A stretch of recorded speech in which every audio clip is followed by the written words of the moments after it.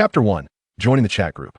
In the Dragon Ball universe, aboard Bulma's birthday cruise, it was promised that if Son Goku could defeat me, I would spare the Earth. However, since he has failed, I must honor my agreement and obliterate the planet. In Beerus' hand, purple destructive energy coalesced, emanating a presence capable of annihilating everything. Exhausted from overexertion, Goku lay on the ground, unable to rise, while the other Z fighters succumbed to despair. Gu Tianlang hid a distance away, knowing that if Beerus truly intended to destroy the Earth, he would have no choice but to intervene forcefully. Years ago, Gu Tianlang had traversed from Earth to the Dragon Ball world, merging directly into the body of the warrior Gogeta, an entity that should not have existed. As two formidable forces converged in the cosmos, amidst the radiant glow, his true form became apparent. Over the years, he had mastered all of Gogeta's powers, rendering him unafraid even of Beerus. Yet, the moment he unleashed his attack, Beerus' eyes fluttered shut, drifting into slumber. Destructive energy erupted into the sky, an unparalleled assault aimed directly at Gu Tianlang, who was observing from afar. He felt an urge to curse. This was akin to the city gate catching fire and affecting the fish in the moat. With no other choice, Gu Tianlang unleashed his aura, a powerful wave of energy swirling around him as he struck the incoming destructive force, redirecting it skyward. Just as he deflected the destructive energy, a mysterious force infiltrated his mind. Dimension Chat Group invites you to join. Faced with this overwhelming aura of flamboyance, Gu Tianlang's first reaction was, "Is this the standard cheat for traversers?" His second thought was, "But I probably won't need this. You have been selected as an administrator." Tony Stark, another newcomer. "Welcome, welcome." Spiral Flash Super Wheel Dance Roar 3. It's everyone's first time in the chat. How are you so exceptional? You've become an administrator right away. Be my son, newcomer, come be my son. These three names were easily identifiable. The first was undoubtedly the world's wealthiest playboy from Marvel, Iron Man Tony Stark. The second was likely the fastest man in Konoha, the one who sealed the Nine Tails, Minato Namikaze, as not many shared his penchant for overly dramatic names. The third was presumably Whitebeard from One Piece, who aside from drinking, adored adopting promising young individuals as his sons. You have been confirmed as an administrator. Please quickly claim your red envelope to prevent the chat group from collapsing due to unforeseen demise. The incessant notifications left Gu Tianlang speechless. It seemed the administrators had some perks, including unexpected rewards. They were evidently worried about his potential demise, leading to a management void in the chat group. Hence the creation of such a mechanism. With a nonchalant attitude, he opened the administrator-exclusive red envelope, though he did not believe it would hold much significance for him. Acquire the immortal body. Invulnerable, eternal, and indestructible. No matter the severity of the injury or the form of attack, you cannot be killed. Then, he felt a profound energy merge with his being. Gu Tianlang did not resist, but rather embraced it willingly. He couldn't help but wonder if this immortality could withstand the erasure capabilities of that little fellow, the Omni King. What he truly desired was the Ultra Instinct, for the Omni King's ability to erase everything always left him with a sense of unease. With the Ultra Instinct, he could defy the Omni King's erasure, freeing him from constant vigilance. Since he had arrived in this world, his goal was to aim for the strongest, for no one would remember who came in second. Please enter your nickname. After a moment's contemplation, Gu Tianlang honestly input his nickname. Unrivaled Gogeta. Congratulations on successfully entering a nickname. Tony Stark. The newcomer is quite lucky they just joined the group and became an administrator. Be my son. More than that. I'm curious about the newcomer's nickname. It's quite intriguing, truly, a bold little brat. Spiral Flash Super Wheel Dance Roar 3. I haven't seen such an audacious name in a long time. It seems we have a spirited young one among us. While the others chatted, Gu Tianlang perused the chat group's features, noting the ability to connect beings from different universes and upload battle recordings. Every day, one could check in to earn points, ranging from 1 to 10, depending on luck. The points could be exchanged for items in the group shop, where various abilities or items could be obtained. Whether it was devil fruits from the One Piece world, jutsu from Naruto, or the radiant golden armor of the saints, all were available. He was particularly interested in the Ultra Instinct, though its price was daunting, an entire 1,000,000,000 points. With the selection of the chat group administrator confirmed, within 12 hours, Unrivaled Gogeta must invite 2 new members to join. Once the group exceeds 5 members, the chat group task mode will unlock, allowing for additional points upon completion.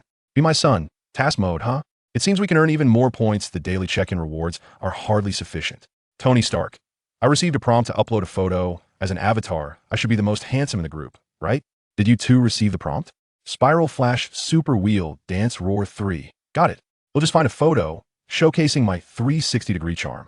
Unlike the others, Minato Namikaze felt elated to join the chat group he had long since passed to Naruto and had no one to converse with. Unrivaled Gogeta uploaded his avatar. In the photo, Gogeta donned the attire of a metamor warrior, his muscular physique exposed, exuding an aura of absolute power. Surrounded by an indomitable golden blaze, his eyes reflected a disdainful gaze, and the smirk at the corner of his mouth conveyed an air of arrogant superiority. His face radiated invincibility. Tony Stark. This newcomer must be a big shot. That face screams invincibility. Spiral Flash Super Wheel Dance Roar 3. I feel the same regardless of strength. This visage is undeniably intimidating. Be my son. I took a look. Task mode involves venturing into other members' universes to undertake tasks, presenting opportunities for sparring. While the others discussed, Gu Tianlang had already exited the chat group window after all. Inviting newcomers would take 12 hours, so there was no need to rush. The chat group provided a roster of 6 potential members, from whom Gu Tianlang needed to select 2. Among the peculiar names were the sleeping daughter of Kogoro Mori, the god-slaying Pegasus, a coffee shop waitress fond of rabbits, the cursed Tasmi, the illusory god of internal war, the water armor, and the red dragon Emperor Issei. Each name was quite odd, but as an avid anime enthusiast in his past life, Gu Tianlang quickly recognized all 6 individuals. They included Detective Conan's Ran Muri, Saint Seiya, Tokyo Ghoul's Tuka Kirishima, Tasmi from Killing Bites, the water armor likely referring to the Black Rhino armor, and Issei Hayadu from High School DxD. Speaking of the last choice, both shared the title of bro, yet one had lost his head while the other was adored by many women, illustrating the disparity between individuals. As evening approached, just 12 hours remained until the next morning. With the chat group now operational, his new goal was to accumulate enough points to exchange for the Ultra Instinct. But for now, he needed to deal with the approaching figures of Vegeta and Son Goku. In the distance, 2 figures shot towards him at incredible speed, their invisible energy waves parting the clouds as they crossed thousands of meters in the blink of an eye. You truly concealed your strength. Although Beerus' attack was not at full power, it was certainly not something an ordinary person could withstand. Despite Gu Tianlang's power surprising him, Vegeta still felt that he was not a match for his opponent. Chapter 2. Vegeta's Shock. After arriving in this world, Gu Tianlang had intentionally orchestrated an encounter, successfully befriending Vegeta and Goku, occasionally dining together while concealing his true strength. They were only aware that he had some martial arts knowledge, capable of utilizing ki and flight techniques. The destructive energy shot by Beerus earlier had been forcefully countered by him, leaving Goku and Vegeta perplexed. Once Whis took the sleeping Beerus away, Goku, having consumed a Senzu bean, rushed over to inquire further. Goku's eyes sparkled as he gazed at Gu Tianlang. Unlike Vegeta, after entering the God state, he understood just how powerful Beerus truly was. Clearly, Vegeta had underestimated that attack. What appeared to be a mere purple energy sphere contained an unfathomable destructive force, pure annihilation. Tianlang, how did you withstand that destructive power? Even in my God state, I might not easily counter that attack. Upon hearing these words, Vegeta's eyes widened in disbelief. He was acutely aware of the formidable strength of the Super Saiyan God, Kogoro, as he had been observing the battle intently. It was astonishing to him that Kogoro held such a high regard for the mysterious Goten. Kogoro, could it be that you're not his match? Is he truly a god of destruction? Goten pondered for a moment before deciding to reveal a portion of his power. Not quite. I am also a Saiyan, but my family departed from planet Vegeta long ago, which is why you remain unaware of our existence. Vegeta scoffed, immediately dismissing his claim. Impossible. The only surviving Saiyans are myself, and Kogoro. The rest perished at the hands of Frieza. Besides me, I encountered another Saiyan during my travels among the stars. Although I am uncertain of his current whereabouts, I am convinced he will arrive on Earth shortly. The Saiyan Goten referred to as Broly, and by estimating the timeline, he would likely appear within the next 3 to 5 years according to the usual narrative. Goku regarded Goten with a thoughtful expression before bursting into hearty laughter.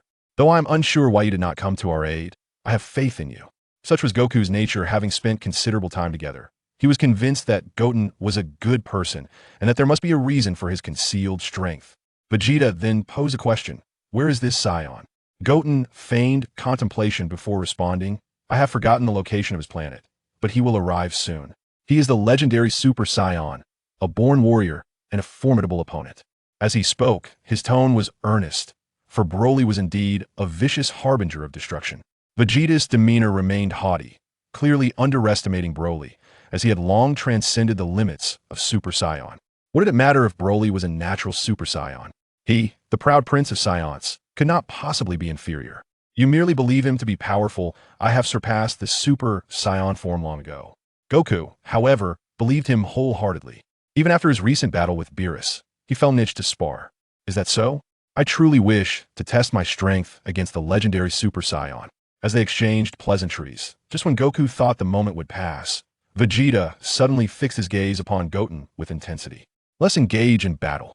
I wish to see the extent of your strength, to determine if you truly are as formidable as Kogoro claims.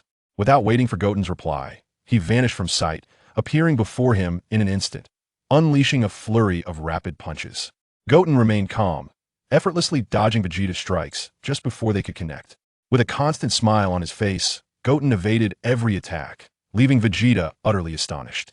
He had assumed that even if Goten were to conceal his power, he could never rival him.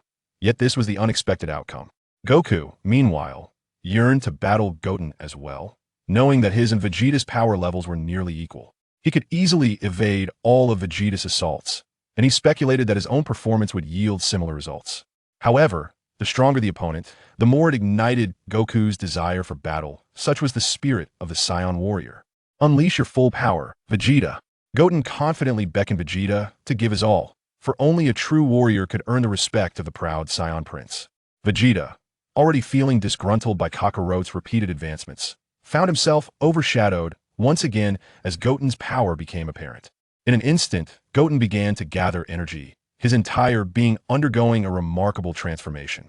Golden flames surged skyward, accompanied by crackling blue lightning. Although he was in the Super Saiyan 2 state, his power far surpassed that of his previous form. Even Goku's Super Saiyan 3 might not possess such energy, as he had successfully absorbed the power of the Super Saiyan God during their battles.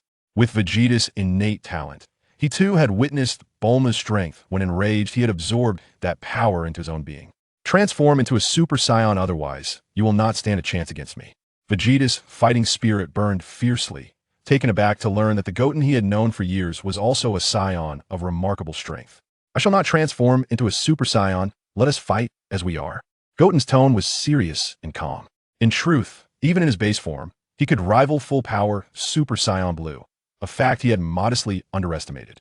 He felt a peculiar dissimilarity between himself and the typical Goku-Vegeta duo, yet he could not pinpoint the exact difference, having never faced a truly powerful adversary before.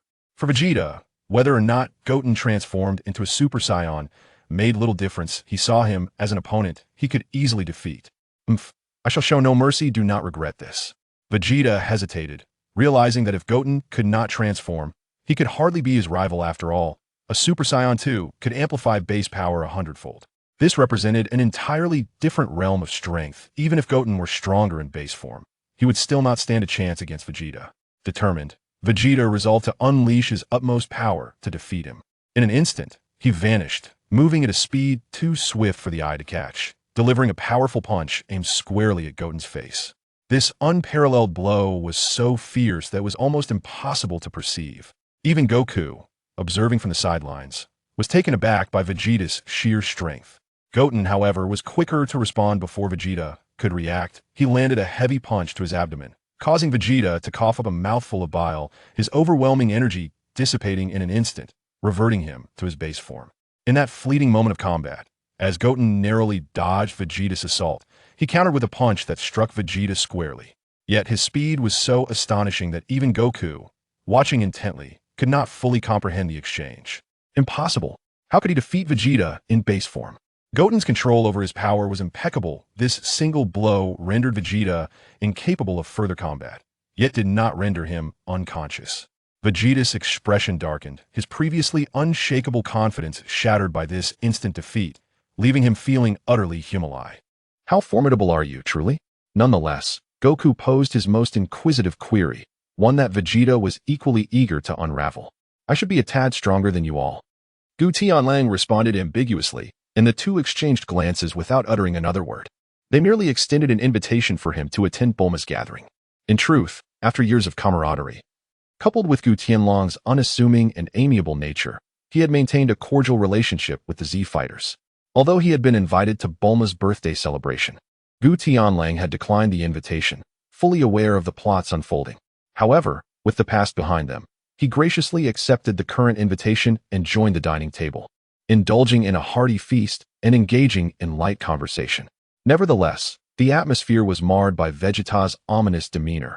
Once again, Kogoro had surpassed him, and Gu Tianlang's prowess exceeded his own, leaving him in a state of profound discomfort. Upon returning to his lodgings, Gu Qingfeng lay down and succumbed to slumber, sleeping soundly until the break of dawn the following day. It was time to incorporate others into the chat group, with selections made randomly. Upon awakening, Gu Tianlang first invited individuals into the group, indifferent to whether they were strong or weak. After issuing instructions to the chat group, Gu Tianlang rose to prepare himself. Chapter 3. Newcomers joined the group. The slumbering daughter of Little Five Kuro joined the chat. The CAF waitress, fond of rabbit masks, also entered the conversation. The daughter of Little Five Kuro. What is this place? Why has this appeared in my mind?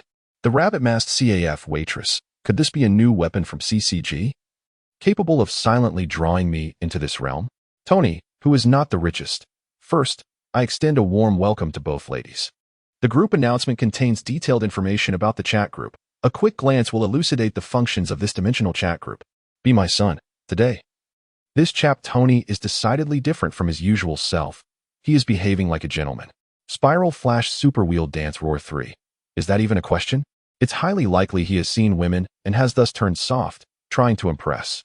Wolfgang Minato, Whitebeard Edward Newgate, and Tony Stark had joined the group a month prior. Minato had some understanding of Tony, recognizing him as a quintessentially reserved man. Tony, who is not the richest, although our relationship is quite amicable. If you continue to speak like that, I could very well sue you for defamation. Spiral Flash Super Wheel Dance Roar 3. Suit yourself. We are not from the same world. What could you possibly use to sue me? His words incited a smirk of annoyance from Stark, yet he felt powerless against Minato. With 5 members now in the group, the mission mode activated, allowing each member to traverse alternate universes to complete tasks issued by the system for points. Tony, who is not the richest. You see, timing is everything. We can now visit your world. Severing ties is akin to slaying one's own kin. When we meet, I shall surely obliterate you. Tony Stark nearly laughed himself silly in his own skyscraper, as if a pillow had just materialized when he was about to doze off. Spiral Flash Super Wheel Dance Roar 3 uploaded a video, showcasing a lone warrior challenging 50 elite shinobi. Tony, who is not the richest, has received the video, as has been my son. The atmosphere in the chat group grew somber, a minute passing in silence. Tony, who is not the richest, Minato, once a brother, always a brother. From this day forward, you shall be my elder brother. You direct me east. I shall not venture west. You command me to strike a dog. I shall not harm a chicken. Be my son. Your attitude has shifted rather abruptly. Just moments ago, you appeared ready to go to war with Minato. Tony, who is not the richest. Did you not view the video? Did you not see how terrifying he is? How could I possibly contend with that? Tony had never imagined Minato's prowess. Previously, he thought the tales of Minato's kills referred merely to ordinary individuals. Yet, in that video, those were no mere mortals, capable of shattering mountains and wielding supernatural abilities. The 50 adversaries showcased peculiar energy attacks, all dispatched with ease by bluffing Minato. Spiral Flash Super Wheel Dance Roar 3. Calm down. No longer dancing around. Tony, who is not the richest. Indeed, I am calm. The daughter of Little Five Kuro. So this chat group is truly formidable, connecting individuals from different universes. It is indeed a wondrous existence. As an ordinary person, Mao Lilan was skeptical of such supernatural abilities, harboring a half-believing attitude. Yet, the chat group undeniably manifested in her mind, leaving her no choice but to accept its reality. The rabbit-masked CAF waitress. Is the group announcement genuine? Can I truly visit your world? In contrast to Mao Lilan, Kanu Tuka possessed a stronger capacity for acceptance, as her world already encompassed phenomena beyond the comprehension of ordinary humans. Administrator Wukong entered the chat, prompting all members to warmly welcome the esteemed figure. A dazzling prompt appeared at the top of the chat, signifying Gu Tianlang's unique status. Wukong, is everyone enjoying the conversation? Wolfgang Minato has uploaded his battle record. Is this not the battle that brought you fame within the shinobi world? With a special administrator status, daily sign-ins granted between 50 to 100 points. This time, he received 100 points. Tony, who is not the richest. This is utterly unfair. I toil for mere points while the administrator reaps them effortlessly. Wukong, in this world, fairness is a mere illusion, akin to how some spend money freely while others struggle to afford a meal. Such is the nature of existence. Tony, who is not the richest. I find myself at a loss for words. Might I inquire, are you indeed an esteemed figure? Wukong, have you ever encountered someone who proclaims themselves as an esteemed figure? If I claim to be one, would you believe me? Tony, who is not the richest. I would not. Haunted by the earlier encounter with Minato, he feared inadvertently offending someone of great caliber once more. The daughter of Little Five Kuro, Rabbit Mask CAF waitress, how should I address you? It appears we are the only two ladies in this group. The Rabbit Masked CAF waitress, my apologies, but I cannot draw too close to you. I am not like ordinary humans. Proximity could bring you harm. Be my son. You are indeed an intriguing girl. Not being an ordinary human is of no concern. My ship accommodates beings of various races. There is no need for excessive caution. The Rabbit Masked CAF waitress. I am of the Ghoul clan. We survive by consuming, well, that substance. Tony, who is not the richest, consume what? Just say it plainly. I have ample funds and can procure anything. Wukong, she consumes human flesh. Do you possess the means to acquire that? Yet, one must not blame her. Ghouls cannot survive without their sustenance. Gu Tianlang provided a brief exposition on the harsh realities of the world inhabited by ghouls. Humans and ghouls stand in opposition, with ghouls relying on the consumption of human flesh for survival, while humans have organized factions specifically dedicated to combating them. Both sides strive for existence. Neither is inherently wrong, but rather, it is the world itself that is flawed. The CAF attendant, fond of rabbits, remarked, surely, you all must fear a monster like me. Yet I harbor no intentions of harming anyone in this group. A self-deprecating smile graced the face of Kirishima Tuka, who worked in a designated safe zone, tinged with a hint of bitterness. Vegeta, invincible in his own right, reassured her, that is of little consequence, apart from Mori Ran. You could not best anyone in this group, and you are not the type of ghoul who revels in bloodshed. The daughter of the slumbering Kogoro expressed her faith, saying, I believe you are not a villain. In a more casual tone, the spiral-flashing superwheel dance Ho Sanshur commented, there is no need to be overly concerned. One's identity is not a choice. He then requested the administrator to initiate a live broadcast within 5 hours to demonstrate their abilities, with the group awarding points based on the displayed strength. Tony mused, I never anticipated the group's first task would be this. It appears I might have the opportunity to witness the administrator's prowess. Internally, Tony felt disgruntled, as group members earned merely 5 to 10 points per day for attendance, while the administrator amassed points at a rate tenfold that of the others. Were it not for his apprehension regarding Gu Tianlang's formidable status, he would have already succumbed to the urge to voice his frustrations. Gu Tianlang gently rubbed his forehead, pondering where to find an opponent in this moment. Most of those with comparable strength had perished. If it came to that, he might as well host a live broadcast from hell. Unmatched Vegeta declared, I will seek a worthy adversary and return to share the experience with you all. With that, he logged off. The remaining members of the group offered words of comfort to Dongxiang, especially the amiable and compassionate Morlin, who, upon learning of Dongxiang's tragic fate, took the initiative to provide solace for a considerable time, allowing Dongxiang to once again feel a sense of cherished care. The slumbering daughter of Kogoro Muri remarked. On a side note, the administrator's avatar is quite handsome, and Ms. Yanome possesses a gentle and appealing appearance as well. The waitress who adored rabbits added, indeed. I bet he is quite popular among girls in real life. Tony, feeling overlooked, retorted, I was quite handsome in my youth, you know. Who hasn't had their youthful days? Have they never aged? Complimenting the two left him feeling somewhat neglected, and Tony expressed his dismay. Spiral Flash Super Wheel Dance echoed. Well, strictly speaking, I am actually 40 years old. Considering the years I spent in death, I am indeed older than Tony. After Gu Tianlang exited the chat group, he promptly flew to Bulma's residence, eager to ascertain whether Vegeta or Goku remained available, as they would be the most suitable adversaries for him. Upon learning his intention, Bulma shook her head and lamented that rascal Vegeta was quite unsettled.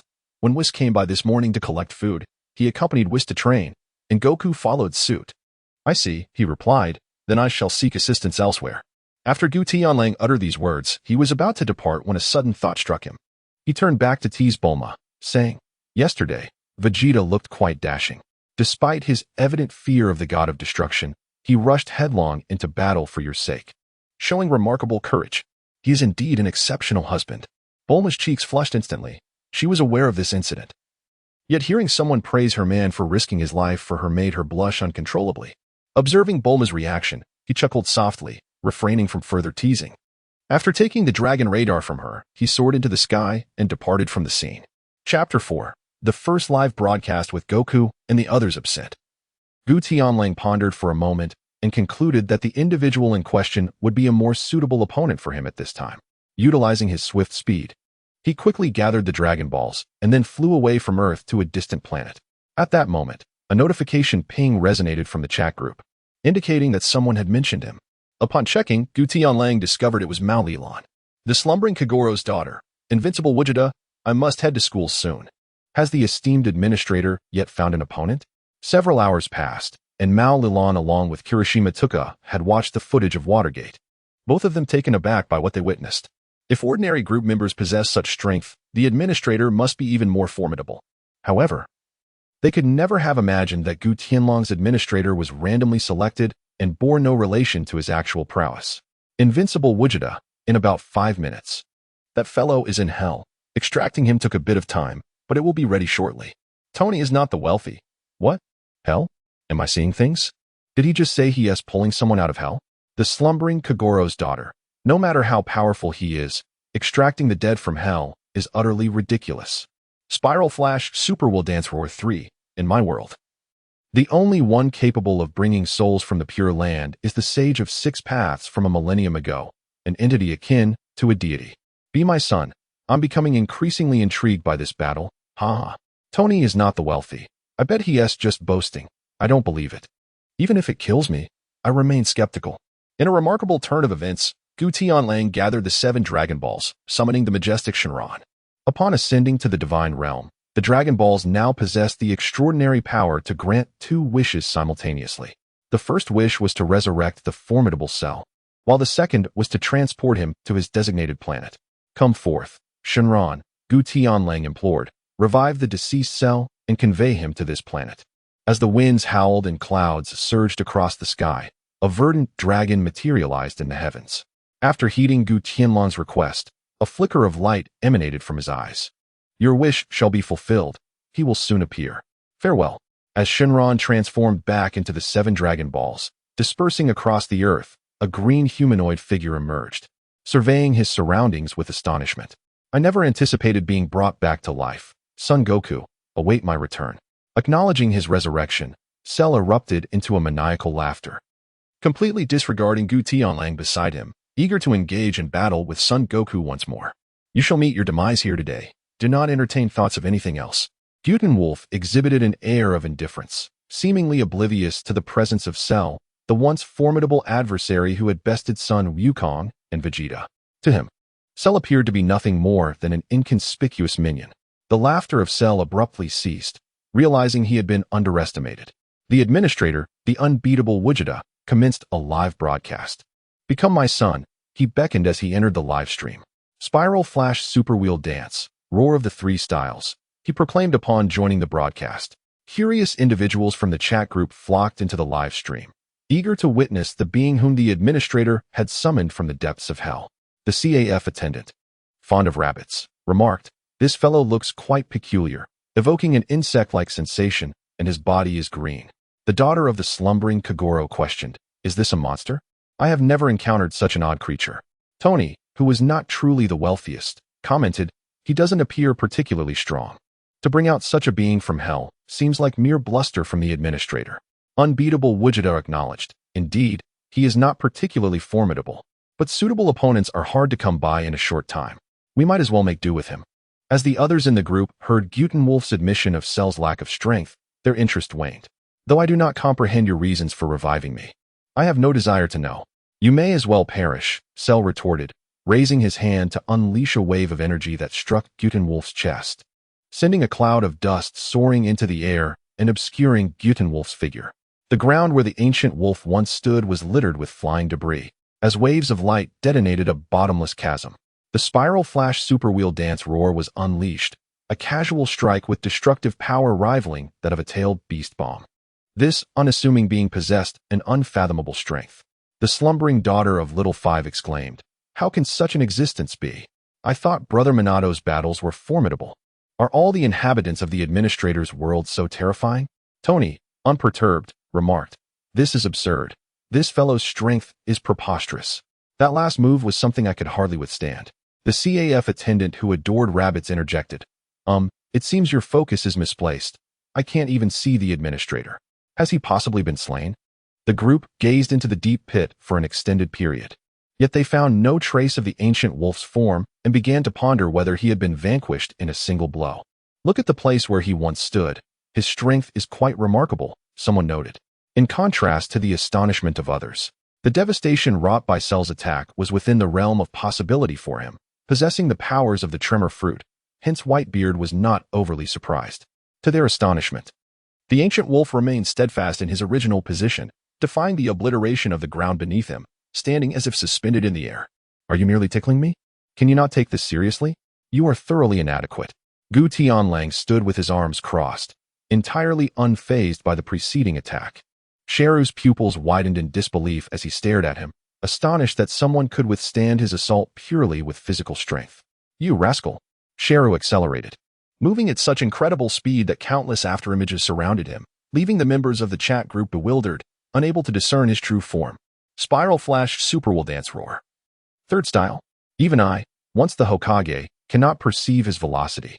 Is it truly possible for a human body to endure such rapid movement?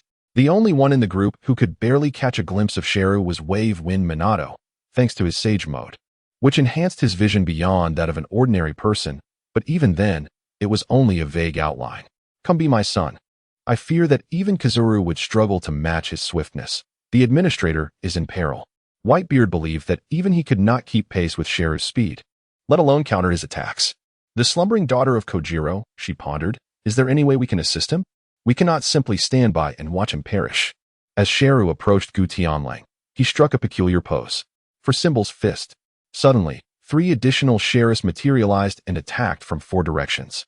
Gu Tianlang executed a spinning kick, connecting with an incredible angle, severing the 4 clones at their midsections. 3 of them exploded, while 1 oozed dark green blood, collapsing to the ground, its lower half writhing incessantly. The group was left dumbfounded. How could the lower half still move after the upper half was obliterated? He can't still be alive, can he? What kind of monster has the administrator chosen as his adversary? Even an ordinary ghoul would be doomed with such injuries. Could he possibly still be alive? Mere seconds passed, and Sheru reformed his upper body, gasping for air. Fortunately, he possessed the enhanced cells of Piccolo, otherwise, he would have surely met his demise. However, this had drained a considerable amount of his stamina. During this time, Gu Tianlang merely stood still, refraining from pursuing the advantage. He aimed to assess whether Sheru had made any advancements in strength during his years in hell. Sheru sneered, elevating his aura to its maximum. As he unleashed his energy, the very planet trembled. He brought his hands together in a flower bud shape, aiming at Gu Tianlang. Kamehameha. Just as he was about to unleash the attack, he suddenly redirected it towards the ground, releasing a colossal blue shockwave that devastated the land, causing the very earth of the planet to fracture. The terrifying force penetrated the planet, triggering countless underground volcanoes to erupt. The planet soon transformed into a dazzling display of fireworks, disintegrating into cosmic dust. Haha. I now possess Frisia's cells. I can survive even in outer space. How could a mere human possibly contend with me? Suspended in space, Sheru laughed maniacally, fully aware that he was not Gu Tianlang's match. His feigned attack was merely a ruse to annihilate the planet. If I am not mistaken, did he just obliterate that planet? Indeed, you are not mistaken. The planet has been destroyed. Even in my prime, I could never have unleashed such destructive power. Our strengths are not on the same level. Such destructive force. Could the administrator truly have perished? It seems I am slightly stronger than you. Dealing with you requires merely a finger. A cold voice emanated from behind Sheru. Gu Tianlang had positioned himself in the void of space, his index finger glowing with a brilliant blue light. The power emanating from it made Sheru break into a cold sweat. The blue energy orb shot forth, containing unparalleled might, striking Sheru's body. He barely had time to emit a cry before his entire form was obliterated, along with several nearby planets. reduced to cosmic dust. Impressive, my friend. By the way, do you require any adornments for those massive thighs? I must concur. The earlier remarks about the boss boasting seem rather premature now. Boss, that was incredible. Such a move shall henceforth be known as light escape. Rapid blue arrow star explosion. I, too, am powerless against the harsh reality that continually shatters my noble character. And could you perhaps refrain from your overly dramatic antics? Tony Stark, too, found himself at a loss, wishing to maintain his dignity, yet reflecting on his life. He realized he had not yet had enough. What if, by some misstep, he offended the boss, who might then obliterate Earth? Had he not witnessed the resurrection of the dead for a live broadcast, only to be struck down again? Surely, a person capable of such acts could not be benevolent. Chapter 5. The Task in the Pirate World. The boss truly did not lie. For him, this opponent is indeed weak. However, for us, such an enemy is insurmountable. Even the man heralded as the strongest in the world, who had once battled Pirate King Roger multiple times without losing ground, now realized that there are always those stronger than oneself. How can such a handsome face as Watergate's possess such a peculiar personality? You get used to it. He's always been like this, a bit airhead. Congratulations to the administrator for completing the task. This live broadcast has yielded a reward of 500,000 points. The Invincible administrator, Vegeta, ended the live stream. Gu Tianlang expressed great satisfaction with the quantity of reward points. The chat group provided insights into the points awarded for live broadcasts, which were correlated with the strength of opponents. The stronger the adversaries, the more points one could earn from the live streams. In terms of the power scale established in Dragon Ball Super, Cell's strength could be described as somewhat mediocre. Over the years spent in the underworld, although he made some progress, his power level was merely around Super Saiyan 2, making even 500,000 points a considerable sum. Tony, however, was not the wealthiest. 500,000 points come rather easily. If I had 500,000 points, I could exchange them for a nanotech suit made of vibranium, and even redeem the new plasma cannon available in the group. Spiral Flash Super will dance Roar 3. Can you defeat that green fellow? Tony, indeed, was not the wealthiest. I cannot. Spiral Flash Super Wheel Dance Roar 3. Then why mention it? The CAF waitress, fond of rabbits, remarked, the group is quite entertaining. Why does Watergate always pick on Tony? Mizushima Tuka, acting as a waitress in the stable district, couldn't help but chuckle at the conversation in the group. Tony was often berated by Watergate. Not only could he not retort, but he also couldn't overpower him. Tony, indeed, was not the wealthiest. My patience has its limits, Watergate. Do not push me too far. Normally, Tony would let it slide, but with Xiao Dongxiang present, he did not wish to lose face in front of her. He considered confronting Watergate, knowing he would not be killed. Perhaps he would merely endure a beating. He was determined to stand his ground. Spiral Flash Super Wheel Dance Roar 3 uploaded the ceiling of the Nine Tails. Tony, indeed, was not the wealthiest, accepted the challenge. The CAF waitress fond of rabbits also accepted. Spiral Flash Super Wheel Dance Roar 3. Tony, what are your thoughts? Tony, indeed, was not the wealthiest. I'll remain a spectator. Kindly disregard my previous statement. My patience exceeds your imagination. At that moment, Tony felt a surge of frustration. With a simple hand gesture, he could seal such a formidable beast. If Watergate were to do the same to him, he would be in dire straits. He was unafraid of a beating, yet enduring decades of confinement was intolerable. Deep down, Tony vowed to himself, I will endure. A true gentleman knows when to yield. Once I surpass Watergate, I shall pummel him thrice in a single day. Guten Wolf swiftly returned to Earth, finding himself with little to do. He contemplated exiting the chat group, pondering the possibility of visiting Bulma's home for a meal. Suddenly, a notification emerged. The task of saving my son is about to commence, indicating an imminent life and death crisis for the group members. The mission required rescuing Fire Fist Ace from the battlefield, with a deadline of 1 day and no personnel restrictions for this inaugural task. The reward for completion was a generous 10,000 points, while the task's difficulty was classified as a level 9 nightmare. Each world had its own difficulty scale, culminating at level 10, labeled as hellish. Is poor Gasti Ace captured? Inquired the formidable Vegeta, who had only recently joined the group and was uncertain of the timeline concerning the members. The pirate world had reached a pivotal narrative point. My son has been apprehended by the Marines, replied Be my son, and if they dare to lay hands on him, they must be prepared to face my wrath. Excuse me, chimed in the daughter of the slumbering Kogoro. Not long ago, you elaborated on Dongxiang's world, yet now you merely refer to Ace. How do you know his full name? Such knowledge is trivial, Vegeta responded. I possess insights into parts of your future, which naturally includes your families. As a seasoned anime enthusiast, I am well acquainted with characters from various narratives. I have a question, said the coffee shop waitress who adores rabbits. Will I perish at the hands of the CCG in the future? No, you shall not, Vegeta assured her. At least not in the timeline before you join this chat group. You will survive until the very end. Whitebeard, the Spiral Flash exclaimed. Why did you not inform me of such grave matters? Watergate's tone bore hints of dissatisfaction. Despite their contrasting personalities, he and Whitebeard shared a decent rapport. Do not worry. Be my son, reassured them. I will rescue my foolish son alone. There is no need for your assistance, as our foes are exceedingly formidable. I can lend a hand as well, the rabbit-loving waitress added. I am an S-class ghoul. I am merely an ordinary person, the daughter of Kogoro remarked. But I have practiced martial arts and can handle a few common adversaries. I was once hailed as the king of war, Tony, who was not the richest, declared. In the face of my armored might, numbers are inconsequential. I have triumphed over foes in the past. Surely Whitebeard's world isn't filled with monsters like Watergate.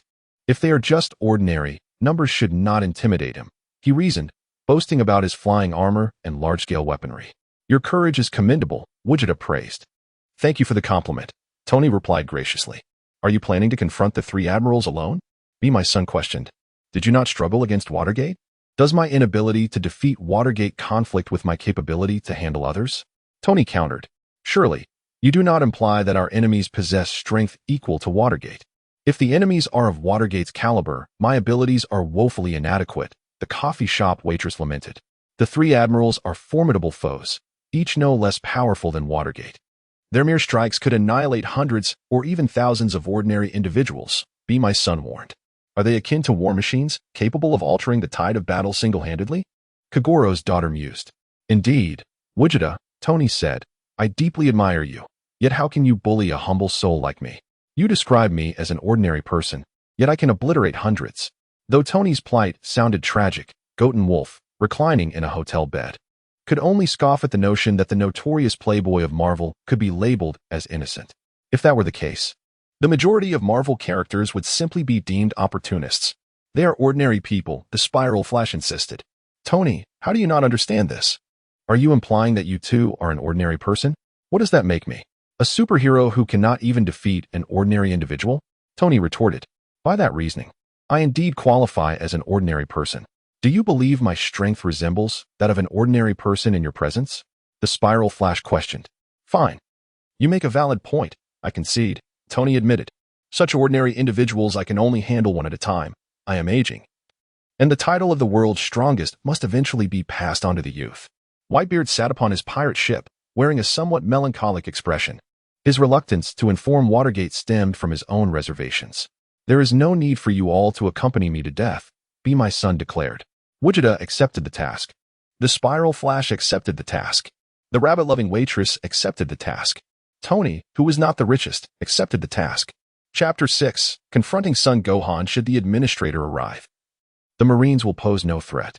Compared to a man like you, anyone else pales in comparison, Be my son asserted. Wait, why am I allowed to accept the task? The Spiral Flash queried. Is there a problem with that? Vegeta replied. Actually, I have long since perished and now reside within the belly of the Grim Reaper. My excitement led me to accept the task impulsively. Watergate's earlier recordings had intentionally omitted the outcome of sealing the Nine Tails and his subsequent demise, leaving the group unaware of his sacrifice. The collective mindset of the group revolved around a singular question. How could a deceased individual undertake a task? During the task, the chat group would provide peak physical forms to assist special members in executing their missions. Fortunately, the chat group was diligent, promptly resolving their uncertainties. Given this, it would be ideal if you could outline the enemy's abilities, numbers, and combat styles, the Spiral Flash requested. In comparison to others, Namikaze Minato possesses the highest combat intelligence, demonstrating a more thoughtful approach. To prevent unnecessary losses, it is imperative to gain prior knowledge of the enemy's situation. Be my son, he mused. The other Marines are manageable, yet their physical prowess far exceeds that of ordinary individuals. However, the three admirals present a formidable challenge. One wields the power of magma, another commands ice, and the third harnesses the essence of light. Whitebeard elucidated that the nature-based abilities lack a physical form, their bodies composed of elemental forces. Thus, to inflict harm upon them, one must rely on the power of Haki to strike at their true essence. Upon hearing Whitebeard's words, a profound silence enveloped the group. These three admirals appeared invincible, with only Whitebeard possessing Haki within the entire assembly. Even Namake's Minato lacked Haki. If he could not even reach his opponents, victory seemed unattainable. After extensive deliberation, the group failed to reach a conclusion, while Guren remained indifferent, choosing not to partake in the discussion. Suddenly, a knock resounded at the door. He quietly exited the group chat, only to find son Gohan awaiting him at the threshold. Goku, with a smile gracing his face, cheerfully inquired, "Gohan, what brings you here today?" "After yesterday's encounter with Uncle Vegeta, my father mentioned that you are also a scion, which prompts me to pose a question to you." Gohan's gaze radiated determination as he replied, his expression bright and resolute. Gu Tianlang found himself perplexed, since the moment he met Gohan. The latter had always been easygoing and had maintained a cordial relationship with him. However, given Gohan's current status as a scholar with outstanding achievements and a substantial salary, it was puzzling that he would have any inquiries directed towards him. "What is it? Please, do tell," Gohan inquired, his tone a blend of curiosity and certainty. "Your transformation into a Super Saiyan God should not make you my adversary, right?" Since his abilities had already been revealed the day before, Gu Tianlang decided to abandon any pretense. "Indeed, I am slightly stronger than Goku," he admitted. "Engage me in combat. I wish to witness your strength." Gohan's eyes gleamed with a fierce determination, and his aura shifted to one of sharp intensity, revealing his latent prowess. Although Gu Tianlang was uncertain why Gohan wished to spar, he recognized that Gohan, in his current state, was significantly diminished compared to his former self. It raised a question in Gu Tianlang's mind. Could he even triumph over his younger self in Super Saiyan 2 form? "Gohan, your strength has diminished greatly. You are not my opponent, and any confrontation would be futile." "Do not underestimate Gohan," Piccolo interjected, having appeared at the doorway, exuding confidence in Gohan's abilities. "After our rigorous training in the hyperbolic time chamber, Gohan's strength has undergone a remarkable transformation, making him incomparable to his previous self." This revelation piqued Gu Tianlang's interest. Upon seeing Gohan again, he noted the significant changes in him. Nevertheless, he remained somewhat indifferent. Gohan had never been overly passionate about fighting, and Gu Tianlang did not harbor high expectations for his power. The hyperbolic time chamber, a creation of the Supreme Kai, allowed for a year of training inside, while only a day passed outside. Given Gohan's potential, if he truly committed to rigorous training, his strength could reach unimaginable heights. "Very well, let us find a suitable place to engage in battle," Piccolo suggested, taking the initiative to lead the two to a training ground. "I know of a desolate wilderness that would be perfect for you both." Leaving the city behind, they soared to the location Piccolo had mentioned. Along the way, Gu Tianlang could not contain his curiosity any longer and asked, "Gohan, while I can understand your desire for specialized training, what prompted you to seek me out for a sparring session?" Feeling slightly embarrassed, Gohan scratched his head and replied awkwardly, "Well, after finishing my training, both my father and Uncle Vegeta were unavailable, and I thought of you, so I came to find you." It seemed that he had unwittingly cast himself in the role of a sparring partner. Upon arriving at the vast, uninhabited wilderness, Piccolo silently withdrew several hundred meters away. Gohan assumed a fighting stance, while Gu Tianlang clenched his left fist and positioned his right hand across his chest. "Come at me." As soon as Gu Tianlang's words fell, Gohan vanished in a flash, delivering a lightning-fast punch aimed directly at Gu Tianlang's abdomen. Like a prophet, Goku raised his left hand to meet Gohan's powerful punch head-on. Goku's wolf unleashed a powerful straight punch, which Gohan effortlessly intercepted. Neither of the two warriors yielded an inch as they began to engage in a contest of strength, causing the very ground beneath them to tremble uncontrollably under the weight of their formidable might. In this moment, they appeared evenly matched. With a mighty roar, Gohan intensified his power, enveloped by a radiant white aura. His strength had likely surpassed that of Goku in his Super Saiyan Red form. The potential of this young man was truly astonishing. Beside them, Piccolo watched in awe, his face turning pale with fear. Although he had trained with Gohan, witnessing the sheer magnitude of Gohan's power left him utterly astounded. Had he been in Gohan's position, he would have been instantly obliterated by such terrifying force. While Goku's wolf maintained an air of ease, showing no signs of exertion, his breathing remaining remarkably steady. Realizing he was at a disadvantage in their test of strength, Gohan executed a side kick, forcing Goku's wolf to retreat several steps to evade the blow. "This is my full power," Gohan declared, shedding his Super Saiyan form to unleash all of his energy. The resulting shockwave compelled Goku's wolf to step back once more. Gu Tianlang was deeply moved, contemplating the protagonist's treatment that Gohan received. After all, one could observe how Goku, after years of relentless effort, had only recently attained the Super Red form. In stark contrast, Gohan, even in his youth, was already the strongest in singular combat. After years of neglect, a mere nudge from the old Kai awakened his latent potential, allowing him to reclaim his title as the strongest. Following the battle against Bu, he again languished for several years, yet after a year of rigorous training, his strength subtly hinted at surpassing Goku's. Such formidable energy was indeed alarming. It appeared that he had truly surpassed Goku, the warrior once heralded for possessing unparalleled potential. Gohan's speed became a blur as the two engaged in a continuous aerial ballet, exchanging blows for mere minutes, yet they had already fought several rounds.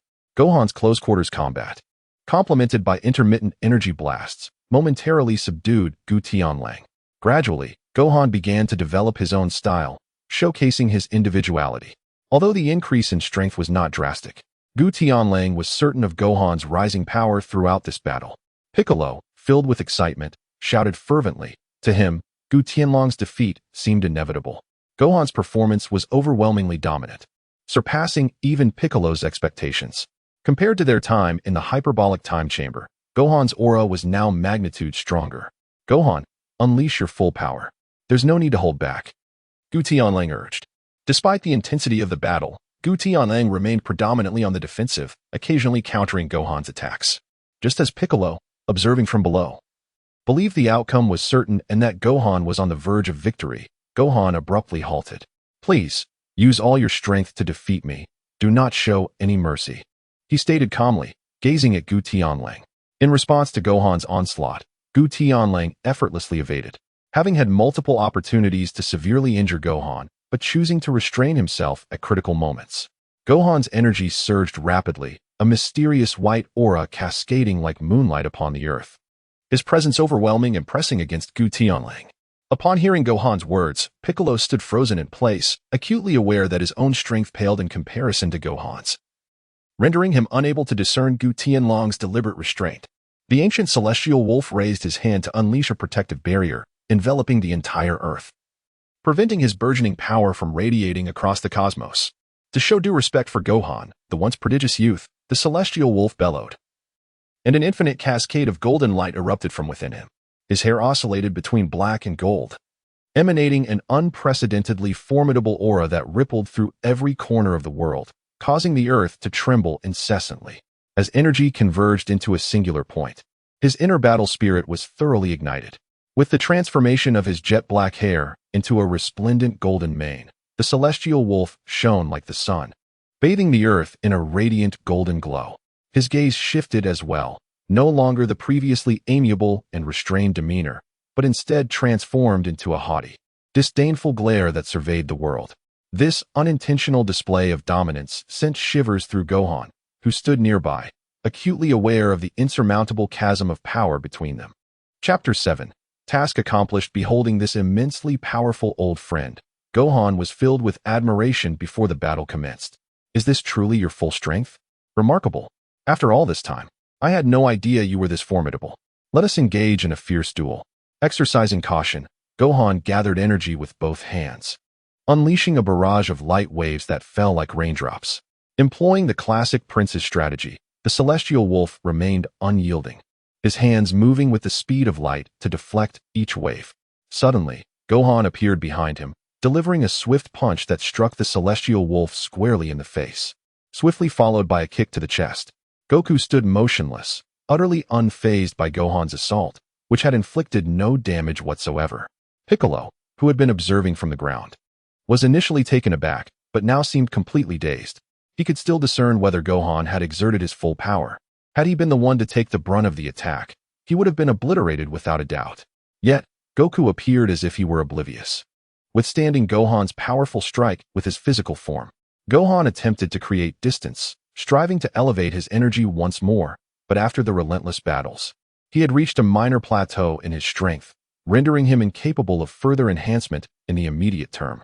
The golden aura of Gotenks danced in the wind, and in an instant, he lunged forward with two graceful strikes. A punch landed squarely in Gohan's abdomen, while a swift kick sent him crashing down to the earth. Plummeting from the sky, Gohan's body pierced through a 100-meter-high mountain before finally halting, but the severe impact left him unable to continue fighting. His eyes rolled back, teetering on the brink of unconsciousness, yet he stood firm, bolstered by his indomitable will. Piccolo rushed to support Gohan, producing a prepared senzu bean and administering it to him. The battle today had been tumultuous, with the tide shifting repeatedly. Gohan had surpassed his limits time and again, claiming the advantage. Yet he candidly admitted that Gotenks had not unleashed his full power. After igniting all his latent potential and transcending his own limits, Gohan's strength surged significantly. However, Gotenks revealed his Super Saiyan form. The energy and speed he exhibited were incomparable to his usual state, and with crushing attacks, he decisively defeated Gohan in mere moments. Piccolo, who had once held unwavering confidence in Gohan, had initially brought the senzu beans as a precaution for Gotenks, never anticipating such an outcome. I have lost. I know you have yet to show your true strength. I will strive to catch up to you, Gohan stated calmly, devoid of the despair one might expect from defeat, instead sounding as if he had discovered a newfound purpose. Gotenks neither confirmed nor denied Gohan's words, only smiling at him. He reverted from his Super Saiyan state and retracted the Earth's protective barrier, ensuring that his energy remained contained and did not spread too far. He praised Gohan, remarking on his remarkable potential, and lamented that if Gohan had not squandered so much time, he might have truly stood a chance against his Super Saiyan self. Reflecting on the time wasted, Gohan thought of his mother, yet he bore no resentment towards Chi-Chi, recognizing her intentions were for his benefit. Gohan's potential proved to be even greater than anticipated, far surpassing that of Goku and Vegeta. Piccolo sought to glean the secrets of Gotenks' training methods, but was met with evasive responses. Ultimately, Piccolo resigned himself to leave with Gohan, while Gotenks resumed his usual routine, watching television, dining, and engaging in daily training, quietly awaiting the arrival of the next day. As the day swiftly passed, the time for the chat group's mission arrived. Gotenks felt a flicker of anticipation for the Marineford War, as it was one of the anime series that had accompanied his childhood, and he had yet to explore the world of pirates. Let's do this, everyone. Let's show the Marines our true prowess, Tony Stark declared. I'll engage a Marine Admiral and keep him occupied. This is a clash between ninjas and the Navy, boasted a participant. Hey, where's Ran? Why hasn't she logged in yet? Inquired a member, noticing that Ran had not accepted the mission, leaving them perplexed. I think I'll sit this one out. My combat ability is too low to be of assistance, said the daughter of the sleeping Kogoro, expressing her reluctance to join. Ran was eager to participate, as who wouldn't want to traverse to another universe. However, given her strength, she feared she would merely be a burden, potentially endangering her companions. Well, I can't argue with that, Tony admitted, feeling somewhat awkward. He could only manage to deal with the weaker Marines, knowing he would likely be outmatched by any formidable opponents. However, he reassured himself that Gotenks would be present. Surely, one could handle 3 admirals without difficulty, allowing him to keep his distance from the stronger foes. All right then, let us meet again next time. The participant concluded, acknowledging that, like Tony, she would not be of much help, relying instead on the strength of the powerful allies. Don't worry, come join us. It's our first group mission. It should be lively, and I'll make sure to protect you, Goku assured. Gu Tianlang understood their thoughts and held a certain fondness for the kind-hearted Maori Ran. Thus he extended an invitation to her. The slumbering daughter of Kogoro Muri expressed her gratitude, stating, "Thank you, esteemed one. I will find a safe place to hide and not cause you too much trouble." Accepting the task, Maori Ran's mood rapidly shifted from overcast to sunny, and she eagerly took on the challenge. As the task's duration concluded, a brilliant white light flashed across various universes, causing several members within the group to vanish into thin air. In the world of One Piece, at the Marine headquarters in Marineford, the true maritime dominators, the Marines, led by the fleet admiral and the 3 strongest admirals, were engaged in a fierce battle with the formidable Whitebeard pirates. Both sides suffered heavy casualties. A man clad in a navy cape and a dark red suit removed his hat, dusting off the grime. Given the captain's disposition, it is only natural that his crew would exhibit such cowardice. Compared to your father, the pirate King Gold, Roger, Whitebeard is merely a failure. Does he even possess the courage to fight Roger to the death? Ace, bare-chested and adorned with a string of red beads, felt his blood boil at the insult to his revered father, Whitebeard. Flames ignited around him in a furious blaze. Silence. I will not allow you to defame my savior. Admiral Akainu glanced at him with disdain, his words dripping with contempt. Why should I be silent? For so many years after Roger's death, he has failed to truly dominate the seas and become a legitimate king. What a hollow existence. Unable to contain his rage, Ace transformed his right arm into searing flames, manifesting a colossal fist of fire. Fire Fist. In response, Akainu coalesced magma into his own fist, the two immense attacks clashing in a display of raw power. Despite being a mere 20-year-old, Ace found himself outmatched against the seasoned Akainu, who had long since reached his peak strength.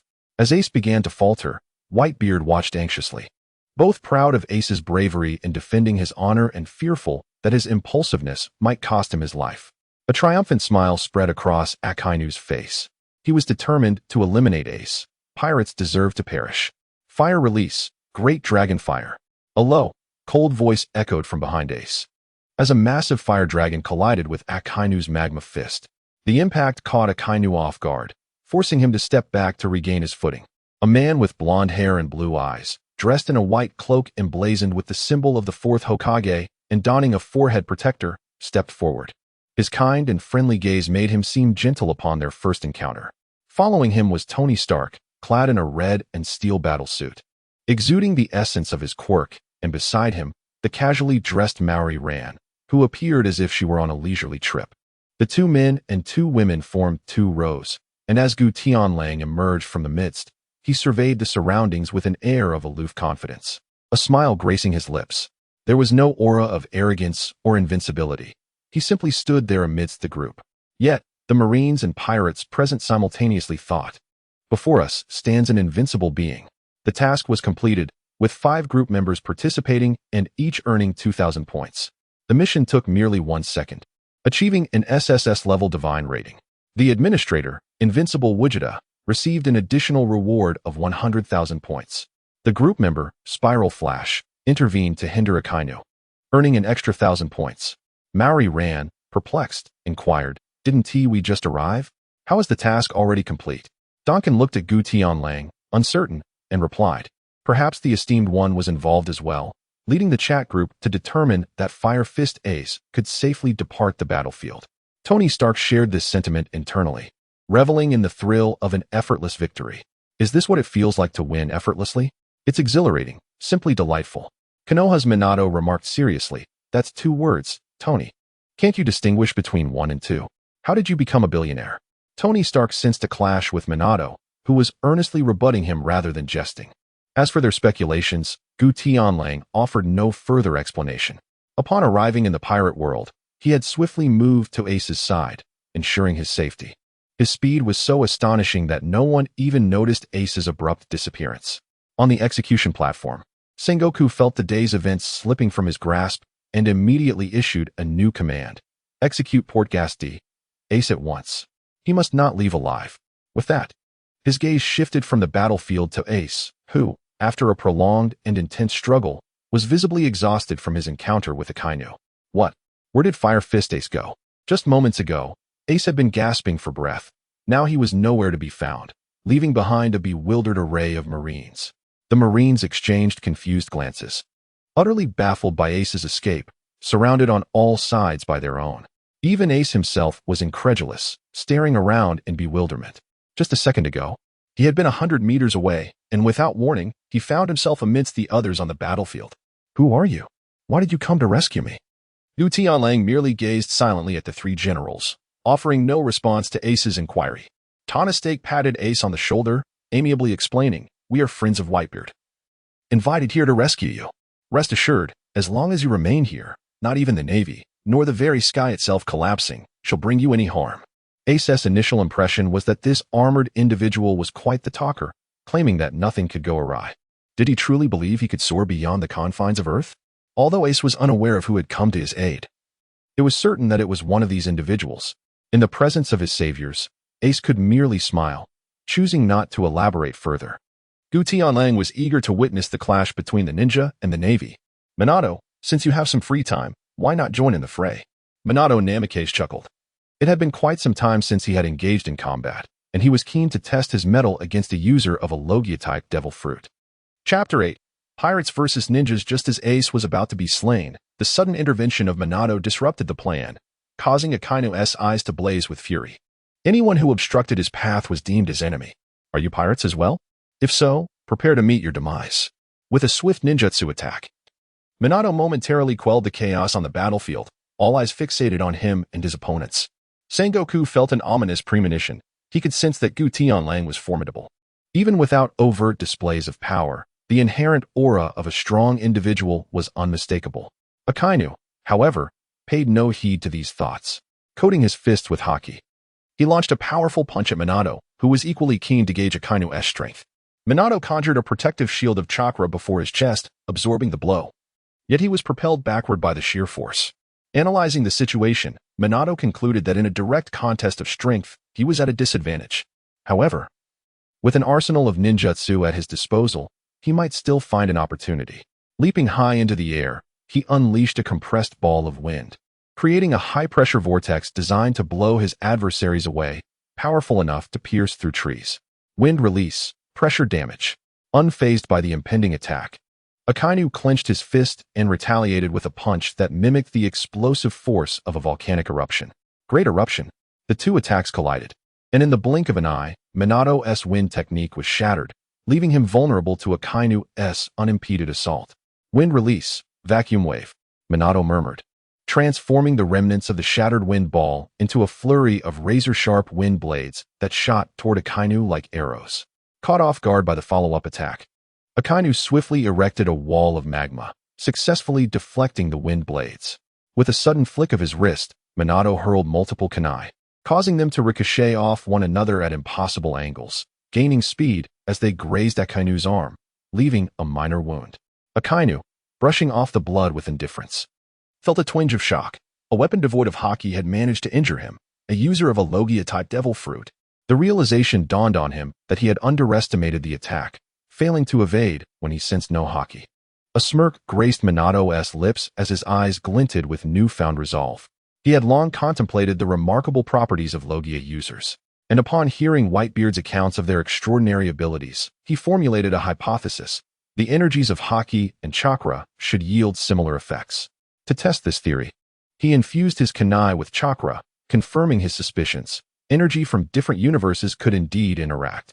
The sudden appearance of several figures drew considerable attention.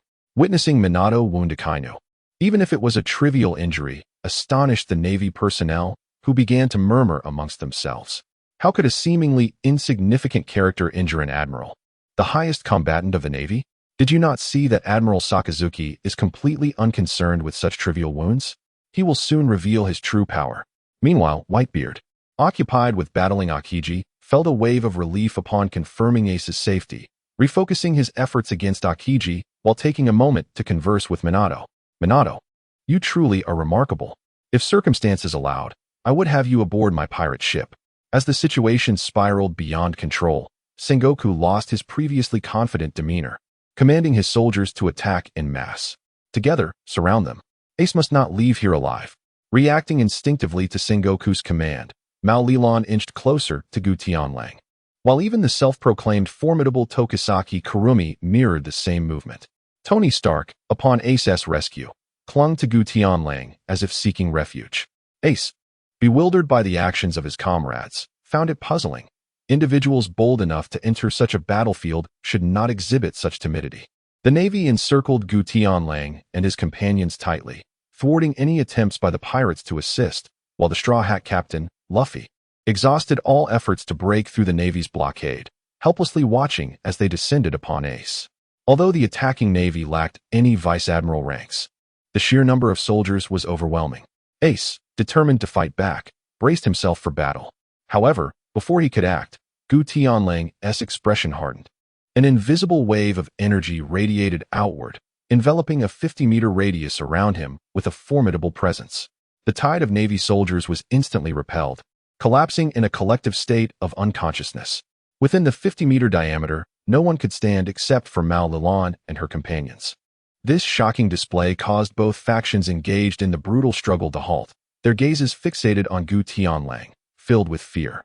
Even those who were already aware of his strength found their perceptions of him altered once more. Mao Lilan covered her mouth in disbelief, exclaiming, "How could this be? To achieve such a feat without even moving?" Tony Stark removed his iron mask, revealing his unmasked terror. Is this the power of a true master? We exist in entirely different dimensions. Tokisaki Kurumi recalled the strongest investigator, Arima Kisho, who was also lauded as the mightiest man. Could he withstand even a mere glance from such a powerhouse? The distant Navy soldiers, initially intent on providing support to attack Ace and his allies, found themselves trapped in disbelief, as if caught in a dream. Their feet refused to move closer to Gu Tianlang, their eyes filled with despair. How could we possibly defeat such an enemy? It's over. We have no chance this time. The entire battlefield froze in response to Gu Tianlang's presence. Akiji found himself unable to break free, while Whitebeard's ferocious assaults continued unabated. Not engaging him would only lead to greater devastation for the Navy, leaving them to watch as Gu Tianlang swept through countless Navy personnel with ease. The morale of the Navy plummeted. No one dared to approach Gu Tianlang any longer, alleviating some of the pressure on Kizaru. Though Marco's abilities rivaled those of an admiral, they merely provided a temporary counterbalance, failing to pose a significant threat to Kizaru. Being inherently lazy, Marco had no desire to provoke the enigmatic Gu Tianlang. On the platform, Sengoku's expression darkened, his teeth clenched as he issued a command. "Let them go. We will let this incident pass. No further hostilities." The three admirals found themselves ensnared, and from the recent display of prowess, Sengoku concluded that Kudo was superior to Minato. With the sudden addition of 2 admirals' worth of combat power, his own elite forces were severely strained. He had to orchestrate the entire battlefield without engaging directly himself. His other top-tier ally, Karp, an old friend and his staunchest support, could not be relied upon to intervene. Chapter 9. The death of an admiral in the face of his own grandson. The restraint to refrain from offering assistance stemmed solely from a sense of justice overpowering familial ties. Sengoku dared not hope for him to join the fray. Such an expectation was nearly inconceivable. To slay a child he had nurtured since infancy, and even contemplate taking 2 lives at once, would have driven any other individual to betray the Navy long ago. Not long ago, news arrived that one of the 4 emperors, the red-haired pirates, was also en route to support Whitebeard, marking a significant defeat in this operation. The most alarming realization struck him. He was uncertain whether his suspicions were correct, yet he could not afford to take the risk. Should he misjudge, the Navy would face an unbearable blow.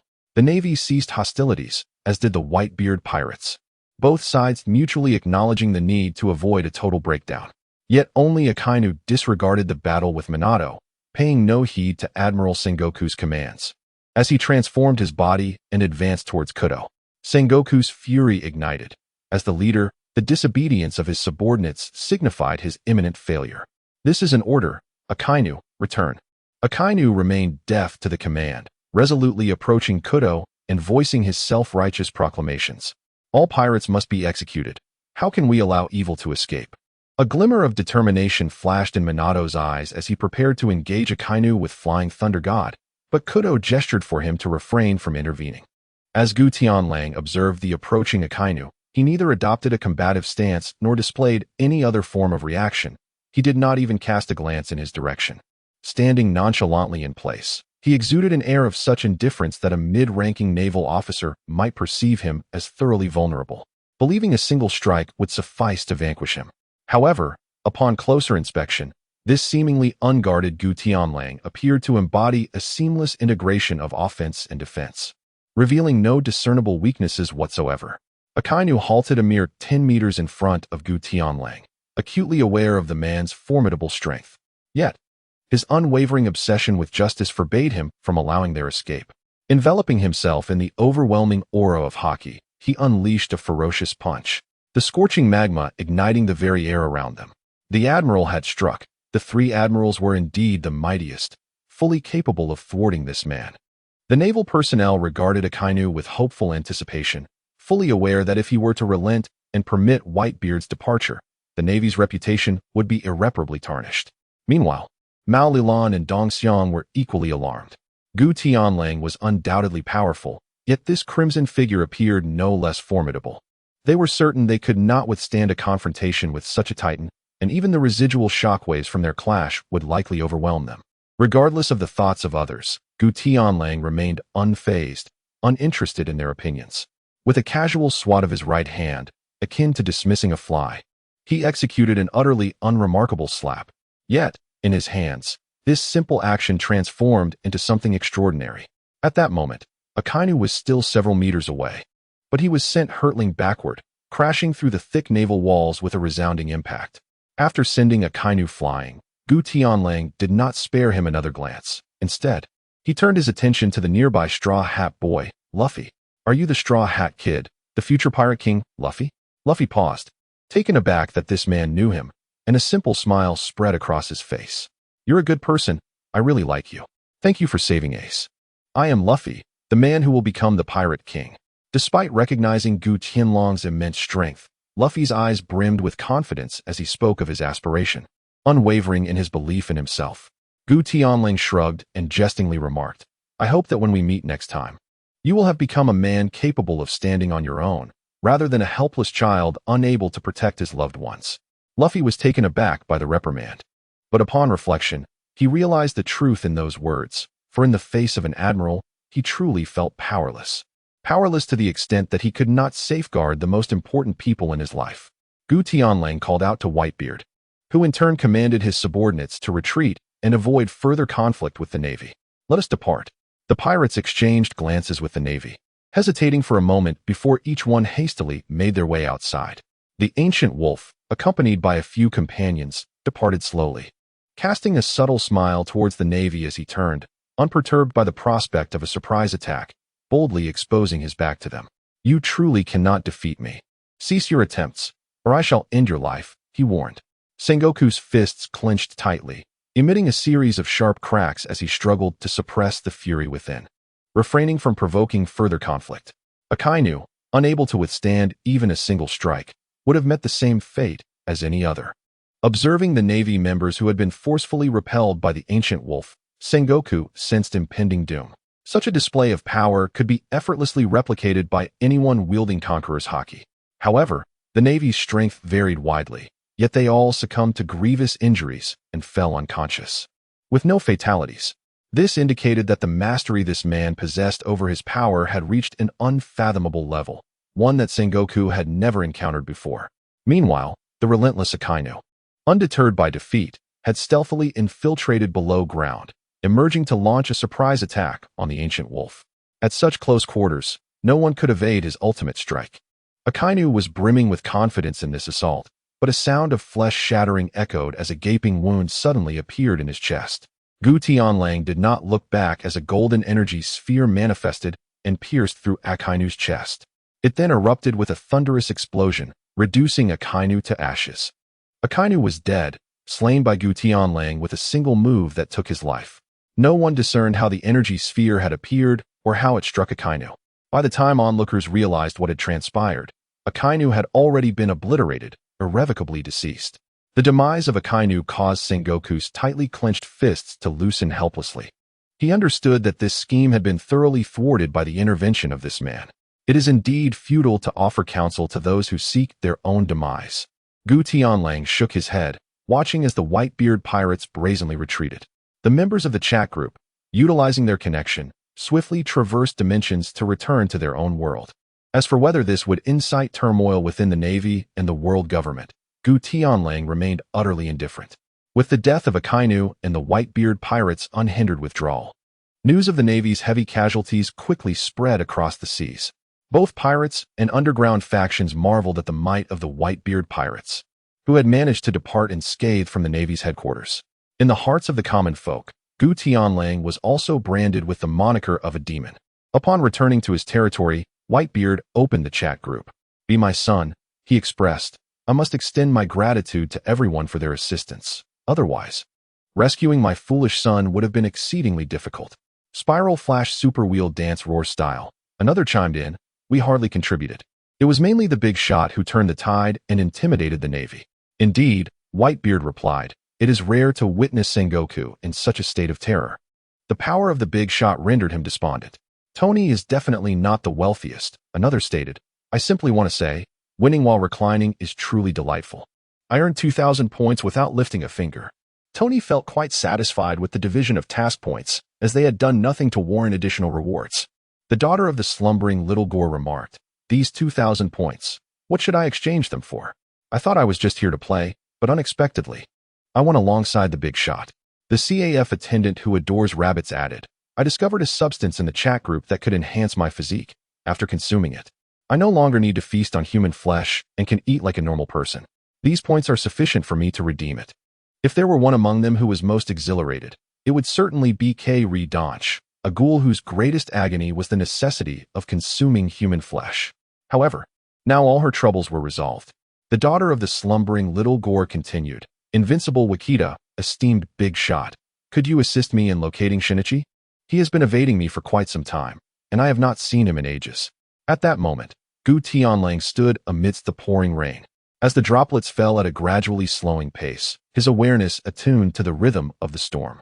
He closed his eyes, moving aimlessly through the rain. The biting cold wind tousled his dark hair, and as he moved at high speed, not a single raindrop touched him. Just before the rain could land upon him, tiny currents of air would manifest around his body, skillfully diverting the droplets away. It is not merely the magnitude of energy that dictates victory. The mastery over that energy is equally pivotal. In situations of equivalent energy, it becomes a contest of whose expenditure is lesser. Hearing someone in the group mention him, Gu Tianlang finally withdrew from his training. Invincible Wakita, he replied, regarding this matter, you may inquire with your younger brother, Idagawa Konan. He knows the entire truth. Gu Tianlang found himself at a loss for how to articulate the situation. After all, Konan had been serialized for many years. It seemed prudent to let the two of them resolve their own matters. With the accumulation of points, Mao Lilan's abilities would significantly enhance. Alleviating her fears of the Black Organization's threats, Mao Lilan's boyfriend, Kudo Shinichi, inadvertently stumbled upon a transaction of an underground organization and was forced to ingest poison. To his astonishment, not only did he survive, but he also experienced a rejuvenation, returning to his childhood, adopting the alias Idagawa Konan, and taking refuge in Mao Lilan's home. Fearing that his girlfriend would uncover the truth and become a target of the underground organization, he concealed everything. Chapter 10. Frieza vs. Gohan, the slumbering daughter of Kogoro. Indeed, Konan is he. Why has he chosen to keep this from me? I am grateful for your revelation, for it has confirmed my suspicions. Their inexplicable conversation left the others in the group bewildered, utterly incapable of grasping the context of their discussion. Sensing the tension, they refrained from interjecting with further inquiries. Unrivaled Goku. Utilizing points to enhance one's strength is essential. Only the powerful can protect those who hold significance in their lives. This was a kind-hearted admonition from Gu Tianlang. Mao Lilan acknowledged his counsel and promptly logged off, presumably to engage Konan in a philosophical discussion about life. Subsequently, Gu Tianlang resumed his routine of eat, sleep, and train, occasionally engaging with others in the chat group. Time, like a fleeting shadow, passed swiftly. A month elapsed without the emergence of any tasks or formidable foes on Earth. This tranquility was disrupted one fateful morning. 6 hours later, the chat group randomly invited newcomers to join. Gu Tianlang felt a jolt of realization. It seemed that the time for recruiting newcomers was not fixed, as it had taken so long to receive any prompts. Tony was certainly not the wealthiest. He was on the verge of welcoming new members again, having nearly succumbed to boredom, especially since there had been no tasks posted in the chat group. The Spiral Flash Superwheel Dance Roar Third Style lamented, "Can you possibly be as idle as I am? I am nearly at my wit's end, having been sealed for so long." The words of Wave Wind Watergate resonated with sincerity. After finally accumulating a substantial number of points, he found them utterly useless. He had been patiently awaiting the unsealing to reunite with his son, not merely out of boredom. However, joining the chat group and participating in a task had sparked a glimmer of hope, yet another month had slipped away in waiting. He desired to acquire more points to utilize the resurrection items available in the chat group's marketplace. The slumbering daughter of Little Five questioned, "I wonder if the female members will increase. Currently, only Dongxiang and I are the sole girls among a sea of boys. Perhaps some intriguing newcomers will join." "Mused be my son, contemplating whether to inquire if they would wish to be his son. The Spiral Flash Super Wheel Dance Roar Third Style interjected, "Oh great one. Didn't you previously have the option to select group members? This time, isn't the recruitment random, with only a few names provided?" "Indeed, it appears so," replied the Invincible Vegeta. "Perhaps it was simply due to the group having fewer than 5 members at that time. From now on, it will likely be random recruitment. Speaking of which," continued Be My Son, "I have yet to properly express my gratitude to you. Ace has long wished to thank you for saving his life. No need for such formality." The Invincible Vegeta responded, "You have a traitor aboard named Blackbeard. Have you managed to capture him?" Gu Tianlang was quite curious about this filial son. After all, Whitebeard had not perished in the Marineford War, leaving one to ponder how Blackbeard would proceed. "He escaped and has since organized his own pirate crew in the New World," replied Be My Son. "However, he is deliberately avoiding me, and I haven't had the opportunity to catch him in the short term."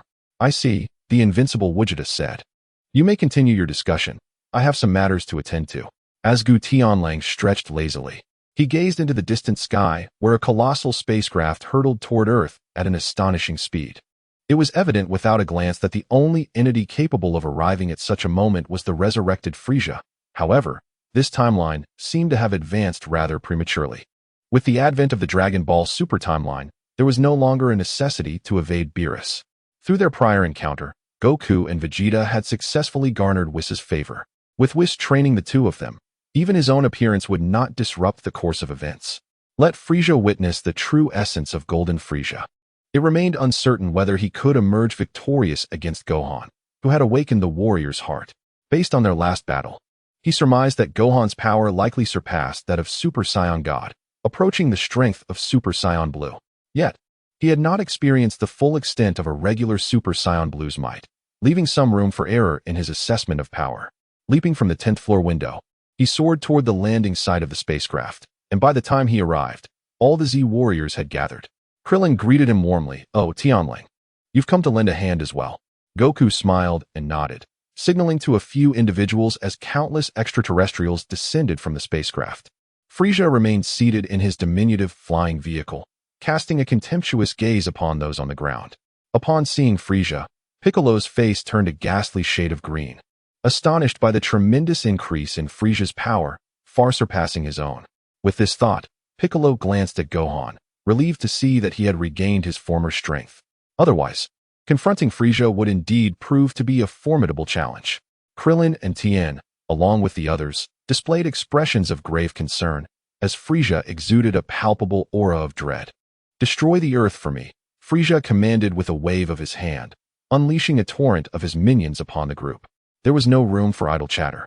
The moment their hands met, lethal attacks ensued.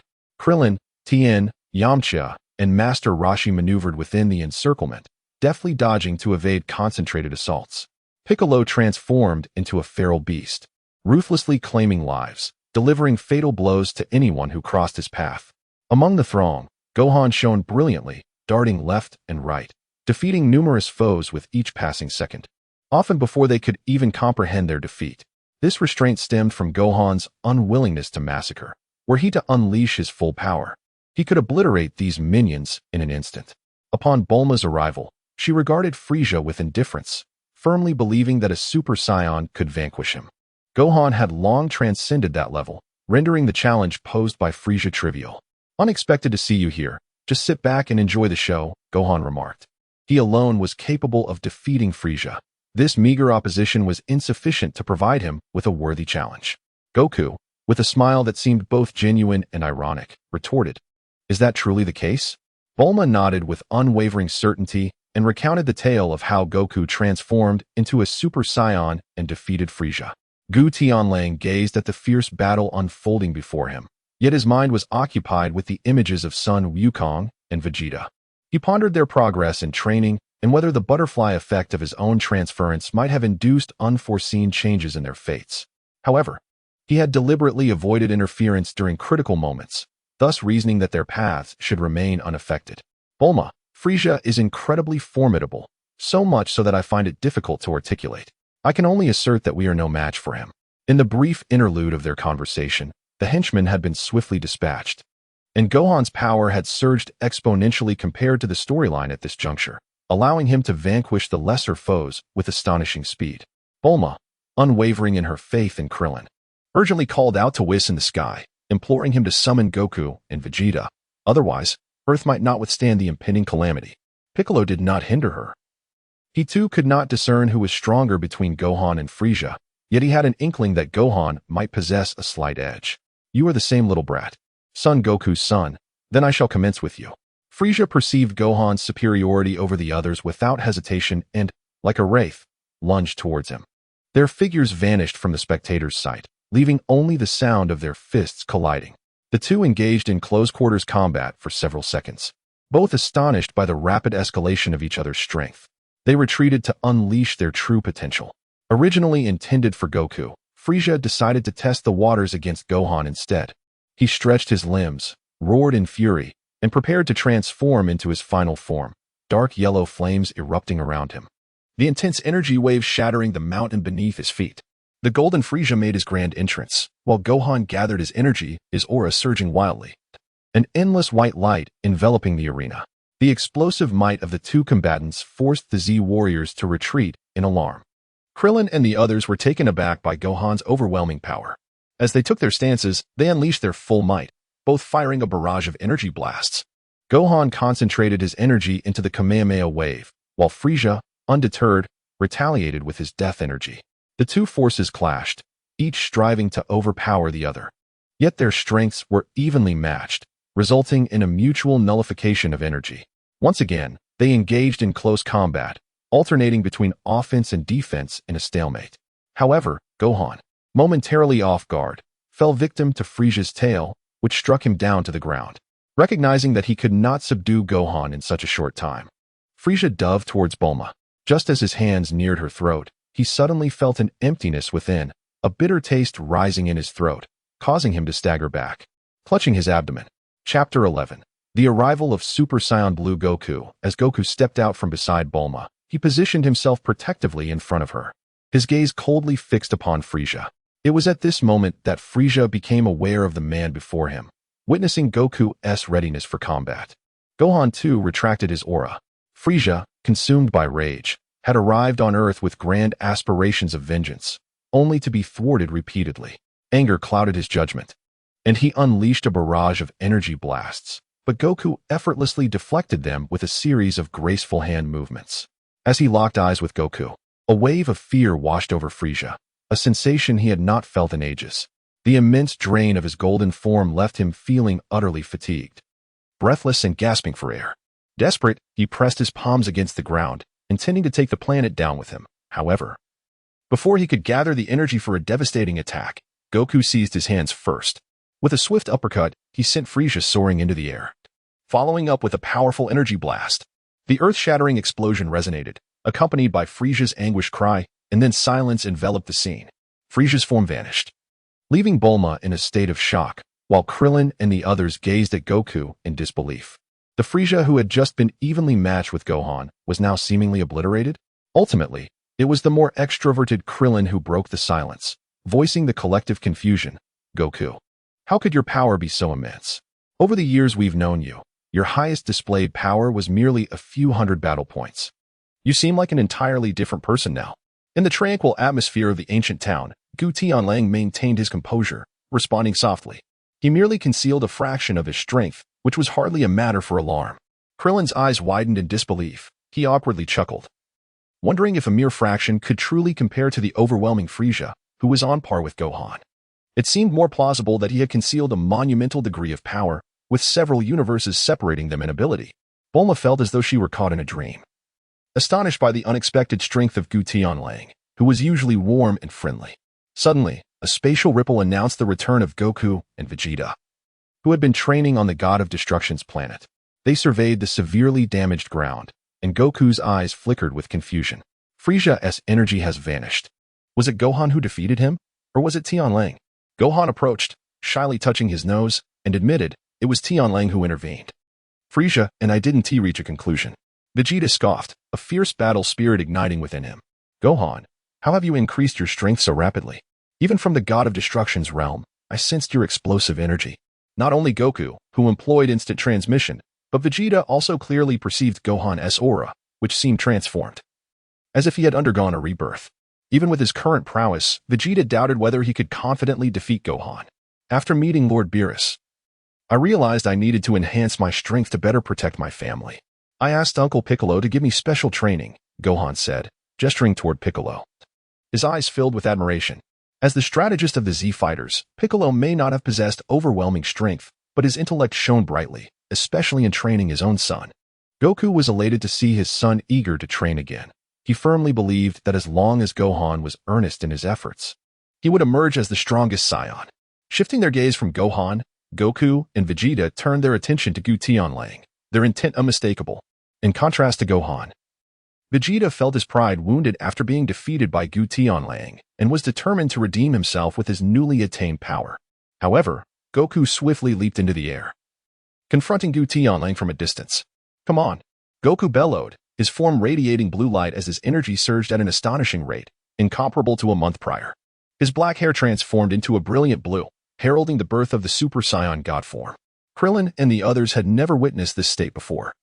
They could sense energy fluctuations surpassing even Gohan's recent display, prompting them to inquire. "Goku, this seems different from your Super Saiyan God form. Is this state even more powerful than Super Saiyan Blue?" Goku beamed at Gu Tianlang, eager to elaborate on his new transformation. "This is the Super Saiyan God state of a Super Saiyan, and its power far exceeds that of the Super Saiyan God.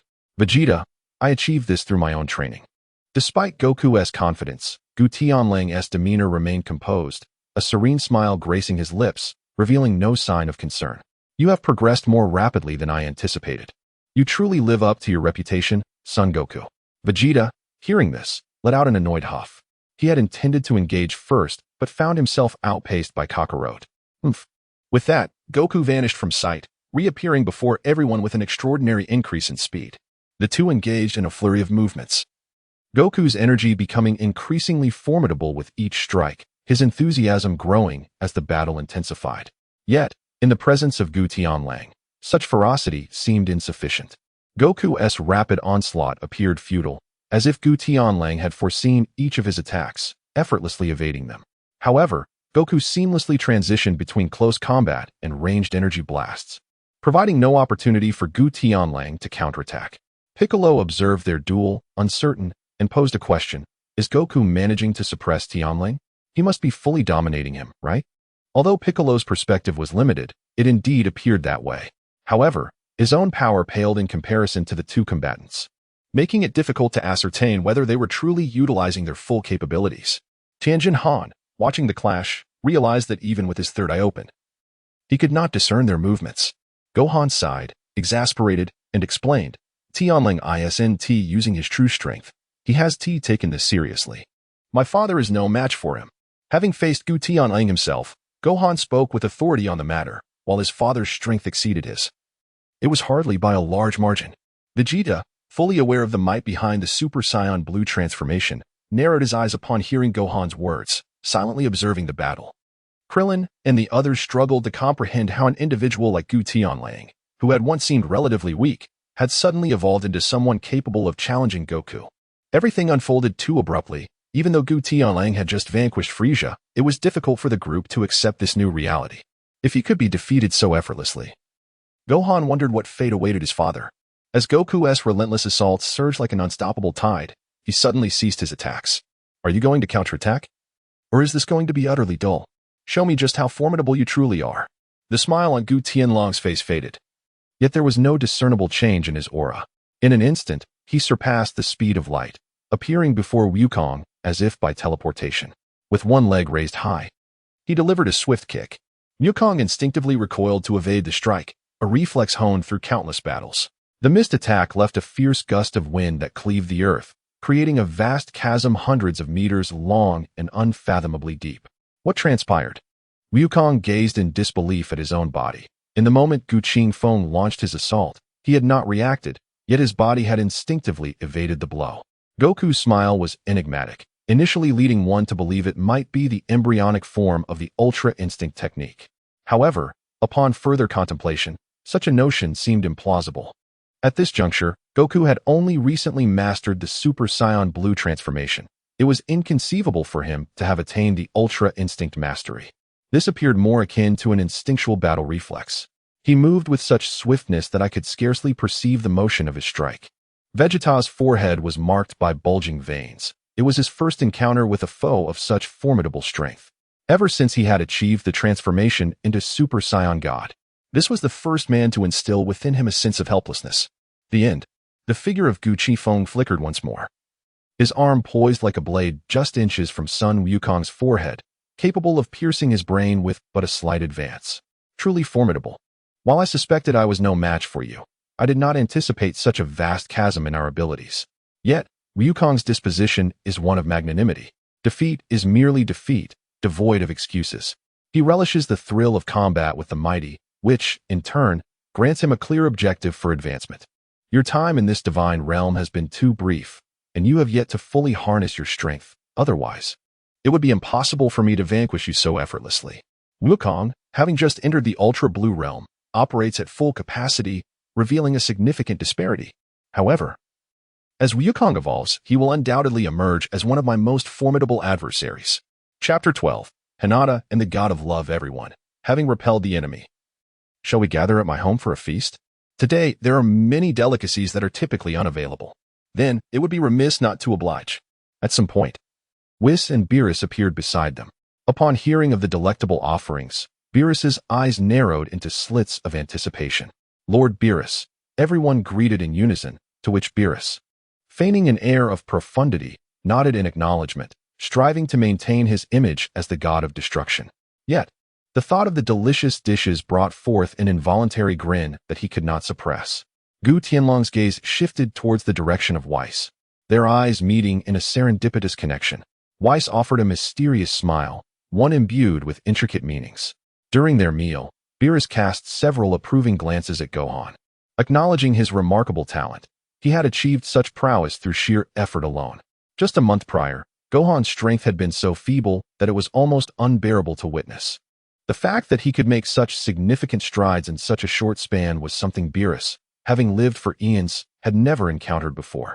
Gohan briefly explained the phenomenon of the hyperbolic time chamber, and upon hearing it, Beerus experienced an epiphany, finally grasping the situation. Beerus refrained from mentioning Gu Tianlang's triumph over Son Goku. After a rigorous training period, Vegeta and his companions had experienced a substantial boost in strength. Their spirits buoyed as they indulged in a feast that could satisfy dozens. Although it was not his first encounter with Gu Tianlang, he remained perplexed. Did Saiyans possess insatiable appetites? Could one truly consume so much without succumbing to discomfort? As a Saiyan himself, he only managed to eat the equivalent of 6 or 7 people-less meals, and by comparison, he felt he was being quite modest. Once all matters were settled, he returned to his accommodation, only to find that it was already past 3 in the afternoon. Initially, he pondered the idea of purchasing a hotel for his prolonged stay, but reconsidered, feeling that the occasional request for rent kept him tethered to the outside world. Unsure of who had been added to the group chat, he decided to check on the newcomers. Hinata Hyuga has joined the group chat. Aphrodite, the goddess of love, has joined the group chat. Aphrodite, the goddess of love, has been randomly selected as an administrator. 3 notification boxes appeared at the top of the chat, indicating the arrival of familiar characters. The eldest daughter of the Hyuga clan needed no introduction. She was the lovesick girl from Naruto, the wife of the strongest blonde in the ninja world. Aphrodite, on the other hand, was a character from Valkyrie of the End, who had proposed the extermination of humanity. At that moment, a heated argument ensued among several members of the group, with no one willing to yield. Aphrodite, I am merely an administrator. What merit do mere humans possess to stand on equal footing with me? The coffee shop waitress who loves bunnies. Newcomers should refrain from being overly arrogant. The administrator was chosen at random and has nothing to do with your strength. The daughter of the sleeping Kogoro, the senior, is quite kind and cares for everyone in the group. We will all be friends, so let us not bicker among ourselves. Muri Ran, known for her gentle and kind nature, found herself unable to tolerate the newcomer's aggressive demeanor, especially after Gu Tianlang had revealed the truth about her boyfriend. Shinichi, Aphrodite, compared to that monstrous being, I find your kind, weak, and pitiable species even more detestable. You should not even exist. Tony Stark, on what grounds do humans not deserve to live? Just because they are weak does not strip them of their right to existence. I initially admired your beauty, but your malevolence is shocking. Aphrodite, Even in this chat, you grovel before me, a deity. Being selected as an administrator upon entering the group. How dare you worthless beings show me disrespect? The announcement of the Invincible administrator, Goku Vegeta, entering the group chat prompted a wave of enthusiastic welcomes from the members. Tony Stark, long live the Great One. The coffee shop waitress who loves bunnies, long live the Great One. The daughter of the sleeping Kogoro, long live the Great One. Be my son, said another member. The daughter of the sleeping Kogoro, long live the Great One. The overwhelming flattery made Gu Tianlang question whether he had mistakenly entered the wrong chat. While it was understandable for others to behave this way, he found it perplexing that someone like Minato Namikaze, the fourth Hokage, would join in. The daughter of the sleeping Kogoro, Tony is definitely a sycophant. I look down upon him. The daughter of the sleeping Kogoro, same here. Be my son, added another member. The coffee shop waitress who loves bunnies, same here. Tony Stark found himself baffled in his tower, questioning why Minato always seemed to target him. What troubled him further was the unanimous agreement in the group against him. Tony Stark, do you all have no shame? It's not just me saying this. Why are you all fixated on me? And Minato, have I offended you in some way? The spiraling flash super wheel dance roar. When will I visit your world for a mission? I'd like to chat about life with you.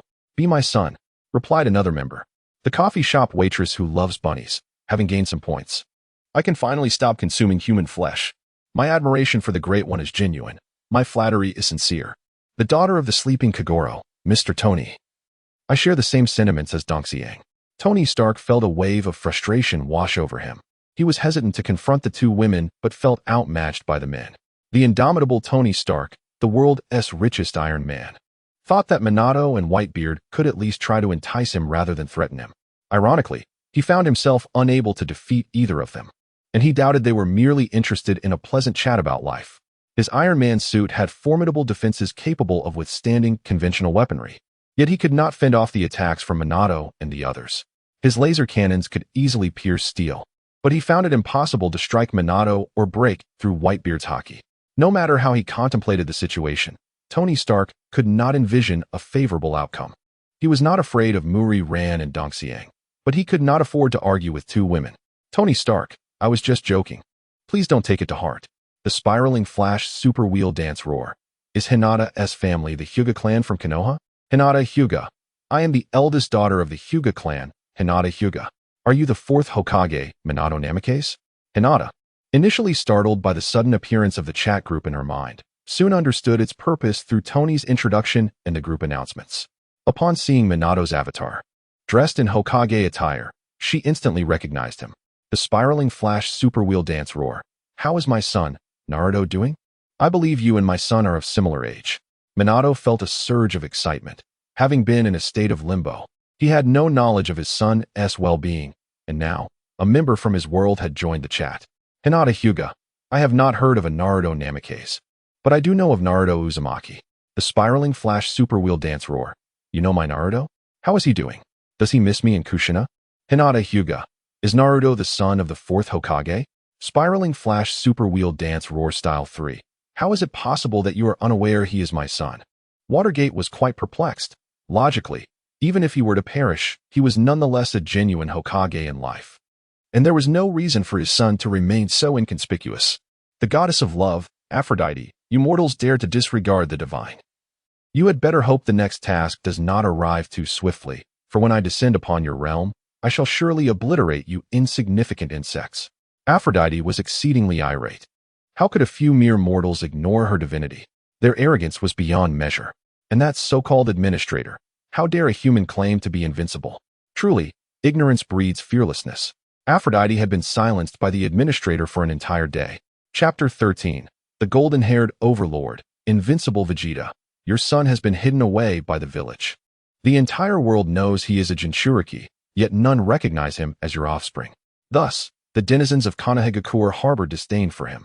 Spiraling flash super wheel dance roar style 3. Why is this so? How could my son endure such unjust treatment? I sacrificed my life for Konoha, and yet Naruto has met with such a fate. Hinata's eldest daughter, Naruto-kun, is faring much better now than in his childhood. However, his master, one of the legendary Sannin, Jiraiya-sama, has passed away, and he has been sent to a place for rigorous training. Spiraling flash super wheel dance roar style 3. Jiraiya-sensei has died? Who was responsible for his demise? Despite the calmness in his words, there was no trace of fury, yet everyone in the group could sense Watergate's repressed, boundless rage. Jiraiya held profound significance for him, transcending that of a mere mentor. He was akin to a father figure to Watergate, which was why he had entrusted Jiraiya with naming his son Invincible Vegeta. Jiraiya, one could say, was an exceptionally skilled ninja, a dragon returning to the sea. The sea does not welcome me, Jiraiya. In a moment of sacrifice, the ancient celestial wolf, Gu Tianlang, sealed the nine tails to save his village and beloved wife, giving up his own life in the process. Similarly, Jiraiya devoted his entire existence to the prosperity of Konohagakure, tirelessly seeking the prophesied child and repeatedly rescuing the village from peril. The spiral flash super wheel dance roar, in such a dire situation, found the heart of Minato Namikaze, who felt a tempest of anger brewing within him.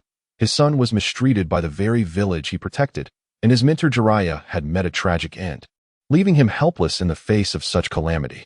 The god Pain, leading the Akatsuki, planned to attack Konoha at noon the following day, thrusting the village into a crisis. Naruto Uzumaki's fate hung in the balance as a group mission commenced, allowing Minato and Naruto to confront Pain. A bounty of 15,000 points was set, with a task difficulty rated at level 7, restricted to 3 group members. Tony, who was not the wealthiest, remarked that while the task's difficulty was manageable, he questioned Pain's true strength. Despite their banter, Tony respected Minato and would not hesitate to assist.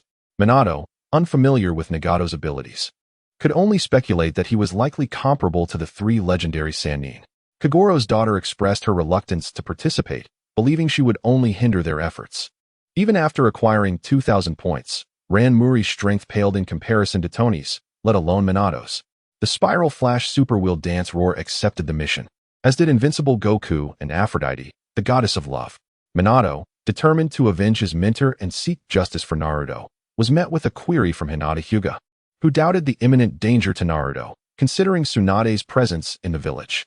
Newly joined to the chat, Hinata was skeptical about the task's authenticity. It seemed implausible that an attack would be launched on Konoha, the strongest of the 5 great ninja villages. Kogoro's daughter sensed a hint of romantic tension, teasing Hinata about her feelings for Minato's son. Hinata, unashamed, admitted her affection for Naruto, while Minato, upon hearing of Naruto's plight, found it hard to believe his son could have a girlfriend, given the village's disdain for him. Hinata quickly clarified that Naruto had someone he admired. Tony, not the wealthiest, expressed surprise at Minato's son's charm, noting that despite his prestigious lineage, a beautiful girl like Hinata was unattainable. Minato, feeling downcast, recognized that Hinata's gentle nature and beauty would surely attract Naruto's affection. Goku, the Invincible, offered a glimpse into Hinata's future, prompting her to wonder if he could truly foresee her destiny. She was eager to learn about her future self. Goku reassured her that she would become the strongest woman in the ninja world, living life as she desired. Minato felt a swell of pride at the prospect of his son becoming Hokage, while Kogoro's daughter congratulated him, acknowledging Naruto's future greatness.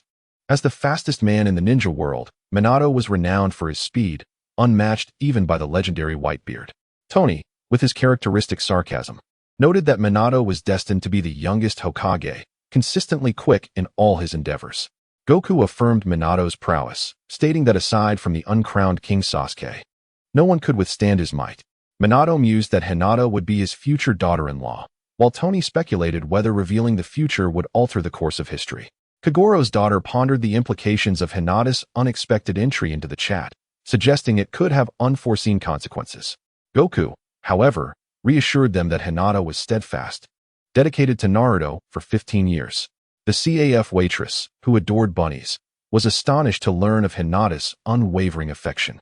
Minato, bewildered by Naruto's actions, reflected on his own childhood, when a single move had won over Kushina. Goku then revealed a shocking truth.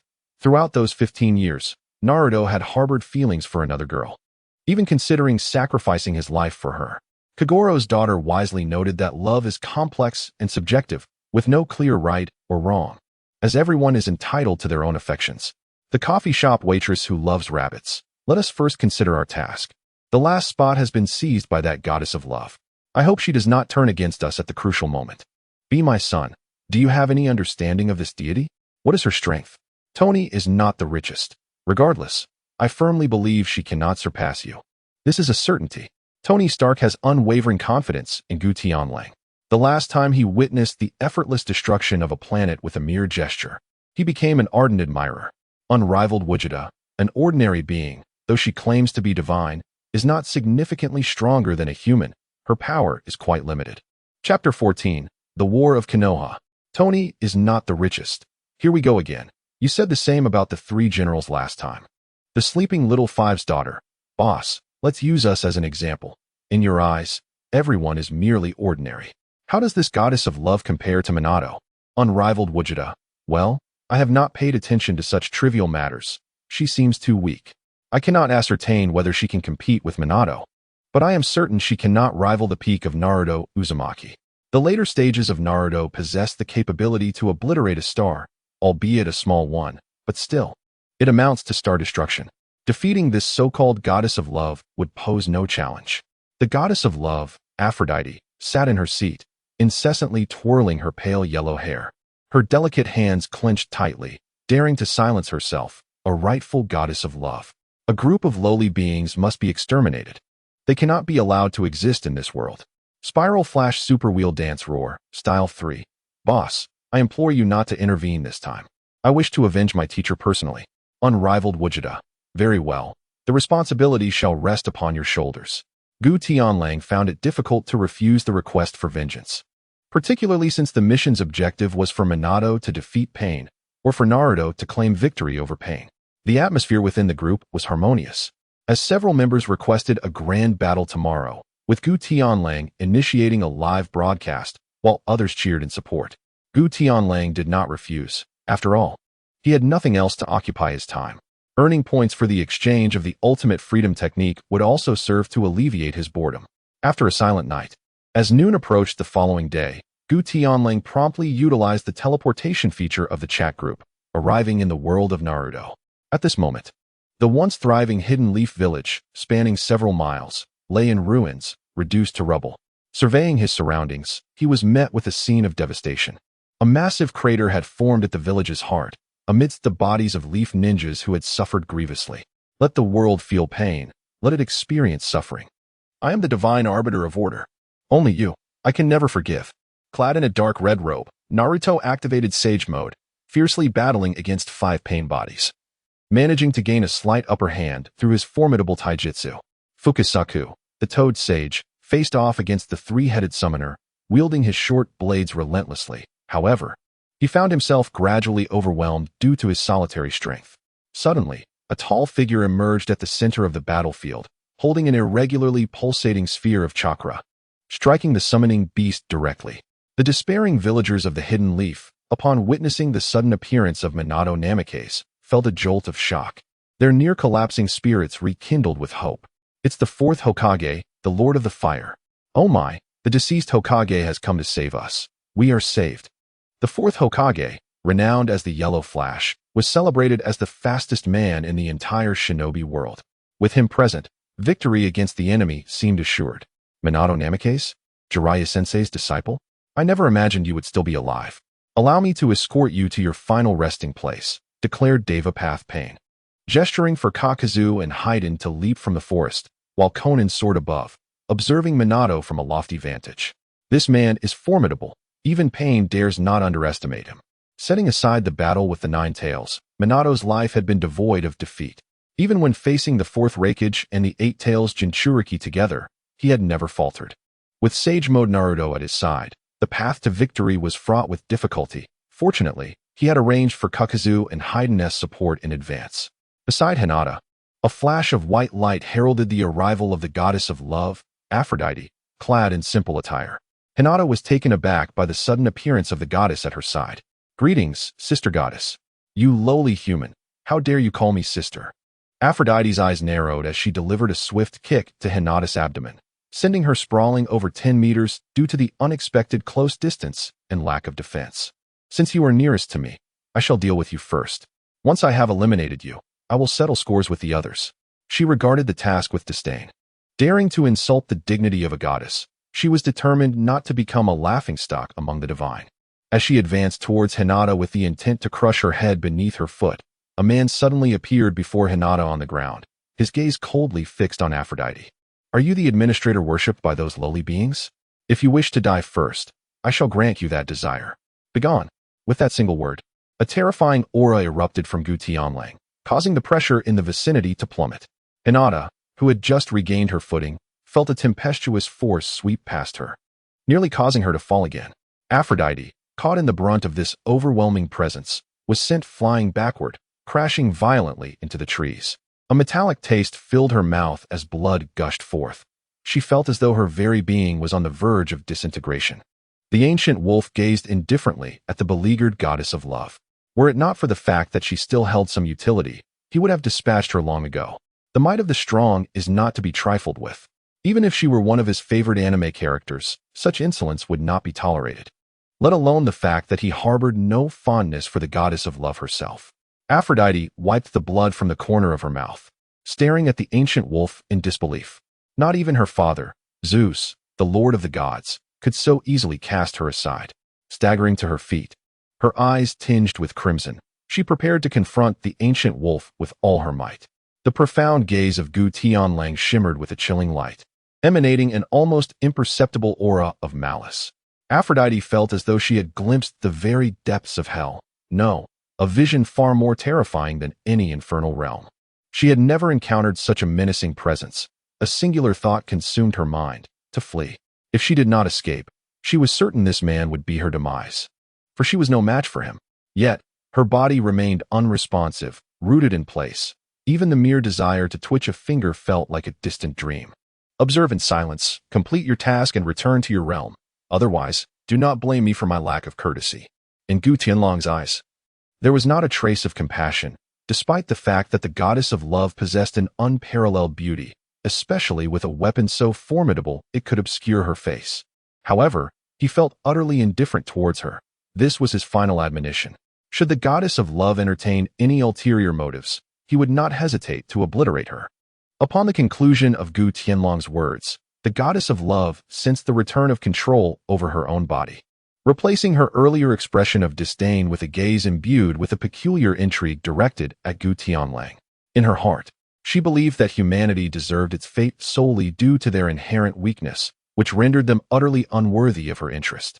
She harbored a preference for formidable men.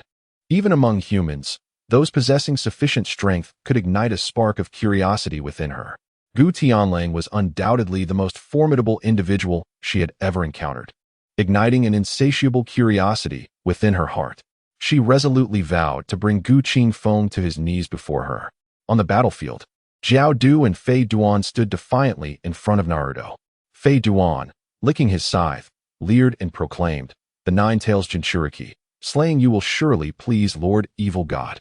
Meanwhile, Jiao Du contemplated the potential profit from selling Naruto's corpse in the black market, considering that he had acquired the same sage techniques as Jiraiya, one of the legendary Sannin. Bearing the name of my mentor Jiraiya, I shall never falter. Minato Namikaze declared his intent to triumph, not merely for the sake of protecting the villagers, but also in light of the hardships his son had endured over the years, often going hungry, cold, and facing the scorn of both peers and adults alike.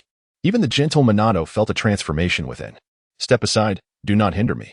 In sage mode, Naruto, without a trace of hesitation, summoned 3 shadow clones, aiming to swiftly dispatch both opponents regardless of the 4th Hokage's circumstances. He sought vengeance for the lecherous sage, intending to wield his own hands for retribution.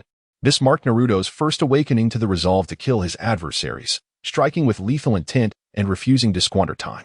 Jiao Du, however, remained vigilant, summoning 2 black figures of earth grudge fear on his shoulders, unleashing a dual barrage of wind and fire ninjutsu. Fire release, head hardening. Wind release, pressure damage.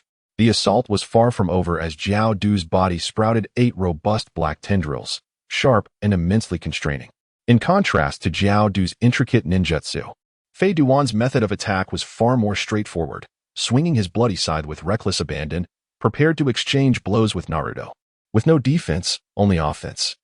The duo's attacks were a blend of distance and proximity, and while Naruto possessed the sensory abilities of a sage, allowing him to evade Jiao Du's strikes, He found his rhythm disrupted by Fei Duan's relentless onslaught. For a moment, none could prevail against the others.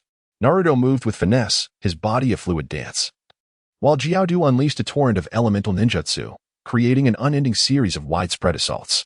The only one caught in a precarious situation was Fei Duan, who, like a madman, attacked without defense, allowing Naruto numerous opportunities to strike, yet he rose from the ground as if unscathed. Chapter 15. Gu Tianlang takes action. Are those two also members of the Akatsuki?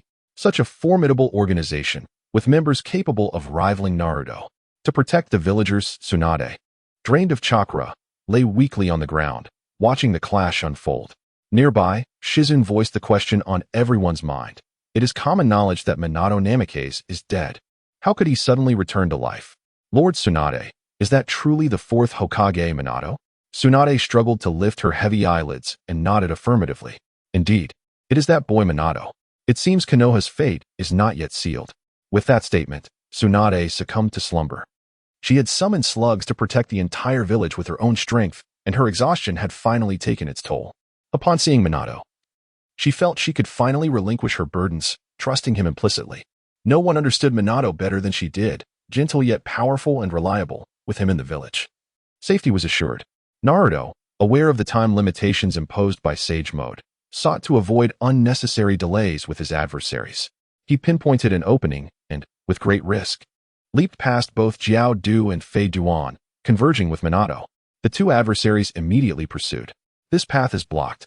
Suddenly, Gu Tianlang appeared before them, scrutinizing Fei Duan closely.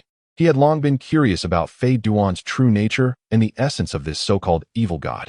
It struck him as peculiar that these two, who should have perished long ago in this timeline, were still alive. He saw an opportunity to observe them closely. Upon assessing Gu Tianlang's appearance, Jiaodu concluded he was not the elusive bounty hunter they had anticipated. While he exuded an extraordinary aura, Jiaodu saw no profit in engaging and opted not to waste time. He unleashed his 5 elemental ninjutsu simultaneously, attacking from various angles. In an instant, the ground beneath Gu Tianlang erupted, creating a deep crater amid the swirling dust. Sakura Haruno, hiding at the edge, gazed in bewilderment at Gu Tianlang, questioning if such a figure truly existed in Konoha, as she had never encountered anyone like him before. The other members of Konoha's elite, battered and exhausted, were powerless to assist Gu Tianlang. They could only watch in horror as reinforcements were struck head-on by Jiaodu's assault. How foolish! If you seek death, I shall grant it. The voice of Gu Tianlang emerged from the swirling smoke, as several beams of light transcended the speed of light, piercing through the chest of Jiaodu in an instant. Jiaodu, his face a mask of disbelief, gazed at the multiple blood holes that appeared on his chest. His hands fell limply to his sides, and he lay lifeless on the ground. Haydn, his longtime partner, mistakenly believed Jiaodu was merely feigning death. He halted his advance and kicked Jiaodu's corpse. Hey, didn't you always boast about having numerous lives? How could you fall from such a trivial attack? In the aftermath of Pain's devastating Shinra Tensei, the village of Konoha suffered grievous losses, with most villagers perishing and only a handful surviving with any fighting capacity. At that moment, they all watched the Battle of Naruto, unaware that the fourth Hokage had returned to life, as they presumed victory was assured. Suddenly, 2 members of the Akatsuki reappeared, obstructing Naruto's advance. The situation shifted rapidly, leaving everyone uncertain of their fate. What was even more astonishing was that one of the 2 combatants, who had not been overshadowed by Naruto in Sage Mode, fell dead without any grandiose attack or earth-shattering jutsu. It was merely a flicker of light. The weaker observers had not even seen Gu Tianlang's assault. Only those of Jonin rank or higher could barely discern the light waves emitted by Gu Qifeng. Haydn flipped Jiaodu's body over, and after several probing attempts, he confirmed Jiaodu was indeed deceased. Licking the blood from the ground, he grinned with a grotesque and terrifying smile. This truly excites me further. You are a worthy sacrifice, and I shall offer you to the Dark God. With a leap into the air, Haydn wielded his scythe and executed a powerful strike. Gu Tianlang, unfazed, extended his fingers, effortlessly pinching the blade of the scythe. Despite Haydn's desperate attempts, the scythe remained immovable in Gu Tianlang's grasp. With a crisp snap, one blade of the bloodthirsty scythe was broken, allowing Haydn to retreat in disarray. As Haydn stumbled backward, he caught a glimpse of Jiaodu, who appeared to be alive and spirited, hastening his escape from Konoha. Jiaodu, why are you fleeing? You have faced the first Hokage. Why cower before this nameless wretch? Hearing this, Jiaodu quickened his pace, thinking, who the hell has fought with the god of shinobi, Senja Hashirama? I merely sought to scare Haiden off. Throwing a shuriken from 800 miles away could hardly be considered a confrontation. Gu Tianlang's recent attack had nearly claimed his life, even if he possessed multiple lives. He could not withstand that kind of assault. His prolonged survival was not due to exceptional strength, but rather his prudence, when faced with an uncertain opponent. He would flee rather than engage recklessly. Upon hearing Haiden's words, the Konoha 12 exchanged astonished glances at the retreating Jiaodu. A singular thought surfacing in their minds. This guy is definitely boasting. If he had genuinely battled the first Hokage and survived, how could he possibly possess such meager strength? Watching Jiaodu flee without a backward glance, Haiden bellowed, "Don't run. I can't handle him alone." Jiaodu had no intention of responding. He merely increased his speed, eager to escape the range of Gu Tianlang's attacks. His act of feigning death was merely a ploy to distract Haiden, buying himself precious time to flee. Gu Tianlang smirked slightly. It seemed that Kaku had an astonishing number of lives. He had almost forgotten how many lives Kaku possessed. So he casually dispatched him a few times. After shattering all of his hearts, he was taken aback to discover that this fellow still had one life remaining. It was truly unexpected. Gu Tianlang pinched the blade with his fingertips, and with a swift motion, cleaved Fade Wan in two. The blade struck again and again, reducing Fade Wan to mere fragments, and with a surge of energy, he obliterated what remained of Fade Wan's body into dust. I wonder if you can still survive this. I am somewhat curious about that. In his final moments, Fade Wan's last thought was a perplexing one, even though Gu Tianlang's form stood unwavering. Who was it that had delivered his demise? Alas, he would never have the chance to uncover the truth, departing this world with bitterness and resentment. No one in the arena discerned the truth. Only the head of the Hyuga clan, with his Byakugan, perceived that the figure of Gu Tianlang on the ground was merely an afterimage, a remnant left in the wake of his super-speed movement. The true body that had vanquished Fade Wan was elsewhere, and he too realized that had he been tasked with confronting Gu Tianlang, he might have met with a fate akin to that of Fade Wan. Seeing the attack does not guarantee the body can keep pace. The ordinary villagers of Konohagakure were in an uproar. It was evident to anyone with sense that this man had come to aid them. He was a companion brought by the fourth Hokage, and the once formidable duo of Kakuzu had now been reduced to one fleeing and one dead, leaving only Pain and his companions. What are you doing? Hurry and eliminate that fleeing scoundrel.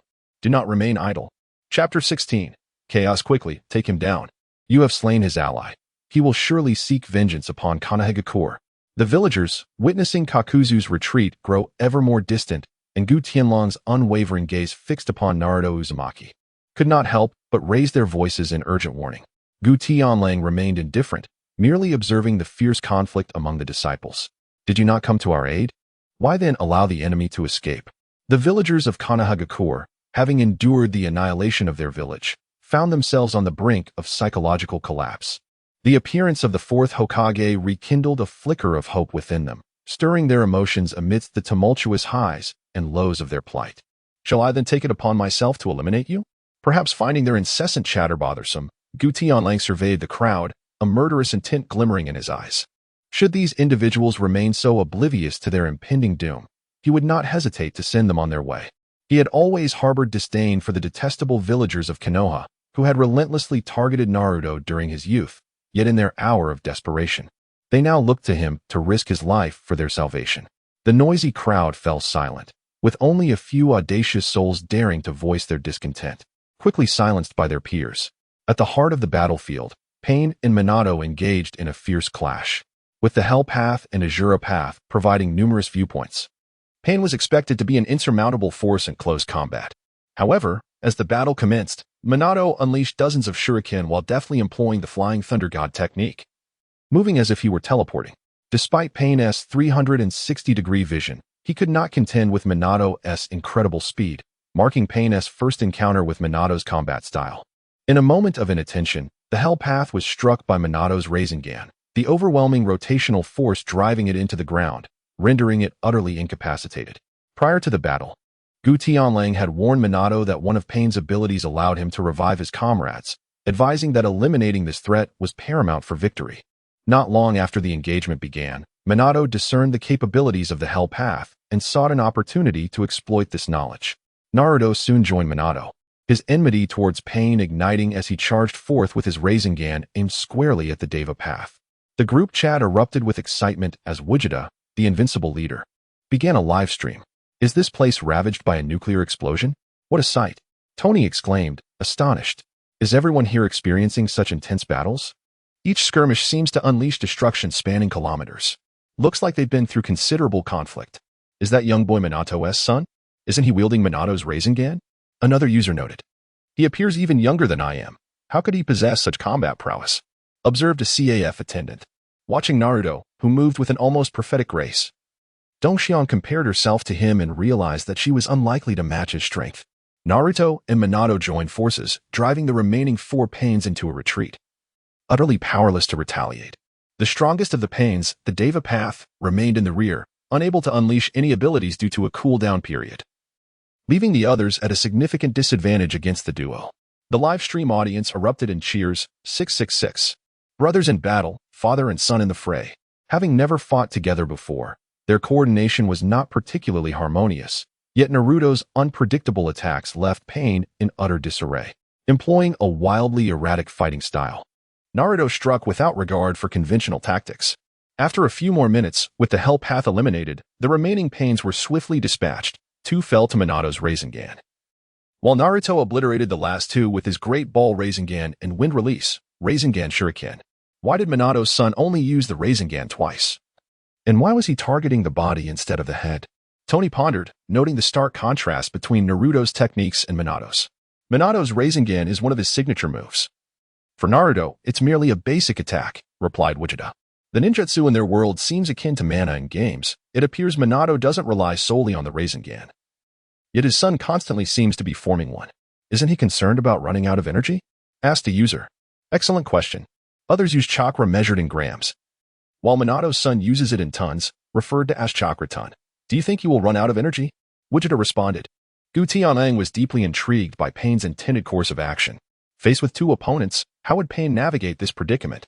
After listening to Gu Tianlang's explanation, Morlun glanced at the Rasengan in Minato's hand, which was easily graspable, and then at Naruto's colossal Rasengan, several meters in size. She nodded thoughtfully. Perhaps this was the advantage of a player with cheat codes. Even with his clones destroyed, Deva Path remained haughty, further denying Jiraiya's will of fire during the battle. This provoked Naruto's fury, prompting him to unleash his ultimate technique, ready to end Deva Path in one decisive blow. Let us settle this. Wind Release, Rasen Shuriken. Pain.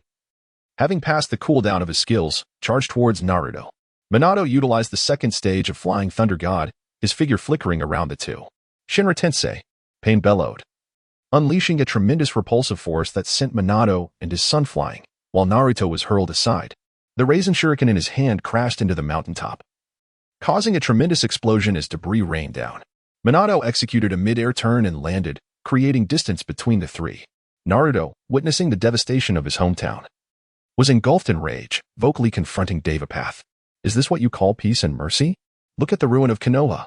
Deva Path regarded Naruto with an emotionless gaze, devoid of any compassion for life.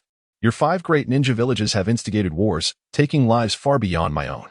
Feel pain, experience suffering, accept pain, understand pain.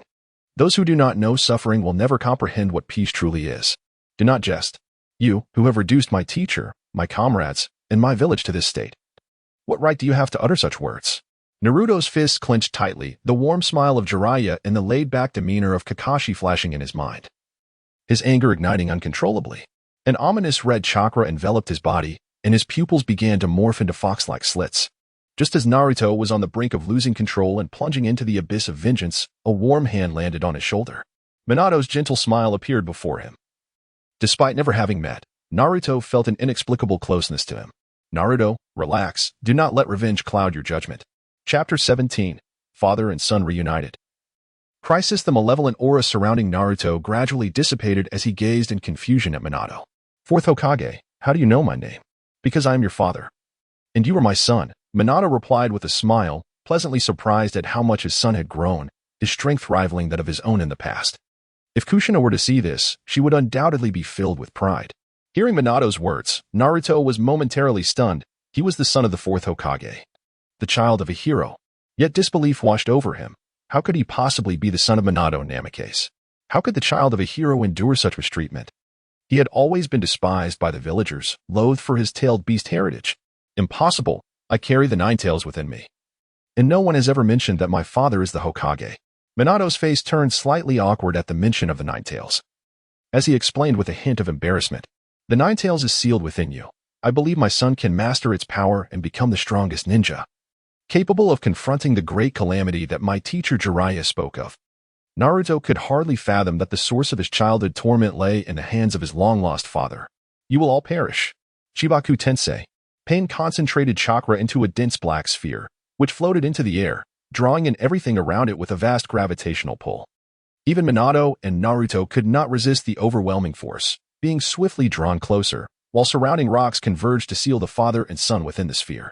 Minato had the chance to escape, but upon seeing his son being sucked in, he abandoned the idea of using Flying Thunder God to evade. Is it true they are being sealed? Tony, the self-proclaimed tycoon, inquired. Shouldn't you help them? This is ninjutsu? Its size is akin to a small meteorite.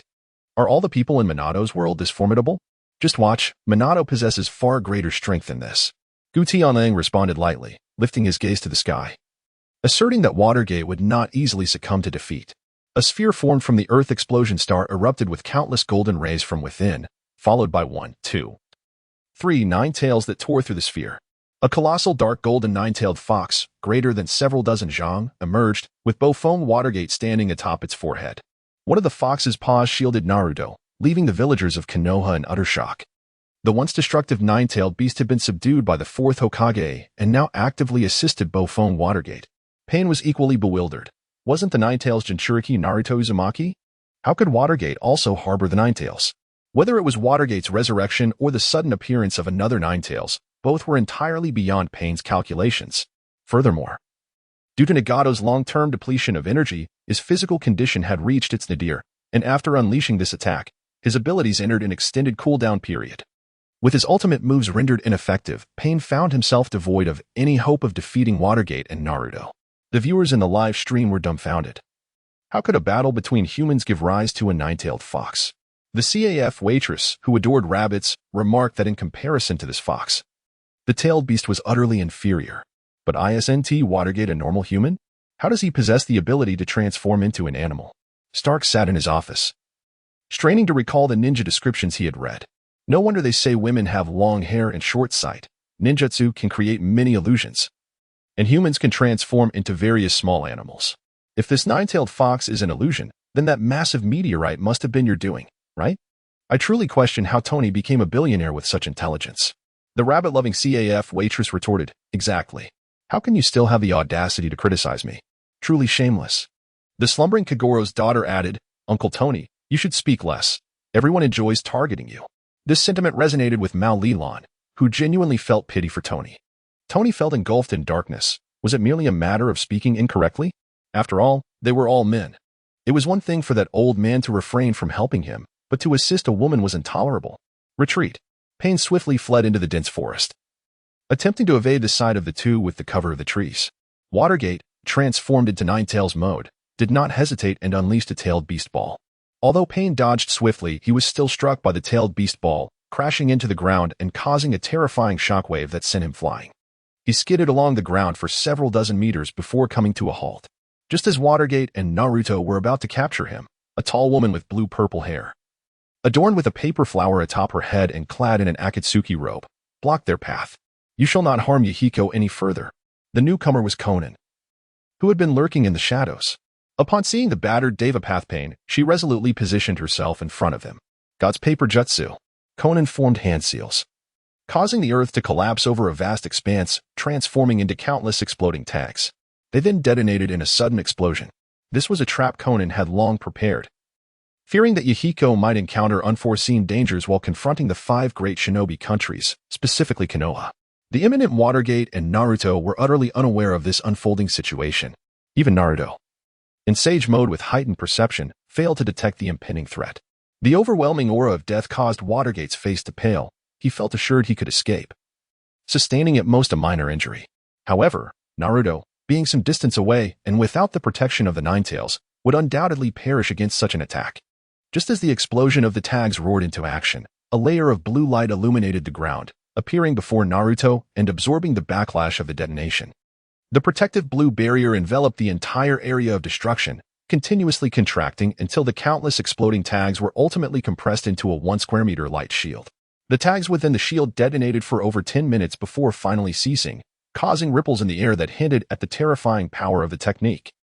Naruto broke into a cold sweat. Without this protective barrier, he would certainly have met his demise, unable to withstand the simultaneous explosion of millions of tags.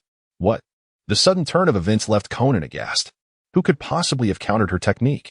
It was inconceivable that anyone could withstand such an assault. Chapter 18. Danzo appears regardless of Conan's feelings. Watergate's actions did not waver. He retracted the Ninetales mode and pressed a dagger against Conan's throat. Ignoring Watergate, Conan's gaze remained fixed on Gu Tianlang. Who are you? How could you have anticipated my ambush? Even the Sharingan could not have detected it. The slumbering Kogoro's daughter exclaimed. Indeed. I'm curious as well. Did the boss foresee this? I believe they were several li away from Watergate and the others. The rabbit-loving CAF waitress concurred. Exactly. The boss must have discovered it in advance. There was no way to arrive in time, let alone save Watergate's son. Hinata, the heiress of the Hyuga clan, added. Had I not seen the boss appear beside Naruto, I would have thought he had vanished. Among the group, Hinata was the most anxious upon witnessing the explosion tags. She believed Naruto was doomed. However, in the blink of an eye, Gu Tianlang, who had been beside her, had flashed to Naruto's side. Compressing the tags within the protective barrier, Tony mused, I have a bold idea, I think. You should talk less, Tony, or you will be targeted again. Gu Tianlang smiled faintly and earnestly posed a question that had long been on the minds of many enthusiasts, your detonation talisman. It was to be acquired with the earnings from Jiaodo, was it? For reasons unknown, Xiaonan suddenly felt an urge to curse. She was perplexed by the absurdity of his inquiry. Observing Xiaonan's silence, Gu Tianlang shrugged and dismissed her indifference. He would wait until the next time he encountered Jiaodo to inquire how it felt to have all his hard-earned money spent by Xiaonan. In such a vast organization, Jiaodo was the sole graduate from a prestigious finance program, while the others were preoccupied with their artistic pursuits. Vegeta, undefeated in the world, remarked, I didn't notice anything. I didn't even check for ambushes. Frankly, it makes no difference to me. Just before the explosion, I merely rushed over to set up a protective shield. It's nothing to make a fuss about. Tony, not truly a billionaire, interjected, impressive, chief. Just to add, I was thinking the same thing earlier, but you all didn't let me speak. Tony had surmised the same, but hadn't had the chance to voice it. Finally, he had guessed correctly, and they couldn't very well argue with him. The CAF attendant, who adored rabbits, chimed in. Chief, indeed impressive. Tony, always a step behind. Count me in, said another, echoing the sentiment. At this point, Tony Stark lost his balance and fell from his chair, exclaiming, This is intolerable. Even if my uncle can endure it, my aunt certainly cannot. Tony, not truly a billionaire, lamented, If I say something, you won't let me. If I guess correctly, you want to acknowledge it. Is there no law in this group? The slumbering daughter of Kogoro responded, Uncle Tony, who told you to insult Dong Xiang? Hinata, the eldest daughter of the Hyuga clan, added, I also think you shouldn't insult women. For the first time, the women in the group united, leaving Tony feeling overwhelmed. After all, Hinata was the future daughter-in-law of Minato, destined to be stronger than him. Seizing the opportunity, Naruto captured Pain and, following his chakra, discovered Nagato's location. Task accomplished, Vegeta earned 5,000 points, while another member received the same. Tony, not truly a billionaire, sighed. Another day of effortless victory. If only I had been a moment quicker. The CAF attendant, who adored rabbits, expressed envy, as did the slumbering daughter of Kogoro. While Hinata concluded, as long as Naruto-kun is safe, that is the best outcome. Little Hinata truly seems to have a fondness for that golden-haired lad, someone remarked. As the chat group reached 1 month of activation, it met the requirements for an upgrade. Upon completion, members could extend their activity time in the task world to 3 hours. The ability to traverse dimensions was activated, allowing members to spend 1,000 points to visit the alternate worlds of different members, limited to 3 hours each. With a restriction of not re-entering the same world within 3 days, Minato, taken aback, suddenly had a bold idea. If that is the case, can I spend 1,000 points to visit Hinata's world? This would mean I could return to Konoha for 3 hours every 3 days. Tony, not truly a billionaire, retorted, Are you suggesting that chatting in this group is akin to a bug in the system, traversing from the realm of the deceased back to your own world? Does that count as crossing different universes? The slumbering daughter of Kogoro countered, but Hinata truly hails from Minato's world, and she is also one of our members. Logically, it should be permissible. The discussion in the group grew intense. Just as the situation stabilized, an uninvited guest appeared. Danzo, his head and right arm wrapped in bandages, strode forward with a sense of righteousness. Hand over those two to me. How dare they attack Konoha? I, Shimura Danzo, shall not let them go unpunished. The villagers of Konoha felt reassured. The fourth Hokage had once again come to their rescue, and Danzo had appeared, ensuring their safety. It's Lord Danzo. He is the secret protector of Konoha. Naruto, quickly hand that person over to Lord Danzo. With unwavering determination, Naruto refused Danzo's demand. No. Danzo erupted in fury. For years in Konoha, he had held a position just below the Hokage, and no one had dared to defy his commands, except for Naruto, whom he had always viewed merely as a weapon of war, a pawn in his game. You, a mere fox spirit, dare to defy my orders? Danzo, show some respect. I am still alive. If you dare to insult my son as a fox spirit, I will not hesitate to eliminate you.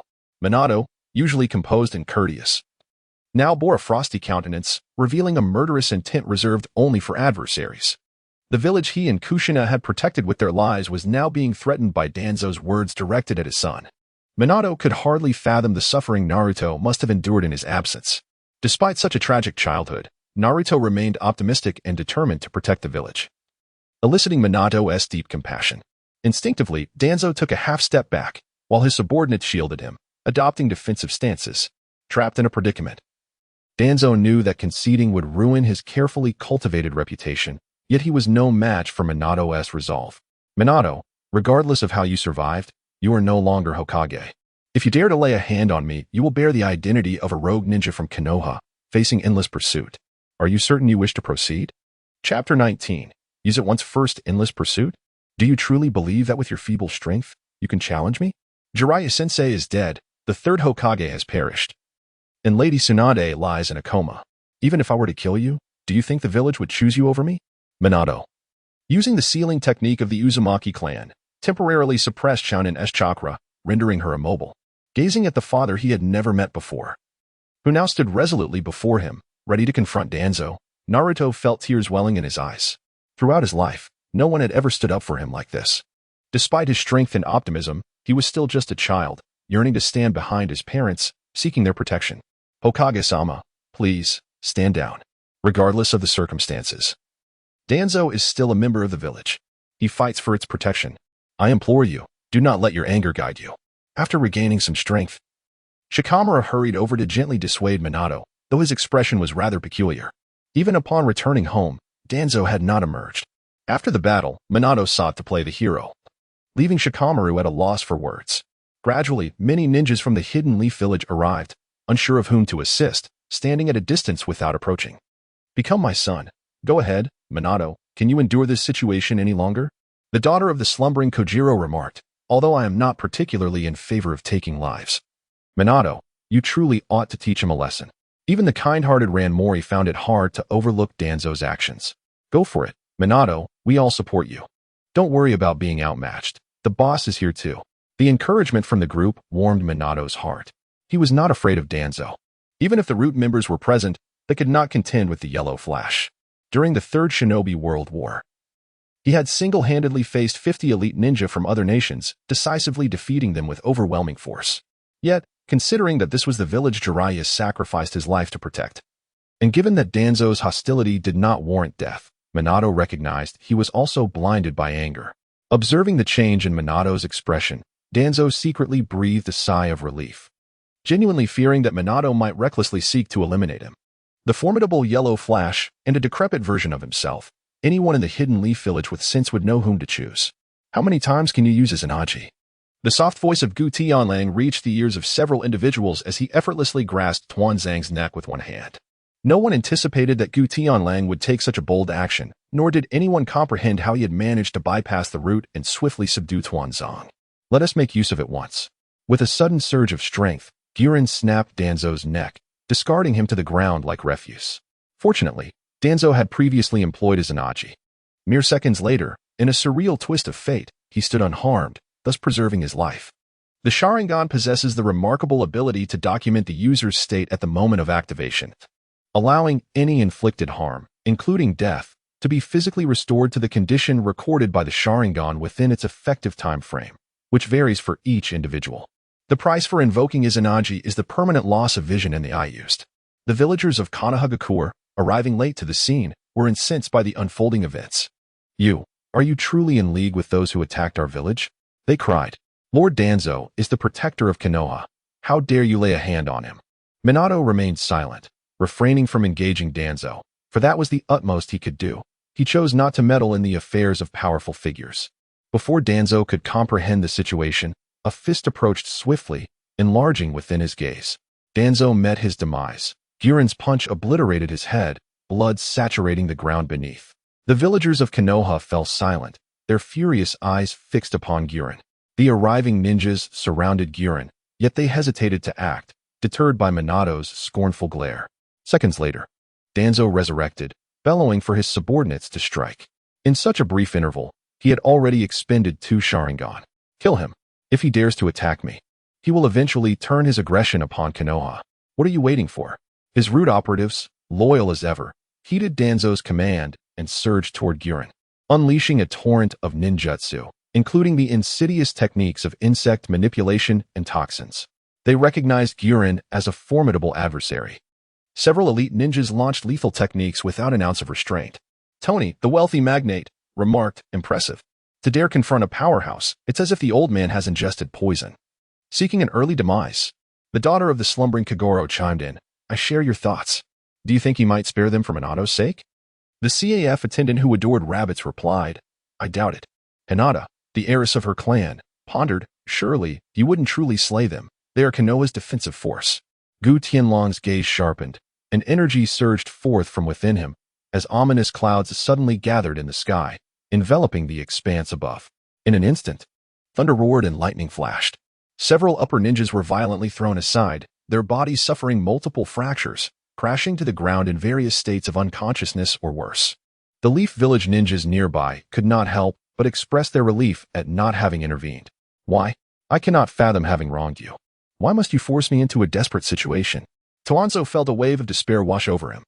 The sheer aura emanating from his opponent was enough to defeat upper ninjas, even altering the weather itself. Such a being he had only heard of in whispers. The god of shinobi, Senju Hashirama. He knew he stood no chance against the man before him unless he resorted to that forbidden jutsu. Just as Toanzo prepared to employ that technique, a sudden, excruciating pain shot through his eye. His right Sharingan was brutally torn from its socket. Naruto has been under my watch since childhood. You should have perished long ago. With the swiftness of lightning, another punch landed, sending Toanzo's head reeling as his body crumpled weakly to the ground. I am leaving now, Minato. Esteemed one. I am truly grateful for your assistance. Without you, Naruto might have met his end. Minato expressed his heartfelt appreciation to Gu Tianlang, his face once again adorned with the gentle smile of yesteryear. Ancient Skywolf waved his hand dismissively, indicating that there was no need for concern, and decided to offer some guidance to Watergate. Pain, originally a disciple of Jiraiya, sought vengeance against Konoha after his family was destroyed due to Danzo's insidious schemes. Why had Naruto, who had ventured to Myoboka Mountain to train in sage arts, not received timely news? The village had been ravaged. Yet Danzo had emerged once more. What was the reason behind this? Such musings were sufficient. Watergate's intellect would undoubtedly perceive the discrepancies, and the remainder could be left for him to investigate. He had no desire to linger further, casting a meaningful glance at the distant goddess Aphrodite. He vanished in a flash, returning to the Dragon Ball universe. The CAF server with a penchant for rabbits remarked, Well done, that old man certainly does not seem trustworthy. Exuding an air of deep cunning, the daughter of the slumbering Kogoro added, However, it appears that the villagers hold him in high regard. He is quite popular in the village. Chapter 20.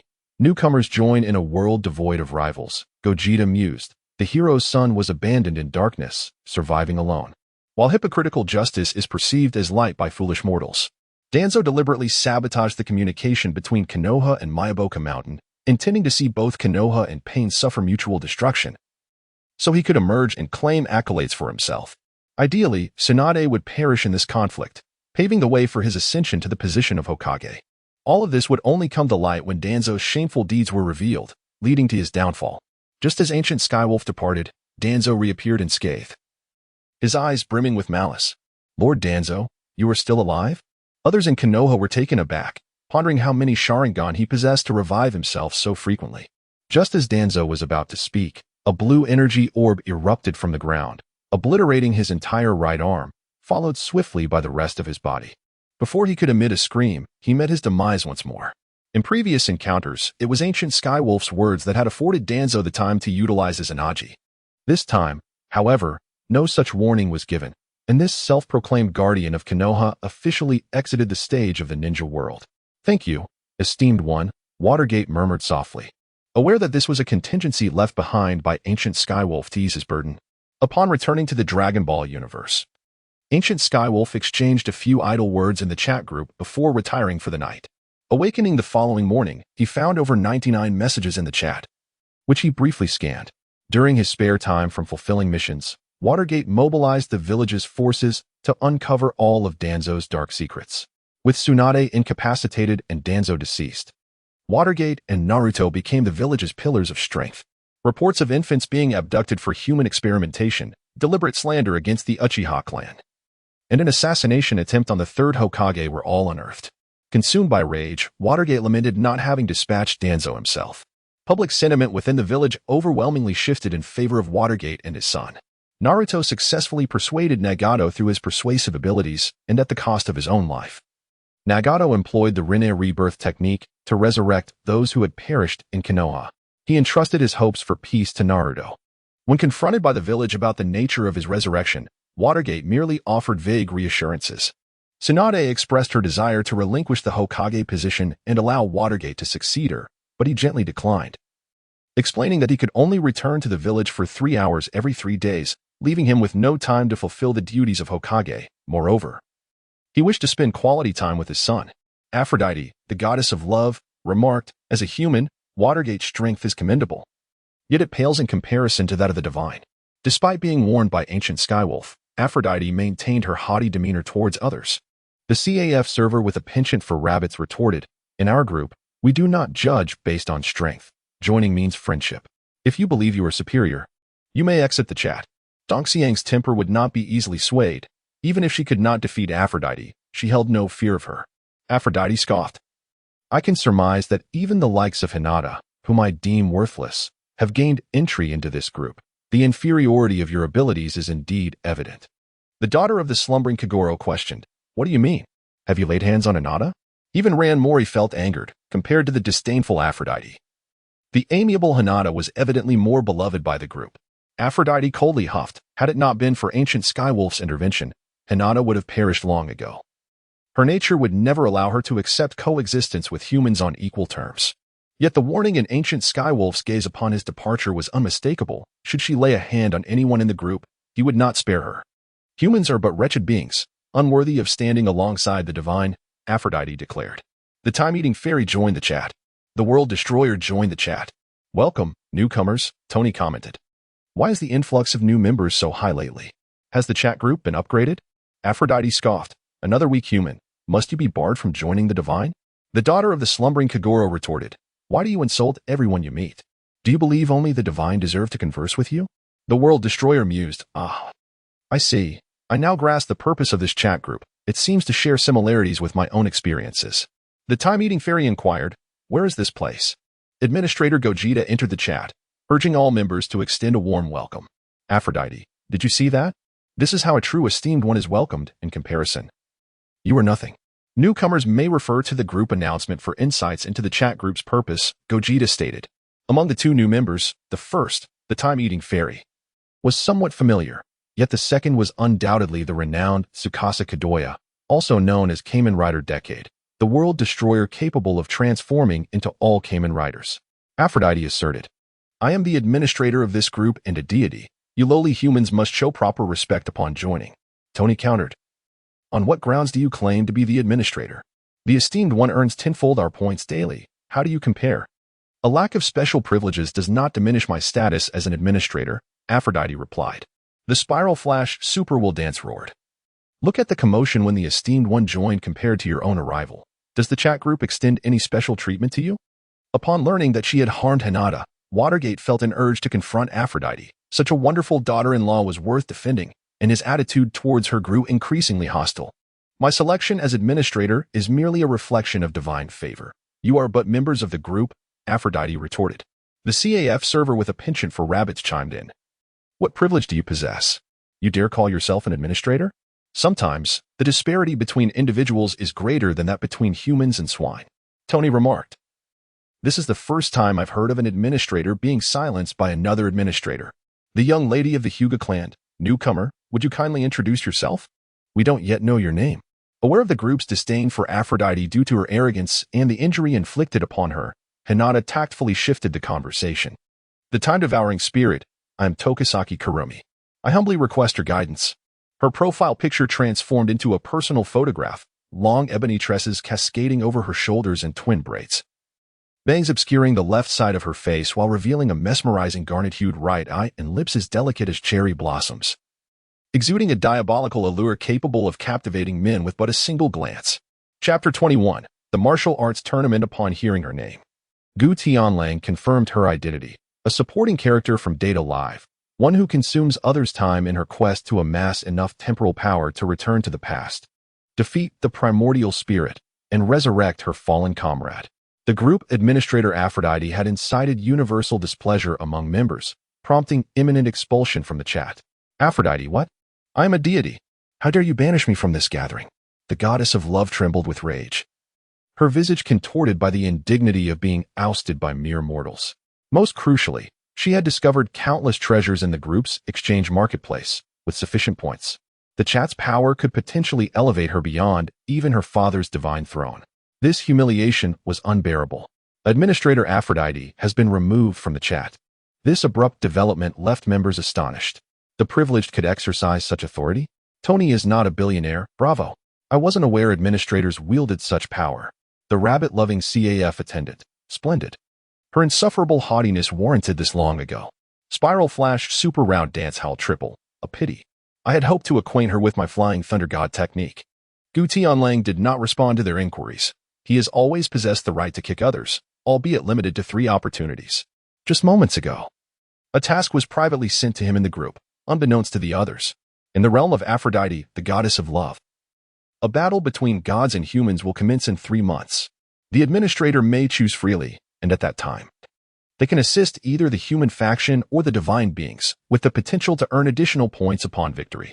Gu Tianlang harbored an intense disdain for this woman, devoid of any discernible reason, were it not for his intention to leverage her existence as a means to venture into the realm of Valkyries.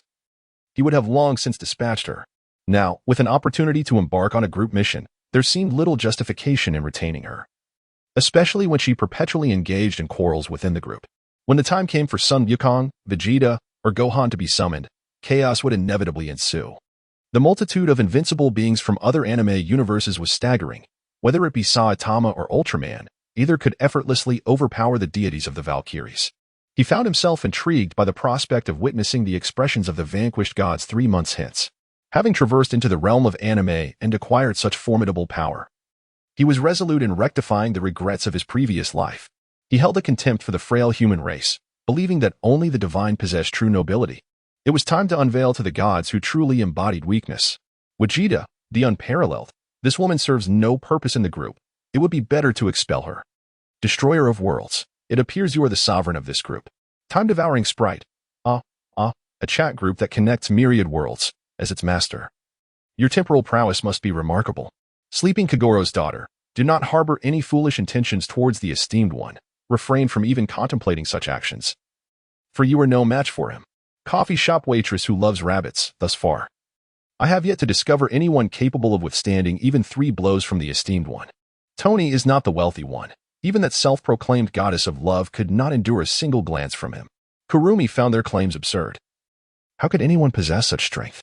Either the members of this group were exceedingly weak, or they were deceiving themselves. If even the gods could not withstand a single strike from this man, one could only ponder the extraordinary might of this administrator. Gu Tianlang refrained from participating in the discussions within the group, for he was uncertain of the intentions of Weiss, who stood outside the door. Gu Tianlang opened the door, allowing Weiss to enter. They sat across from each other, silently gazing, neither willing to speak first. Ultimately, it was Weiss who broke the silence. inquiring if he would be interested in becoming the next god of destruction after Lord Beerus's demise. Goku never anticipated that Whis had come for this purpose. The expression on Whis's face conveyed no hint of jest. Beerus should still have many years ahead of him. As a mere earthling, I should not outlive him. Whis smiled enigmatically, a grin gracing his lips, and confidently remarked, "Isn't there the Dragon Balls? One could wish for eternal life. And you Scions are known for your love of battle, are you not? You must be no exception. How did Whis come to know this? I had never disclosed my Scion heritage. During my spar with Gohan, I had even erected a protective barrier, leaving no reason for Whis to uncover my secret. So you've discovered my identity. I must commend you as the most formidable angel. However, I have no interest in the position of Destroyer God. Perhaps such matters can wait for another time." Whis displayed no sign of disappointment, for there remained many years before Beerus would relinquish his title. And he was in no rush. "Very well then, I look forward to our next encounter." Without further persuasion, Whis lightly tapped his staff, utilizing its powers to depart from Earth.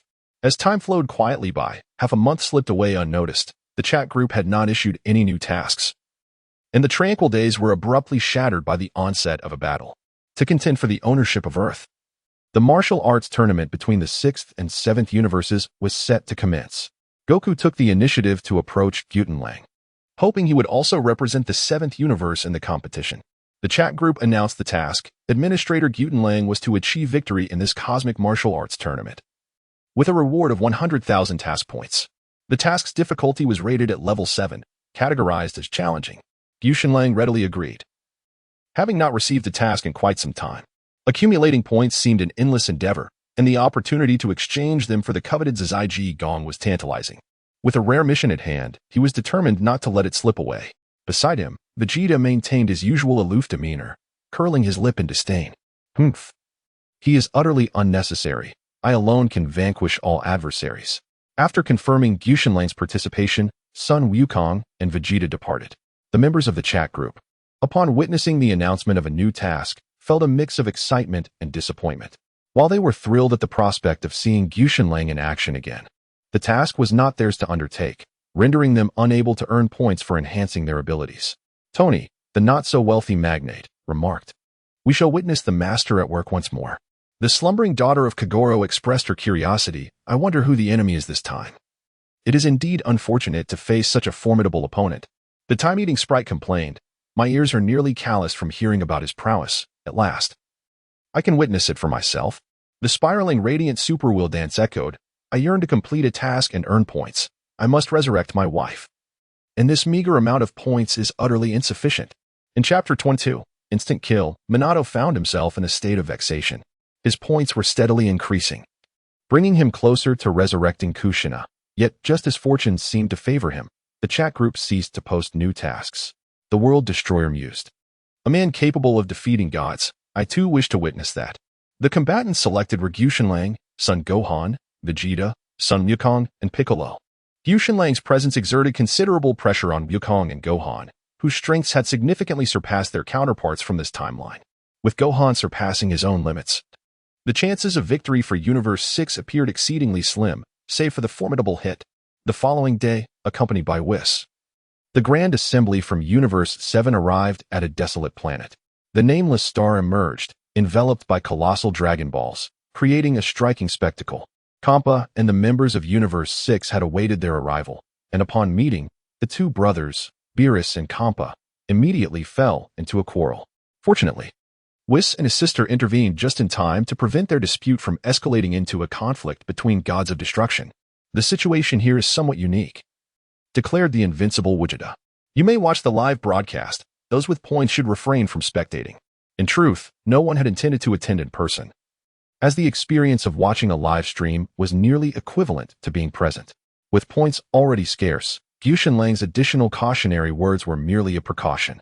Guten Wolf harbored a fear of their appearance, which might alert the celestial siblings of Weiss to the anomaly, as they were, after all, beings approaching omniscience and omnipotence within this universe.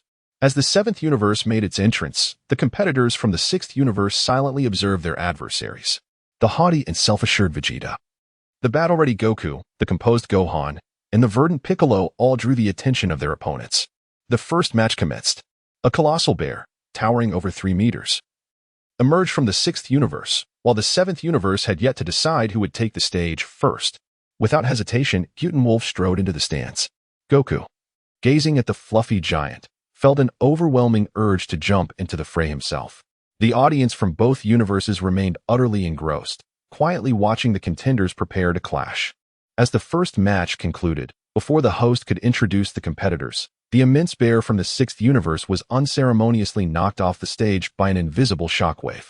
Gu Tianlang retracted his raised right hand and gestured towards Frost from Universe 6, signaling him to take the stage. The onlookers, lacking sufficient strength, were utterly oblivious to the events that transpired in that fleeting moment. As the host declared the commencement, Gu Tianlang unleashed a powerful punch, an invisible wave of energy cascading forth relentlessly. Despite the formidable defense of the Great Bear, he ultimately succumbed to the overwhelming ferocity of the punch's wind.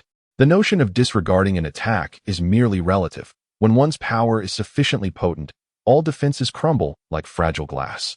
Among those present, only a few could discern what had truly occurred, while the chat group remained entirely unaware.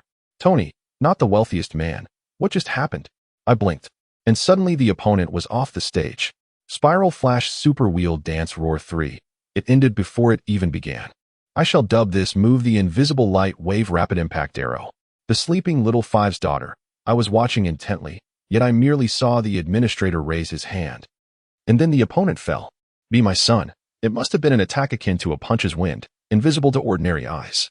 As the undisputed strongest man in the pirate world, having encountered countless devil fruits, Whitebeard gleaned some insights, though they remained mere conjectures, for he had witnessed nothing firsthand. Time-devouring sprite. Oh my, if it is true, he is indeed a formidable man. Kyuka could hardly believe her eyes. Who would choose an entire planet just for a duel? Such exaggeration was beyond comprehension. Anyone encountering this for the first time would find it hard to believe. Kyuka even suspected she was under some illusion, maintaining a skeptical attitude as she continued to observe. Frost's expression was grim. He too had not seen Gu Tianlang's attack, yet recalling his hidden weapon. He offered a courteous smile towards Gu Tianlang. Frost leapt down from the aerial platform, taking his place on the stage. The second duel commenced. Greetings, friends of Universe 7. I am Frost from Universe 6. Just as Frost began to engage Gu Tianlang in conversation, his words were abruptly cut short as he was propelled backward, his entire being forcefully slammed into the ground by an immense force. Goku gestured once more at the steel robot from the sixth universe, prompting Kappa, unable to contain himself, to exclaim, "Hey, at least let him finish speaking. Do you have no sense of courtesy?" The frantic and loud outburst of Kappa stood in stark contrast to the composed demeanor of Beerus. Observing Goku's behavior, Beerus was entirely unsurprised. It was only natural for a man capable of withstanding his destructive energy to possess such formidable strength. I have no desire to converse with him, he stated. Goku, with an icy demeanor, retorted calmly. He was unperturbed by Kappa, for his abilities were rather exceptional, and a typical destroyer might not prove to be his match. Kappa was rendered speechless. It was not a fault for someone to choose silence. After all, one could hardly place blame upon them. However, should he lose the battle, his aspirations of claiming Earth would dissipate, and he would be left to mooch off of Beerus for delectable cuisine, a fate he could not abide. Vados whispered softly in Kappa's ear, attempting to soothe his troubled spirit. Lord Kappa, you have witnessed the contestant's defensive capabilities. The average person stands no chance against him, particularly with hit on our side. There is no need for undue concern. With this reassurance, Kappa's expression shifted from gloom to joy, erupting into laughter as he commanded the third contestant to take the stage and teach Goku a lesson. Before entering the fray, the robot from Universe 6 imbibed an energy drink, unleashing a torrent of steam as its speed and strength surged dramatically. The immense weight even caused the arena to tilt, as it raised an arm poised to strike Goku. The third match commenced. Yet, it concluded with astonishing swiftness. The robot, having barely ascended the stage, was met with a swift kick from Goku, who struck first. Tony, unimpressed, remarked, "Is this it? All this commotion, only to be dispatched with a single move?" Kogoro, the slumbering daughter of Goro, mused, "I expected this opponent to at least put up a fight, perhaps lasting a few rounds." The cafe attendant with an affinity for rabbits pondered, "I find myself intrigued. Does the master intend to continue this pattern of instant defeats?" The most fearsome of spirits commented, "His speed is astonishing. As an elf, I cannot even perceive his movements. Is he truly this formidable?" Kurumi sensed that she might genuinely be facing a master. as all doubts regarding Goku's prowess evaporated in the wake of his swift actions. Chapter 23. Complete Annihilation. As Gu Tianlang moved, his unparalleled strength and speed transcended the limits of Kurumi's comprehension. The destroyer of worlds. Indeed, the administrator possesses formidable power, existing on an entirely different plane from others. Ancient Wolf nodded towards Gabe, signaling him to ascend the stage. Taking a deep breath, Gabe felt a surge of anxiety upon witnessing the overwhelming presence of Ancient Wolf. He leapt down from the stands of the sixth universe and stepped onto the arena. The fourth match commenced, and soon after, it concluded. The host's voice grew weary and listless. What had begun as an eagerly anticipated opportunity to preside over a martial arts tournament between two universes had devolved into a mere exercise in counting, rendering him a cold and detached automaton. He contemplated urging Ancient Wolf to relinquish the stage. As the other competitors from the seventh universe remained absent, he found himself alone, tasked with facing the entirety of the sixth universe. In the stands, a man clad in a blue battle suit caught the eye. He was the prince of our universe, a scion, and thus, an ideal candidate to serve as your mentor. Upon the entrance of the formidable Goku Black, he conversed for the first time with the opposing contestant, expressing admiration for Kaba, who embodies kindness, courage, and compassion. Vegeta's decision to take him under his wing as a disciple seems to be a commendable choice, and a bit of guidance would undoubtedly be beneficial. Finally, the sixth universe's ace, Hit, who has never known defeat, made his entrance, garbed in a long coat. His purple figure strolled towards the arena with hands tucked into his pockets. Tony, not one to be swayed easily, remarked, "This fellow appears incredibly powerful. It seems that his peers regard him as their leader. He must indeed be the strongest in this universe." The spiral flash super wheel dance echoed in his mind. From him, I sensed the aura of slaughter. How many lives has he extinguished to exude such an overwhelming intent to kill? The CAF attendant, who had a penchant for rabbits, pondered aloud. My greater concern lies in whether he truly possesses the confidence to vanquish the formidable opponent while maintaining such a relaxed posture. The World Destroyer observed the confidence exuded by Hit's allies, suggesting that he was not to be underestimated. While discussions swirled within the group, Hit was consumed by frantic thoughts on how to overcome his adversary. The initial 4 battles of Goku Black had provided him with little useful intelligence. After careful observation, Hit could only describe Goku Black's speed as astonishingly rapid. His strength was formidable, yet Hit remained uncertain whether his time-skip ability could best Goku Black. As the 5th match commenced, the moment Hit stepped onto the stage, the referee announced the start of the bout. Hit proactively initiated his time-skip technique, aiming to predict Goku Black's onslaught. However, at the instant he activated his ability, a fist enveloped in a golden aura materialized, shattering the space Hit had created. With a single punch, he was sent flying off the stage. Goku Black's speed had once again exceeded Hit's expectations. In the face of such overwhelming strength, any elaborate technique proved futile. His time-skip ability was only effective against those weaker than himself. Against an opponent of similar energy, its efficacy diminished significantly. When confronted by an adversary whose energy surpassed his own, it became utterly ineffective. Goku Black's energy was evidently far beyond Hit's capabilities. Zampa, taken aback, rose from his seat in disbelief. The sixth universe's ace assassin had been defeated so easily. The administrator, the Invincible Gogeta, accomplished his task, earning a reward of 100,000 points. The task was completed in a mere 4.1 seconds, receiving an SSS rating and an additional 30 million points as a reward. Gu Tianlang let out a long sigh, feeling satisfied with the reward points he had earned, bringing him a step closer to mastering the ultimate freedom technique. The other 4 contenders were swiftly defeated from the moment the match commenced. It took merely a second to knock them out of the ring. Due to his ability to manipulate time, Hit managed to compress the duration to a mere 0.1 seconds.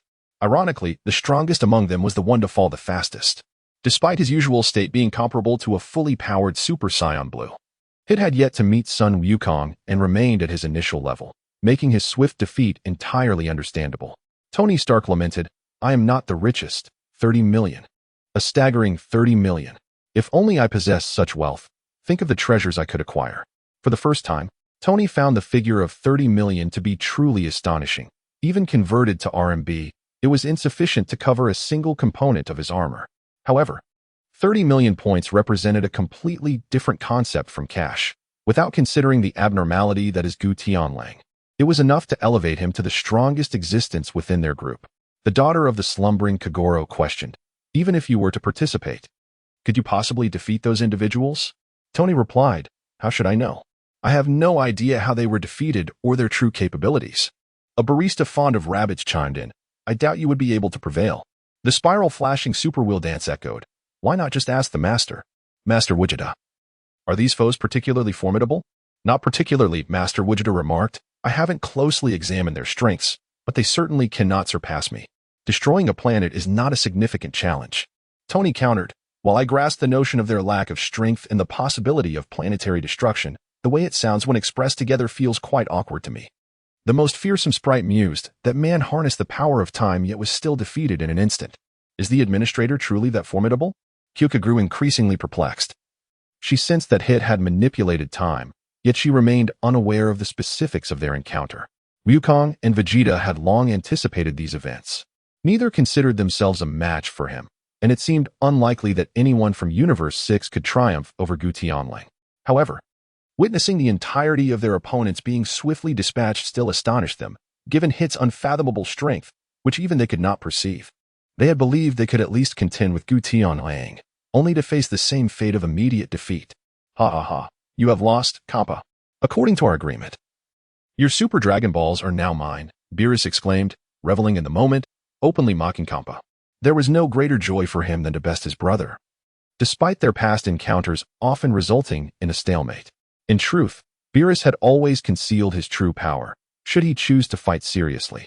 He could easily defeat Kappa with a single hand. Nevertheless, their bickering was merely a fade, reflecting their underlying concern for one another. Beerus regarded Kappa's antics as childish mischief and never truly became angry. With a smirk, Kappa attempted to play dirty. But Beerus was not one to let him off the hook so easily.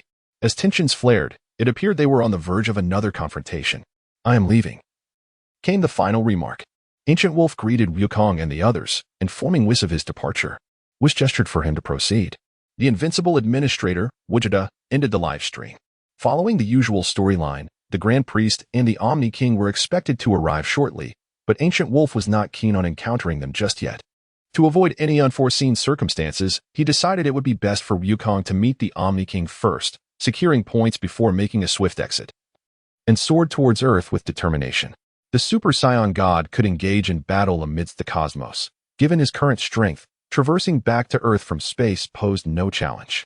Upon returning to Earth, Ancient Wolf leaned against the window in his hotel room, gazing into the sky, lost in thought. Before long, the inhabitants of Earth returned. And after Whis had escorted everyone back, he departed without lingering. Only Wukong and Vegeta were absent, likely taken by Whis and Beerus for special training. In the chat group, a mission was announced. The World Destroyer's transformation ability had been seized, and the task was to defeat the alien emperor within an hour, with a reward of 30,000 points.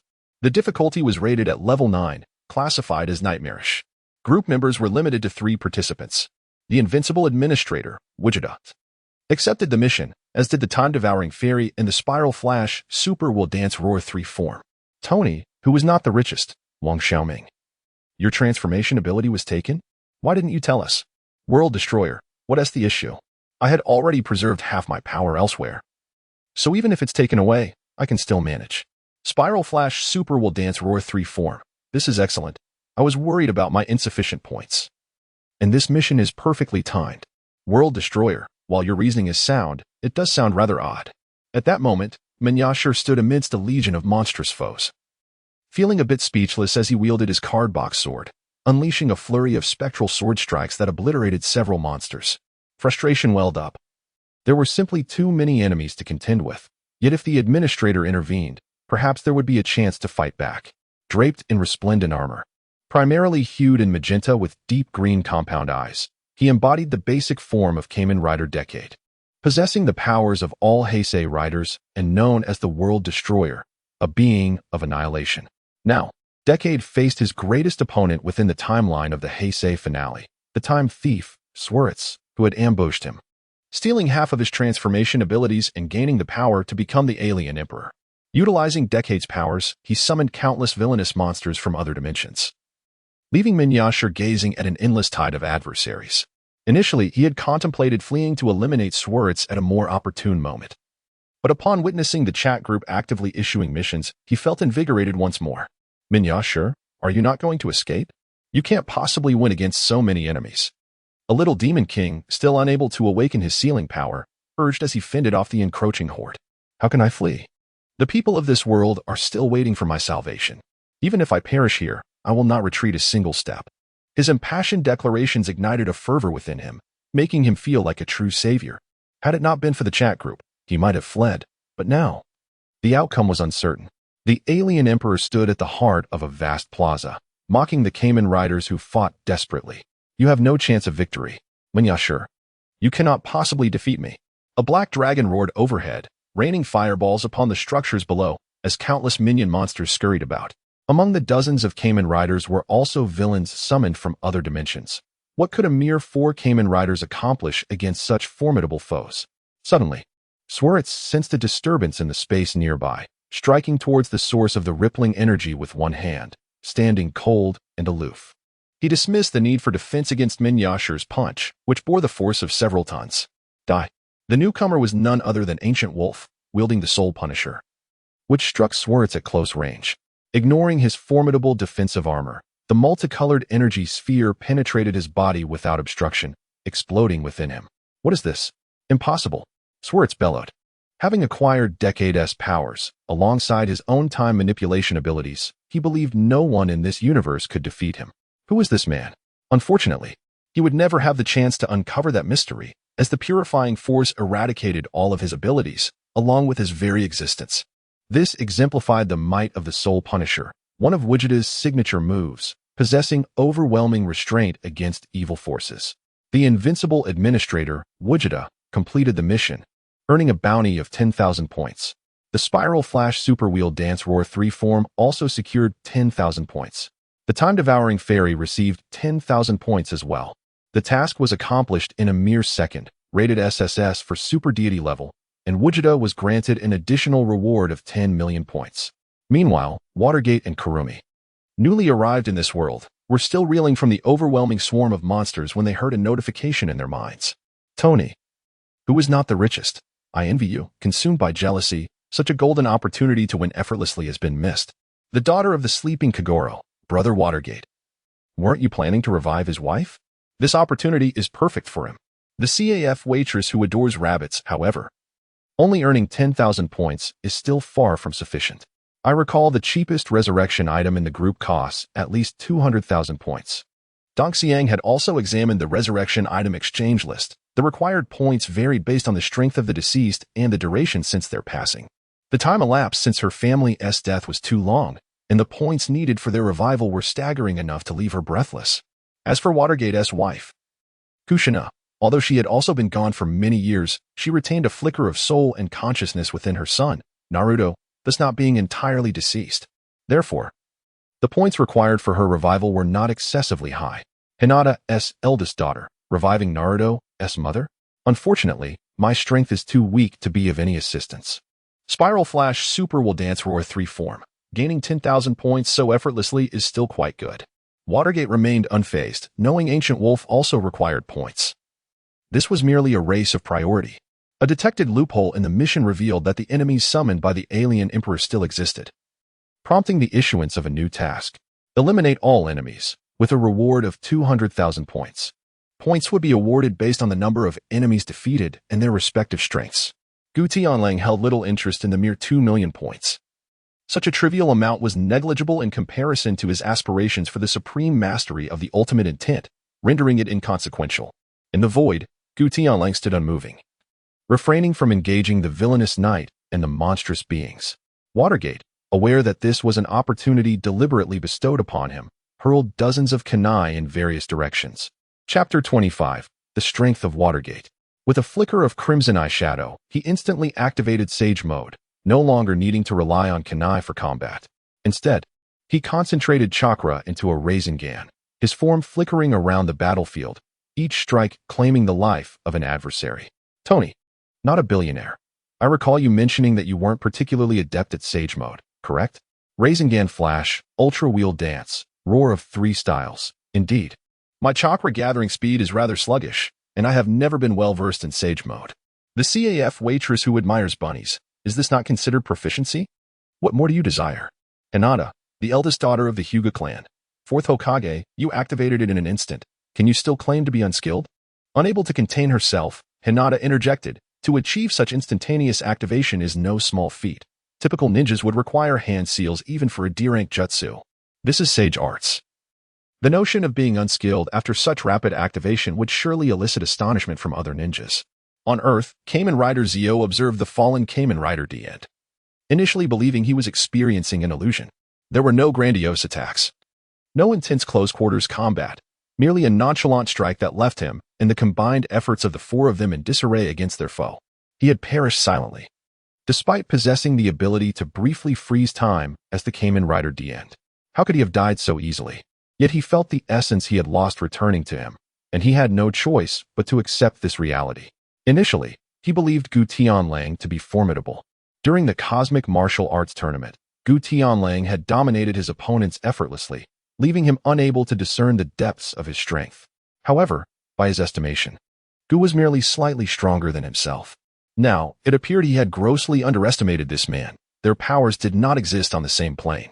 The trio of Zio remained in a stupor until they were jolted back to awareness by an attack from a nearby monster, the pain awakening them to their surroundings.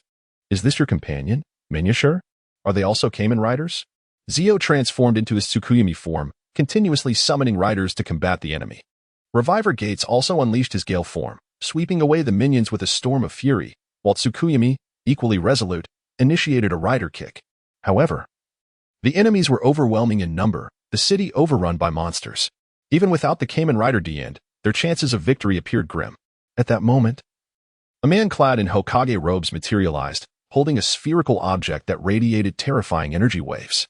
In a manner akin to teleportation, he swiftly maneuvered through multiple positions, obliterating the heads of several monsters. It was none other than Minato Namikaze, who, in a desperate bid to resurrect his wife, had cast aside his usual calm and composed combat style, employing Sage Mode and relentlessly executing the Flying Thunder God technique, seeking a decisive strike with his Sage Chakra. Kazumi, having arrived in this world, surveyed the fierce battle unfolding and suddenly felt she perhaps should not have come. She sensed that, aside from the seemingly lowly monsters, the strength of the others was quite formidable. Yet, unwilling to miss the opportunity to gain points, she summoned her spirit equipment and joined the fray, albeit prioritizing her own safety over offense. In the skies, a black dragon noticed the carnage wrought by Watergate and dove downwards, unleashing several fireballs aimed at him. Such a colossal creature would undoubtedly yield a significant number of points. Watergate was contemplating how to approach for a lethal strike when the black dragon surged towards him, aligning perfectly with his intentions. In an instant, the dragon vanished from sight, reappearing several meters to his left, evading a barrage of fireballs. The dragon's claws lunged at Watergate, the immense force driving them deep into the ground, creating a pit several meters wide. It appeared he had not evaded this strike. Could this creature truly perish so easily? Gates was locked in a fierce battle with the G4 armor when his gaze inadvertently swept over the conflict involving Minato. Although he was taken aback by Minato's formidable power, it was evident that without the ability to transform into a Kamen Rider, relying solely on physical strength was futile against such a blow. Meanwhile, Tsukasa Kadoya, who possessed the dimensional barrier and constantly traversed through spatial powers, sensed something amiss. Ordinarily, at such a close range, even with super acceleration, avoiding an attack would be improbable. However, utilizing a spatial transfer akin to his own could yield different results. Indeed, above the black dragon, a golden-haired man stood, his hair dancing as if caught in a gentle breeze, launching two spiral balls at the same spot on the creature's head. The black dragon roared fiercely, and Minato immediately shifted his position once more, yet this time, the spiraling attack faltered. Recognizing the black dragon's might, Minato unleashed two spiral balls, only to find they inflicted no harm. As soon as he landed, he was surrounded by countless henchmen who surged forward. Kurumi blinked, aiming her spear towards Minato's direction, ready to assist him. However, from Minato's position, an enormous dark golden fox claw sent the henchman flying. At that moment, Minato's pupils transformed into vertical fox-like eyes, signaling the emergence of his Ninetales mode, granting him complete control over the Ninetales power. He abandoned his highly perceptive Sage mode in favor of the more potent and devastating Ninetales mode. His speed and strength surged significantly, transforming him into a streak of lightning as he darted across the battlefield, bolstered by the flying thunder god technique and his own remarkable velocity. Like a dragon breaking through the sea or a tiger entering a flock of sheep, the tide of battle shifted against Kamen Rider Ryuga's summoned beast, the Black Dragon. Vanishing from sight, he delivered a powerful kick to the head of an oncoming minion, using the rebound to leap into the air. The Black Dragon exhaled another fireball. Yet Minato vanished once more, having earlier marked the dragon with the flying thunder god technique. The second phase of the Ninetales raging spiral ball, with a diameter exceeding 1 meter, struck the Black Dragon's head, forcing him to the ground. Even the Black Dragon's defenses could not withstand such overwhelming force. The creature fell silent. And after more than half an hour of intense combat, the 4 riders were utterly exhausted. Minato, in particular, felt drained, yet in his relentless pursuit of points. He fought with a devastating ferocity, employing spiral balls against any foe, switching to Ninetales spiral balls when necessary, as the chakra of the Ninetales was not greatly depleted. However, his stamina was nearly at its limit, and his tally of defeated monsters far exceeded that of the combined efforts of the 4 riders. Meanwhile, Kurumi had conserved considerable energy by remaining passive, effortlessly weaving through the throngs of monsters. In Chapter 26, Clearing the Field, Kamen Rider 01's boss, Daguva, along with several other ultimate enemies from various rider worlds, observed from a distance, showing no intent to intervene in the skirmish.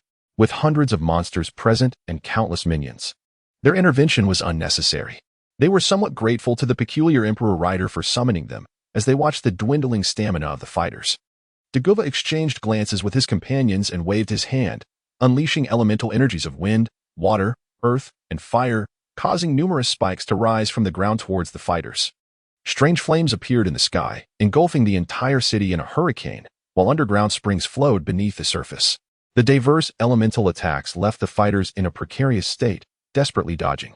In a moment of carelessness, Kurumi found herself surrounded by multiple fireballs. As the unbearable heat approached, she felt death closing in. The inherently kind-hearted Minato sought to assist her, but the sheer number of monsters assailing him, compounded by Daguva's offensive, rendered him unable to help. Forced by circumstances, he intended to transform into his complete Ninetales form to rescue Kurumi. Suddenly, a cold snort echoed, and the howling winds dissipated into nothingness. The trembling ground returned to calm, and the supernatural flames in the air vanished without a trace. The expression on Gu Tianlang's face was as cold as ice, his gaze radiating an air of superiority as he slightly turned to look at Daguva and his companions. They, in turn, directed their attention towards Gu Tianlang, the man who had effortlessly slain the aberrant Emperor Knight, recognizing him as their true adversary. Enough, withdraw, Gu Tianlang ordered, estimating that the accumulated points from this round would suffice. It was time to clear the field. In a flash, enveloped in a golden aura with crackling electricity surrounding him, he appeared before Daguva and his companions, executing a swift, decisive strike that obliterated the gaming deity. Casting a glance at the remaining 4, he gathered energy in one hand, launching a rapid blue energy orb that left them no avenue of escape. They all resorted to their ultimate moves, bracing for a confrontation, however, against Gu Tianlang's unreserved assault. They were collectively consumed by the sea of energy. With a disdainful glance at the insignificant creatures below, Gu Tianlang unleashed his aura, annihilating countless monsters throughout the city merely with his presence. Minyashur, Minato, and the others felt an overwhelming force radiating in all directions. Even though Gu Tianlang deliberately avoided them, the sheer impact rendered them nearly unable to stand. For the first time, a look of terror flickered in Kurumi's eyes. She had faced death moments before without fear. She possessed countless avatars, and even if her original form perished, the others would retain her consciousness, allowing her to re-emerge. This was the reason for her fearlessness towards death. Yet before this formidable man, she felt an involuntary tremor within her. I once walked among the mortal realm, and thereafter, I remained proud above all, unmatched by anyone. The ancient celestial wolf seemed to speak to the gathered crowd, yet it also appeared to be confiding in itself, murmuring softly.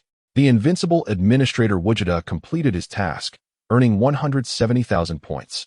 The member, time-devouring spirit, garnered 30,000 points. The member, Spiral Radiance Super Wheel Dance Roar 3, received 270,000 points.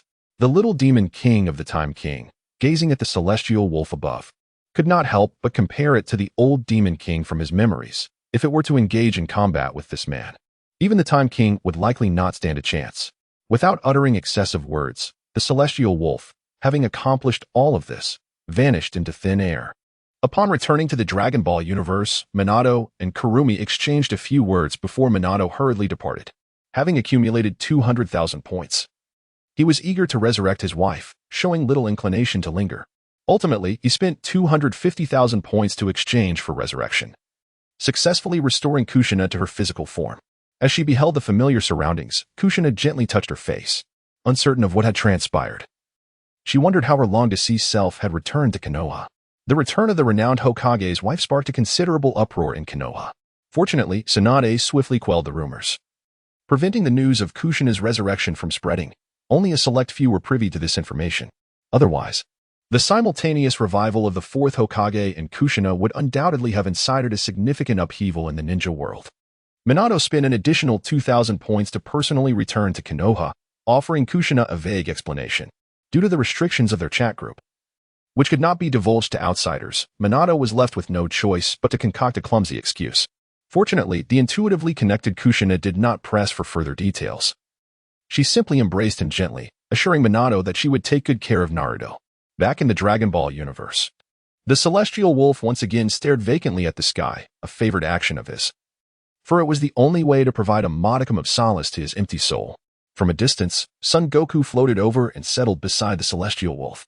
Celestial wolf, you returned too soon. I missed the Omni King, but I have made a new friend. Gu Tianlang offered a faint smile, uttering no further words. He certainly could not disclose to Sun Wukong that he was deliberately evading the Omni King. Would you care to join us at Lord Beerus's place for training? With Wis's guidance, one could become considerably stronger. Sun Wukong extended the invitation once more, hoping to persuade Gu Tianlang to accompany him, for he found the company of only Vegeta rather dull.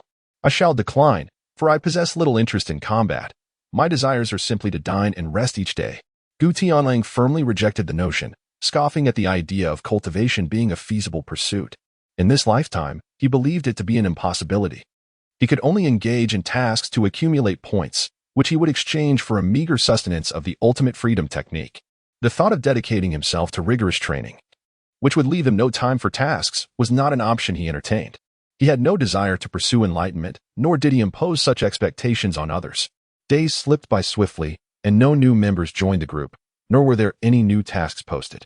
The few members could only engage in casual conversation, sharing updates about their respective worlds. Suddenly, a spatial disturbance emanated from Bulma's residence. Gu Tianlang sensed a familiar aura and rushed towards her home. Meanwhile, Bulma was leisurely enjoying her afternoon tea when a flash of white light caught her attention, and a familiar machine fell from the sky. It was the time machine. How could Trunks arrive at this moment? Overjoyed, Bulma realized she hadn't seen her son in quite some time. She rose from her chair and approached the time machine. However, after waiting for a while without Trunks emerging, a wave of concern washed over her. Could something have happened to him? She hastily fetched a ladder and climbed onto the time machine. What she saw left her in shock. Chapter 27. Trunks seeks help indeed. The newcomer was Trunks, who lay quietly in his seat, his attire in disarray and covered in dust, his body bearing numerous injuries. He was in a state of deep unconsciousness, his hands clutching a long sword tightly, his face contorted in pain, clearly having endured considerable torment. Piccolo, hurry and bring some senzu beans to my house. Trunks is gravely injured, Bulma urged, uncertain of the circumstances. With Goku and Vegeta absent from Earth, she could only contact Piccolo, asking him to bring some senzu beans. Piccolo, who was in the midst of training when he received Bulma's call, was taken aback to learn that Trunks had returned to the present and was severely injured. Without wasting a moment, he flew to Korin Tower to retrieve some senzu beans and hurriedly made his way to Bulma's home. Goku Black arrived ahead of Beers, gently lifting Trunks from the time machine. Gu Tianlang gazed at the figure of Trunks, his mind engulfed in contemplation. Logically, it should not have happened so swiftly. At least another 2 or 3 years should have elapsed before reaching the timeline of Black Goku and Zamasu. How could Trunks have sustained such grievous injuries and escaped? Could it be that his own traversal had incited a butterfly effect, causing Goku and the others to complete their 3 years of intense training in such a short span? It would not be unusual for other significant events to occur prematurely, and Gu Tianlang could only speculate. What had transpired with Trunks? Why had he arrived here in such a battered state? Piccolo soon joined, having been unable to clarify the situation during their earlier conversation. He was unaware. Trunks had lost consciousness upon his arrival. Bulma was on the verge of tears, as her son bore the weight of the future alone. tasked with the monumental duty of saving it. His return in such a state suggested he had encountered an insurmountable foe, and with neither Goku nor Vegeta present, the safety of Earth rested solely on this young man's shoulders. Piccolo retrieved a senzu bean, struggling for a considerable time before Trunks managed to swallow it. Bulma had already contacted Whis, but the distance was too great for Goku to sense Earth's location. They could only await Piccolo's arrival to unleash his power, thus enabling Goku to pinpoint Earth's coordinates. Observing the abundance of senzu beans in Piccolo's possession, Gu Tianlang understood why these beans had become a rare commodity in later times. After years of diligent saving, one could hardly blame him for bringing so many at once, given the voracious appetites of the Saiyans. Not even the limited supply of senzu beans could suffice, let alone other provisions. What had happened to Trunks? Hadn't he defeated Cell and the androids? Who could have inflicted such injuries upon him? Upon their return, Goku and Vegeta were equally taken aback by Trunks' condition. He appeared to be in a state of utter devastation. "Am I back?" Trunks murmured as he slowly regained consciousness, his gaze falling upon Bulma, whose eyes were red with tears. He froze momentarily before clasping her tightly. "Mother, I'm so sorry, I'm so sorry." Even the resilient Trunks could not contain his tears upon seeing Bulma, his eyes glistening with emotion as he wept profusely. Bulma, though bewildered by his reaction, sensed the suffering he had endured and gently patted his back without uttering a word. What had truly transpired in the future? Trunks. No one knows a son better than his father, and Vegeta felt an unsettling premonition. Trunks finally lifted his head, noticing Goku and Vegeta standing nearby, and instinctively grasped his sword, ready to attack. Yet, recalling something, he lowered his weapon, though his eyes still bore a complex mix of emotions directed at Goku. "Why are you looking at me like that?" Goku inquired, seasoned by countless battles, sensing the murderous intent Trunks had briefly exuded. The flames of hatred coursed through Trunks' being. Had he not seen his father standing beside Goku, he might have acted upon that impulse. It was only upon seeing Vegeta that he regained his composure, realizing he was not in his own timeline.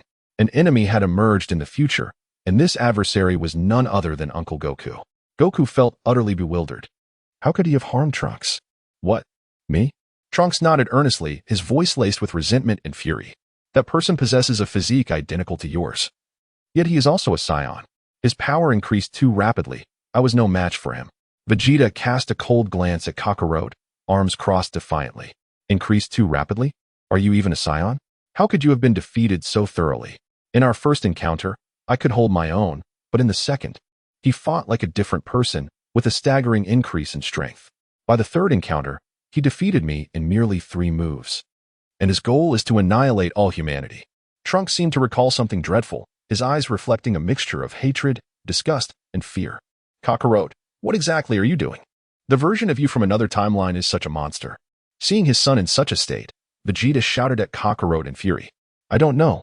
And you just arrived on Earth in such a manner. How dare you criticize me? Goku countered, recalling past events. Vegeta fell silent, realizing he had indeed behaved similarly in the past. Bulma intervened to quell the argument, preventing a potential altercation. At that moment, Gu Tianlang stepped forward and recounted the tale of Black Goku. That is merely Goku's body, the soul inhabiting it is Zamasu, the trainee Kaioshin from Universe 10. He obtained Goku's body through the Super Dragon Balls and allied with another version of himself, intending to eradicate all of humanity.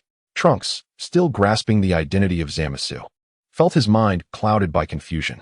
He had encountered the Kaioshin before. The events with Majin Buu had transpired in his timeline, albeit prevented by his own actions. After all, he was the only Saiyan who handled matters decisively and efficiently. The Kaioshin had always struck him as just, a powerful and benevolent being. How could he harbor intentions to annihilate humanity? I have met the Kaioshin. He is a kind-hearted deity, and he does not go by Zamasu. Vegeta scoffed, clearly dissatisfied with his son's defeat. There are 12 universes. We are merely the 7th. He might be referring to the Kaioshin of another universe. Chapter 28. The anomaly of the future. The Kaioshin of Universe 10 perceived humanity as excessively violent and had long held disdain for them. Upon encountering Goku, he was astonished by Goku's strength, awakening the darkness within him, which ultimately became the catalyst for the entire incident. The words of Gu Tianlang have completely unraveled the doubts harbored within a few hearts. However, even Wukong himself does not recall having encountered the god of destruction from the 10th universe. How then does Gu Tianlang possess such knowledge? Have I truly met him? How do you know this? Gu Tianlang offered no further explanation, merely smiling at a few individuals. Your concealment is quite profound. It is of no consequence whether you choose to speak or not. Wukong chuckled heartily, for he held a firm belief that Gu Tianlang was not malevolent. How he knew this was of little importance to him. Alas, it seems I must assist you in dealing with him. Although Vegeta was dissatisfied with his son's performance, he resolved to take matters into his own hands. Upon hearing this, Wukong wore a playful smile and regarded Vegeta, saying, "Oh, feeling quite confident, are we, Vegeta?" Vegeta retorted, "Humph, if I can defeat the real you, why would I fear a mere imitation?" His words exuded a self-assuredness regarding his own strength, a sentiment that had always resided within him. Trunks hastily intervened, having faced Black Wukong himself. He was aware that the adversary's rapid growth and formidable capabilities were not to be underestimated. "Uncle Wukong, father, that Black Wukong is indeed formidable. He is on an entirely different plane compared to the previous androids in Cell." Though Trunks did not explicitly state it, both men sensed his underlying distrust and fear that they might falter against Black Wukong. The stronger the opponent, the more exhilarating the encounter, is it not? Wukong remarked nonchalantly, relishing the prospect of battling powerful foes, as weaker opponents failed to ignite his interest. Observing Wukong and Vegeta, Trunks was reminded of his own universe. Had they still been alive, this tragic calamity could have been averted. If Uncle Wukong and Dad were still here, my mother would not. Trunks could not bring himself to complete the thought, engulfed by a wave of sorrow and rage. His hair stood on end, transforming into Super Saiyan, fist clenched tightly. Tears streaming down his face once more. Vegeta was struck by an ominous premonition. What has become of Bulma in that world? He pondered. Trunks, what has happened to Bulma? Surely she has not suffered at the hands of an enemy. As he gazed at Trunks, who merely sobbed silently, a deepening sense of dread took root within Vegeta. Trunks lowered his gaze, unable to meet Vegeta's eyes, his voice heavy with grief. "Mother, she was killed by that monster while trying to save me." Returning to the present, upon hearing that Bulma had been brutally slain, Vegeta's expression momentarily lost focus, only to be engulfed by an overwhelming fury that consumed his very soul. "You stood idly by as Bulma was murdered, abandoning her like a coward to escape back here," he thundered. As he spoke, his tone shifted to one devoid of emotion. Hollowly staring at Trunks. Before Trunks could respond, Vegeta delivered a powerful blow to his gut, causing Trunks to vomit in anguish. His body crashed through a stone pavilion, hurtling several meters away before he could regain his footing. Vegeta reflected on Trunks' struggles. In a future devoid of Wukong and himself, Trunks was left to face insurmountable odds alone. The notion that a mother would perish to protect her child was, in truth, a tragic reality. Bulma quickly helped Trunks to his feet, reproaching Vegeta. Vegeta cast a silent glance at Trunks, choosing not to strike again, clearly suppressing his rage, his voice a chilling whisper. "Once the time machine is operational, I shall venture into the future myself. This worthless fool need not return." He turned away, not casting so much as a glance at Trunks, his disappointment evident. Although he understood that he had perished at the hands of androids, Vegeta felt little anger. It was in a Saiyan's nature to embrace battle, and dying in combat was an accepted fate. While he was dissatisfied with his future self's defeat, he could reconcile with it. However, Bulma was different. As his woman and Trunks' mother, leaving her behind was simply unacceptable. Vegeta was genuinely enraged, yet he recognized the futility of the situation. "By the way, how far along are you in your training, Trunks?" Wukong refrained from intervening, sensing that Vegeta needed to cool down. Vegeta's punch had left Trunks nearly incapacitated, taking quite some time to catch his breath. "I'm not certain, but Uncle Wukong, perhaps you could assess my progress." Trunks focused his energy, crackling with electricity, his demeanor shifting to one of pride. Wukong nodded in admiration, impressed by Trunks' strength. "Super Saiyan 2, is it? I must say, I did not expect you to reach such heights on your own. You've truly astonished me." Yet even in this transformed state, Trunks felt that Wukong remained unfathomably powerful. "Uncle Wukong, you can transform into this form too, right? Just how strong have you become?" Wukong chuckled, beckoning Trunks to unleash his full strength in an attack. Trunks drew his sword and struck with all his might. With a single hand, Wukong effortlessly countered Trunks' full-force assault, delivering a punch that halted just short of Trunks' neck. Trunks gazed up, astonished to see Wukong's hair had turned red, and he could no longer sense Wukong's energy, though they were mere inches apart. If Trunks were to close his eyes and rely solely on his instincts, he would have no inkling of Wukong's presence. What seemed like an ordinary strike felt inescapable to Trunks. No matter how he attempted to evade, he could not escape its inevitability. Uncle Wukong, you are stronger than Black Wukong. Trunks mused, comparing the two, convinced that with Wukong's presence, they could surely defeat Black Wukong. Wukong, curious about Black Wukong's prowess, inquired, "So, how do you think I measure up against him?" Trunks believed Wukong to be superior, yet he hesitated. Black Wukong's rapid growth left him uncertain. "Based on his last battle with me, Uncle Wukong, your strength surpasses his. However, I cannot say for certain if you have grown stronger since then." Imagining an enraged Vegeta confronting this doppelganger, Wukong found the notion rather peculiar. "Oh, I see. He is doomed." An enraged Vegeta would undoubtedly eliminate him without hesitation. Trunks paused in surprise, questioning whether his father too could transform into this form. Chapter 29. A new mission in the depths of Trunks' subconscious. He had always perceived Vegeta as inferior in strength to Son Goku.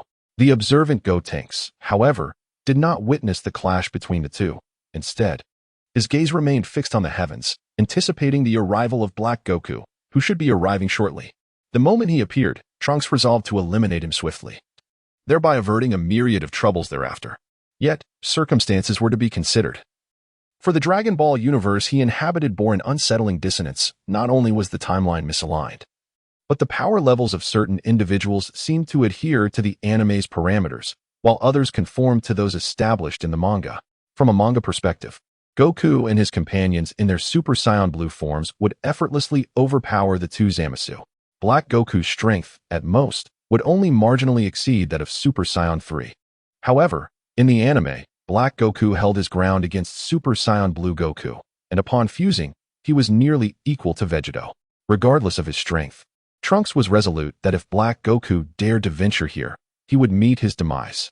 Dark clouds began to form in the sky, and a rift in space materialized, from which a figure emerged from the void. It was none other than Son Goku, his body enveloped in an aura of malevolence. Clad in a black martial arts uniform, Goku's body possessed by Zamasu. In an instant, Gotenks vanished from the ground without a moment's hesitation, unleashing a full-powered Kamehameha, intent on obliterating Black Goku with a single strike. A group mission was announced. The administrator, Invincible Vegeta, was tasked with locating a formidable adversary to engage in a climactic battle. This encounter would be documented in the chat group's announcements, showcasing the administrator's might to deter any new members from underestimating him. The task held no upper limit. The stronger the opponent, the greater the display of power by the administrator, leading to increasingly generous rewards and points from the chat group. Was there a more suitable opponent than Zamasu at present? Gotenks retracted his gathered Kamehameha. This was an exceptional opportunity to amass points. Should he eliminate Black Goku now, Zamasu would yield far fewer points. Black Goku, sensing Gotenks' sudden movement, noted the astounding speed with which he had struck, so rapid that even he could not react in time. It was evident that Gotenks targeted him, yet for reasons unknown. The man halted his attack. Nevertheless, Black Goku regarded Gotenks with disdain. His true adversary was only Son Goku, the mortal who transcended divinity. "Uncle Goku, he is Black Goku, the one responsible for my mother's death," Trunks thought, his pupils narrowing in dismay. Upon hearing of his dear friend Bulma's demise, he no longer wished to test his opponent's strength. Just as he prepared to unleash his full power, a roar erupted from the nearby forest, as trees spanning hundreds of square meters were violently uprooted by an overwhelming wave of energy. "You wretched fiend!" Vegeta arrived at Black Goku's side in the blink of an eye, delivering a powerful punch aimed directly at his face. Black Goku merely smirked, his gaze filled with contempt. "You are but an appetizer," he scoffed, his left hand effortlessly absorbing Vegeta's formidable blow. Undeterred, Vegeta pressed forward, landing a strike through Black Goku's palm, the force propelling Black Goku back several thousand meters. With a fierce roar, Vegeta enveloped himself in divine energy. The overwhelming aura radiated from him, leaving Trunks awestruck at his father's unimaginable strength. Resolute to vanquish Black Goku, a tremendous pull emanated from the rift in space, instantly drawing Black Goku's form into its depths, after which the rift vanished. "I shall await you in the future, Son Goku," echoed the chilling laughter that lingered in the air. Vegeta's expression hardened. His lips pressed tightly together as he gazed at the spot where Black Goku had disappeared. "If you wish to avoid defeat, you may consider training in the hyperbolic time chamber. This enemy's strength surpasses your wildest imaginations." In a moment of benevolent warning, Goku turned his gaze towards Vegeta, whose eyes maintained an air of haughtiness. The time machine would not be fully charged until the day after tomorrow, allowing them to return to the future. Seizing this opportunity, Goku resolved to harness Whis' power to journey to Universe 10 in search of this world's Zamasu. Vegeta initially wished to accompany him, but recalling Goku's admonition, he opted to venture alone into the hyperbolic time chamber. His intention was to confront the Zamasu of the future, not the current, ineffectual version. Bulma had hoped to persuade Trunks to rest for a few days, confident that Goku would inevitably vanquish their foes. However, Trunks, watching Vegeta soar into the sky, was consumed by profound guilt, remembering his mother's tragic fate in her efforts to save him. He lamented that his inadequacy had led to this turmoil. Had he possessed strength akin to his uncle Goku's, he would not have been reduced to such a pitiful state, barely escaping back to the present. Seeking the support of his father and Uncle Goku, he recognized his own weakness. Yet, the furious Vegeta disregarded Trunks' plea for companionship and training, casting him aside. Uncle Goku, too, had his own matters to attend to. To grow stronger, he required a capable mentor. Goku looked at Trunks, who wore a frown of discontent, and decided to offer him some guidance. Tomorrow, Vegeta will complete his training. You might consider having Gohan take you to the hyperbolic time chamber. Perhaps he is the mentor best suited for you. Trunks paused, recalling the memory of Gohan transforming into Super Saiyan 2 in a fit of rage during his battle with Cell.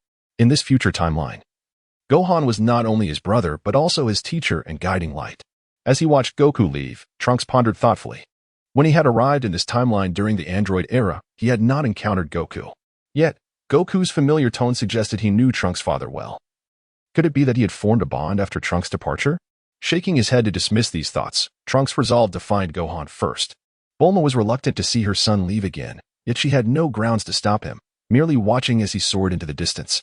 After bidding farewell to Bulma, Trunks made his way to Goku's home. At that moment, Gohan was with his wife, Videl, as they awaited the imminent birth of their daughter. Trunks, what brings you here? Gohan exclaimed with surprise, warmly ushering him inside. Observing Gohan's scholarly demeanor, Trunks felt a twinge of doubt. Was this truly the Gohan he remembered? However, since he was already there, he steeled himself and recounted the grim tale of his future world. Seeing the plea in Trunks' eyes and glancing at Videl, Gohan hesitated, unsure of how to proceed. Videl reassured him, expressing that she was fine and that it was only Gohan's first time as a father that made him anxious. One day apart would not be a problem. Just then, Piccolo entered, providing Gohan with the clarity he needed. Gohan, I will be here. You can confidently train him. With Piccolo's words, Gohan resolved to train Trunks. Yet, Trunks felt no potent energy emanating from Gohan at that moment. Gohan seemed weaker than he had during their childhood encounters with Cell. Did you achieve your dream of becoming an esteemed scholar? Trunks inquired. Indeed, after defeating Cell, I dedicated several years to my studies, Gohan replied, adjusting his glasses. He then patted Trunks on the shoulder and suggested they head out so he could assess Trunks' current abilities. They flew to the sacred land of Korin, where Gohan changed into his martial arts GI. Come at me with all your might, Trunks. Once clad in his fighting attire, Gohan's aura transformed dramatically, instilling in Trunks a sense of foreboding. He realized he might not be able to match Gohan's strength. As expected of you, Gohan. Even after all these years, I have yet to surpass you. Without holding back, Trunks transformed and teleported in front of Gohan, launching a close-range attack. Gohan skillfully deflected it, and Trunks seized the moment to strike again, only to find Gohan's defense impenetrable. In a stunning display of speed, Gohan evaded Trunks' assault and appeared beneath him, placing an energy blast at Trunks' abdomen, poised to extinguish his life with a mere touch. Incredible, Gohan! Trunks marveled at Gohan's overwhelming power, realizing the gap between them was far greater than he had anticipated. It's nothing extraordinary. You two can grow stronger. I have great faith in you, Trunks, Gohan said, gently patting his shoulder. He chose not to rush into training, as they had ample time in the time chamber. First, he aimed to soothe Trunks' emotions, holding high hopes for him. Unlike others, Trunks fought with decisiveness, ending battles swiftly once he gained the upper hand, qualities Gohan greatly admired. Although Trunks should have felt excitement at being guided by Gohan once more, the tragic death of Bulma in his timeline cast a shadow over his heart. Fortunately, Gohan's kind and sunny disposition allowed them to converse for quite some time, gradually lifting Trunks' spirits. Eventually, Vegeta emerged from the time chamber, his demeanor more composed after a year of training. He regarded Trunks with a critical eye but refrained from scolding him. Instead, he exchanged a meaningful glance with Gohan. who responded with a nod and a smile, understanding Vegeta's silent encouragement to train Trunks rigorously. Meanwhile, Goku, utilizing Whis' abilities, successfully arrived in Universe 10, encountering a still uncorrupted Zamasu. As in the original tale, just as Zamasu prepared to strike against the Supreme Kai, he was thwarted by Beerus, who swiftly intervened to prevent destruction. Upon returning home, Gu Tianlang opened the chat group. In a couple of days, I shall engage in a confrontation, and I will live stream it for your viewing pleasure. Would you care to be my son? The administrator is going to fight?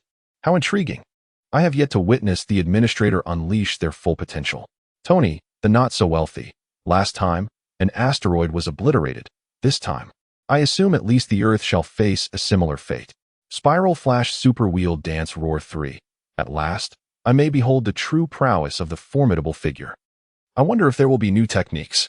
Upon seeing Namikaze's Monado, Gu Tianlang hurriedly stepped forward to intervene, and with his eccentric personality, one could only anticipate the peculiar name he would concoct. The unrivaled Vegeta. Well, as for naming, I would prefer to abstain. I tend to be rather low-key. Spiral Flash Super Will Dance Roar 3. Oh, very well. The coffee shop waitress who loves rabbits. Primarily, Monado, your name is rather peculiar. So one cannot entirely blame the formidable figure. Just the thought of Monado conjures a myriad of bizarre and difficult-to-pronounce names, giving Dong Xiang quite the headache. Tony, the not-so-wealthy. I maintain that the names you devise are utterly outrageous. It seems the formidable figure would not wish for you to name anything.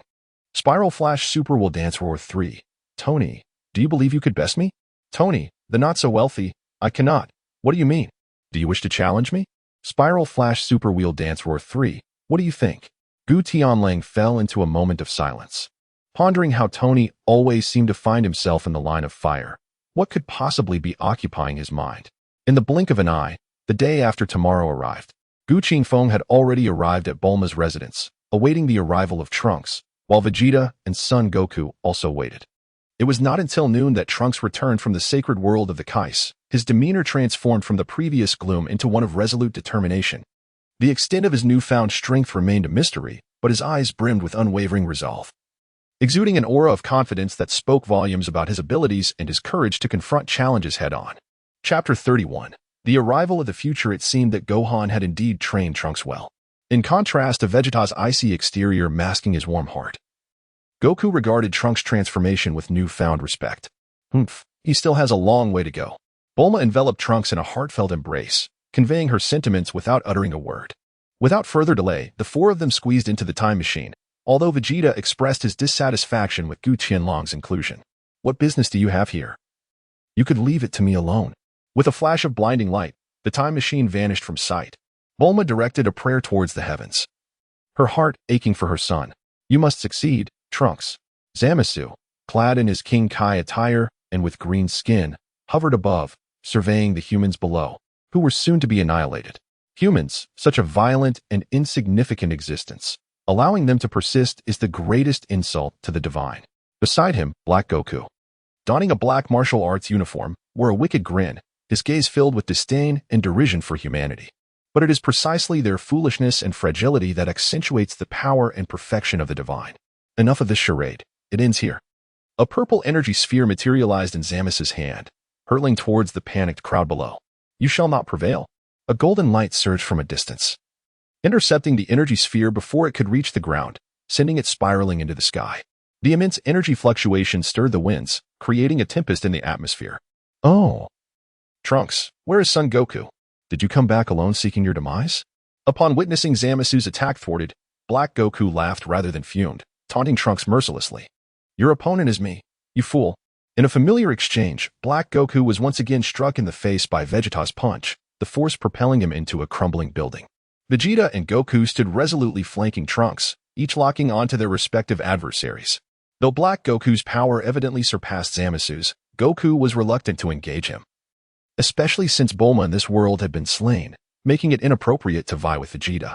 At this juncture, Goku remained unaware that Black Goku, having taken over his body, had dealt a fatal blow to Chi-Chi and Goten. An appetizer, is it? Still so arrogant? Black Goku emerged from the debris, casting a dismissive glance at Vegeta, convinced that the lowly scion could not possibly match him. Vegeta, unwilling to waste words, transformed into Super Saiyan Blue, his fury igniting. Black Goku, similarly, radiated a pink aura, his energy surging as his hair shifted to a vibrant pink. The two charged at one another like meteors, their contrasting blue and red beams colliding with ferocious intensity. After a brief stalemate, Black Goku was ultimately overpowered by the might of Super Saiyan Blue Vegeta. The scene unfolded live for the spectators. Tony is not the richest man. One chimed in. Spiral Flash Super will dance enters the stream. Be my son, another added. Is it just my imagination? Or do these two resemble the boss? Tony remarked. I also think there's a resemblance, though the boss seems a touch more aloof, another replied. Truly, they are formidable beings. They're destructive power rivals that of the tailed beast bomb. Yet another commented.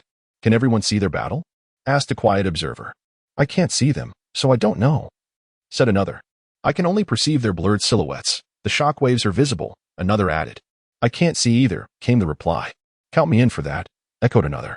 The destructive force of the world, one noted, I can only see the afterimages. The pink-haired one seems to be losing. Will the outcome be decided so swiftly? A bystander remarked. Remarkable, Hinata can actually see them, someone exclaimed. That seems impossible. If even Minato can't see them, how could Hinata? Tony interjected. Hinata possesses the Byakugan, her ocular prowess surpassing that of ordinary individuals, making it plausible for her to perceive everything, another offered. That's not it. The area where they are battling is entirely engulfed in blue light, while the pink glow is nearly extinguished, the Hinata supporter noted. Her words left the crowd in stunned silence as they hastily turned to observe the clash between Vegeta and Black Goku, witnessing the blue energy grow ever more potent, while the pink light appeared as a fragile vessel adrift in a sea of blue energy, on the verge of being overwhelmed. It was evident to all that Vegeta held an absolute advantage in this confrontation. In close-quarters combat, Goku was dominating Zamasu, mercilessly beating him down. Although Zamasu had gained immortality through the power of the Eternal Dragon, his strength had not significantly enhanced, lingering precariously at Super Saiyan 3 levels. Against Goku in his Super Saiyan God form, he struggled to withstand even a fraction of Goku's might. Super Saiyan Blue Vegeta was equally formidable, relentlessly overpowering Black Goku, who found himself in a dire predicament, forced to recognize the might of the renowned warrior race. The last time they met, Vegeta had not been this powerful.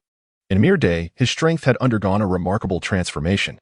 Despite dominating Black Goku, Zamasu attempted to intervene but was thwarted by Goku, who would not allow him to interfere. Black Goku, consumed by rage at being struck down by mortals, felt his fury boil over, his eyes nearly ablaze. Clasping his hands together, he conjured a scythe of judgment, unleashing two arcs of energy towards Vegeta. Vegeta deftly dodged the attack, which instead aimed at Gu Tianlang, who had been observing the battle. Gu Tianlang observed the incoming sword energy, extending a hand to meet it, crushing the energy with sheer force. It seems your attack is not as formidable as you thought. Witnessing this, Vegeta taunted Black Goku, who remained silent, merely gazing past Vegeta with a smirk that revealed his amusement. What? Vegeta turned to see that Black Goku's strike had indeed severed the heavens, creating a rift in time and space, such as the might of a deity. Chapter 32. The defeated Dark Duo. A punch landed squarely on Black Goku's face, sending him plummeting from the air into the ground. But this was just the beginning. In a fit of rage, Vegeta unleashed the prince's fighting technique, unleashing waves of light that cascaded down upon Black Goku's form like rain. The earth erupted in clouds of dust, with countless fragments flying through the air, as Vegeta denied Black Goku any respite, diving down with renewed energy. A full-force punch struck Black Goku's abdomen, radiating brilliance that illuminated the land. A blow that reverberated through the very fabric of reality. Under the weight of such terrifying power, Black Goku sank deeper, driven hundreds of meters underground by the force of the strike. Left with no choice, Black Goku resorted to instant transmission, reappearing in midair within the cleaved space, exuding a pink aura that coalesced into multiple forms of Black Goku. No matter how vehemently Vegeta attacked, he could not obliterate them entirely. The scattered energies reformed instantly, even multiplying further. Do you know what your wife said before she died? She begged me to spare Trunks. What a pathetic woman. Black Goku, intoxicated by his own hubris, mocked Vegeta, believing himself to be invincible. On the ground, Gu Tianlang shook his head. Historically, villains meet their demise through their own loquacity, and this statement would undoubtedly ignite Vegeta's fury. True to expectation, upon hearing those words, Vegeta's rage boiled over, igniting the warrior blood of the scion within him. Unleashing a torrent of formidable energy, Black Goku was elated. Vegeta's ascendance in power signified that he too could grow stronger. An energy emanating from Vegeta surpassed that of a common Super Saiyan Blue, disregarding the surrounding forms of Black Goku. In the next moment, propelled by hatred, Vegeta surged towards Black Goku, unleashing every ounce of his potential and turning the tide of battle completely in his favor. Even as the surrounding energy forms launched their relentless assaults, their numbers held no significance against Vegeta's full-powered Super Saiyan Blue form. Black Goku found himself utterly defenseless. His body transformed into a flash as he pursued the battered Black Goku once more. Get lost. As one of Black Goku's forms attempted a sneak attack, Vegeta, without looking back, retaliated with a punch that obliterated the doppelganger. A seamless combination of strikes flowed effortlessly. Zamasu, watching anxiously, realized that if Black Goku perished, even with his immortality, he could never contend with both Goku and Vegeta. Taking the energy wave from Goku head-on, he risked being pierced through, executing instant transmission. Meanwhile, Trunks and Mai, astonished by Vegeta's power, were caught off guard when Zamasu suddenly appeared behind Mai. Goku, hoping to intervene, was too late, shocked by Zamasu's shamelessness. As he deemed himself a deity, yet resorted to such despicable acts. Extending his hand, he grasped for Mai's throat, knowing she was the weakest among them, and seizing her would allow him to threaten the others. The imagination of triumph was beautiful, but reality was cruel. A massive hand emerged from nowhere, delivering a punch that shattered Zamasu's head like fragile tofu. The assailant was none other than Gu Tianlang, whose full-powered strike was dreadfully formidable, causing Zamasu's body to topple lifelessly to the ground. Trunks expressed his gratitude to Gu Tianlang for his timely intervention, for the consequences could have been dire otherwise. Thank you, Mr. Gu. Gu Tianwolf nodded slightly, deeming it a mere, trifling task. No need for thanks.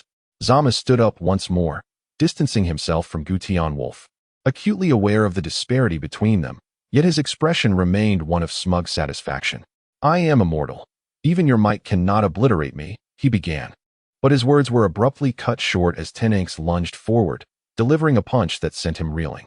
You murdered my mother and have relentlessly attacked Xiaowu. I shall not let you escape unscathed. Tenanx bellowed, unleashing the pent-up fury within him. Accompanied by a cacophony of roars, countless bolts of electricity entwined around his form. His hair transformed into a radiant golden hue as an unfathomable power surged within him. The color of Tenanx's hair shifted to a pure gold, lengthening significantly. The aura emanating from him was earth-shattering. Despite the late hour, the sky bore a miniature sun, illuminating the world. The emergence of the Super Saiyan third level created a visual impact far more profound than that of the Super Saiyan God, which had already been a divine transformation capable of suppressing its aura, resulting in a comparatively diminished commotion. The third level, in contrast, was a pure Saiyan transformation, incomparable in its magnitude. Tenanx surged forward, launching a relentless onslaught against Zamas, who found himself increasingly beleaguered. It had only been 2 days. How could Tenanx have improved so drastically? Was this truly the same individual? The disparity from their previous encounter was stark. Within mere exchanges, Zamas suffered repeated injuries, his body bearing the gruesome marks of battle. Goku descended to the ground beside Gu Tianwolf, observing Tenanx's display of formidable prowess without intervening. This was his battle for vengeance. It was best left for him to resolve.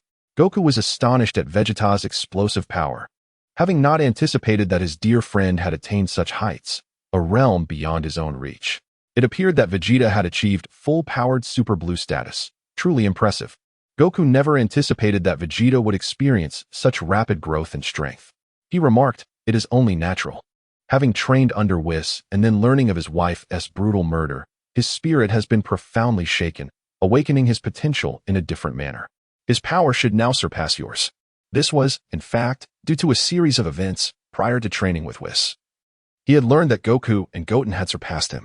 Consequently, unlike in the original storyline, Vegeta trained with even greater fervor on Beerus' planet. Black Goku found himself being relentlessly subdued by Vegeta, while Zamasu was no match for the full-force Trunks. Both adversaries realized they had underestimated their foes.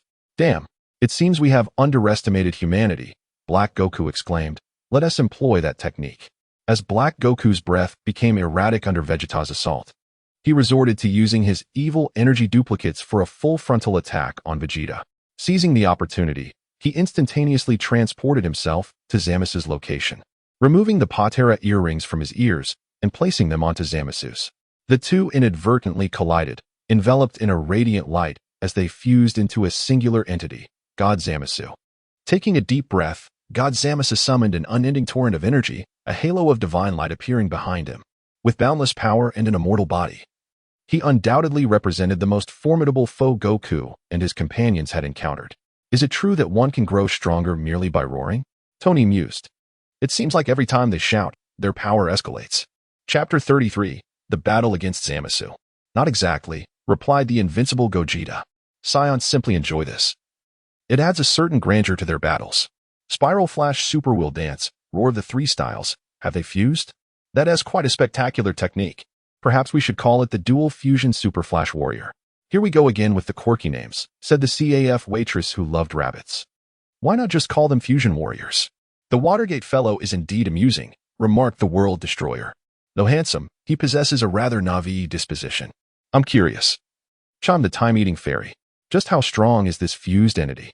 This question intrigued Goku as well.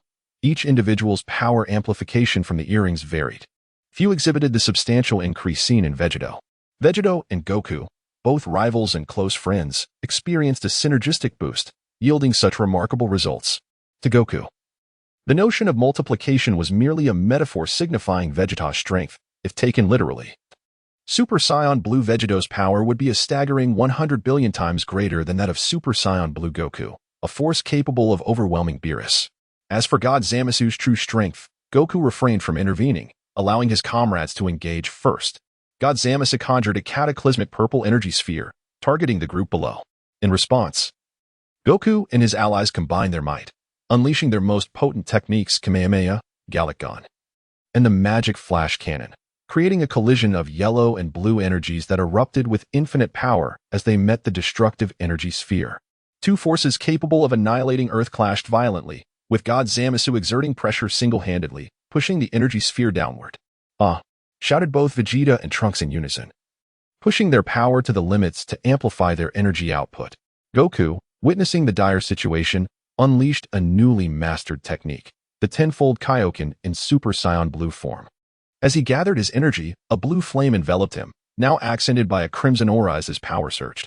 With a staggering increase to 3, 7, and tenfold Kaioken, the ground trembled beneath him, his energy tearing the earth apart. With combined forces, they shattered the destructive energy sphere, sending potent energy waves radiating outward, striking God Zamasu. As the dust settled, Zamasu emerged unscathed, and Goku and Vegeta exchanged determined glances before launching their assault anew. Suddenly, the divine halo behind Zamasu unleashed a barrage of deadly beams, causing the ground to tremble and fracture. Refugees hiding underground trembled in fear, uncertain of their fate, while Zamasu effortlessly maintained control amidst the chaos. Seizing an opportunity, Vegeta grasped God Zamasu's right hand, while Goku aimed to kick at him. However, Zamasu reacted swiftly, catching Goku's leg in his grasp, his hands emanating malevolent energy. Both warriors screamed in agony as they fought against the encroaching darkness. Goku executing a magnificent spinning kick that struck Zamasu squarely in the head. Vegeta followed up with a powerful punch, sending Zamasu crashing to the ground. This blow shattered Zamasu's halo, stripping him of his previous arrogance, leading to a furious roar. A kaleidoscope of energy erupted from his being, his arms contorting as he demanded power from the heavens. Pink thunderclouds gathered, lightning coalescing around him, transforming his right arm into a grotesquely muscular appendage. At this juncture, Goku and Vegeta had exhausted their energies, unable to maintain their Super Saiyan Blue forms. Vegeta managed to briefly attain full power, yet his stability faltered, leaving him vulnerable and trembling. Trunks, though still brimming with energy, faced an insurmountable gap against God Zamasu, observing the dire straits of Goku and his allies. The onlookers in the chat grew increasingly anxious, anticipating the administrator's next move. Can we first inquire whether Zamasu's attacks could truly destroy Earth? Tony questioned. Surely not. The time-eating fairy replied. No matter how strong, it would require a full-force strike to obliterate Earth. There's no way a single-handed assault could accomplish that. I speculate it's a bit tricky, mused the daughter of the slumbering Kogoro. Destroying an asteroid is not the same as demolishing Earth. Many asteroids are merely a fraction of Earth's size. Shall we listen to the truth or the falsehood? Inquired Gogeta. Let us stick with falsehood for now. The World Destroyer suggested. How could anyone truly obliterate Earth? Gogeta retorted. I feel I might not want to hear the truth, Tony admitted, but I'm still curious. Even if 10 Earths were aligned in a straight line, that strike could pierce through them all, Gogeta asserted. But the destructive force doesn't seem overly impressive. The daughter of the slumbering Kogoro countered. It appears less visually staggering than what Grandfather Whitebeard could do. Haha, it looks like they're compressing energy into a single point. While the destructive force is stronger under equal energy, the range is significantly smaller, commented the CAF waitress who loved rabbits. Can such a formidable adversary truly be defeated? If not, it would be wise to retreat, she added. Dong Xiang's perspective diverged from that of others. She believed that such a formidable adversary could pose a significant challenge even to a seasoned veteran. The destroyer of worlds remarked, indeed, if we cannot triumph, we should retreat and seek another opportunity to eliminate him. Upon hearing Gu Tianlang's words, the consensus among the group was to advise him to flee, avoiding direct confrontation with such a daunting presence. Vegeta, the indomitable, interjected, nevertheless, he is not my adversary. There is no cause for concern. No one doubted the veracity of Gu Tianlang's statements. They held a deep-seated trust in Gu Qingfeng.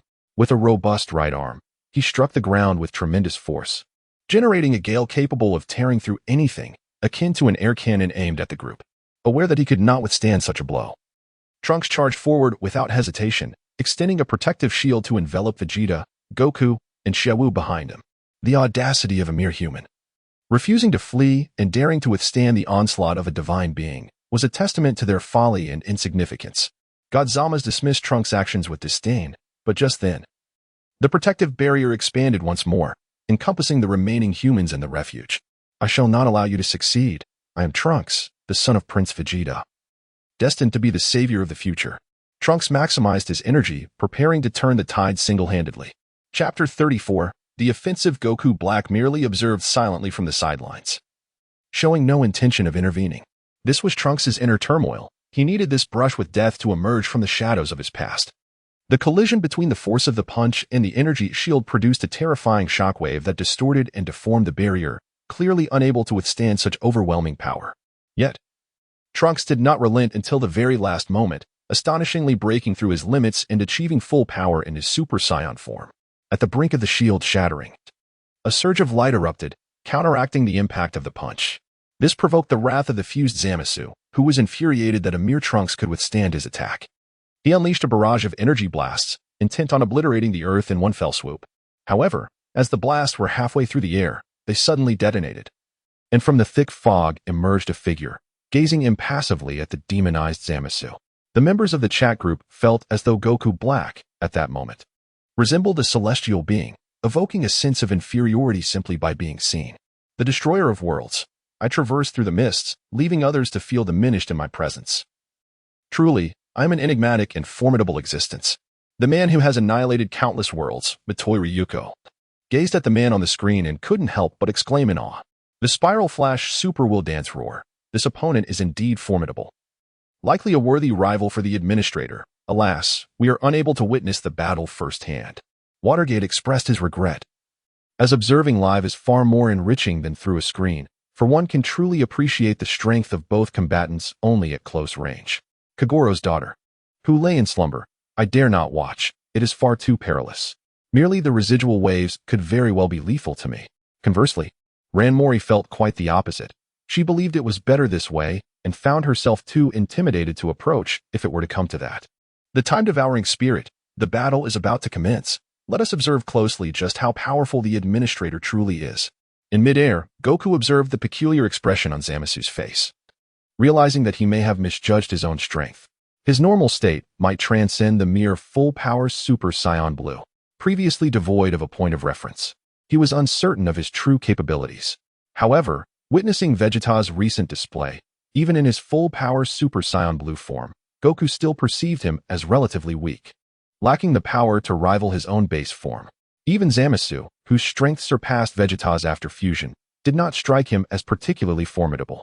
You truly have no understanding of how to respect the divine. Zamasu's cheeks contorted grotesquely, his rage amplifying his repulsive appearance. Suddenly, a figure plummeted to the ground, the immense impact creating a deep crater, causing Zamasu in the air to vanish from sight. My apologies, but your appearance is simply too repugnant. I could not restrain myself from retaliating. Goku Black smiled with a hint of helplessness, yet Zamasu on the ground found that smile rather irritating. The tanks on the ground was taken aback. Goku Black's speed was astonishingly swift, so much so that even he could not perceive the process. With a powerful strike of his robust right hand against the ground, a brilliant light erupted, and Zamasu transformed into a dazzling radiance, instantaneously moving from the earth to deliver a punch directly at Goku Black. Gu Tianlang had long grown weary of the proclamations made by Zamasu.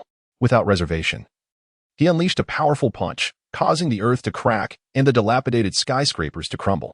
The two commenced a contest of strength, and for a time, neither could claim victory. As Gu Tianlang's smile deepened, Zamasu felt his own power incrementally escalating, as if the very bones in his fingers might shatter. Gazing at the smiling Gu Tianlang, Zamasu dared no longer to underestimate his opponent. A surge of energy erupted from his mouth, firing an energy blast that forced Gu Tianlang back, followed by a concentrated light blade aimed at him. However, Gu Tianlang's prowess evidently surpassed that of Goku and Vegeta by a significant margin. Gradually, he began to gain the upper hand, parrying Zamasu's charging punch with effortless grace, utilizing the force of Zamasu's attack against him to execute a splendid sidekick. The fluidity of his movements was remarkable as he directed the amassed energy toward Zamasu, unleashing a torrent of blue light that engulfed the land, ensnaring Zamasu in an inescapable net. The impact of this strike left Zamasu in a grotesque state. Left with no alternative, Zamasu activated his protective shield, his rage manifesting as he swung his light blades furiously. Yet Gu Tianlang maintained a serene smile, as if everything was within his control. Their figures flickered in the air, each searching for the other's vulnerabilities. Zamasu ascended into the clouds, his aura surging as he concentrated a sphere of destructive energy brimming with malevolence. He erupted into wild laughter, for this energy sphere represented the pinnacle of his current offensive capabilities, and he was certain no one could withstand such a blow. Should you dare to evade, the earth shall perish. If you choose to confront it head-on, you will surely meet your demise. So, what will your choice be? Trunks' eyes glowed crimson, acutely aware of the devastating force behind this strike. He yearned to rush forward to aid Gu Tianlang, even if it meant sacrificing himself to prevent the destruction of the future. Goku and Vegeta, whose strength eclipsed Trunks, staggered to their feet, intent on lending Gu Tianlang their support, for such an attack was far beyond the capacity of a single individual to endure. Who told you I intend to protect the earth? Nevertheless, I shall oblige your desires. Such an attack is beneath my need to evade. Mutant Wolf halted the movements of the trio and gestured for Zamasu to advance swiftly. Zamasu, whose power far exceeded that of a fully charged Super Blue, did not evoke any sense of threat in him. Energy blasts howled through the air, crashing down upon Mutant Wolf with tremendous force. He braced himself against the energy blast, the immense pressure causing his legs to sink into the ground. Die, mortal. Zamasu, high above, exerted all his strength in a desperate attempt to obliterate Mutant Wolf, aiming to annihilate him along with the planet itself. The energy blast gradually penetrated the earth, and Mutant Wolf's figure vanished, consumed by the terrifying force of destruction. The ground was torn apart, creating a massive pit hundreds of meters wide, its depth becoming unfathomable as the energy blast slowly descended. Trunks felt an absence of his presence. Everything seemed over. Even if he were to strike back at the energy blast, it would detonate prematurely. The Earth was doomed. Such a powerful shockwave would undoubtedly reduce it to mere cosmic dust. Tony, not being the wealthiest, remarked, "Will the boss really perish? I cannot see him anymore." The slumbering daughter of Kobayashi replied, "Surely not. The boss said his opponent is no match for him." The CAF attendant, fond of rabbits, noted, "Yet the opponent's attack has indeed driven the boss underground. I've never seen him in such a predicament." Chapter 35, Super Saiyan Spiral Flash Super Wheel Dance Roar Technique. Keep watching closely. If he lacked confidence, the boss wouldn't have braved this attack. Minato held faith in Mutant Wolf, believing he would not succumb to this assault. The World Destroyer concurred. Indeed, he is unlikely to perish so easily. Having witnessed Mutant Wolf's overwhelming presence vanquishing thousands of monsters, Tsukasa felt assured of his strength. Hinata's eldest daughter stated, "My Byakugan cannot penetrate. Their attacks are too formidable to comprehend." However, several women in the group harbored differing sentiments, their concern for Mutant Wolf evident. At that moment, a stunning reversal transpired. The energy blast, which had been descending, suddenly erupted with radiant golden light, unleashing an indescribable aura. The energy blast began to ascend uncontrollably, defying Zamasu's attempts to rein it in. The ancient wolf emerged from the depths of the earth, raising a hand filled with energy. gazing at Zama's with an expression of utter disdain. The power of the divine was surprisingly insubstantial, a profound disappointment indeed. The color of Gu Tianlang's hair and eyes underwent a remarkable transformation, shifting to a brilliant golden hue. His entire demeanor experienced a radical metamorphosis, radiating an aura of arrogance and supremacy. Surrounding him, golden bolts of lightning flickered, and his demeanor became one that regarded deities as mere insects. The sheer force emanating from him caused Zama's to stagger back several paces in fear. It was inconceivable. How could you withstand this attack? I was certain I had already extinguished your life. Even Ultra Blue was no match for him. A mere super scion, despite momentarily surprising him, held no significance in Zama's eyes. However, he had just sensed a void where Gu Tianlang's presence should have been. Why was he still alive? Wolf leaned back, executing a punch as he hurled the energy blast into the air like a basketball aimed at Zama's. Zama's let out a cold laugh, effortlessly evading such a feeble attack. Transforming into a super scion is hardly impressive. Your speed is hardly increased at all. Trunks' pupils dilated in disbelief as he witnessed the spectacle unfolding in the sky. He never anticipated anyone could achieve such feats. This was nothing short of divine. This individual was extraordinarily formidable, existing in a realm far beyond theirs.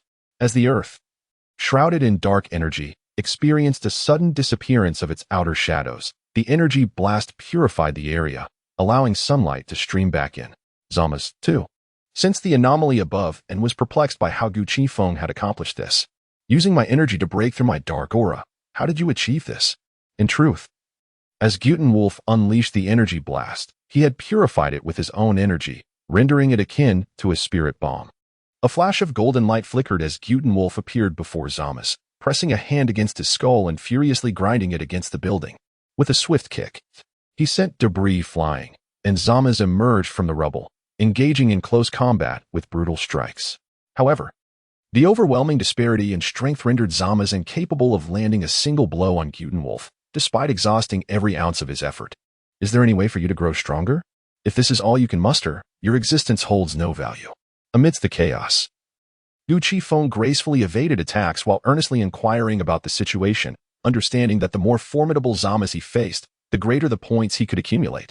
Otherwise, even if he transformed into a super scion god, the weak adversaries would not allow him to unleash his full potential, resulting in meager rewards from the chat group. The more he pondered this, the angrier Zama's became, his fury ignited by the mockery of a human he deemed inferior, causing him to nearly lose his sanity. His attacks grew erratic, and Gu Tianlang lost interest in him, mercilessly overpowering Zama's as the once mighty deity began to falter. The members of the group were taken aback, unaware of Gu Tianlang's hidden strength. Miss Hinata, I thought the boss was finished. It scared me half to death. Spiral Flash Super Wheel Dance. I expected a grueling battle, but I never imagined the boss's true power was so terrifying. It was a complete one-sided domination. Tony, not the richest. Is it just a change of hairstyle? How did his strength increase so dramatically? What was once a balanced fight has turned into a crushing defeat. The CAF waitress who loves bunnies, however, after transforming into a golden-haired figure, the boss gives off an aura of cold aloofness. While Gu Tianlang was recognized as the strongest in the group, he normally exuded a friendly demeanor, lacking the standoffish attitude of other powerful beings. Yet now, even with a stoic expression, the pride in his brow could not be concealed. The sleeping little Golong's daughter. Indeed, he seems to exude even more pressure than before, but isn't the enemy supposed to be immortal? World's destroyer. As long as the power is sufficient, immortality does not equate to invincibility. There are always methods to vanquish such foes. Observing the frenzied Zama's, Gu Tianlang felt an overwhelming sense of boredom, realizing that Zama's strength had reached its limit, leaving him disinterested in continuing the fight.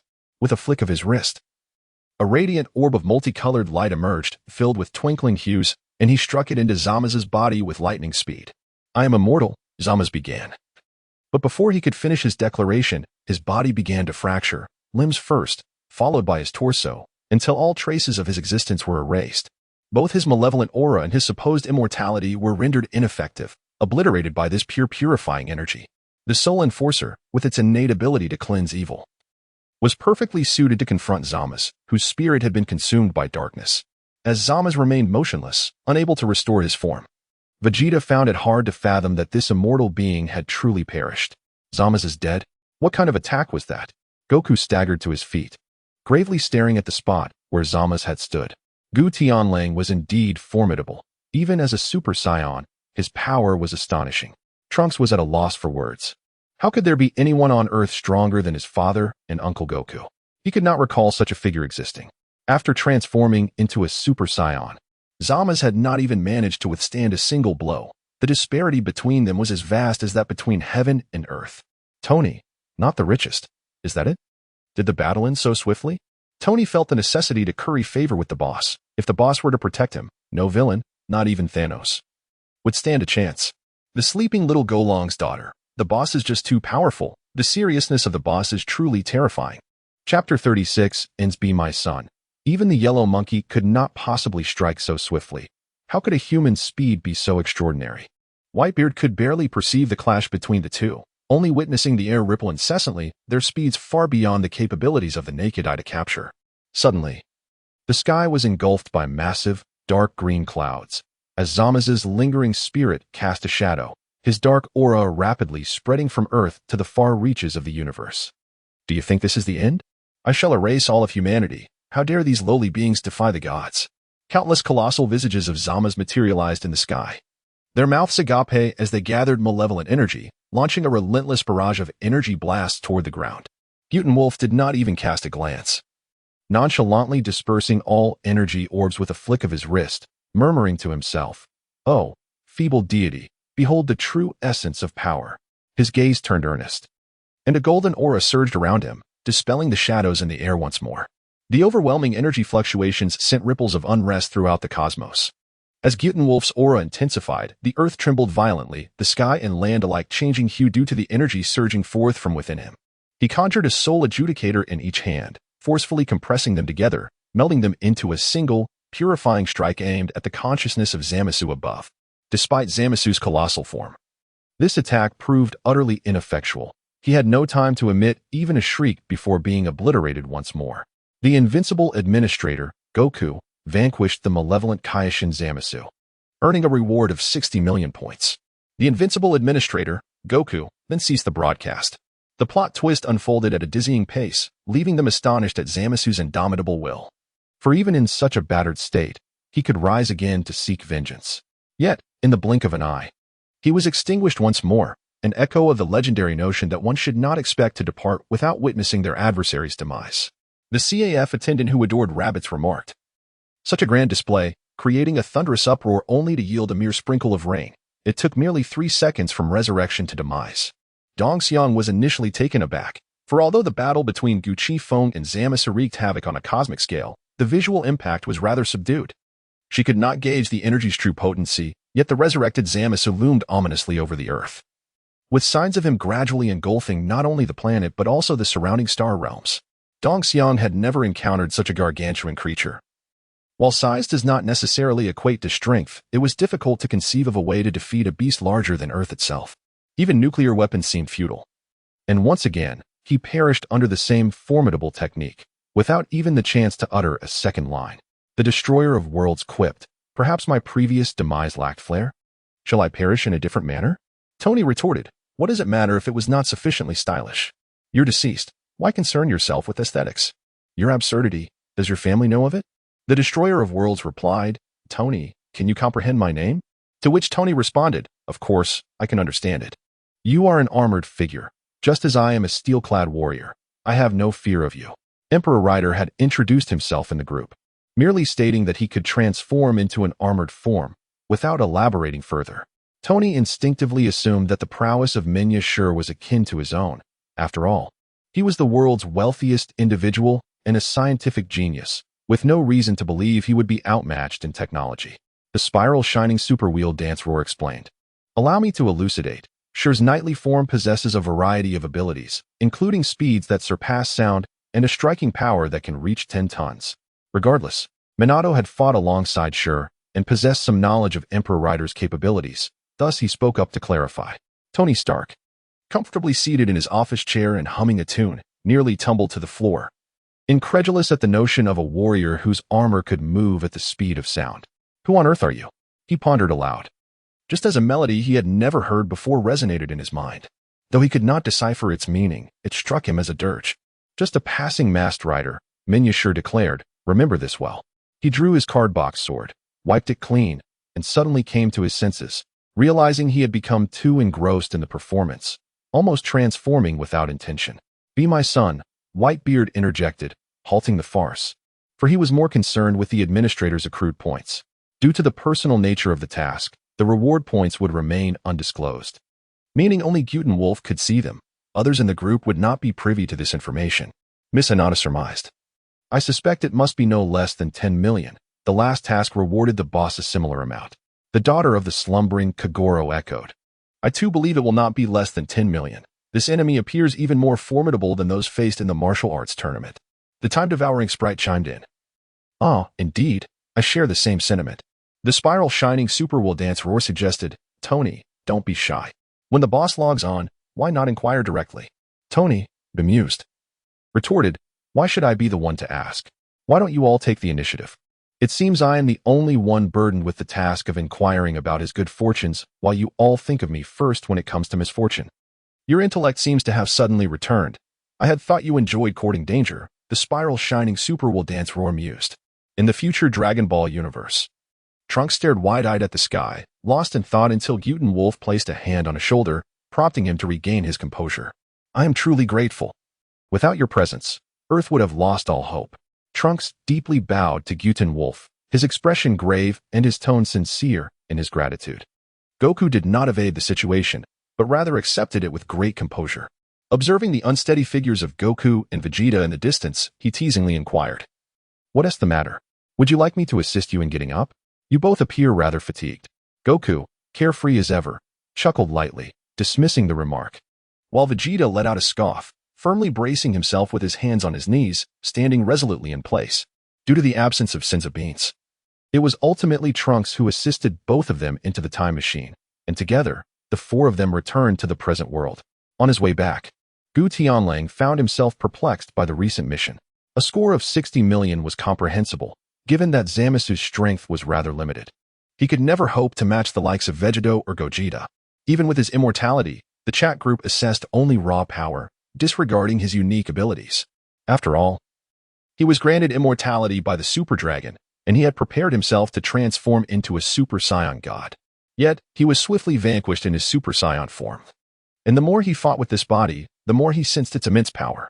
Bulma, witnessing the disheveled trio, mistakenly believed they had collectively failed, prompting her to hurriedly assist Vegeta out of the time machine. Chapter 37, Newcomers. Vegeta was quite displeased, despite his training to reach full power in Super Saiyan Blue. He still found a considerable gap between himself and Gu Tianlang. Humph. The adversary has been dealt with, but it was Gu Tianlang who accomplished it. Upon hearing that the enemy had been resolved, Bulma felt a weight lift from her heart and turned in surprise to Gu Tianlang. Vegeta referred to Goku as Kogoro.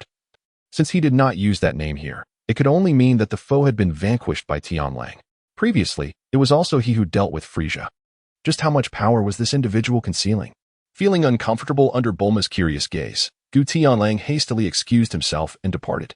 Once back at his residence, he meditated for the afternoon, reminiscing about his battle with Zamasu, the images of their clash replaying in his mind. He estimated that after merging, Zamasu's strength exceeded that of a fully powered Super Saiyan Blue, yet the combined might of Goku and Vegeta could breach his defenses, indicating that the disparity was not excessively vast. Engaging him in his base form posed no challenge. Had it not been for the need to convert energy blasts into positive energy, he would not have needed to transform into a Super Saiyan. How strong was he truly? Why did it feel as if he surpassed Gogeta from the time of Super Broly? He recalled that Gogeta's base form was merely at full power in Super Saiyan Blue, yet he felt himself significantly stronger. What era of Goku and Vegeta had his body originated from? At that moment, the chat group in his mind vibrated. To beat the ex-girlfriend for the current girlfriend, join the chat group. The female leader of the chat group entered. Tony Stark is not the richest man. The disparity among these new members is quite stark. Aren't team names derived from their personalities and experiences in the chat group? What is this leader all about? Sleeping Kogoro's daughter. Perhaps the new member's dream is to become the leader of the chat group. And the first member ISNTA scoundrel, right? Tony Stark is not the richest man. The issue is, mere aspirations are futile. The big shots are insurmountable mountains. This individual's strength is merely managerial. Who could possibly be the leader? Destroyer of worlds. Can this be played this way? Directly placing gender in the name? rabbit-loving CAF attendant. The first new member's name is quite obnoxious. Even the typically indifferent Dongxiang felt a twinge of annoyance upon seeing the newcomer's name. She is, after all, a woman. Regardless of circumstances, breaking up is one thing. Physically confronting an ex for the current girlfriend is excessive. Hinata family's eldest daughter. Perhaps his ex was truly outrageous. Otherwise, a man wouldn't he resort to violence against an ex. Destroyer of worlds. Are we digressing? Weren't we just discussing how the newcomer immediately became the leader? Spiral flash hyperwheel dance roar. You cannot fathom a woman's thoughts, even if you try. You want to succeed. Meanwhile, in an unknown parallel universe on a blue planet, a sweet and adorable girl stared bewildered at the members of the group from a small cabin in the wilderness. She was familiar with Tony Stark and understood why high-profile characters like Whitebeard and Minato were present, but she was baffled by the likes of Decade and Ranmuri. Having read about them before her transmigration, she wondered what sort of glitch allowed such a character as Gogeta to join the chat group. No matter the timeline, Gogeta was undeniably among the pinnacle of power in the two-dimensional realm. Recognizing Dongxiang's world gave her an odd sense of being a transmigrator. Lin Ran decided to utilize her privileges as the group leader to erase her gender from her name before speaking up in the chat. Chat group leader, hello everyone. My name is Lin Ran, and I look forward to your guidance. Sleeping Kogoro's daughter, hello there. I'm Ranmuri. It's a pleasure to meet you. Tony Stark is not the richest man. Hello, group leader. I'm Tony Stark. Feel free to message me if you have any questions. Chat group leader, Sleeping Kogoro's daughter. Do you have a glasses-wearing kid named Conan in your family? Tony Stark is not the richest man. Have you created your Iron Man suit yet? Sleeping Kogoro's daughter. You know about Conan? Are you from our world? This revelation startled her. Logically, aside from the prominent figures, no one should be privy to her circumstances. Chat group leader. Not at all. We exist in entirely different universes, and it's impossible for us to be from the same world. Tony Stark is not the richest man. Don't tell me you're another big shot. I was merely jesting earlier. Please don't take it to heart. With the mention of Iron Man suits upon entering the group, Tony feared he had spoken too freely, wishing he hadn't teased the newcomer. Chat group leader. It's quite all right. I didn't take it to heart. I'm not a big shot either. I merely glimpse a fraction of the future. Lin Ran decided to take the initiative, using her knowledge of the plot to provide a hint to the group while also gauging this Gogeta. Administrator Invincible Gogeta has entered the chat. Let us warmly welcome all members. Invincible Gogeta, another newcomer has arrived. Chat group leader. Are you as devoted as Zhang Yida and as modest as Guan Yu? Seeing this name and the immediate ascent to leadership, Gu Tianlang was certain this new leader, like himself, was also a transmigrator, prompting him to inquire. Lin Ran felt a bit taken aback. Was it truly that direct? In novels, encounters between transmigrators often involve the battle of wits before revealing their identities. Chat group leader. Cowardly Zhao Zilong, courteous Momingchi, aren't you going to conceal your identity? Gu Tianlang glanced at his reflection in the mirror, shaking his head in resignation as he posed a rhetorical question to Lin Ran. It seems you are aware of my identity. Do you believe there is any need for me to conceal my capabilities? Lin Ran found herself at a loss for words. Given that he was a being capable of obliterating planets at will, there seemed little justification for him to hide his strength. Suddenly, she recalled a novel she had read in her previous life, where the protagonist, having reached a formidable level of 1,000, found themselves in a world where the highest practitioners were merely at level 10. I beseech you, descend from the mountain. This was clearly a scenario enriched by premium currency and extraordinary abilities, akin to a maxed-out character frolicking in a novice village. What could possibly warrant the need for concealment? Chat group leader. A master is indeed a master. Their thoughts are remarkably distinct. Initially, she had believed herself fortunate to have traversed into this seemingly safe world, devoid of peril, and with her martial skills being quite commendable. However, upon witnessing Gu Tianlang, she felt the stark disparity between individuals. She had landed in a realm where her every need was met, while he was poised to conquer the universe, exuding an aura of invincibility wherever he went. Fortunately, she harbored no grand ambitions. As the leader of the chat group, she felt a tinge of envy towards Gu Tianlang's fortune but bore no jealousy in her heart. Tony is not the richest. It's evident to me that even the group leader holds great respect for the master. Hinata family eldest daughter, administrator. It seems you are acquainted with the new group leader. Could it be that they share the same world as I and Lord Fourth? Though the others in the group did not comprehend the nuances of their conversation, it was clear that the two shared a past, or perhaps some other connection. Gu Tianlang, let us assume you are familiar with each other. For the sake of your current girlfriend, you have assaulted your ex. Newcomer, please introduce yourself. Chapter 38. The giant emerges. This name was entirely unfamiliar to Gu Tianlang. He racked his brain in vain, unable to ascertain the identity of this individual. In his previous life, he had encountered numerous chat group novels, yet none featured a character with such a prominent name. For the sake of my current girlfriend, I have assaulted my ex. I am Gu, a member of the Victory Team, part of the Earth Defense Force. Gu expressed his bewilderment. While he had learned through group announcements about the chat group's purpose, this name perplexed him. He was still a virgin, without a girlfriend. So where did this ex come from? Was this name not a mockery of him? Gu Tianlang, Gu? Chat group leader, Gu? Both traversers were bewildered, unable to fathom that this individual could embody the aspirations of countless boys during their youth. However, upon reflection, it was understandable. Gu had indeed assaulted his ex-girlfriend, Camila. For the sake of Lena, not merely assaulted, but had even killed her. Gu Tianlang, did you just join the Victory Team and encounter the pyramid? Gu Tianlang was deeply intrigued, pondering which era the current Daegu belonged to. Surely it could not be the later stages of Daegu. In a fit of jealousy for his current girlfriend, he confronted his ex-girlfriend, dismissing the notion of pyramids, claiming ignorance as he had merely just joined the Victory Squad and was currently on a patrol in the mountains. The chat group leader responded, "Worry not, you shall soon encounter the pyramid, just do not fear what you find within." The daughter of the slumbering Kogoro questioned, "Is it the pyramid I am thinking of? But why is that?" Tony, who was not the wealthiest, chimed in, "I too envisioned a pyramid. But what is so frightening about it? It merely houses numerous mummies, does it not?" In the worldviews of Tony and Ranmuri, pyramids were present in certain countries. Yet they had never heard of anything peculiar associated with them, leaving them puzzled by the mysterious aura surrounding the topic. Gu Tianlang, still skeptical, inquired, "What lies within? How do you know about our world?" Initially dismissing their chatter as nonsense, he was taken aback as a colossal pyramid suddenly appeared amidst their flight. The chat group had the capability to connect different realms, yet how could others from different worlds be aware of his encounter with the pyramid? Lin Ran glanced at his slender arms and legs, feeling a tinge of concern. Wasn't becoming a group leader typically reliant on understanding the plot and cunningly deceiving others? Not only had he joined late, but there was also another traveler in the group with an impressive identity. The chat group was indeed unique. It did not allow for exclusive red envelopes. For instance, if Gu Tianlang sent himself a red envelope containing 1,000 combat points, he would entirely lose the 1,000 points. This meant he could only undertake tasks to exchange for abilities. Fortunately, he currently faced no immediate troubles and felt no urgency to acquire formidable strength. There was ample time to progress gradually. The chat group leader proclaimed, "I can glimpse a portion of your futures. Otherwise, how could I have been chosen as the leader?" Subsequently, the leader uploaded the worldview of Daegu, fearing that the others might not believe him. Lin Ran compiled the background and military divisions of the Daegu world into a group file and posted it in the announcement section. Gu Tianlang pressed on. "What is inside the pyramid? Why do you speak of it so mysteriously?"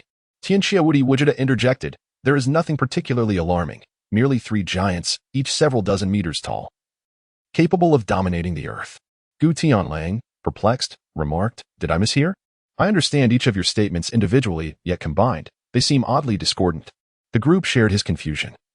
How could giants of such stature be anything but significant? Yet, they found themselves unable to refute the absurdity. As to Gu Tianlang, it truly seemed inconsequential.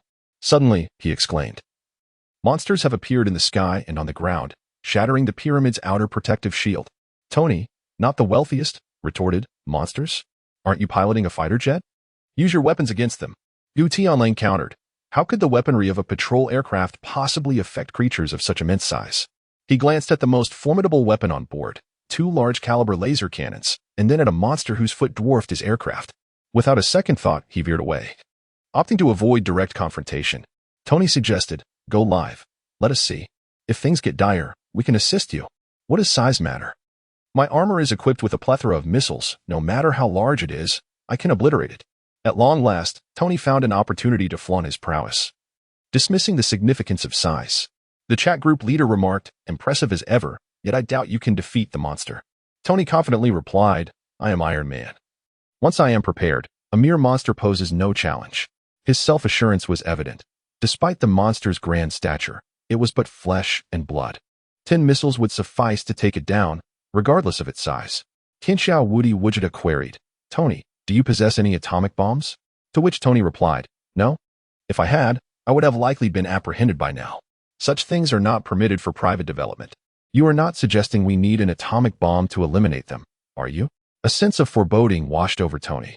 Could the monsters of Dagu's world differ from his expectations? The chat group leader cautioned, "Your missiles might reduce the monsters to ashes, but they are unlikely to kill them." Dagu activated a live stream.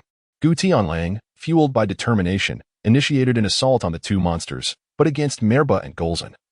Such an attack was akin to a mere tickle. They paid him no heed and continued their march toward the statue. As the distance diminished, Gu Tianlang's persistent attacks finally provoked a reaction from Merba, who turned and charged at him. In Chapter 39, The Method of Awakening the Giants, Gu Tianlang deftly maneuvered his aircraft, skillfully evading Merba's strikes while deftly navigating the skies. The daughter of the slumbering Kogoro observed, "The aircraft's laser cannon just created a massive crater on the ground. Such might against a monster merely sparks an insignificant flare. I doubt Uncle Tony's missiles would fare any better." Tony was left speechless. It was absurd for there to be monsters impervious to laser cannons. He had never anticipated that the creatures in Dagu's world would be so extraordinarily resilient. Tony, not the wealthiest, conceded, "To be fair, Gu Tianlang's piloting skills are commendable. It appears he is in no immediate danger of crashing." Gu Tianlang chimed in, "I fly steadily. Crashing is an impossibility in this lifetime. I am renowned for my speed in piloting." Tianxia Wudi quipped, "Is crashing also done quickly?" Observing Gu Tianlang's own grim declaration of doom, Gu Tianlang could only shake his head and smile ruefully. According to an anonymous netizen statistics, more than half of the crashes in the Ultraman Tiga storyline were linked to Gu Tianlang, earning him the moniker Prince of Crashes. Suddenly, Gu Tianlang's expression brightened as Golzon, still dismantling the statue, was struck by two energy blasts. The Victory Falcon, racing from the distance, was piloted by none other than Shinjo. Gu Tianlang exclaimed, "Shinjo has arrived. He is our ace pilot. With him here, we can certainly restrain the other monster and protect the undamaged statue." The chat group leader interjected, "Shall you speak? Or shall I?" Gu Tianlang was aware that Lin Ran was inquiring about him, as the pairing of Dagu and Xianqing was notoriously renowned. Virtually everyone who had witnessed it was well aware. Invincible Vegeta, go ahead. I truly do not wish to discourage him. Chat group leader, allow me to share a certain fact with you. If you encounter a monster alone, the likelihood of crashing is a staggering 98%. However, should you be paired with Xianqing, that probability escalates to a full 100%. Dreams are beautiful, yet reality is harsh. Although Dagu was undeniably handsome, Lin Ran refrained from revealing such a cruel truth to him, knowing that he would eventually come to realize it. For the sake of my current girlfriend, I must assert that it is impossible. Xianqing has never crashed even once. There is no reason for it to be so. Upon hearing this, Dagu felt a sudden jolt, narrowly evading an attack from Myerba as her laser grazed his aircraft. Invincible Vegeta, Dagu equals a competent pilot. Xianqing equals a competent pilot, yet when the two of you join forces, you become the crash duo. Dagu was somewhat skeptical of this statement. Yet both Gu Tianlang and Lin Ran clearly understood their world, making their words likely to hold truth. Thus, for the sake of his own safety, perhaps he ought to deliberately avoid teaming up with Xianqing in the future. Miss Hanada, so, Dagu, have there been instances where you did not crash? Is it true that you encounter monsters and crash every time? Chat group leader, I must admit, I had forgotten about that. I wasn't paying much attention to such matters back then. Invincible Vegeta, yes, there have been 1 or 2 occasions where I did not crash, but rather landed safely.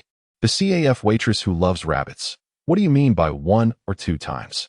The curiosity of everyone in the group was piqued, eagerly awaiting Gu Tianlang's response. Gu Tianlang pondered for a moment. It seemed that the only commonality between the two incidents where Dagu did not crash was sheer coincidence. The Invincible Vegeta remarked that perhaps it was due to teaming up with Lina. Naturally, when paired with his future wife, he would drive with exceptional steadiness. The Spiral Flash Super Will Dance exclaimed, "Is this the power of love?" Tony, who was not frivolous, observed that Dagu gave off an impression of prioritizing romantic relationships over friendships. The slumbering daughter of Kogoro commented that according to a document released by the group leader, Dagu was introduced as a bread delivery truck driver. How did he end up joining such a prestigious national defense team? To which the current girlfriend, who once assaulted his ex, quipped that he must have taken the backdoor route to join the victory team. Tony Stark initially believed that Dagu had earned his place through diligent effort and rigorous selection, feeling a deep-seated admiration for him. He was utterly astonished to discover otherwise. And yet the Gu had the audacity to speak of it so brazenly. Tony, who was not the wealthiest, expressed his astonishment. I thought I was shameless enough. But you have surpassed me. How can one so casually admit to taking the back door? The current girlfriend, who once assaulted his ex, recounted that on her first visit, she couldn't find the main entrance and inadvertently entered through the back door. What was shameless about that? The destroyer of worlds remarked that Gu was indeed an intriguing character. The chat group leader mused that it was a true case of taking the back door, suspecting that Gu had intentionally made such a statement to create misunderstandings. The waitress at the CAF, who adored rabbits, agreed with a resounding +1.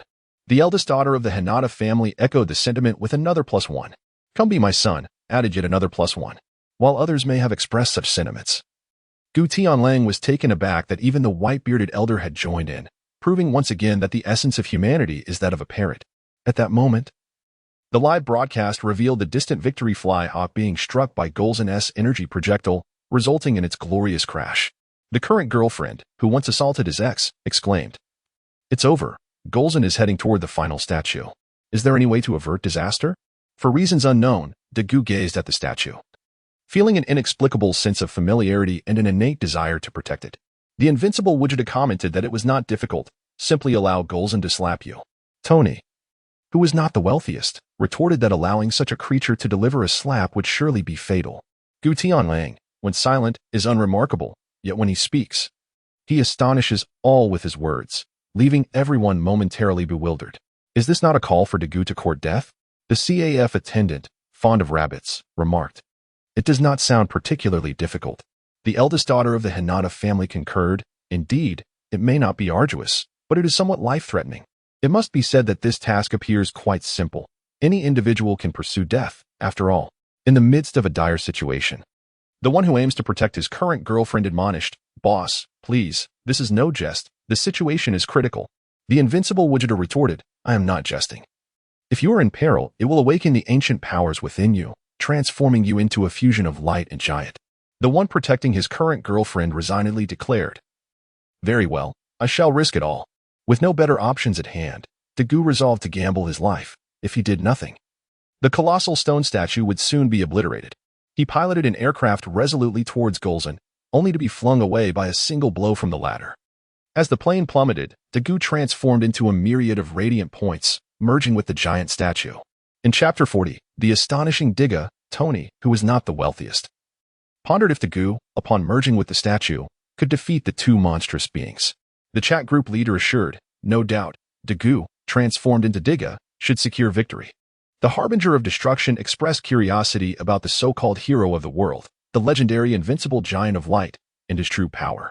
Miniature, known as the harbinger of destruction, is an entity capable of annihilation, while Gu is revered globally as a hero. Both are intrigued by Gu's strength. Even Whitebeard, a formidable foe, found the colossal adversary, towering several times above a grown giant, a challenging opponent. How could Gu hope to vanquish such a formidable being? As Golzen prepared to obliterate the last statue, the long stone-encased Digga suddenly raised his arms and toppled Golzen to the ground. His massive form shimmered in hues of red, purple, and white, exuding a balance of power and speed without appearing excessively bulky or frail. Upon witnessing Golzen's misfortune, Melba dove from the sky, her claws aimed at Digga's chest. Digga leaped, delivering a swift kick that sent Melba crashing down. No sooner had Digga returned to the ground than Golzen charged at him. With no time to evade, Digga braced himself for the onslaught. The chat group leader lamented, Gu is in for a tough time. This form lacks the strength to rival Golzen in direct confrontation. In Lin Rant's memory, only Gu's happy form, or powerful form, could overpower an opponent. The composite form's strength seemed mediocre at best. The CAF attendant, fond of rabbits, remarked, this giant is indeed quite appealing, though it appears not particularly adept in strength. The group shared this sentiment, despite being of similar height to their adversary. The disparity in physique was evident. The Invincible Vegeta asserted, not necessarily, keep your eyes peeled. In a remarkable turn of events on the live stream, Digga, despite his unassuming physique, effortlessly grasped Golzen's head, halting his advance as if he had struck a colossal mountain. The force of Digga's blow sent Golzen spiraling away, leaving the chat group members astounded at the disparity in strength. The chat group leader exclaimed, how is this possible? While Golzen may not yet be enhanced and is merely a novice monster, Digga's power should not be so outrageous. The composite Diga possessed a grip strength of nearly 50,000 tons, while his wrist strength was around 70,000 tons, to maintain such overwhelming dominance. A grip strength of at least 70,000 tons would be required. This scene surpassed Linran's expectations, having studied Diga's specifications. She had believed Gu would falter in a direct clash. Tony, who was not the wealthiest, mused, only 50,000 tons of grip strength? This is quite impressive. One powerful figure can boast, and now another emerges. Do they not realize the potential harm? Tony Stark felt weary, subconsciously acknowledging Linran's prowess, capable of trivializing 50,000 tons. A concept he found hard to fathom. The slumbering daughter of Little Five proclaimed, "Shall we have a strong woman in our group?" Group leader. Strive to surpass the greats one day. The CAF attendant, fond of rabbits, echoed her sentiment with a supportive agreed. The eldest daughter of the Hinata family added, "Although it may be inappropriate to say, I too wish for the leader's success." Currently, the group was predominantly male, and among the few women. Only Kurumi's strength was somewhat commendable. The three of them were no match for the others. They all hoped for a woman who could hold her ground. If not to surpass the greats, at least to match their strength. Linran sat in her small room, momentarily taken aback, realizing she might have inadvertently boasted excessively. The chat group leader questioned, "Do you all harbor misconceptions regarding the strength of the greats? While it may be acceptable to boast among others, it is unwise to do so with Gu Tianlang." Linran felt that even if she exchanged all her resources within the chat group, she might not triumph over Gu Tianlang. Even with the Zizai Gong enhancing her, she doubted she could best him. Such augmentations vary by individual. While Sun Wukong's combat prowess regularly exceeded 1 billion, with amplifications in the thousands or tens of thousands, her own combat strength was minuscule in comparison.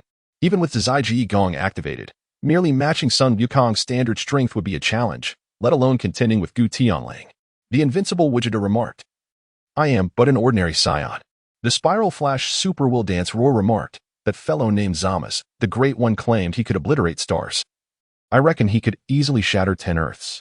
Watergate recalled Gu Tianlang's previous battle against Zamas, where the latter's energy blasts were said to possess the power to destroy 10 Earths, yet Gu Tianlang had effortlessly deflected them, suggesting significant destructive potential.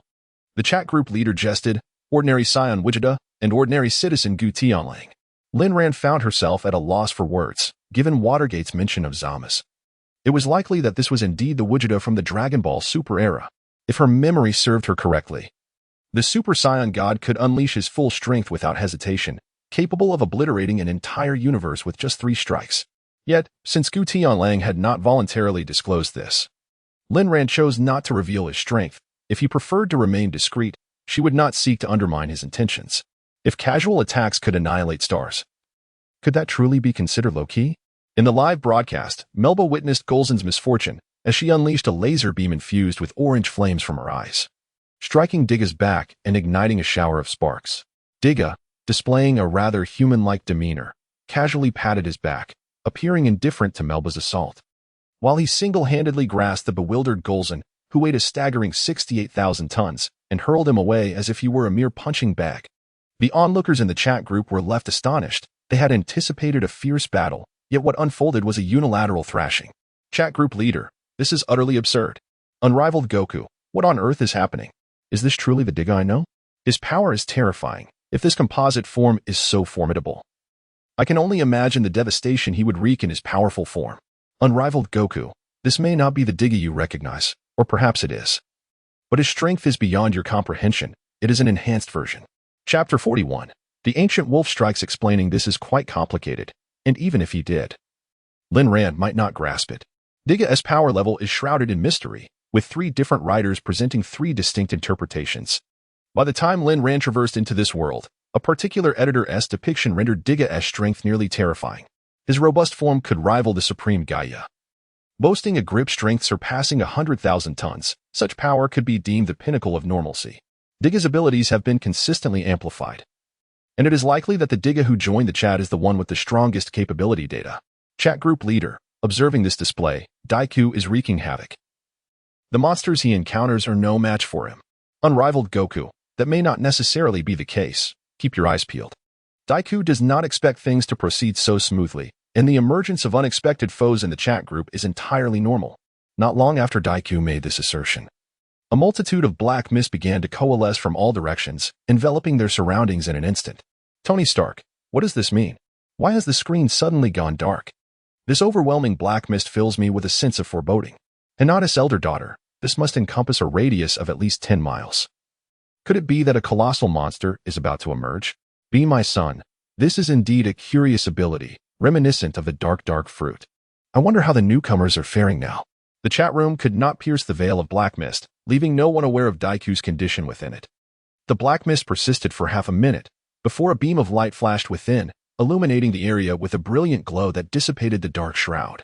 As the mist receded, Digga stood with his arms crossed, radiating brilliance from the colorful timer affixed to his chest. Melba and Golzon, positioned before Digga, underwent a subtle transformation. The once ferocious bloodlust in their enormous pupils was replaced by an unfathomable darkness. Digga staggered, nearly losing his footing, as the two monsters charged once more, only to find the roles reversed. Digga, who had previously exuded confidence, was now caught off guard and sent flying by Golzon, who mounted him and unleashed a flurry of blows. Despite Digga's attempts to shake off Golzon, Melba intermittently fired beams of light to distract him, while her massive claws pressed down on his head, plunging him into a dire predicament. The reversal was astonishingly swift, as if an entirely different being had taken the stage. Tony Stark, what on earth has happened? It was merely a wave of black mist. Spiral flash hyperwheel dance roar, after the mist dissipated. The giant's movements have changed drastically. Initially, he exuded the aura of a warrior, but now he resembles a street brawler, flailing aimlessly. For the sake of my current girlfriend, can we cease this nonsense, esteemed ones? Come quickly to my aid before I am obliterated. Chat group leader, while the specifics remain unclear, you have transformed into a powerful form. Surely, you can win in a different shape. The composite form has already rendered Melba's attacks ineffective. The powerful form should easily dominate them. For the sake of my current girlfriend, powerful form? What on earth is that? I cannot transform. You must hurry over. The timer on Digga's chest shifted from sky blue to red, pulsating with urgency.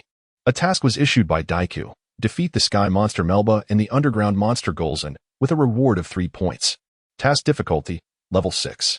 Participant limit, 3. Unrivaled Goku accepted the task. Chat group leader accepted the task. Hinata's elder daughter accepted the task. Tony Stark, little Hinata has gone astray. Following the big shots to rack up points, I missed my chance, and it pains my heart. When the task appeared, Tony Stark scrutinized it thoroughly, yet in mere seconds. It was snatched away.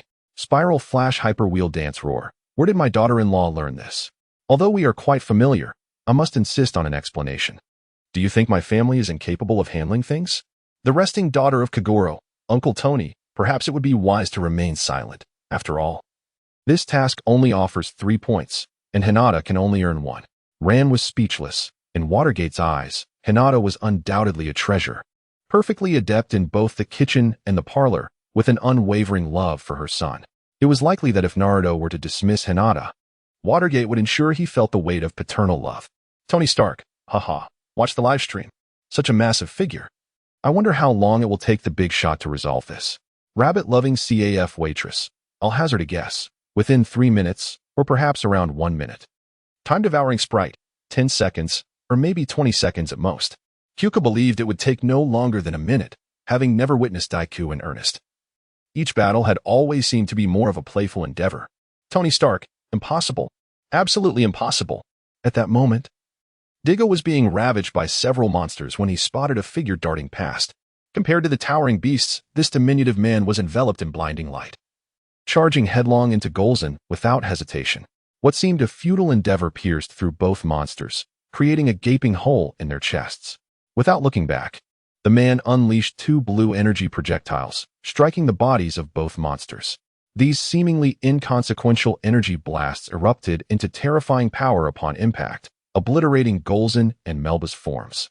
Digga, bewildered by the turn of events, could only watch as Golzon and Melba exploded in a cataclysmic demise, utterly beyond salvation. Clad in a casual sports outfit, Linran stood amidst the forest floor, gazing at the soaring figure of Daiku, who paid no heed to the explosions occurring behind him. This was the legendary true man, one who never looks back at explosions. In the realm of group management, the unparalleled Vegeta has successfully completed a task, earning 1 reward point. Hinata, the eldest daughter of the Hyuga family, has also garnered 1 point, as has the group leader. The task was accomplished in a mere second. rated at an exceptional SSS level, with an additional reward of 200,000 points bestowed upon the administrator, Vegeta. With the number of participants exceeding 10, the mutual assistance feature has been activated. Given Vegeta's Super God rating, an additional reward of 10,000 points has been granted to both Hinata and the group leader. Chapter 42. The Confusion of Daiku Note. Whenever a group task or a voluntarily initiated task by a member is completed by an individual with an SSS rating, to prevent weaker members from gaining no extra points, and thus exacerbating the disparity in power within the group, other participants will receive varying amounts of points. Tony, the not-so-wealthy. I truly feel envious. With 10,000 points, I could upgrade several components of my armor or acquire a miniature energy conversion device. A wave of frustration washed over Tony Stark, for this was no mere 10,000 cabbages, but a significant sum. Cafe waitress who admires bunnies. I'm so envious. Hinata is incredibly lucky. On her first task, she encounters a transformative reward system. Spiral Flash Super Wheel Dance Roar. One must consider who is Hinata's daughter-in-law. As the saying goes, a cheerful girl is bound to have good fortune. World Destroyer. Well, Hinata's good fortune is her own. It has nothing to do with you. Hinata, the eldest daughter of the Hyuga family, I initially intended to observe, never anticipating the reward reform.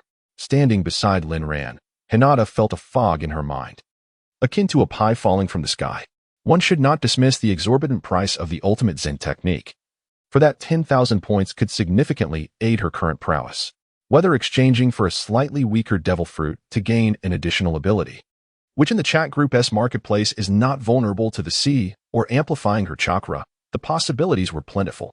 However, this varies by individual. For Naruto, a chakra enhancement would certainly require more than 10,000 points, yet amplifying her own chakra would pose no issue. Linren approached and embraced her, nearly leaving Hinata breathless. Congratulations. Little Hinata. Her cheeks flushed a delicate shade of pink as she regarded the group leader, feeling somewhat shy at such intimate contact on their first meeting. Diga and Daiku gradually approached from a distance, with Guren sensing that Shinjo was nearby. He intentionally set up a large protective shield to prevent any accidental disturbances among the group.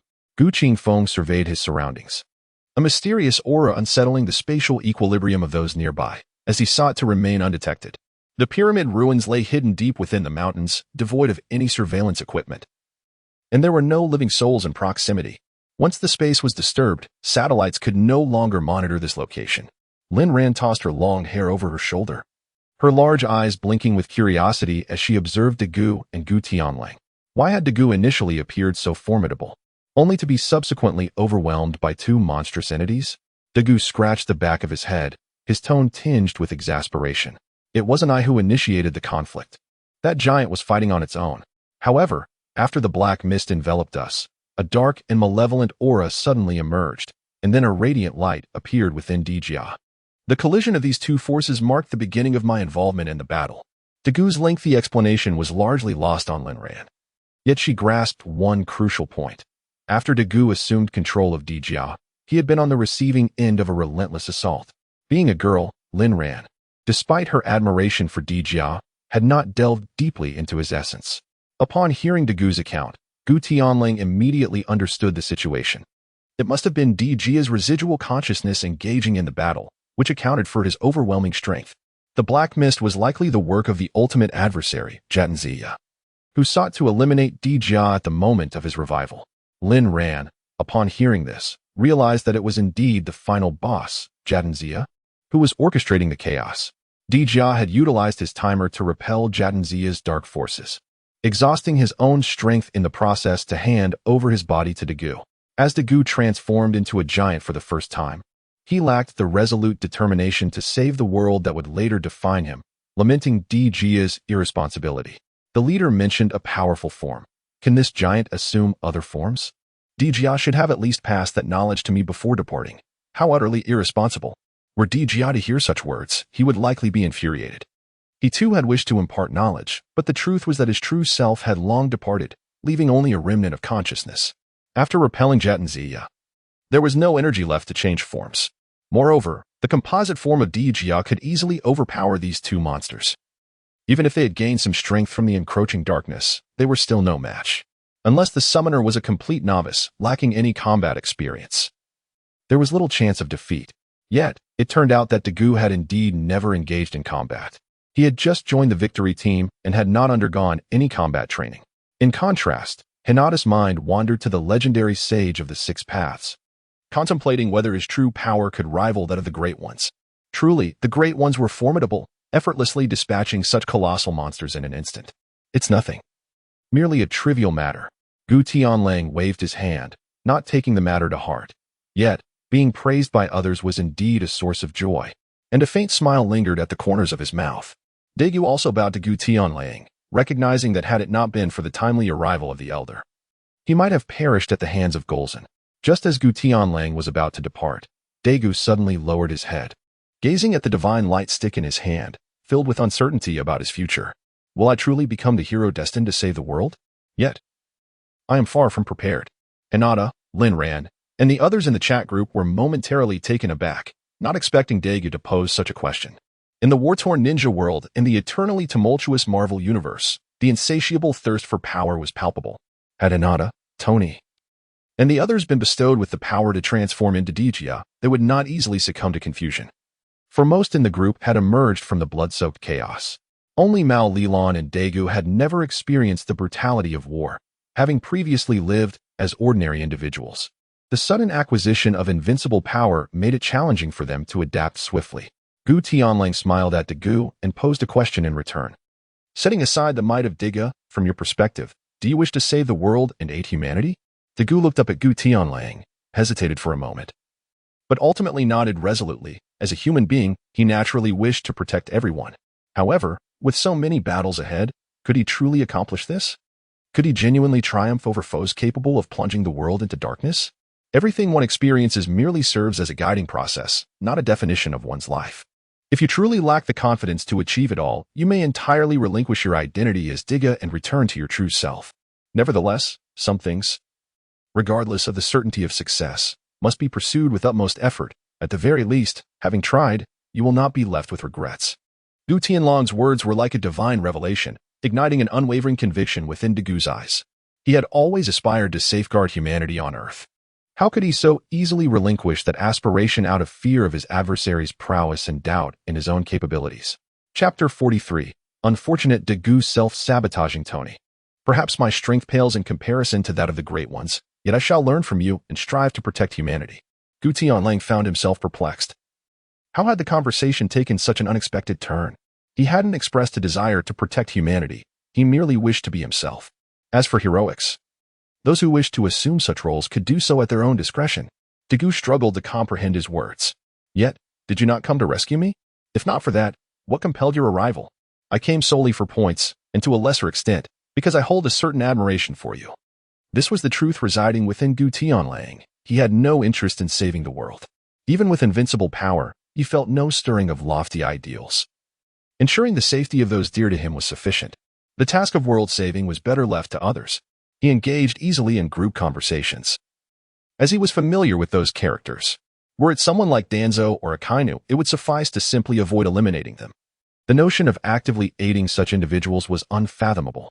Dagu, however, did not fully grasp Gu Tianlang's sentiments, believing that the strong ought to fight for the weak. Yet, differing perspectives were common, and he refrained from pressing the matter further. Let us depart. It would be unwise to linger and risk discovery. I have matters to attend to as well. Observing Dagu's expression, Gu Tianlang chose to say no more. Some topics were best left at the surface. Given Dagu's enthusiastic nature, he would not truly abandon his aspiration of transforming into Diga. It was merely the confusion that accompanied newfound power. Dagu epitomized the archetypal protagonist of a tokusatsu series, embodying the spirit of self-sacrifice for humanity. Remember, light and darkness are but a thought away. Before departing, Gu Tianlang added one final remark. The Dark Diga is not solely the creation of Camilla, with the ancient genes he possesses. Dagu could theoretically transform into Dark Diga himself. He paused, glancing at Linran, then added, not to mention, you are quite beautiful. In a flash of white light, Gu Tianlang returned to the Dragon Ball universe. It was mealtime, and as a true scion, he understood that nothing was more significant than a hearty meal. After a moment's hesitation, he resolved to visit Bulma's home for a meal. It wasn't that he lacked the means to dine elsewhere, but rather that the culinary delights of the world's wealthiest family were simply irresistible. Gu Tianlang never anticipated that his mere words would ignite such fervor within the group. Tony, who is certainly not the wealthiest, remarked, in accordance with your logic, does this imply that the villainous boss of the great ancient world has awakened prematurely? Each adversary that the great ancient must confront may potentially be enhanced by the encroaching darkness. The group administrator replied, well, that seems plausible. Although it's unlikely that Katangia will resurrect so soon, given the assault on Melbagolzan, it is quite possible that other monsters will be empowered to eliminate the great ancient. Lin Ran was uncertain about this matter. After all, Katangia did not appear in this timeline of the original plot. However, where there is one occurrence, there is often another. And it seems that the great ancient's future days may indeed be fraught with peril. Tony continued, does this mean that without novice monsters to provide experience, the great ancient is thrust directly into a high difficulty mode?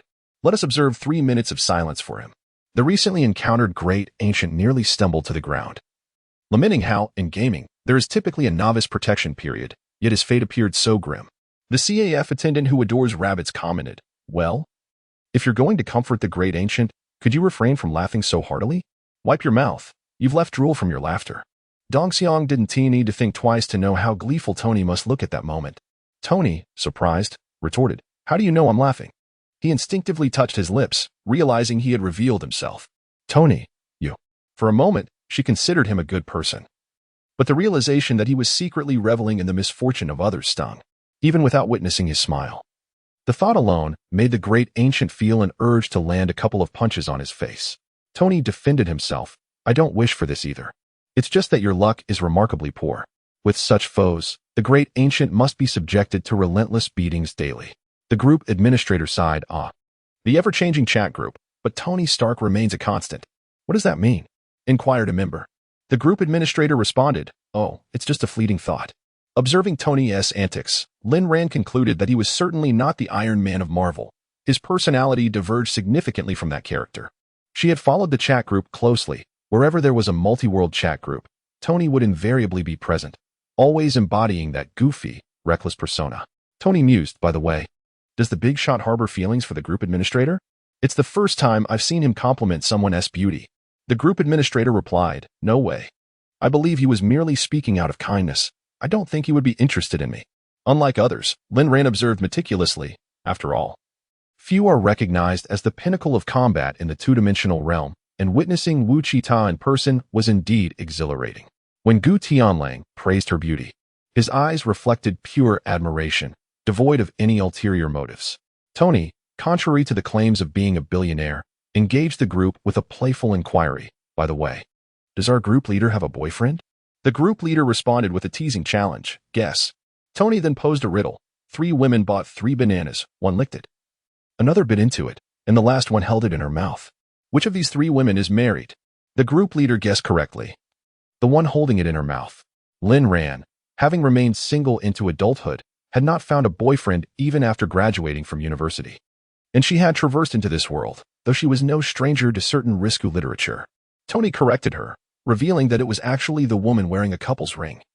Though he appreciated her reasoning, the members of the group, including the World Destroyer and others, expressed their admiration for Tony's audacity. But soon he was silenced by the group leader for a day. Amidst this banter, the CAF waitress chimed in, noting Tony's penchant for courting trouble. While another member disapproved of such questions directed at women, Tony, wishing to retort, found himself unable to respond due to his ban, merely observing the jesting at his expense. Another group member remarked on the remarkable lineage of the Gu, finally understanding the significance of his name. In Chapter 44, titled Future Warrior, Lin Ran shared a document that not only elaborated on Dagu's worldview, but also introduced Camila, the girlfriend of the original Tiga from 30 million years ago.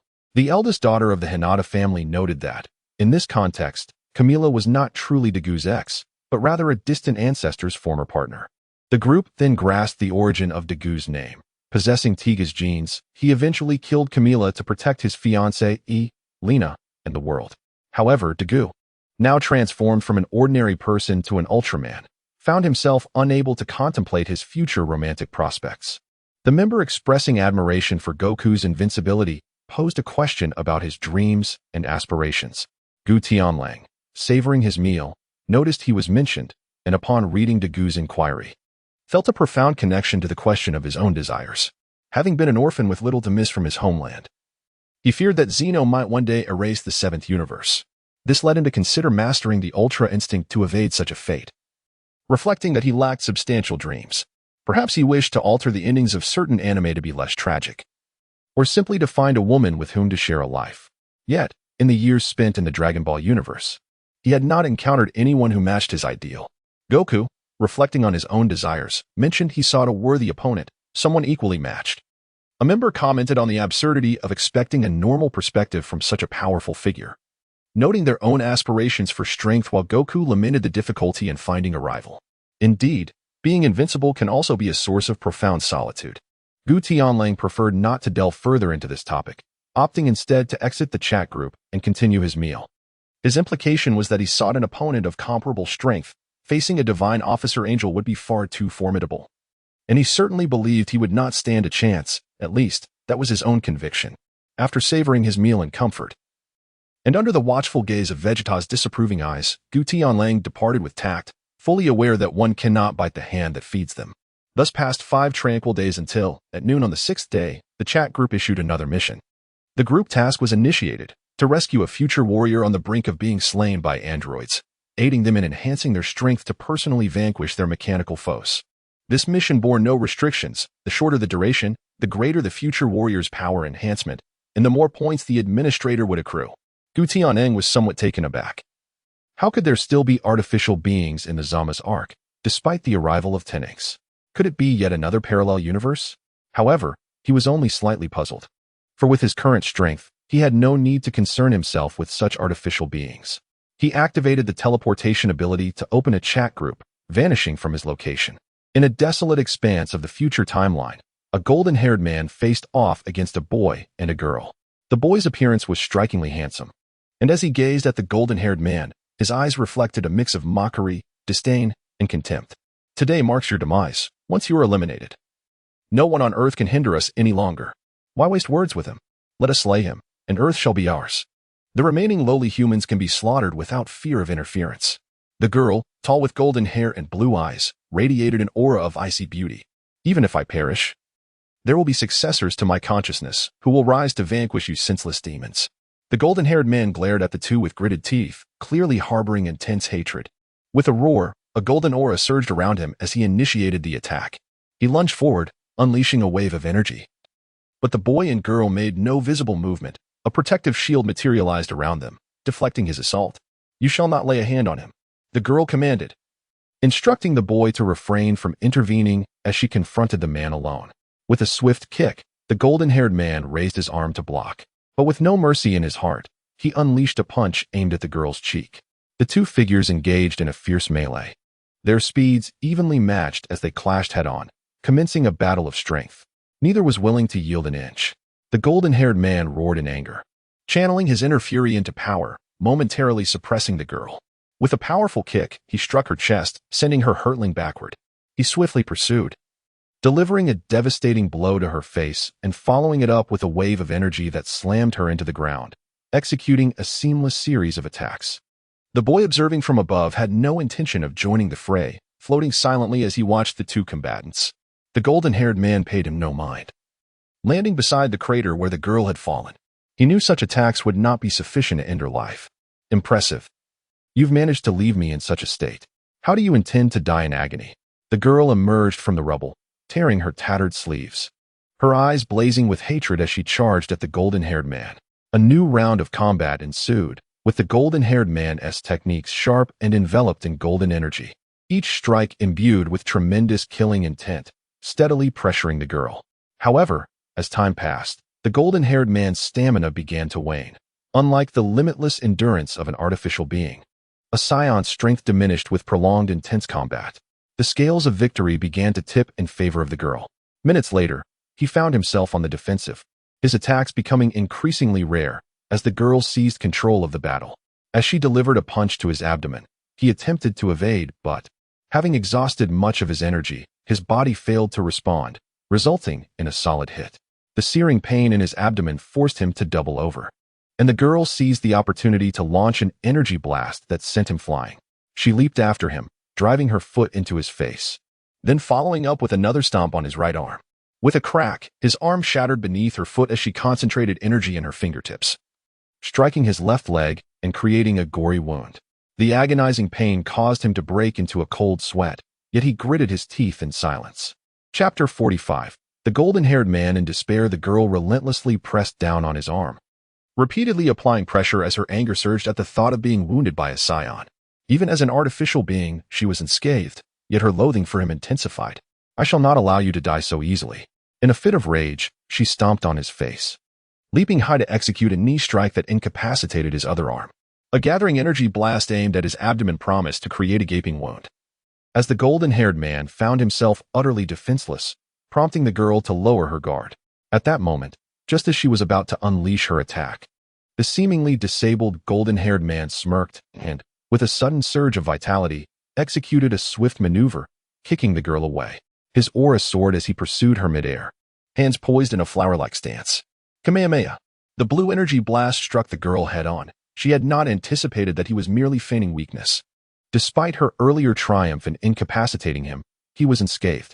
His rapid-fire combination caught her off guard, leaving her no time to activate her shield as the full-force Kamehameha hit her squarely, enveloping the area in smoke.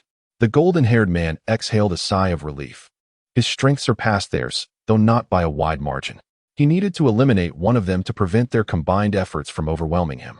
Prior to the battle, he had kept the last 2 sins of beans on his person, consuming one in anticipation of the girl's overconfidence, a gamble that had now proven worthwhile.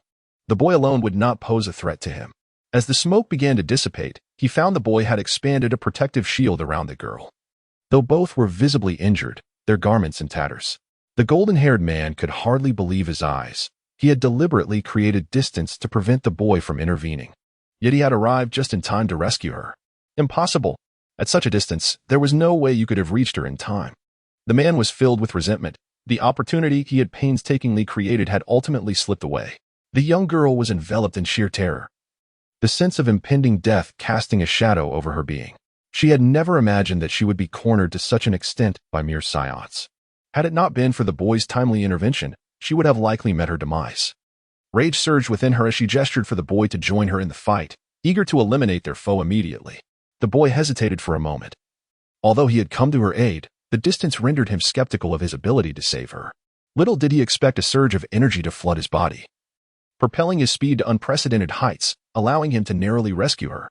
The golden-haired man, realizing his plan had failed, no longer concealed his strength.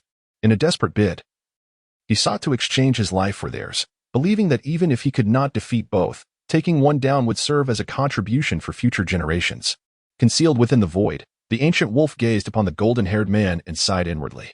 If the girl were to perish, leaving only the boy, he could easily triumph without revealing himself. This would thwart my mission. Thus, he secretly aided the boy, enabling him to save the girl.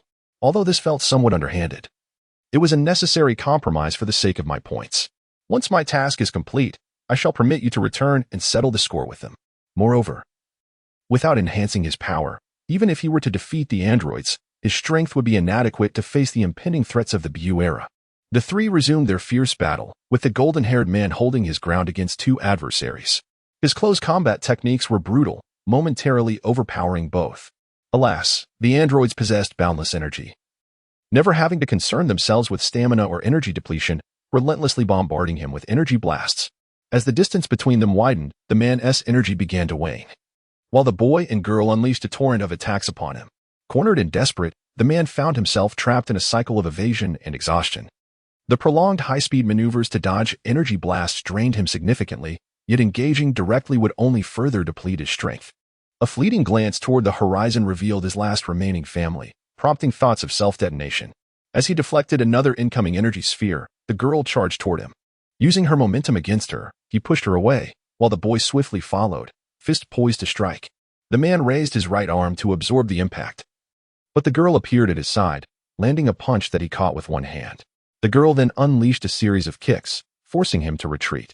Outnumbered, especially after an extended confrontation, his stamina dwindled, and his speed and reflexes began to falter. Ultimately, under the relentless assault, the girl seized an opportunity to deliver a powerful kick, followed by an energy wave that crashed into the mountainside. Simultaneously, both the boy and girl charged their energy attacks, preparing to deliver a final blow. The golden-haired man roared in defiance, amplifying his strength as he countered their combined efforts with a Kamehameha wave, miraculously pushing their energy back. With their energy blasts bearing down on him, he reached the boy, his body battered and bruised, clearly at the end of his rope. Enduring the onslaught, he embraced the boy, emanating a terrifying energy fluctuation. He intended to detonate the power within him, taking the boy with him in a mutual demise. Father, if you were alive, you could have saved the earth. I'm sorry for not being able to protect Mother and our world. The girl, taken aback by the golden-haired man's madness, quickly distanced herself from them. His power spiraled out of control. A single attack would trigger his self-destruction. The boy, too, was alarmed. At such close proximity, the protective barrier was futile. No matter how he struggled, he could not free himself from the man's grasp, whose energy was swelling. On the brink of explosion. Your plan has failed, but there is no need for such despair. If you die, no one will be left to protect the earth. A warm hand landed on the back of the golden-haired man, and the energy radiating from him dissipated instantly, allowing the boy to break free. The man gazed at the sudden appearance of the ancient figure, confusion flickering in his eyes. The resemblance to his father was striking, yet, upon closer inspection, he realized the truth. It is my father. No, you are not my father. Gu Tianlang awkwardly touched his nose, having not anticipated that this individual had mistaken his identity. He raised his hand and unleashed two bursts of energy, enveloping the boy and girl within. The pair regarded the suddenly appearing Gu Tianlang with considerable caution. Yet they could scarcely believe how swiftly his attack had occurred. Before they could even comprehend the situation, they found themselves ensnared. What is this? Break free. Chapter 46. Special training. Trapped within the energy barrier, the duo channeled their internal energy, attempting to dismantle the protective shield from within. Alas, the disparity in their strength was far too great, and no matter how fervently they struggled, their efforts were in vain. Gu Qifeng turned slowly to explain to the blond man, I hail from another dimension, sent here on a mission to rescue you. This energy shield can confine them for an extended period, and I possess a method to swiftly enhance your strength. The blond man regarded his words with skepticism. Although Gu Tianlang had aided him, it appeared that he had no intention of eliminating the artificial beings. Gu Tianlang discerned his distrust, smiled gently, and reiterated his explanation. After all, I do not belong to your time and space. It would be inappropriate for me to intervene in all of this. Once we arrive at our destination, you will naturally come to trust me. He continued, I sincerely apologize, but I find myself alone in this world, which inevitably makes me a bit more cautious. Gazing into Gu Tianlang's earnest eyes, the golden-haired man realized that he may have misjudged him. Regardless of the circumstances, if he chose not to act, his demise was all but certain. Wolf grasped his shoulder, activating the chat group teleportation function, and the two were transported from the future timeline to the universe of Dragon Ball Super. Before them stood Bulma's residence, a place that felt both familiar and significantly more opulent.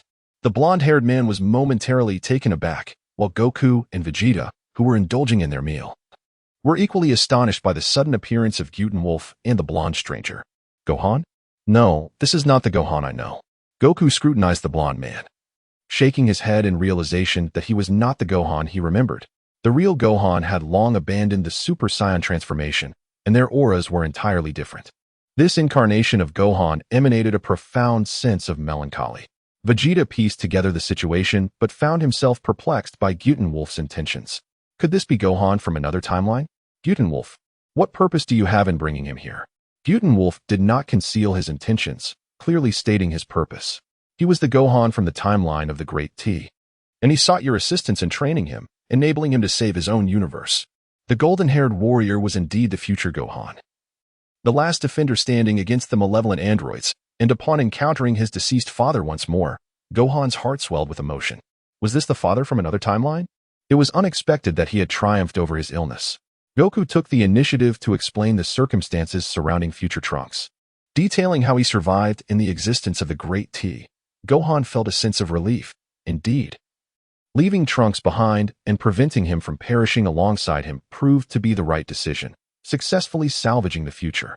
Goku proposed to personally guide Gohan, to which Vegeta had no objections. He had always loathed training alongside others and had no desire to instruct anyone. Curiously, Goku inquired why Wolf, having saved Gohan, deliberately came here to request his guidance and training.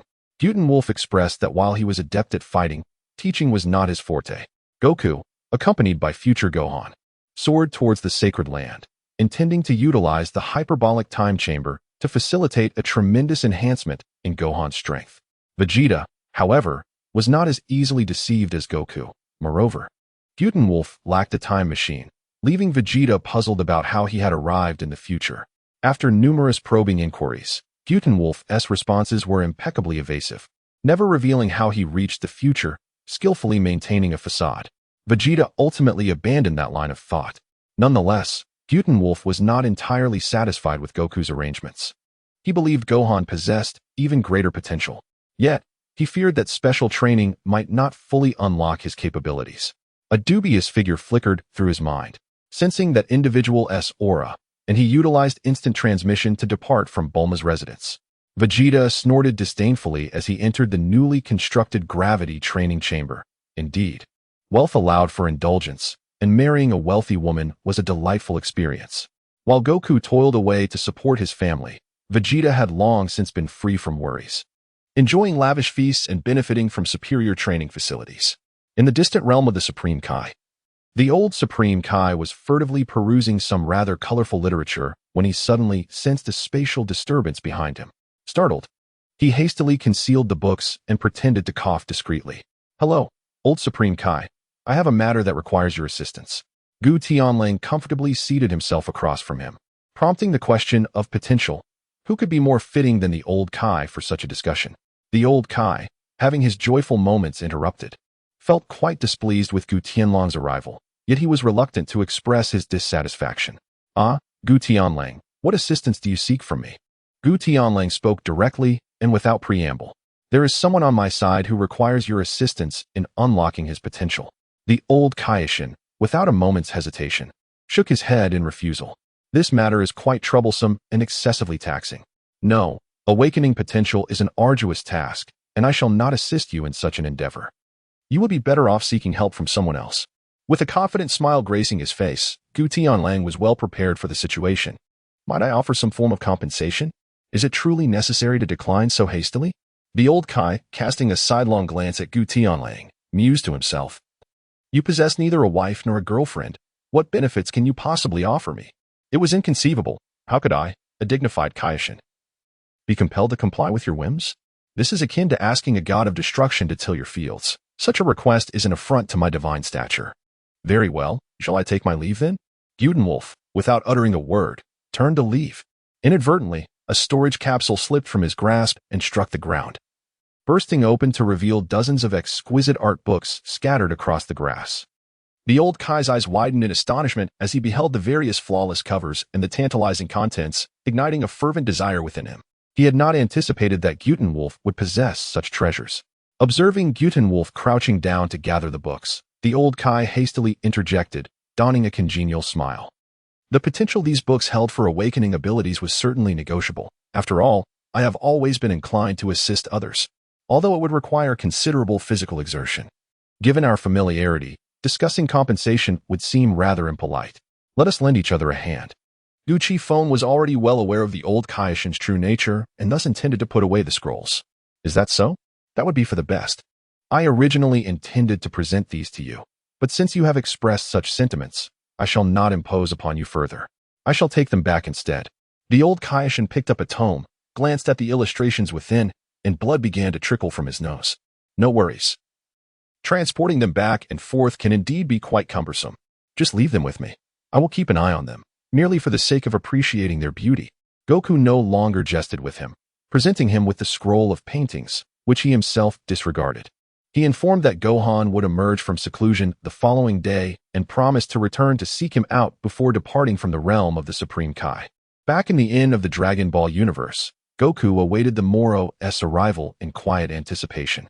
Before the Elder Supreme Kai could unlock Gohan's potential, he intended for Gohan to meet someone first. Chapter 47. Sparring time flew by, and soon a day had passed. Gohan, Chi-Chi, and others learned of the existence of the future Gohan and hurried to Bulma's residence. After a brief wait, two figures soared from the distance and descended from the sky, Goku and future Gohan. Chi-Chi rushed forward to embrace future Gohan. And although he was not the son of her universe, he remained her flesh and blood. She had heard from Din that in the future, Gohan fought alone, bearing the weight of the world on his shoulders. Gohan, Are you all right? Let me see you, she implored. The long-awaited embrace brought tears to future Gohan's eyes as memories flooded back. His father had perished from a heart condition, Uncle Piccolo had been obliterated, and the Dragon Balls of Earth had vanished. Uncle Vegeta had insisted on fighting alone, only to be killed by 2 androids, and Krillin, Yamcha, and Master Roshi had all met their grim fates, with his mother not escaping the clutches of the androids either. Seeing his mother again stirred a tempest of emotions within him, and tears streamed down his cheeks. After some pleasantries, future Gohan noticed his counterpart, Invincible, nodding slightly in acknowledgement. In this world, have I become a scholar? Is she your wife? He inquired. Gohan smiled warmly, gazing at this man who was both himself and not himself, feeling a surge of admiration. Yes, I have indeed become a scholar, though I have recently resumed training and returned to the path of a martial artist. Future Gohan relinquished his previous obsessions, recognizing that he had fulfilled his dreams in a different form. That's wonderful. I am certain that I can defeat those 2 now. My father's training has borne fruit. Goten regarded this unfamiliar brother with confusion. But brother, at your age, you could easily defeat Bu and annihilate Android 18. Why is it that this Gohan cannot overcome her? Young Goten, still innocent, presumed that the disparity in strength between them was negligible and struggled to comprehend why future Gohan could not best Android 18. Vegeta scoffed, dismissing the need to explain such a juvenile inquiry, while Piccolo interjected with clarity. Gohan indeed possesses great potential, yet he struggles with training. He lacks the knowledge of how to cultivate his strength most effectively. Piccolo's words hit the mark, encapsulating the fundamental difference between Gohan and the trio of Goku, Piccolo, and Vegeta, who understood the most efficient methods of training. For instance, during the Z period, Goku and Gohan perpetually maintained their Super Saiyan states while training in the hyperbolic time chamber. The results of their intensive 1-year training could surpass that of others in 3 or even 5 years. Had Gohan been left to his own devices, he might never have conceived such an approach to training. They would discover the most effective paths on their own, whereas Gohan was akin to a precious jade, requiring meticulous shaping. Goten nodded, albeit somewhat confused, at Piccolo's explanation. All right, the reminiscing is complete. Now it is time to attend to serious matters. Goku dragged the old Kaishin to future Gohan's side, where they encountered the present Gohan and Chi-Chi. Future Gohan, finally able to relinquish his lingering obsessions, prepared himself to allow the old Kaishin to unlock his potential. So we're heading back now? I'm ready. He mistakenly inferred that they were returning to the future. No, this is the Kaishin. He can awaken the latent abilities within you, enabling you to transcend your limits. After Goku's elaborate explanation, future Gohan settled into a meditative position, awaiting the old Kaishin's incantation. The old Kaishin, a connoisseur of the art of exchange, approached future Gohan and began performing a series of peculiar gestures. Yet, within minutes, he could not suppress a curse. Goodness, he possesses such formidable power, and you want me to awaken his potential? Are you trying to kill me? The limitations of his magic became apparent. The stronger the individual, the more strenuous the effort required. For instance, if he attempted to unlock the potential of a Super Saiyan Blue at full power, his magic would prove futile. The greater the strength of the subject, the more exhausting the process became. Upon hearing the old Kaishin's lament, Goku chuckled heartily, taken aback by Gohan's remarkable resilience. Despite his expectations of Gohan's extraordinary potential, the progress made through a year of rigorous training was indeed astonishing. The old Kaishin felt utterly overwhelmed. The challenge of awakening Gohan's potential was magnified tenfold compared to his previous experiences. Within a short time, he was drenched in sweat. He persevered for 24 hours, finally completing the incantation for Gohan, only to collapse onto the ground, barely able to stand. Nevertheless, the old Kaishin did not forget to murmur his grievances to Goku. More training is essential. It nearly cost me my life. Goku could not help but recall an ancient saying, a man remains a youth until death. Indeed, the ancients were not mistaken. The old Kaishin has lived for at least 1 billion years, yet despite his advanced age, he remains so devoted, only favoring those who are 18. He is indeed a formidable character. So, what do you say? Shall we engage in a friendly spar? The 2 artificial beings from your world are woefully inadequate, rendering them incapable of allowing you to truly comprehend your current strength. Goku glanced at the future Gohan, whose fists were tightly clenched, and proactively suggested a challenge, eager to ascertain the extent of Gohan's power. Slowly, future Gohan ascended into the air, unleashing a powerful shout as his energy surged dramatically, enveloped by crackling blue lightning, transforming into a Super Saiyan Level 2. Vegeta, anticipating the move, soared into the sky, also adopting the form of a Super Saiyan to engage in combat. Their exchange of blows was fierce, yet surprisingly, Gohan found himself at a disadvantage, barely managing to defend against Vegeta's onslaught. It is worth noting that even among Super Saiyan Level 2 fighters, the disparity in strength can be significant. The Super Saiyan 2 Vegeta of the Z era would likely have overwhelmed the current Vegeta in mere moments. The stronger one's base form, the more formidable their transformed state becomes, and Gohan's improvement over the past year was nothing short of remarkable. Realizing that this impasse could not continue, Gohan clenched his fists and let out a low growl, instantly amplifying his energy. A powerful aura radiated outward, felt even by Beerus, who was far away in the realm of destruction. His hair gradually extended to his waist, and the surrounding lightning intensified, resembling a miniature sun illuminating the earth. Vegeta's expression shifted as he recognized Gohan's transformation. The rigorous training over the past year, combined with the Elder Kai's unlock of his potential, had propelled Gohan's strength to Super Saiyan Level 3. The dynamics of the battle shifted instantaneously. The once dominant Vegeta found himself on the defensive. As Gohan began to seize control and counterattack, Vegeta's demeanor turned serious, enveloping himself in a red aura that repelled Gohan, revealing his Super Saiyan God form with red hair and eyes. Gohan, unable to sense Vegeta's energy, was bewildered by this sudden turn of events. However, he was not entirely unfamiliar with the Super Saiyan God transformation, having witnessed Goku exhibit such power during his training in the hyperbolic time chamber. Taking a deep breath, Gohan retracted from his Super Saiyan 3 form, centering himself as he closed his eyes. A radiant white light enveloped him, with a pure white aura expanding exponentially, surpassing even the might of Super Saiyan 3. The brilliance wrapped around the earth, and future Gohan, in disbelief, realized the Elder Kai had awakened such formidable energy within him, a power far exceeding that of Super Saiyan 3. Watching from the sidelines, Piccolo's face turned pale with astonishment at the strength displayed by future Gohan.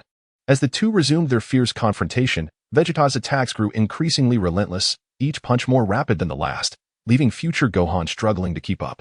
Nonetheless, Gohan's performance garnered admiration from those present. The Gohan of the Z Saga, even in his mystical form, had never exhibited such strength. This was largely due to future Gohan's innate abilities reaching Super Saiyan 3, with the unleashed potential granting him power that far surpassed his former self. Vegeta, recognizing that he had witnessed Gohan's full strength, decided to hold nothing back. He transformed into Super Saiyan Blue, a form distinct from the God form. The power of Super Saiyan Blue was palpable, and future Gohan could sense the unimaginable might emanating from him. Concentrating all his energy into his right hand, Gohan prepared his most potent strike.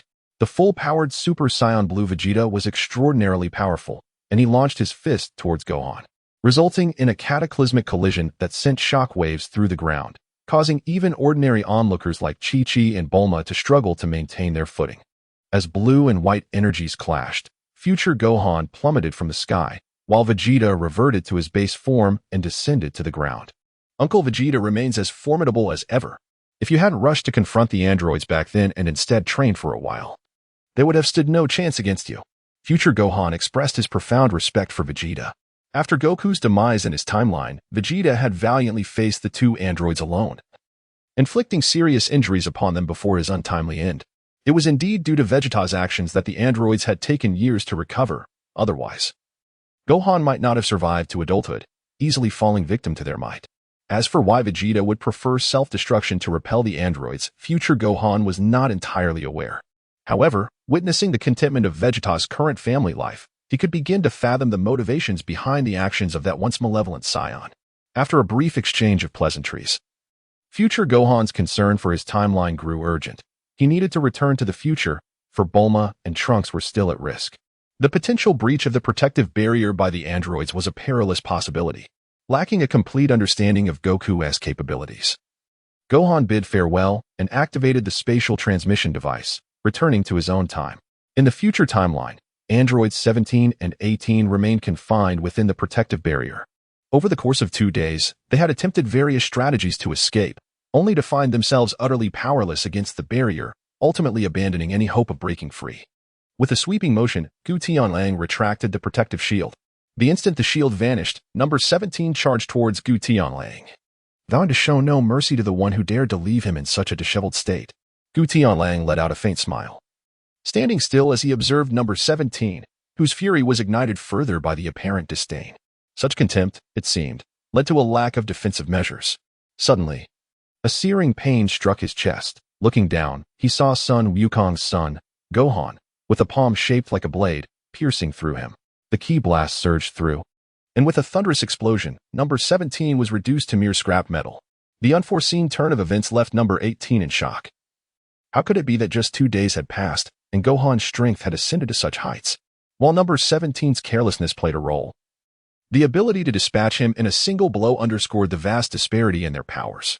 Without a glance back, she turned to flee, harboring no intention of confrontation. The androids of this timeline differed markedly from those in her original world. The latter aimed solely to vanquish Goku, showing no malice towards others. In contrast, the future timeline's androids reveled in the slaughter of humanity, deriving pleasure from their twisted psyches, killing indiscriminately to satiate their urges. Even the death of her own brother held little significance for number 18. She had no desire for vengeance. Alas, Gohan had transcended his former self, transforming into a shooting star streaking across the sky, swiftly catching up to number 18. With a single kick, he cleaved her in two, disregarding her pleas for mercy. And with a flick of his fingers, he unleashed a beam of light that extinguished her life. You did well, goodbye, Gohan. When Gohan turned his head again, he found that Gu Tianlang, who had been right behind him, had vanished. Initially, he believed it was his father's request for assistance, yet during training, Goku informed him that he had never spoken to Gu Tianlang. This left Gohan with a lingering mystery. Though he had ultimately resolved the crisis and now felt confident in his ability to protect the Earth, the Invincible administrator, Vegeta, completed his mission within 2 days. With the target's power amplified by over 100 times, earning an SSS rating and a reward of 10 million points. Lying on his bed, Gu Tianlang glanced at the newly credited 10 million points and felt quite pleased. Upon seeing the task completion notification in the chat group, the members erupted with excitement, as the information was monumental. Tony, not the richest, big guy, how did you manage to enhance someone's strength 100-fold in just 2 days? World Destroyer, you didn't use cheats, did you? Invincible Vegeta, strictly speaking, it took a year. I possess an item that allows a year to pass inside while only a day passes outside. Tony, not the richest, isn't that cheating? Can I also enter for some training? Group leader, it must be the hyperbolic time chamber. It is indeed suitable for training, but it varies by individual. Invincible Vegeta, spending a year in there would also consume a year of your lifespan. Are you sure you want to proceed? For the sake of his current girlfriend, big guy, can I go in? I'm still young. I can afford a year. Dega sensed that his physical skills were lacking. Unable to harness the full power of Dega, the stronger the human form, the mightier the Ultraman would be. To face the impending monsters, he needed to rapidly enhance his strength. Tony, not the richest. Wait, are you implying something? What do you mean by mentioning your youth? Chapter 49, Power Detector. Invincible Vegeta, you all might not be able to enter. The environment there is rather harsh and not well suited for your training. Spiral Flash Super Wheel Dance Roar. A harsh environment shouldn't affect us too much, given that everyone in the group is quite strong. Group leader, the highest temperature there reaches 50 degrees, while the lowest plummets to -40. The air density is only a quarter of Earth's, and the gravity is approximately 10 times that of Earth. You truly cannot enter. Tony, not the richest. Is this even a place for humans? Thin air and tenfold gravity. Can monsters really survive there for a year? After pondering for a while, Tony couldn't imagine anyone capable of entering. It seemed utterly inhuman. Be my son. It seems that for those from the administrator's world, they can indeed enter, but how strong is the target's power compared to the administrator's? Sleeping little Kogoro's daughter. Same question. Big guy, can you specify just how powerful he has become? Gohan's current strength, as Gu Tianlang speculated, should be comparable to the early stages of Super Saiyan God Goku. Based on the lore, this form could unleash 3 universe-exploding attacks at full power. Invincible Vegeta, about that. He could indeed obliterate a universe, which is quite impressive. Sleeping little Kogoro's daughter? Obliterate a universe? Isn't that on par with the big guy? Invincible Vegeta, it's somewhat similar. I can't claim to be much stronger. Tony, not the richest. I can't shake the feeling that the big guy is pulling my leg. Why is it that in your universe, they either explode stars or universes? Isn't that a bit terrifying? Invincible Vegeta, wait for me. In 5 minutes. I'll come to your universe to demonstrate by crushing the sun with my bare hands. Tony, not the richest. Can you really create a sun? Invincible Vegeta. No. Who said I could create a sun? I merely said I could crush it, not that I could conjure one. Group member Tony, not the richest. Sent a specified character red envelope. Invincible Vegeta received the red envelope. Tony, not the richest. I suddenly remembered I have an extra suit of battle armor that can operate for a short time on energy. Whoever grabs it first gets it. Spiral Flash Super Wheel Dance Roar. Not to be rude, Tony, but that's a bit much. If you're gifting, just gift. Why make it so only the big guy can claim it? What are we supposed to do? World Destroyer. Low emotional intelligence. Give him the battle armor. But don't come to my world to fight me. High emotional intelligence. Extra battle armor. Random red envelope. Whoever grabs it first gets it. Coffee shop attendant who loves rabbits. That explanation is quite on point. You are indeed impressive, Xiaoming. Invincible Vegeta. I quite like the battle armor. It would make for an excellent art piece in my home. Tony Stark felt relieved. While the big guy's claim about crushing the sun might be a jest, it was a perfect opportunity to cultivate a good relationship with him. Through Lin Rand's insights, he learned of future events, particularly the impending arrival of Thanos. Just imagining that detestable purple visage and Thanos' bewildered expression upon meeting the big guy brought Tony joy. Group leader, big guy, I heard you kicked the god of love out. Lin Rand was quite eager to witness it. To meet the renowned figures from various eras within the Valkyrie of the End, and she held considerable disdain for the divine's lofty attitude. Invincible Vegeta, indeed. In just over 2 months, we can venture into their world for missions, and you all may participate. However, it is best to improve your strength first. Spiral Flash Super Wheel Dance Roar. The group leader has explained that we can also enter that world. Mizuki's harbored considerable dissatisfaction towards the goddess of love. Her actions against Hinata provoking even the traditionally gentle Mizuki to reveal a more ferocious side. The unparalleled Goku mused, well, that is acceptable. But your current strength is somewhat lacking. It would be prudent to enhance your abilities further. The heiress of the Hyuga clan inquired, will you, dear group leader, also participate when the time comes? The group leader replied, perhaps. If I encounter someone particularly bothersome, I might consider intervening. Lin Ran indeed contemplated testing her mettle. Despite her status as the group leader and her numerous privileges, she acknowledged her relative weakness among the ranks. Yet she was unafraid to confront the gods should a real conflict arise, leveraging the power of the chat group. As time gradually settled, a month passed serenely. Aside from visiting Bulma's home for meals, Guren devoted himself entirely to training. The group had not issued any tasks.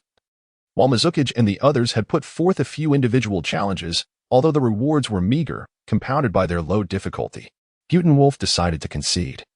Realizing that acquiring those points would be of little use to himself, it would be more beneficial to enhance their strength. The administrator, having been part of the chat group for a full month, activated the group's combat power detector. The combat power detector, it can assess the strength of designated individuals, with group members limited to testing once every 3 days, while the group leader and administrator may test once daily. The CAF attendant, who has a fondness for rabbits, remarked, I checked my own strength and found I am only at the initial stage of the 2nd tier, where the group description claims one surpasses the pinnacle of ordinary humanity. Spiral Flash Super Will Dance Roar 3 stated, I am at the mid-stage of the 3rd tier, and the group assesses that I could easily alter the course of large-scale wars. The World Destroyer added, +1, I am also at this tier. The time-devouring elf chimed in, I too am in the 3rd tier, but I possess special abilities that have allowed me to reach the initial stage of the 3rd tier. Tony, who is not the richest, confessed, I am at the mid-stage of the 2nd tier, seemingly just slightly stronger than Dongxiang. The group leader commented, this is quite normal. You are still in the early timeline, and your strength will see significant improvement in the later stages. I didn't expect my strength to also plateau at the 3rd tier. I had thought I could reach the 4th tier, said Be My Son. Hinata, the eldest daughter of the Hyuga family, stated, I will refrain from testing for now. I will assess Naruto's strength when I see him. Hinata was aware of her own limitations, estimating her power to be around the 2nd tier, certainly not reaching the level of Minato. The group leader inquired, Great One, what tier is your strength? Lin Ran was particularly curious about Gu Tianlang, renowned as the Invincible Gogeta. He wondered at which tier he stood, 7th or 8th. The Invincible Gogeta replied, I have yet to test. What about your strength? In truth, Gu Tianlang held little hope for Lin Ran's strength, suspecting it might even be inferior to Dongxiang's, as he sensed no formidable energy emanating from her. Tony, who is not the richest, speculated, I guess the Great One is at the 7th or perhaps the 8th tier. The World Destroyer countered. That's unlikely. I estimate it could be at the 9th tier, if such a tier exists. The daughter of the sleeping little 5 added. Actually, I am more interested in the Leader S strength. My world holds nothing worth testing, so perhaps I could assess the Leader S power. Chapter 50. The True Strength of Gu Tianlang. The group leader responded. Sure, I can save my opportunity this time. Lin Ran was not concerned about revealing himself. Although he was not much stronger than an ordinary person, the strength assessment had limitations. Only the administrator, Gu Tianlang, could assess his own strength. While ordinary members were unable to do so, the daughter of the sleeping little 5 remarked, it indicates I cannot assess. Members cannot assess the leader. Tony added, then go check the Great One's strength. The daughter of the sleeping little 5 replied, I think I will save it. The assessment opportunities can accumulate. And since the Great One is already so strong, it matters little whether I check or not. Tony, who is not the richest, insisted, Xiaolon. Our worlds share a common currency. I'll give you $100,000 as a favor, just to check the Great One's strength. Unable to wait the 3 days, Tony felt an itch to know the Great One's strength immediately. A windfall of funds left Xiaolon in a daze. $100,000 converted to yen was an astonishing sum. Yet, she felt it was excessive to demand such a large sum just for a strength assessment. The daughter of the sleeping little 5 declared, let us skip the payment. I'll help you check. The CAF attendant, who adores rabbits, asked, have you completed the assessment? Xiaolon. Not only Tony, but everyone in the group was curious why it had taken a minute without completion. The daughter of the sleeping little 5 announced, the assessment has been completed. It shows the other party's ordinary state strength is at the 9th tier. Capable of annihilating multiple universes with mere gestures. However, the disparity in strength is too great for further assessment. Tony exclaimed, wow, there really is a 9th tier. This is a bit too exaggerated. Could there possibly be a 10th tier? The World Destroyer praised, Great One, majestic and formidable, 666. Hinata echoed, Great One, 666. The CAF attendant, who loves rabbits, chimed in, Great One, 666. The group leader declared, truly, you are Gogeta, the chosen one. Upon seeing this, Lin Ran was certain. This was undoubtedly Gogeta from Dragon Ball Super, as such immense strength was simply incomprehensible. Gu Tianlang felt rather indifferent himself. Attaining the 9th tier seemed entirely natural. Given the daily opportunities that presented themselves, he resolved to test his own limits. The group administrator, Invincible Vegeta, designated specific individuals for the assessment, which commenced shortly thereafter. Please hold on. The chat group is currently undergoing testing. Upon completion, the administrator, Invincible Vegeta, reported that his ordinary state of power reached the pinnacle of the early 9th tier. After reviewing the group's evaluation, a subtle change crossed Gu Tianlang's typically placid face. He had not anticipated that his physical form possessed such capabilities. No wonder he had always sensed something amiss. A faint smile gradually graced his lips. The Destroyer of Worlds, the 9th tier? Huh? I wonder if I shall ever have the opportunity to elevate my strength to such heights in this lifetime. Even with my 4th tier power, I would be content. Tony, the notorious tycoon, esteemed one, do visit often. I have an abundance of charming ladies here. Whether you favor long legs or striking beauty, your desires shall be met. If wealth does not entice you, then perhaps allure shall suffice. At your level of strength, material riches surely hold no allure, yet throughout history, even heroes have struggled against the charms of beauty. The past is irrevocable, but the future is changeable. As long as I cling tightly to the golden thigh of the esteemed one, I shall surely be able to punch Ultron and kick Thanos. The coffee shop waitress who admires rabbits, do you really think the esteemed one is like you? With thoughts consumed by women every day? Invincible Vegeta, well, perhaps it's best to let such matters unfold naturally. Gu Tianlang holds little regard for such superficial individuals. If he were to seek companionship, it would be with someone he truly adores.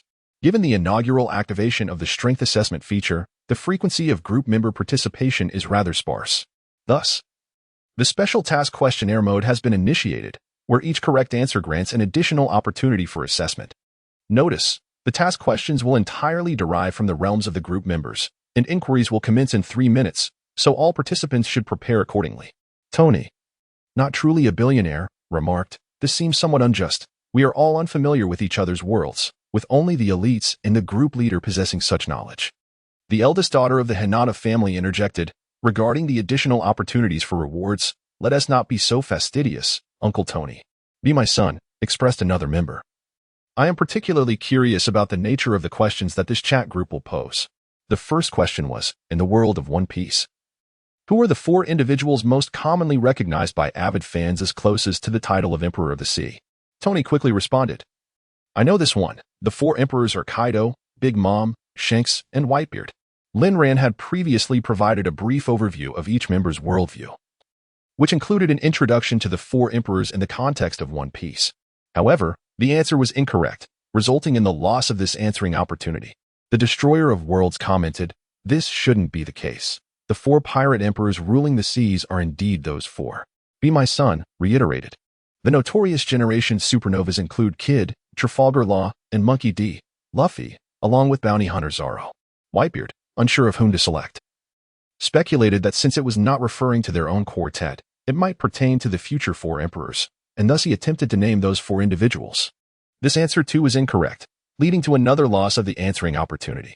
The eldest daughter of the Hinata family remarked, if even Grandpa Whitebeard cannot answer correctly, it seems we can only rely on the elites and the group leader. Linran gazed at the question, feeling perplexed. She sensed that it appeared rather odd, though she could not pinpoint why. The group leader of the chat stated, I am equally uncertain. Perhaps you should take a shot at answering. Gu Tianlang never anticipated that the chat group would indulge in such frivolity. It is rare for female fans of the series to possess such knowledge. The unrivaled Vegeta declared, the answer is the 4 emperors, Vinsmoke Sanji, Brook, Kinemon, and Momonosuke. The response was correct, earning a chance for verification. Tony, who is not the wealthiest, remarked, the 4 emperors, I seem to comprehend something. The chat group also engages in homophonic puns. The group leader clarified, it turns out that it refers to names that are phonetically similar. Indeed, Sanji and the others are referred to as the 4 emperors by our folks. The second question posed, who is the man in Naruto known as the Pot Shadow? The group leader answered, Shinmira Danzo, benefits are shared, but burdens must be borne alone. The correct response granted another chance for verification. The sleeping little Garo's daughter commented, though I am unfamiliar with this character, he sounds quite unfortunate. The spiraling Flash Ultra Will Dance exclaimed, had it not been for the prominent figure who eliminated him, he would have caused untold mischief. The third question asked, in the world of the sleeping little Garo's daughter, who is the man revered as the god of death? Tony responded, isn't it said that Xiaolan's worldview is that of an ordinary person? How could there be such a title as the god of death? Chapter 51. Answering questions. The sleeping little Goro's daughter replied, I also have no idea. I have never heard this name before. The group leader revealed, Idagawa Konan, wherever he goes, death follows. Thus dubbed the god of death, the elementary school student. The correct answer secured another verification opportunity. Muri Rand fell into contemplation. Indeed, it seems that wherever Konan goes, death ensues. The fourth question, in the world of One Piece, who is most universally agreed upon as deserving of death? The unrivaled Vegeta asserted, One Piece can be disregarded, but Momonosuke must meet his end. The correct answer yielded another verification chance. For the sake of his current girlfriend, he expressed a desire to physically confront his ex-girlfriend. Who is this character, that even in other worlds, some wish for his demise? The unrivaled Vegeta explained, he is but a child, yet he brazenly exploits his youth, taking advantage of women, and bathes with many beautiful ladies. Most infuriating is his smug, lecherous demeanor while doing so. Tony, who is not the wealthiest, lamented, that it, I am incensed. Simply hearing the prominent figure speak, I feel compelled to confront him. The Destroyer of Worlds remarked, in a sense, he could be considered the enemy of all men. The fifth question, aside from the Uchiha clan members, who frequently mentions the Uchiha name? The group leader replied, Naruto Uzumaki, who calls out Sasuke daily. Incorrectly answered, he lost the opportunity to participate in this round. The group leader insisted, it's impossible, it must be Naruto, there is no one else. Lin Ran recalled that Naruto almost incessantly spoke of Sasuke. How could anyone else mention Uchiha more than he? The unrivaled Vegeta countered, he calls out Sasuke, not Uchiha. Gu Tianlang's words stirred the dreamer awake. It seemed that Naruto had seldom called Sasuke by his full name. The answer is the second Hokage, Senju Tobirama, declared the Invincible Vegeta. Correct, came the response, granting one opportunity for verification. But that can't be right. It is rumored that the second Hokage despised the Uchiha clan the most. How could he possibly utter their names so frequently? Question the Spiral Flash Super Will Dance Roar 3. Watergate recalls that the second Hokage harbored deep animosity towards the Uchiha. Why would he keep their names on his lips? Vegeta offered an analogy. Imagine Tobarama, while walking, stumbles over a log, exclaiming, "Damn Uchiha," or choking on water, muttering, "Curse the Uchiha." Isn't that akin to fabricating charges against the innocent? Blaming the Uchiha for every misfortune? Tony, not truly a billionaire, interjected. That aligns perfectly with how the third Hokage speaks of Lord Tobarama, noted the Spiral Flash Super will dance Roar 3. The questioning session concluded. With a new task commencing the following day, defeat extraterrestrial beings from the Marvel Earth, rewarding 30,000 points. The mission was limited to 3 group members. With a difficulty rating of 3, the Destroyer of Worlds accepts the mission. The Invincible Vegeta accepts the mission. The rabbit-loving CAF attendant accepts the mission. Wait, have villains emerged? I've missed yet another opportunity for an effortless victory, Tony lamented. How unfortunate to have missed the chance. The Spiral Flash Super will dance Roar 3 replied. The extraterrestrial species. You say? I eagerly anticipate the contest. I wonder what kind of beings they will be, mused the Destroyer of Worlds. Many extraterrestrial species inhabit the Marvel Universe, each more diverse than the last, Vegeta remarked. After speaking, Gu Tianlang exited the group chat, realizing it was mealtime and he would soon miss dinner at Bulma's house. Upon arriving, he found only Vegeta and Goku standing forlornly at the door, Goku looking particularly dejected. Why aren't you eating? What are you doing standing at the door? Gu Tianlang inquired. Silence would have been preferable. As soon as he spoke, Vegeta's expression soured instantly, and he roared at Gu Tianlang, "Can't you two feed yourselves? Are you so impoverished that you must come to my home for meals every day? Those cooks are exhausted and taking a break. Bulma isn't home. And I have no idea where to find a chef." Vegeta's frustration escalated. It had once been infrequent visits, but lately, it had become excessive. With the two of them showing up daily, seemingly oblivious to their significant appetites, even if he had an abundance of chefs, it was unreasonable to expect them to prepare meals for dozens of people every day. Goku chuckled, acting as though he hadn't heard Vegeta's tirade. When can we eat? Why don't you call Bulma and ask her to find a chef? Doesn't Chi-Chi cook for you? Why must you insist on coming to my house to eat? Vegeta retorted, exasperated. He pointed at Gu Tianlang, ready to speak, but was preempted. Don't blame me. I have no wife, and I cannot cook for myself. Goku's retort was quite sharp, leaving Vegeta utterly speechless. Why don't we go out for a meal? Let's find a restaurant. I'm famished, Goku suggested, his eyes glinting with enthusiasm. Vegeta glanced at him and nodded in agreement, as he too was feeling hungry. Given that Bulma's parents were elderly, it was evident that they could not prepare a meal sufficient for the appetite of a scion. All right, I have no objections, Vegeta conceded. I'll treat you. Goku, indifferent as ever, had no intentions of spending any money. Why should I foot the bill when you two are devoid of funds? Vegeta felt a surge of murderous intent towards them, realizing that in the end, he would still have to cover the expenses himself. I have no money. Chi-Chi hasn't given me any. I also have no money. Their responses were straightforward and unambiguous. Goku, lacking any understanding of finances, was merely at Bulma's home for a meal and undoubtedly hadn't brought any money along. In the realm of leisure, Goku was not alone, as Gu Tianlang too found himself without employment. The funds for his daily sustenance and hotel accommodations came solely from the prize money earned in martial arts competitions. He had little inclination towards theft or robbery, especially with the affluent Bulma at his side.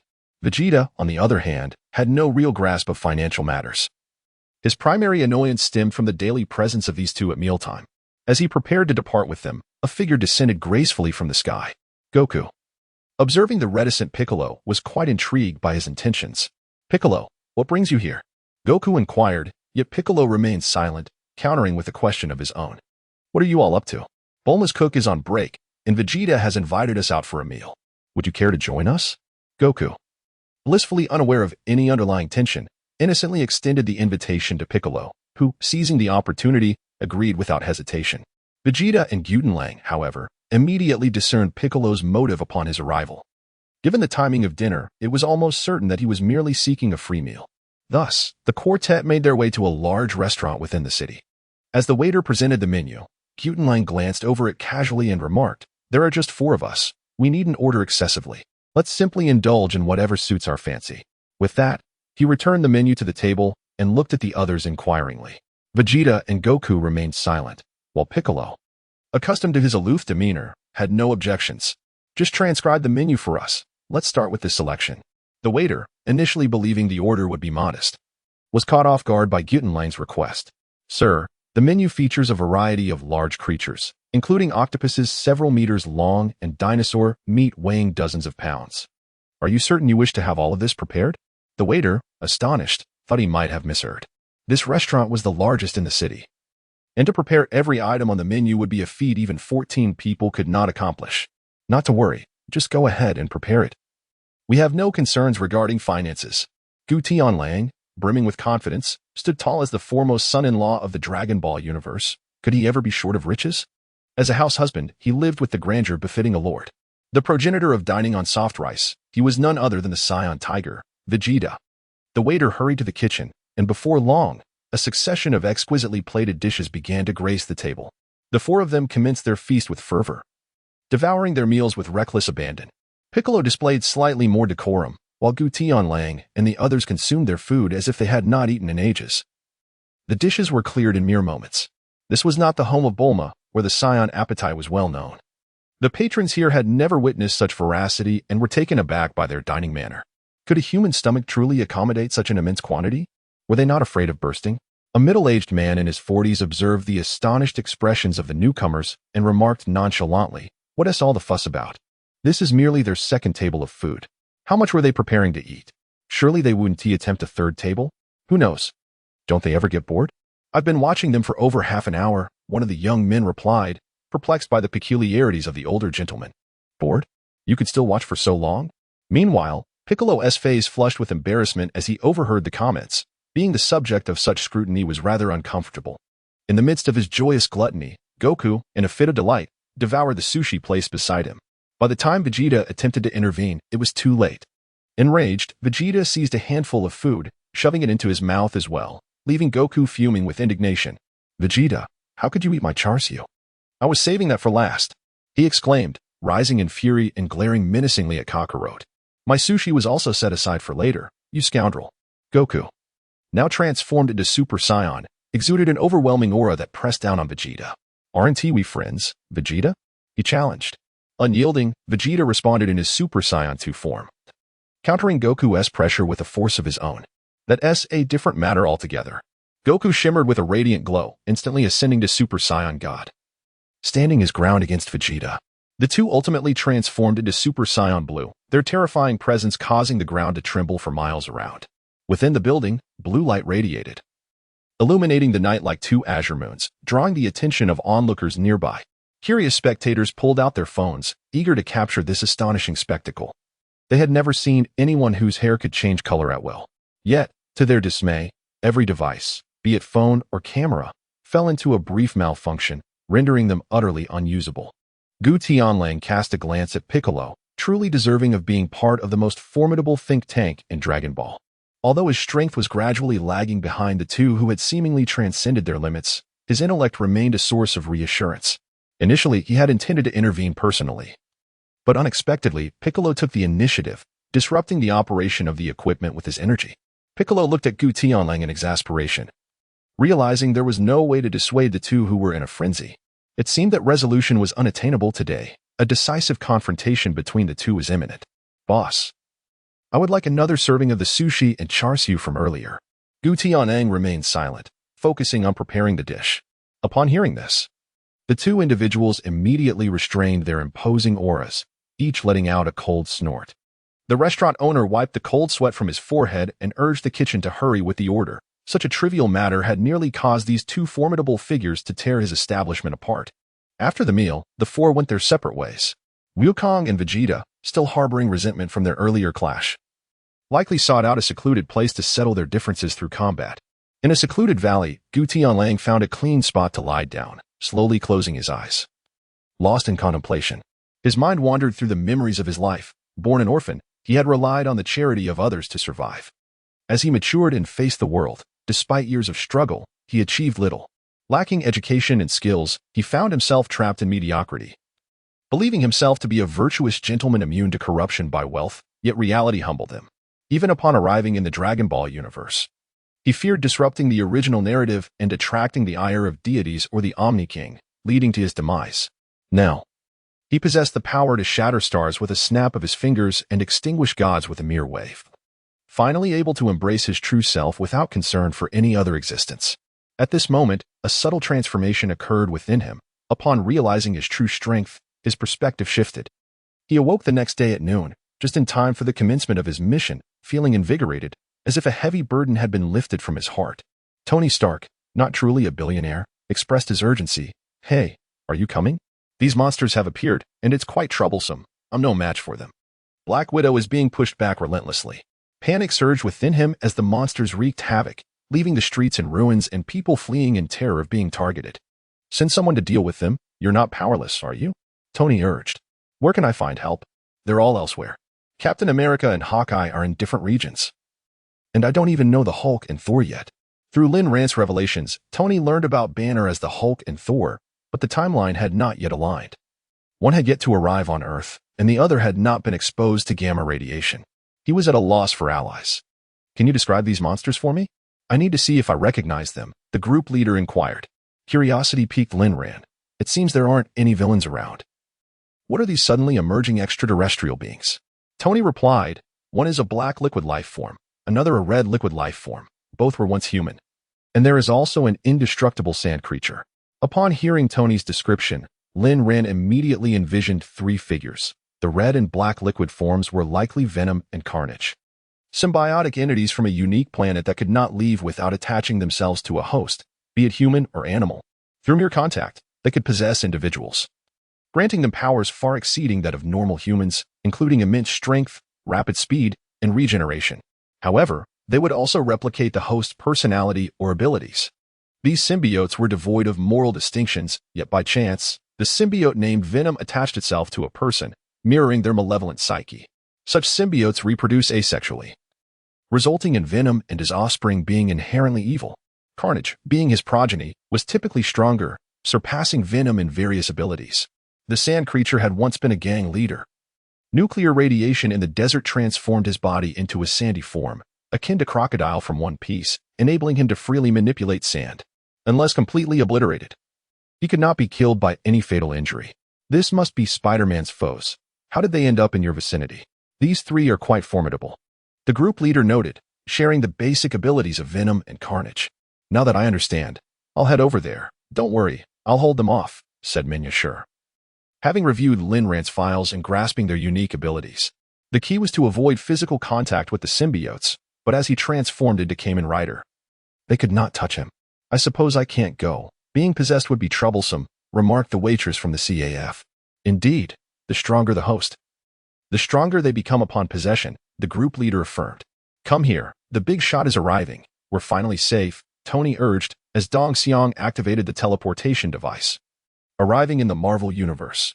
As Gu Tianlang awoke and perused the chat messages within the group, he promptly pressed the teleportation button and rushed over. Unaware that he would encounter Venom, a rare species indeed. On the streets, which bore the scars of financial ruin, two towering humanoid creatures, each exceeding 2.5 meters in height, relentlessly extended their arms to seize fleeing humans. Their limbs transformed into blades or hammers, heedless of the desperate cries of the people as they struck down mercilessly. A woman, exuding the allure of mature femininity, moved with grace, none other than Black Widow, Natasha. Agile as she engaged in combat with the sand creature, she occasionally hurled grenades, which left the sand creature riddled with wounds, only for it to regenerate almost instantaneously. In red armor, Tony Stark descended from the sky, landing beside Gu Tianlang, his tone laced with urgency. "Boss, you must act swiftly to eliminate them." In another flash of white light, two figures materialized. Kamen Rider Tsukasa and the ghoul took a Kirishima. Without hesitation, Tsukasa transformed into his base form and charged towards the Carnage. "Leave that black and red behemoth to me," he declared. Meanwhile, Tuka revealed her ghoul form, rushing to assist Black Widow Natasha. "I shall handle the sand creature," she proclaimed. Gu Tianlang languidly observed the skirmish between the combatants. Although they all bore the SSS rating, their divergent worldviews and varying levels of difficulty rendered their scores markedly different. Why rush? Let them engage in their playful contest, with a total of 4 levels of difficulty, even if they completed the task in a mere second. The points awarded would be minimal. The Black Widow regarded the suddenly appearing girl with uncertainty, unsure whether she was friend or foe, and thus retreated from her range of attack. Dong Xiang, indifferent to the newcomer, paid her little heed. From her side, wings resembling feathers sprouted, unleashing countless shards, each potent enough to pierce through walls. Upon witnessing Tony Stark alongside an unfamiliar man, The Black Widow refrained from hastily joining the fray and quickened her pace to join them. "Tony, why are you holding back? This area is nearly obliterated," she exclaimed. Tony waved his hand dismissively, signaling her to remain calm, while gesturing towards the lone warrior, Min Yasi, who was holding his own against two opponents, and Dong Xiang, who was overpowering the Sandman. "Fear not, they are my friends. With them here, you can feel at ease." Gu Tianlang surveyed the woman before him. Truly, she epitomized the allure of the Marvel Universe's most captivating beauties. Every gesture radiated an enchanting charisma, reminiscent of a perfectly ripened peach, far surpassing the immaturity of mere girls. Upon closer inspection, Black Widow found herself taken aback. She had previously failed to grasp the phenomenon that could render others immobile merely by presence. Now, however, a flicker of understanding dawned upon her. The man before her exuded an aura that suggested he was no ordinary individual. His strength was undoubtedly formidable. Who is this? Tony cast a glance at Gu Tianlang, noting his unperturbed demeanor before explaining to Black Widow. "Allow me to introduce this esteemed figure. His prowess is beyond your imagination, capable of anything. There is nothing he cannot achieve." Black Widow regarded Tony with a peculiar expression. Increasingly convinced he resembled a purveyor of dubious schemes. If this man were truly as powerful as he claimed, she pondered, surely she would have heard of him before. The fellow appeared impervious to harm. The level of assault from that girl could never defeat him. Dongxiang's speed exceeded that of the Sandman. Yet her attacks were somewhat predictable and lacked sufficient destructive force. Though the Sandman seemed to be in disarray, the sand that constituted his form merely trickled away, leaving him largely unscathed. "Fear not, the esteemed figure will manage this. We are ill-equipped to handle these two adversaries, so we shall await his intervention," Tony asserted with unwavering confidence. Faced with the certainty in his voice, Black Widow had little choice but to place her temporary trust in him against three immortal monstrosities. She truly had no superior strategy. With a pointed gesture, Gu Tianlang unleashed an energy projectile directed at Dong Xiang, seamlessly merging with her body. As she evaded the onslaught of the sand creature, Dong Xiang felt an unexpected lightness enveloping her form. Tony observed in perplexity, uncertain of Gu Tianlang's intentions. "Master, what have you just unleashed? A protective shield? This will prevent Dong Xiang from suffering a grievous injury from the sand creature's assault." Having completed his task, Gu Tianlang turned his attention to the confrontation between Empress Knight and the symbiotic entity, pondering the outcome of their clash. As Empress Knight approached with measured steps, Venom and Carnage extended their limbs, unleashing 4 tendrils toward him. Empress Knight, gripping the card box sword, unleashed a radiant arc of light that severed the advancing appendages at their roots. "In battling you, this card proves most advantageous." He retrieved the 555 card, inserting it into the transformation device with a forceful thrust. A cascade of light enveloped him, transforming him into Kamen Rider 555 in acceleration mode. With a press of the acceleration button on his left hand, his figure vanished from the sight of the onlookers. Venom and Carnage searched frantically, yet the elusive presence of their foe remained undetected. Suddenly, a gaping wound was pierced through Carnage's abdomen, shortly followed by a portion of Venom's right hand being severed. Yet, the figure of Empress Knight was still nowhere to be seen. Chapter 54. The strike. Is this the legendary 7-second display of prowess, followed by a swift eradication of foes? Gu Tianlang shook his head with a wry smile.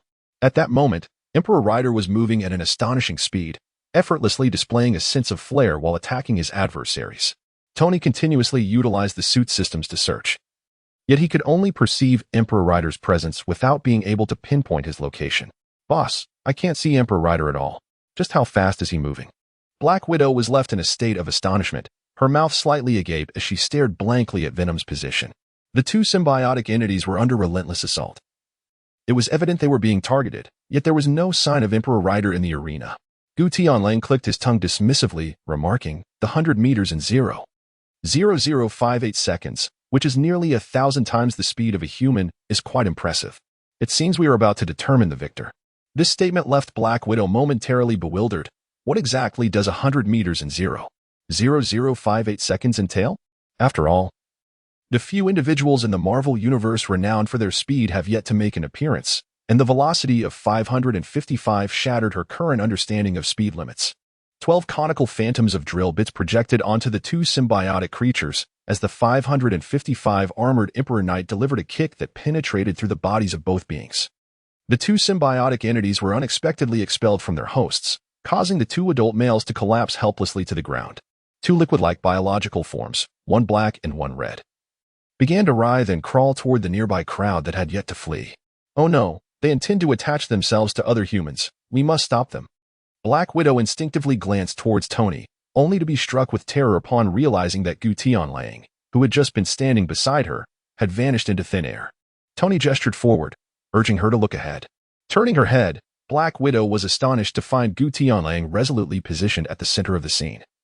Blocking the path of venom and carnage, Gu Tianlang extended his finger near Venom, and under his deliberate relaxation, Venom swiftly penetrated his body. Tony was utterly perplexed by Gu Tianlang's actions, unsure of his intentions. Tony, do you wish to take the carnage back for research? If so, find a container to secure him. He has sustained significant injuries from Dicky. The 555 Knight's kick can lock onto a target, and it can also be understood as true damage. Even a symbiote cannot be entirely immune to harm.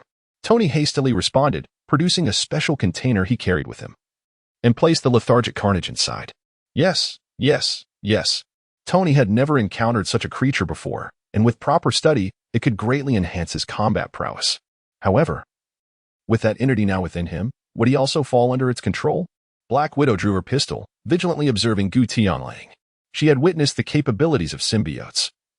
Once they entered a human body, they could dominate the individual's subjective consciousness. Although Tony seemed to hold a deep admiration for this man's strength, Black Widow remained uneasy. Ancient Chi Feng disregarded her movements. The venom, upon piercing his fingertips, was swiftly ensnared within his thumb. The energy coursing through him was formidable, rendering the confinement of a symbiote a trivial task. I intend to take this curious entity back to experiment with. There is no need for your concern. In the distance, a blue light illuminated the scene, revealing that after a prolonged struggle, Dongxiang was still unable to subdue the Sandman. Each time a portion of its body was shattered, the Sandman would seamlessly regenerate. In a fit of rage from the relentless assaults, the Sandman absorbed a nearby sand truck, its form swelling to a towering height of 7 to 8 meters, significantly amplifying its strength. In a moment of carelessness, Dongxiang was struck by the Sandman's colossal fist. Faced with a hand larger than her own body, there was no time to evade. Gritting her teeth, she raised her arms, bracing for the impact, prepared for injury. She was astonished when, upon contact, waves of blue light emanated from within her, enveloping her form in protection. Not only did the Sandman's blow fail to harm her, but the force of the rebound sent the creature staggering backward. Seizing the opportunity, Dongxiang swiftly retreated from the Sandman's range of attack. Boss, I am at my wit's end. This creature regenerates too rapidly for me to contend with, Dongxiang lamented, realizing she could not prevail. While her speed surpassed that of the Sandman, it was futile. As long as there was sand, it could resurrect. Hearing Dongxiang concede defeat, Black Widow was equally bereft of solutions. Aside from utilizing water to hinder it and melt its form, there were virtually no means to annihilate it directly. Even deploying fighter jets to launch small missiles would not guarantee its complete destruction. Gu Qifeng acknowledged with a nod, casting an energy projectile without a glance, which hurtled towards the unsuspecting sand creature with blinding speed. Upon impact, it transformed into a protective shield, ensnaring the sand being within its azure glow. The brilliance within the shield surged dramatically, unleashing a torrent of immense energy that raged uncontrollably. As tranquility returned, the sand creature had vanished without a trace, leaving Black Widow wide-eyed in disbelief at the unfolding scene. She was still contemplating how to eliminate the sand creature, realizing that the most effective strategy would necessitate deploying a significant portion of SHIELD's forces to eradicate all nearby sandy materials, preventing its resurrection. A deluge of water would then be required to ensure its defeat. Yet, in the mere blink of an eye, the bothersome sand creature was effortlessly dispatched. Leaving her perplexed about how this man had achieved such a feat, Tony was equally astonished. He was well aware of the prowess of this formidable individual. Yet he had not anticipated such a swift resolution to an adversary that seemed nearly immortal. How did you accomplish that, my friend? Gu Qifeng observed his right thumb with great interest and casually remarked, "It is not particularly difficult. One merely needs to confine him within a space and eradicate everything within that space. I can shatter him down to molecular fragments and then obliterate them." His tone was remarkably nonchalant, leaving Tony beside him utterly astonished. Perhaps only someone of his caliber could deem this task simple, if it were entrusted to another. Reducing a person to a molecular state would be nearly impossible, let alone annihilating the molecules as well. All right, I shall take my leave now. I need to delve into this matter further. Gu Tianlang waved his hand, preparing to depart. The Black Widow spoke up to retain him. realizing that if they could recruit such a formidable individual into SHIELD, no one would be able to undermine its standing any longer. Wait a moment, might I inquire if you have any interest in joining SHIELD? I could serve as your introduction. Without a moment's hesitation, Gu Tianlang declined, unwilling to be constrained, as he held no interest in SHIELD. He preferred to remain free, having grown accustomed to it. Black Widow, however, remained undeterred. This man was shrouded in mystery, igniting her curiosity. Might we exchange contact information, then? Guten Wolf no longer paid her any mind. A flash of white light signaled his abrupt departure. Dong Xiang and Min Shishir followed suit. The Black Widow found all three of them intriguing. Yet Tony remained tight-lipped about their origins. No matter how the Black Widow probed, he steadfastly claimed ignorance regarding their true identities. Bound by the constraints of the chat group, Tony could not divulge any information concerning it. Additionally, his lack of trust in SHIELD prevented him from revealing his hidden cards. Chapter 55. The Malevolent Dragon. Upon the completion of the task, the administrator, Invincible Vegeta, was awarded 10,000 points, while the CAF waitress who adored rabbits and the destruction of worlds each received the same amount. Within 5 minutes, an S-rank evaluation garnered additional reward points, with each member receiving 1,000 points. The slumbering daughter of Little Five, the extra reward points are rather meager, totaling only 3,000. Chat group owner. Such is the nature of the situation. The difficulty level is too low, and the points insufficient to pique his interest. Otherwise, the big shot would have swiftly vanquished his opponents without wasting so much time. CAF waitress who loves rabbits. I encountered a woman who seems quite curious about the big shot, wishing to engage in a deeper dialogue with him. Spiral Flash Super Rotating Dance Roar 3 style. After just 5 minutes, and there's already a little admirer? Destruction of worlds. To be precise, she cannot be classified as an admirer. This woman appears to be in her 30s. Tony is not the wealthy one. The Black Widow may have been married. Such women possess a unique allure. Chat group owner. The Black Widow? This woman has considerable charm. I recall a certain renowned figure once publicly expressing his willingness to drink her bathwater. Time-devouring sprite. Is that true? Has it reached such an exaggerated extent? Back in the Dragon Ball universe, as Guten Wolf tinkered with venom, he could not help but interject upon seeing the chat content. Invincible Vegeta. He certainly has some peculiar preferences.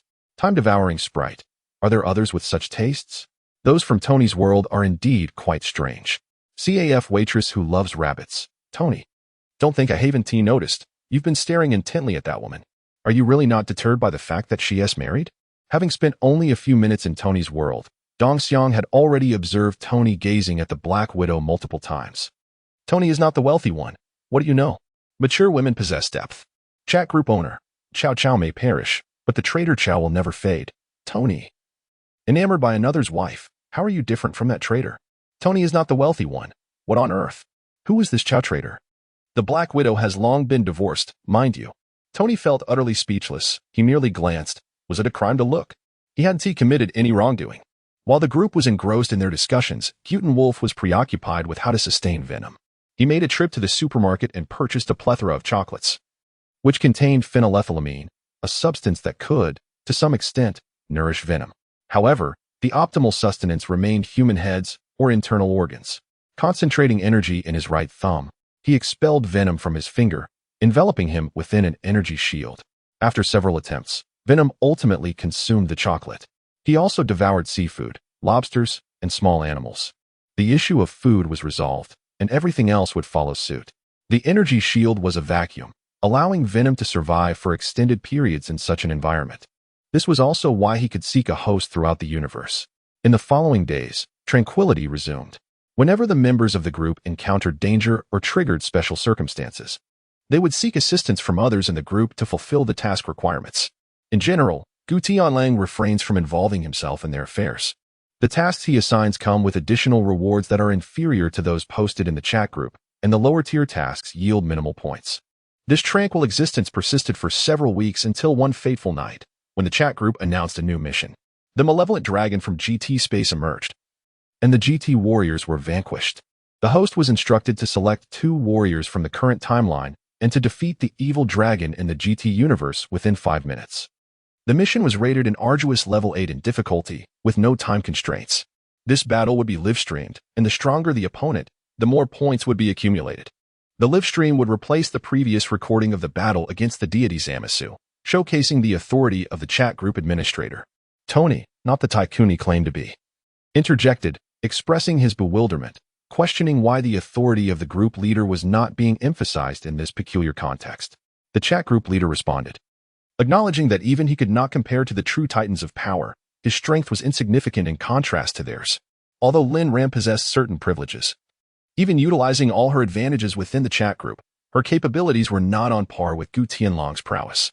A member reminisced about a unique red envelope designated for administrators, rumored to bestow an immortal ability. Whitebeard recalled that Gu Tianlang had mentioned this red envelope was a gift for the first administrator of the group, granting them an indestructible constitution. Lin Ran, upon hearing this, felt a wave of despair. She had known all along that it was meant for her, that this golden opportunity was rightfully hers. Yet, Gu Tianlang had entered the group before her, and inexplicably, the envelope had been granted to him, further enhancing his already formidable abilities. Lin Ran lamented her misfortune, wondering who could possibly defeat the mighty Gogeta from Dragon Ball Super, and why no one could lend a hand to her, a mere novice. Tony humorously remarked that it was the first time he had seen a special red envelope awarded to an administrator rather than the group leader, relishing the irony. He found great amusement in the situation, knowing it did not concern him. Spiraling Flash Super will dance exclaimed praises for Tony, while Hinata's eldest daughter suggested he refrain from speaking too much in the future. The time-devouring sprite noted Tony's uncanny ability to make unexpected remarks. Observing the banter in the chat, Tony Stark found himself momentarily disoriented. He had merely jested about the group leader. Consequently, Tony, not the tycoon, was silenced for a day by the group leader.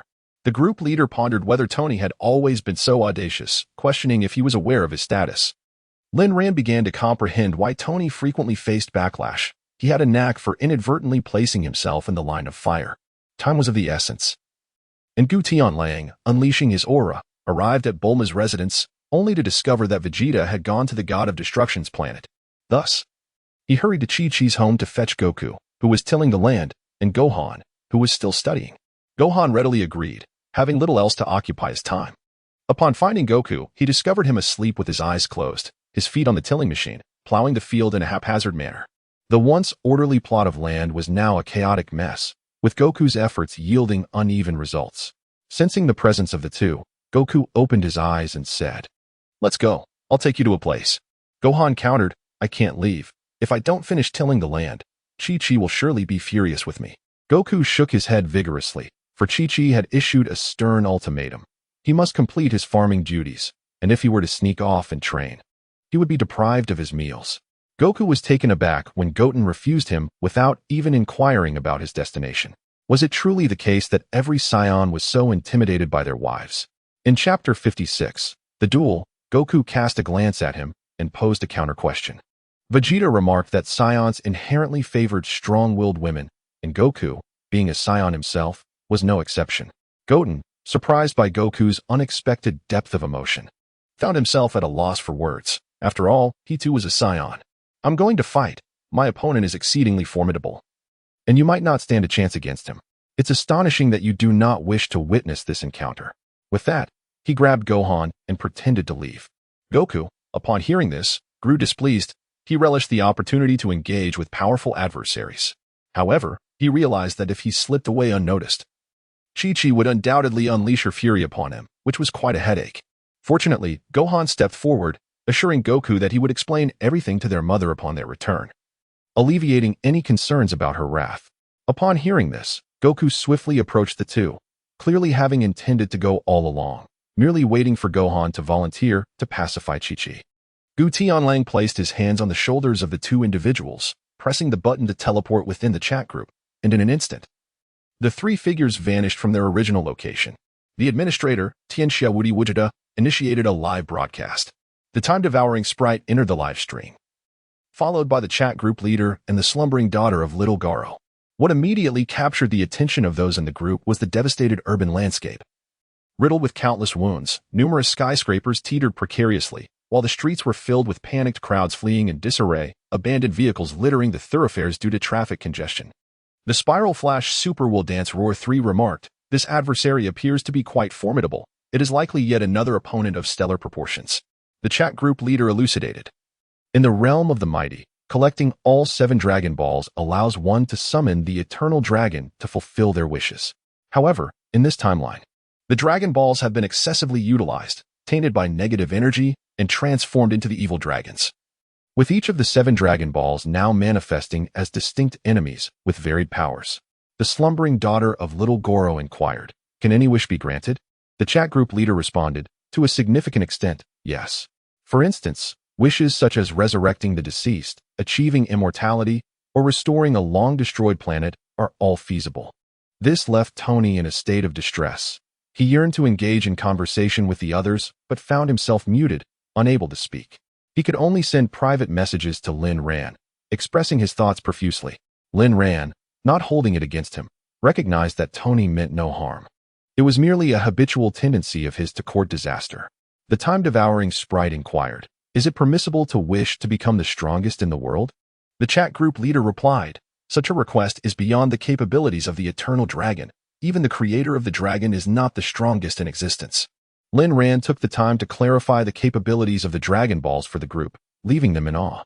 The Spiral Flash Super Wheel Dance Roar 3 concluded, "Even so, that is remarkably powerful. However, the emergence of the evil dragons poses a considerable dilemma." Upon arriving at GT, the trio of Goku, Gohan, and Goten surveyed their surroundings. Goku found himself utterly perplexed by the absence of a time machine and pondered how Goten could traverse the fabric of time. Was this a parallel timeline? Without a time machine, how could one journey through the ages? This world belongs to your timeline several years hence, yet in this universe, you have not encountered Beerus, thus opting for an alternative evolutionary form. Gu Tianlang sensed the essence of Earth. They found themselves on the periphery of a city. Aside from the presence of several potent auras in the heart of the metropolis, there was also a singular essence emanating from the coastline, situated 50 miles away. Gu Tianlang, accompanied by 2 companions, hastily made their way to the seaside. There, a beautiful maiden with delicate green skin and flowing purple hair stood gracefully against the backdrop of the ocean breeze, exuding an air of tranquil elegance. The chat group as Tony had assumed that evil dragons were invariably grotesque creatures, yet he was astonished to encounter such a striking beauty. Tony, though not one to entertain fleeting infatuations, mused, "This evil dragon is rather captivating. It would be a pity to eliminate such a creature." The CAF attendant, an admirer of rabbits, interjected, "Do not indulge in fanciful thoughts. I have assessed her strength, and it is revealed that this maiden possesses mid-level 6th-tier power, capable of annihilating entire star systems. Is it truly so outrageous? A mere girl wielding such formidable power," was the astonished exclamation from the Spiral Flash Super Wheel Dance Howl 3rd style. The chat group leader remarked, "In the early stages, the disparity in strength is minimal. Yet as one progresses, the differences become pronounced. A 3rd-tier novice may only be 10 times stronger than a 2nd-tier counterpart, while a 9th-tier being could easily surpass an 8th-tier by several hundredfold." The Destroyer of Worlds queried, "What will the formidable ones do about this delicate young lady?" The origins of this evil dragon were indeed peculiar. Each evil dragon is birthed from the negative energy generated when someone makes a wish. In this instance, the negative energy was conjured from a wish for women's undergarments. The maiden, upon noticing Gu Tianlang and his companions, extended her hand in a friendly greeting, her face adorned with a warm and inviting smile. Gu Tianlang had no intention of wasting time in this encounter. With swift movements, he advanced and unleashed a lethal strike, delivering a powerful blow to the girl's chest that shattered her completely. The girl, even in her final moments, could not comprehend why Gu Tianlang had resorted to violence upon their first meeting. She believed her disguise was flawless, and she could not fathom the presence of such formidable strength. The girl, struck down in an instant, transformed into a spherical Dragon Ball adorned with 6 black stars. Gu Tianlang sheathed the Dragon Balls and soared into the city with Yukong. Although it was possible to anticipate that Gu Tianlang would show no mercy, no one expected him to silence a charming young girl with a single punch. Tony remarked, "The magnate truly differs from us." The Spiral Flash Super Wheel Dance Roar 3 style. The magnate's method is cold and unyielding, leaving her no chance. The leader of the chat group commented, "All evil dragons are malevolent, and this one is no exception. It merely masquerades as a girl, its true form being rather unsightly." Despite these assertions, Lin Ran was astonished by Gu Tianlang's ruthlessness. Even when one knows a creature is disguised, it is rare to act with such decisiveness. Moreover, the girl's disguise was indeed endearing. Could it be that the magnate has no interest in women? The trio arrived in the city, standing resolutely against a group before them. Leading the opposing side were Super Saiyan 4 Goku and Vegeta, with Gohan and others in tow. Both sides sensed the sudden emergence of three formidable presences on Earth, leaving everyone in bewilderment. GT Wukong scratched his head while gazing at the other version of himself. Are you me? As the three descended beside the GT crowd, Wukong maintained his usual carefree demeanor, directing his gaze towards the three evil dragons opposite. I am you from a parallel universe, here to assist you. Those three are the adversaries, correct? GT Wukong's expression grew solemn. He recognized the immense power of one-star dragon and doubted his ability to conquer it. Indeed, they possess great strength. They are not foes to be easily vanquished. GT Vegeta, his upper body cloaked in red fur and a tail thrashing behind him, urged, "Let us proceed." Chapter 57. The Great Battle. Wukong refrained from hastily attacking. Observing the forms of GT Wukong and Vegeta, though neither had unleashed their full power, Wukong could still sense the latent strength of Super Saiyan 4. Is this your evolutionary path, to awaken the power within the Saiyan bloodline? GT Vegeta regarded Wukong with fierce determination. Only Kogoro was his true rival. It appears you have yet to master Super Saiyan 4. Allow me to witness the capabilities of another Kogoro from a different timeline. Wukong chuckled, beckoning the golden-hued 4-star dragon. Perhaps due to the nostalgia of the 4-star ball from his childhood, he subconsciously yearned for a duel. The 4-star dragon charged towards Wukong, who transformed into a Super Saiyan and initiated an assault with his signature Kamehameha. The 4-star dragon blocked with a single palm as they engaged in high-speed combat. Seizing an opportunity, Wukong landed a punch on the 4-star dragon's chest, igniting its body in flames that reached a terrifying 6,000 degrees. Wukong inflicted 100 points of damage to his enemy at the cost of 1,000 to himself. Aware of their disparity, he reluctantly enveloped himself in a crimson aura, transforming into Super Saiyan God mode to confront his foe. The flames soared skyward, yet the GT crowd was oblivious to Wukong's energy. Without having encountered Beerus, they struggled to comprehend the power of this form. GT Vegeta, astonished by Wukong's might, concluded that this level of strength still fell short against the evil dragons. So this is Kogoro from another universe? This transformation differs from that of the Saiyans, yet it seems inadequate against the 4-star dragon, outpacing Wukong. The 4-star dragon struck with such speed that Wukong could hardly touch him, let alone defeat him. In response, Wukong transformed into the strongest Super Saiyan Blue. A radiant blue light surged into the sky. Unlike the energy of Super Saiyan God, this form allowed others to sense his true power, which escalated rapidly. It was not over yet. He unleashed the tenfold Kaioken. A blue aura enveloped Wukong, now adorned with a layer of red energy, stunning everyone in GT. This power is nearly on par with mine. I did not expect such a dramatic increase after transformation, despite his seemingly modest base form. GT Wukong stood on the street, observing the Super Saiyan Blue Wukong, his expression brimming with exhilaration. When Wukong battled the 4-star dragon in his base form, he had already detected something unusual. The other version of himself, likely a few years younger, possessed significantly lesser strength in his base form compared to GT Wukong. Ancient Wolf stood aside, observing GT Goku and GT Vegeta, astonished that the power of Super Saiyan 4 could rival that of Super Saiyan Blue. In his perspective, the enhancement of Super Saiyan 4 over base form could not match the prowess of Super Saiyan Blue. The appearance of GT Goku at full power in Super Saiyan 4 seemed comparable to Super Saiyan Blue at full strength, which, in his view, was attributed to GT Goku's exceptional base form. If both Gokus possessed equivalent base powers, Super Saiyan 4 would undoubtedly fall short against Super Saiyan Blue. However, at this moment, GT Goku remained in his base form, yet under Ancient Wolf's perception, his power had reached the level of Sierra Goku in Super Saiyan 3, with the same enhancement effects. A stronger base form would yield a more potent amplification, resulting in a stalemate between Super Saiyan 4 and Super Saiyan Blue. GT Goku leaped into action, charging towards the 1-star dragon, which was adorned with sharp spines along its white back. I'll handle this guy, GT Vegeta grunted.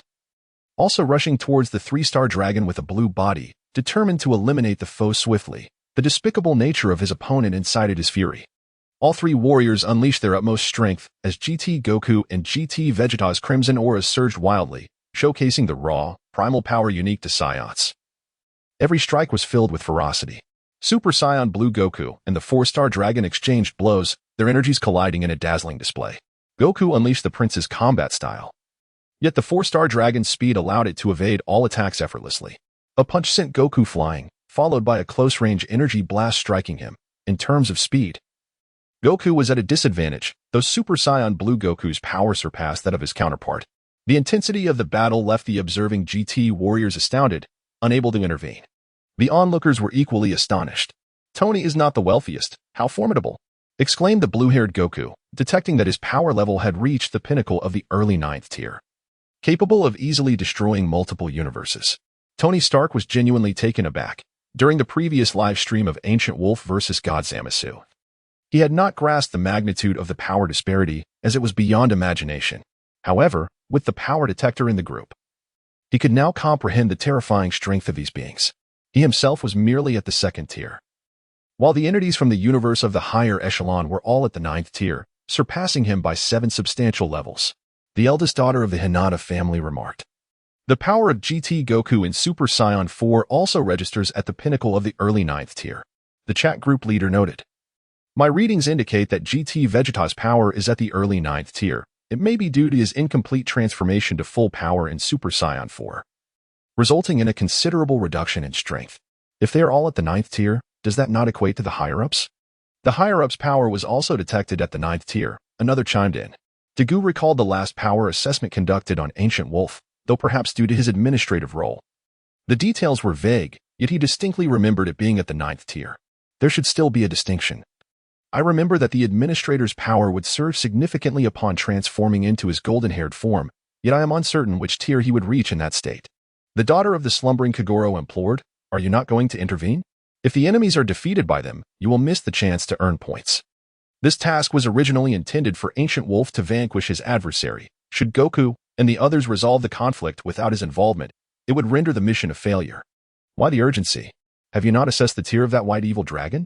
questioned another, while others could not discern it. Ancient Wolf recognized that the power of the 1-star dragon surpassed that of GT Goku in full power, making defeat impossible. The chat group leader reported, "The power assessment for the 1-star dragon is mid-9th tier, 5 times stronger than the pinnacle of the early 9th tier, capable of easily overpowering such beings."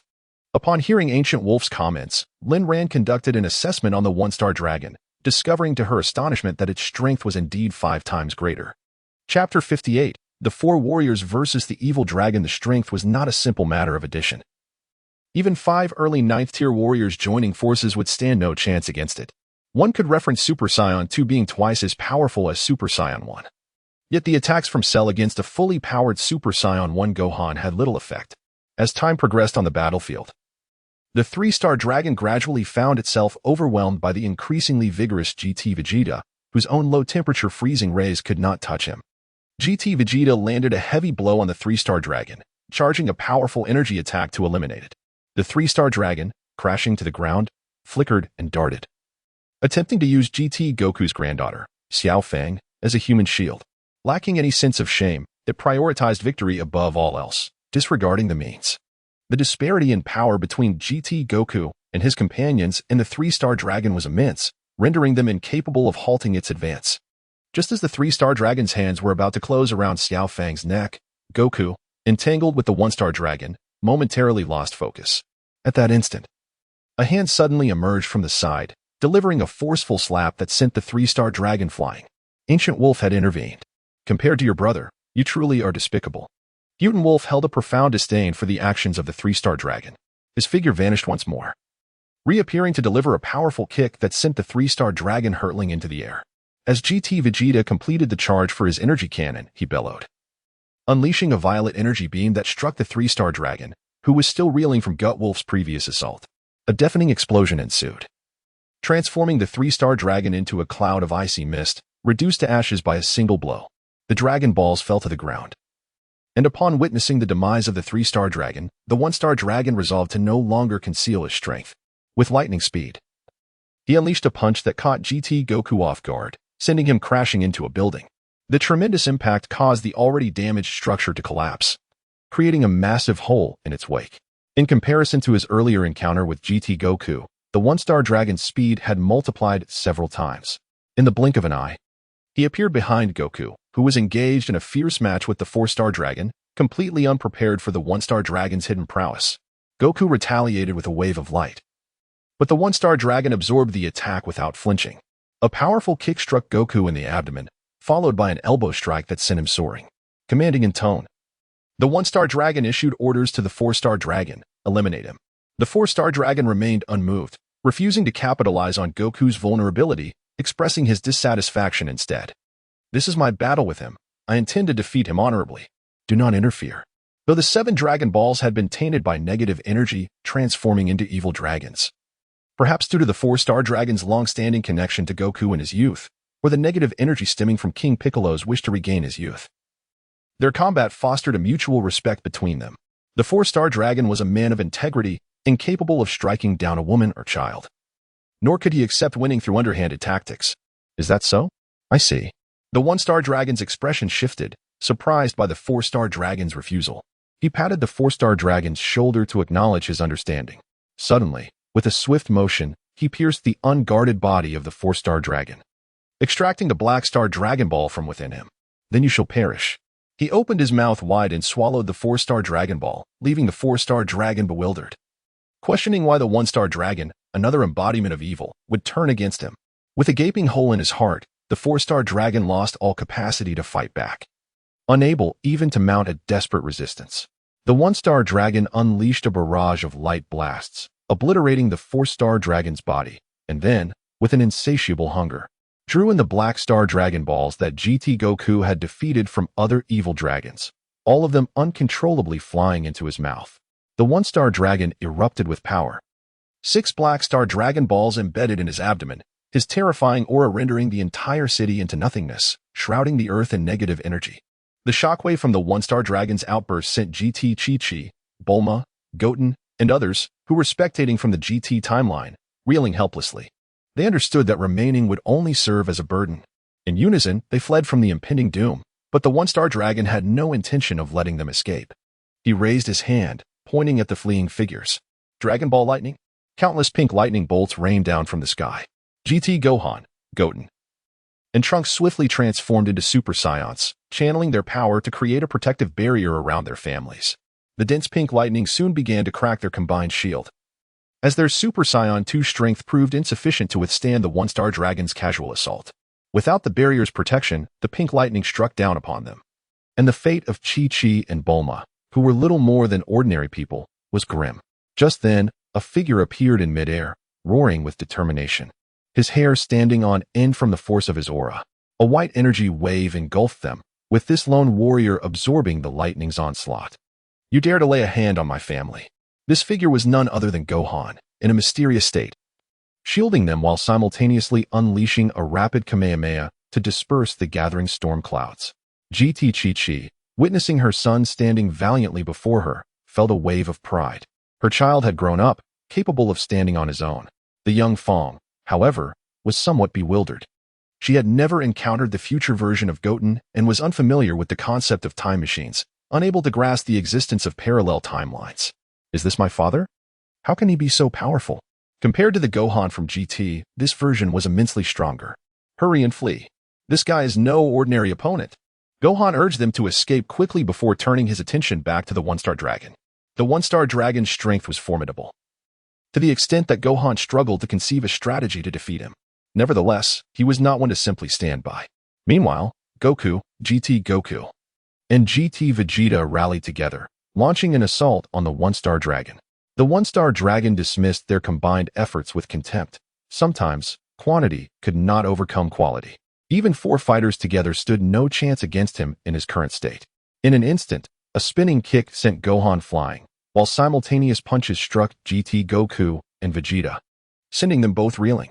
A wave of light shot toward Goku, who instantaneously teleported away, but the 1-star dragon anticipated his move, landing a punch to the left side. Goku's figure materialized almost simultaneously, only to be met by a devastating blow that sent him staggering backward. The overwhelming strength of the 1-star dragon effortlessly overwhelmed the 4 fighters. Gohan, airborne and gathering energy for a Kamehameha, while GT Goku and GT Vegeta prepared their own ultimate moves, launched their combined attacks from 3 different angles.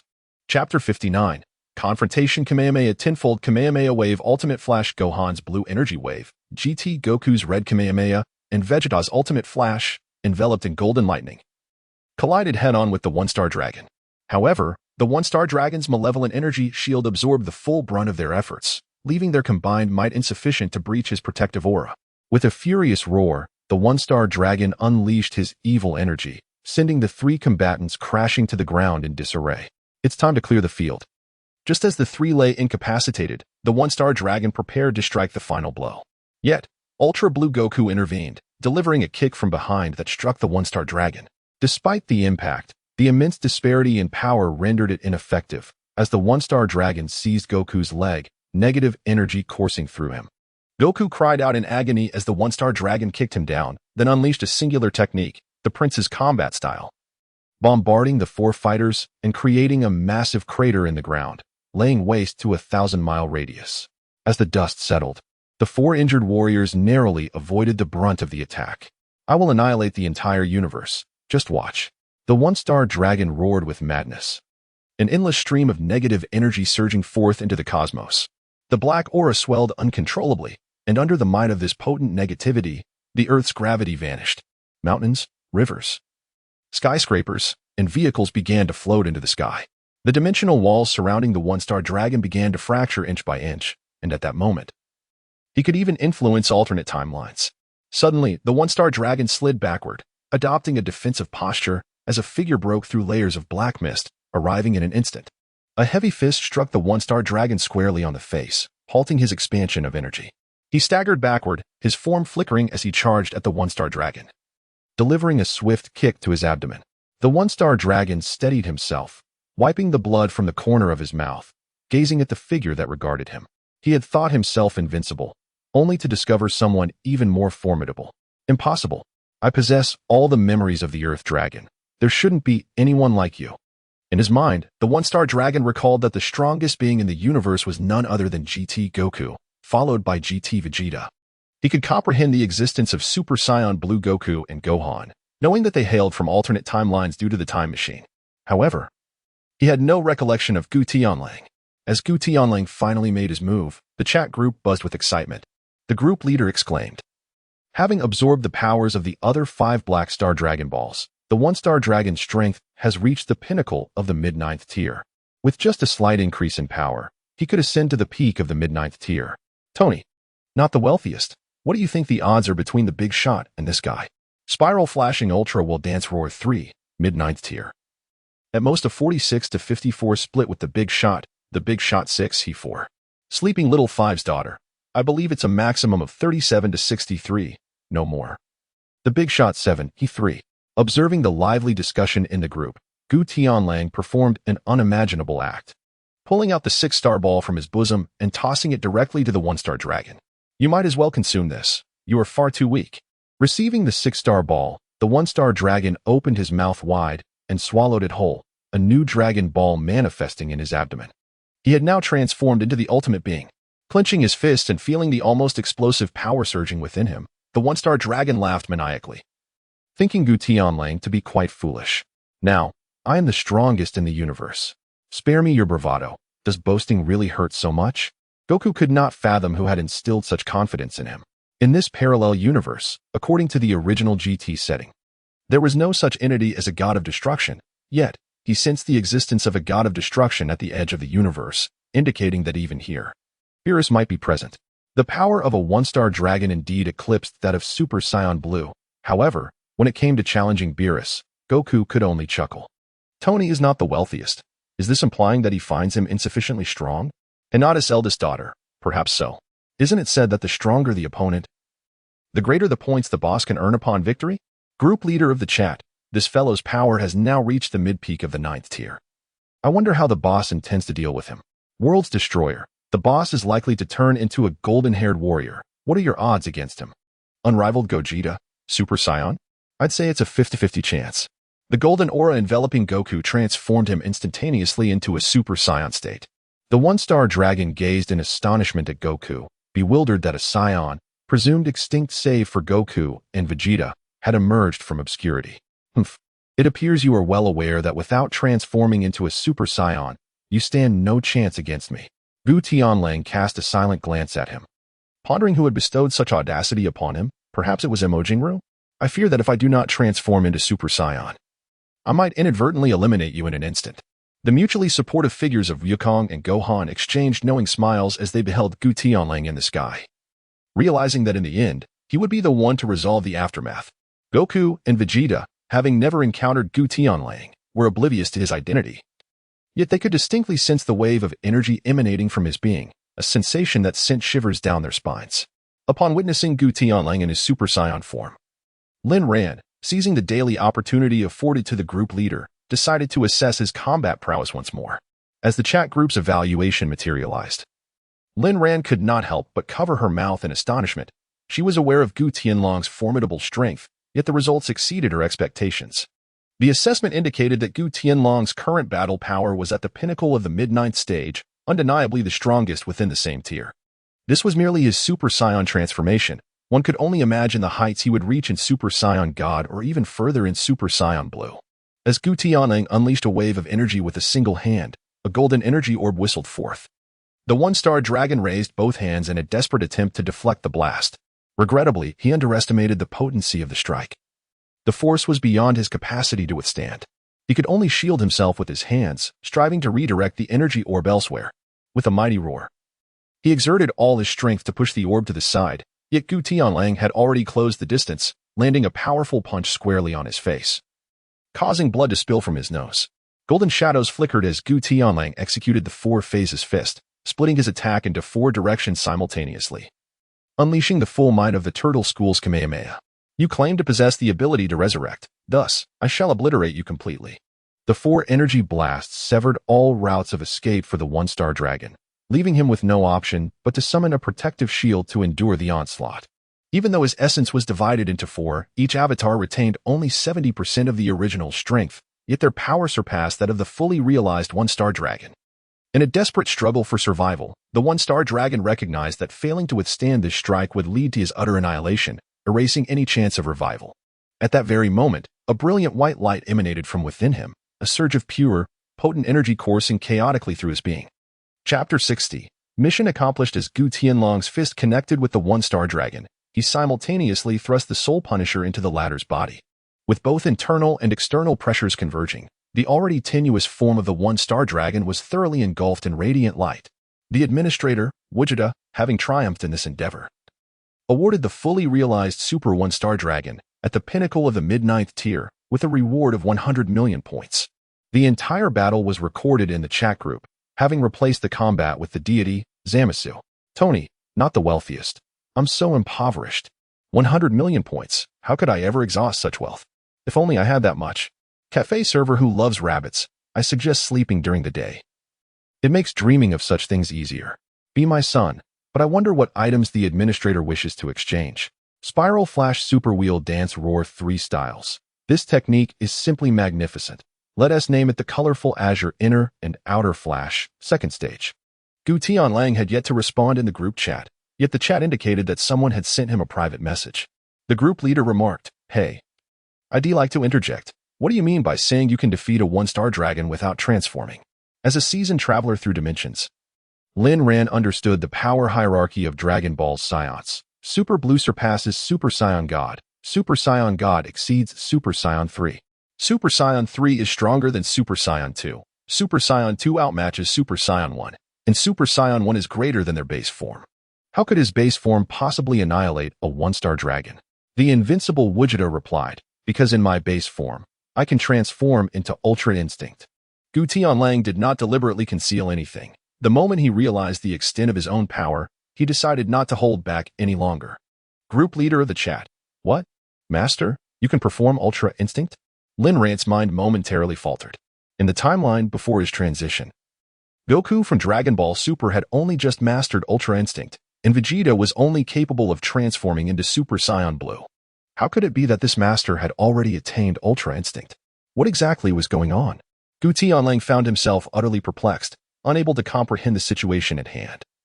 However, he resolved to seek answers in the future. The specifics eluded him.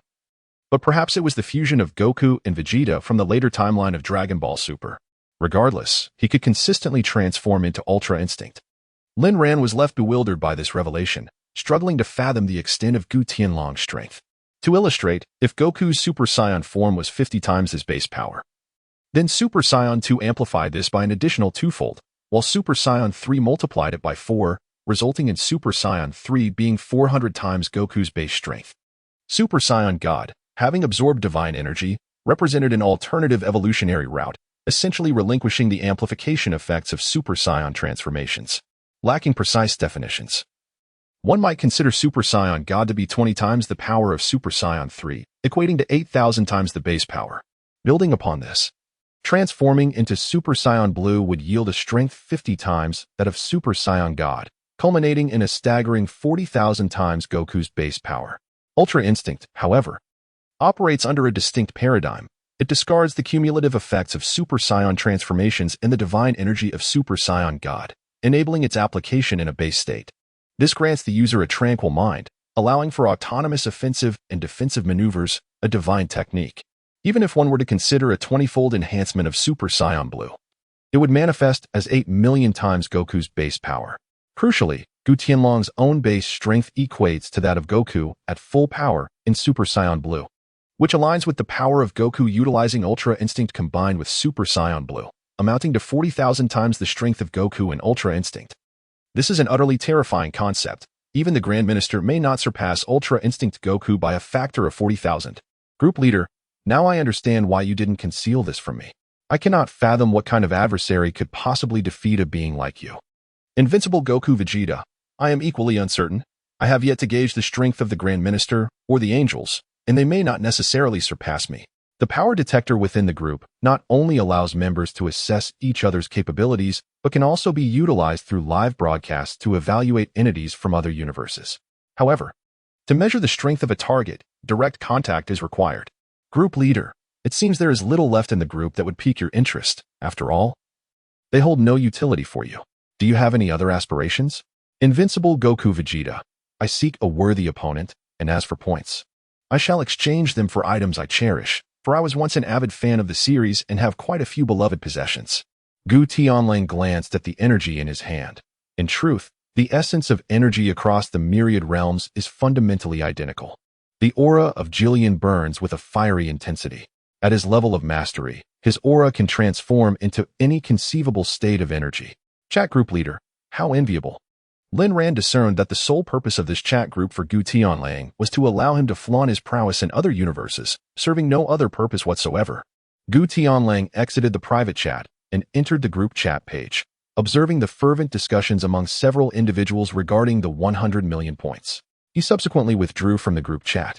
Casting a glance at the severely injured Wukong and Wufan, he took the two of them and departed from the GT timeline. Meanwhile, GT Wukong and Vegeta gazed at the trio that had vanished, their minds entangled in contemplation. Upon returning to the Dragon Ball Super timeline, Wukong could not help but exclaim in astonishment. He never anticipated that the enemy would possess such formidable strength, a power that was entirely beyond his own realm. What a truly terrifying adversary. Wufan, on the other hand, lowered his head, grappling with an internal inquiry. If he were to encounter such an enemy in the future, could he muster the strength to protect his family? Although reluctant to concede this fact, it was evident that had Gu Tianlang not been present, the four of them would have been utterly incapable of overcoming the Super One-Star Dragon. He felt acutely aware of his own inadequacy should he face an even stronger foe. He would be powerless to shield his loved ones. The fear etched on the faces of Chi-Chi and Biddy Li during the assault in the GT timeline, alongside Wufan's profound sense of helplessness in thwarting the enemy, pierced his heart deeply. He vowed that such a calamity must never befall him. Gu Tianlang greeted casually before returning to the inn to sleep, unconcerned since both of their injuries were not too grave. Lying on his wooden bed, Gu Tianlang fell into a deep slumber. When he finally awoke, it was already the next evening. Upon awakening, he found the group chat overflowing with messages, all of which tagged him. Spiral Flash Super will dance Roar 3. I feel that if the boss doesn't wake up soon, we might have to collect a goose corpse. Tony, the not-so-wealthy, I must say, those legs are quite nice, long, fair, and slender. Gu, why don't you give them a touch? For the sake of my current girlfriend, I'd beat up my ex. You just love to chatter. If she were on me like that, I wouldn't be you, falling for everyone I see. Gu was on the verge of cursing, irritated that he had no time to concern himself with such trivial matters, as he was nearly on the brink of defeat. Miss Hinata, Invincible Wuchita, is the boss still not awake? Gu is about to be beaten to death. Chapter 61. The Myriad people. Invincible Wuchita. What is going on? The things you're saying give me a strange sense of familiarity. As Gu Tianlang gazed deeper, he couldn't help but feel that this resembled a classic scene from a past life. In his youth, he had been absorbed in watching Diga, neglecting the essential narratives that every man ought to witness. In a fit of rage, he confronted his ex-girlfriend on behalf of his current partner. The Kyrielodians had emerged, demanding that he transform into Ultraman to settle their score. The group leader of the chat room announced a mission requirement. Only upon his acceptance could the others venture into the ancient world. Presently, the traversal function was entirely restricted, rendering it impossible to use points for assistance. Lin Ran had initially intended to go alone, but with the backing of the chat group, she, too, could contend with the Kyrielodians. However, the task necessitated Gu Tianlang's participation. Typically, when group members encountered difficulties or triggered unique storylines in this world, they could issue their own missions. Yet, the rewards for self-issued tasks, in terms of rating points, paled in comparison to those from the chat group. Gu Tianlang glanced upward and noticed the task in the chat group. The members, driven by the desire to defend their current girlfriends, had brutally assaulted their exes and were now facing the provocations of the Kyrielodians. They were urged to actively engage in the mission to vanquish these foes. The task was rated at an 8-level difficulty, with no additional reward points. Rather, ratings would be based on the number of enemies defeated. There were no restrictions on participation. All members could join in, but only after the administrator, the Invincible Wuchita, accepted the mission could others follow suit, without extra rewards. It was clear that one must defeat at least one Kyrielodian beast to earn points in the chat group, a feat that others seemed incapable of achieving. Glancing at the live stream, Gu found himself being trampled. Tony, who was not actually a billionaire, remarked, "If you wish to resist, why not transform and confront them? Is being stepped on truly enjoyable?" To which the current girlfriend defender replied, "I'd rather hold on and wait for the big shots. There are far too many of these creatures outside. How could I possibly fight them all?" Gu felt helpless. There were at least 5 monsters lurking outside. Transforming and engaging in battle would be akin to courting death. These monsters sought to defeat him in front of humans, and as long as he delayed by not transforming, they would not carry out their lethal intentions. Wuchita accepted the mission. The group leader acknowledged the task. Upon seeing Gu Tianlang finally online and accepting the mission, Gu felt a surge of spirit, ready to retaliate, but a bloodied hand suddenly appeared in his line of sight. The female Kyrielodian, who had been looking down at him moments ago, now had her abdomen pierced by a hand, with a faint blue light emanating from it that kept the blood at bay. How could anyone breach the magnetic field established by the Kyrielodians? The woman, in disbelief, turned to ascertain the identity of her assailant. The blue light from the hand grew radiant, and a sound of flesh shattering echoed, reducing her body to dust, never allowing her to glimpse the face of her enemy before her demise. Gu observed Gu Tianlang smiling at him, as if he had just squashed an insignificant ant rather than slaying a person. "Come on, let me see you. After all this time, how much have your powers grown?" Gu Tianlang was also curious to know how many foes could be vanquished with the enhanced powers of Diga, particularly with his presence lending support. With Gu Tianlang standing guard, Gu felt untroubled by the prospect of defeat.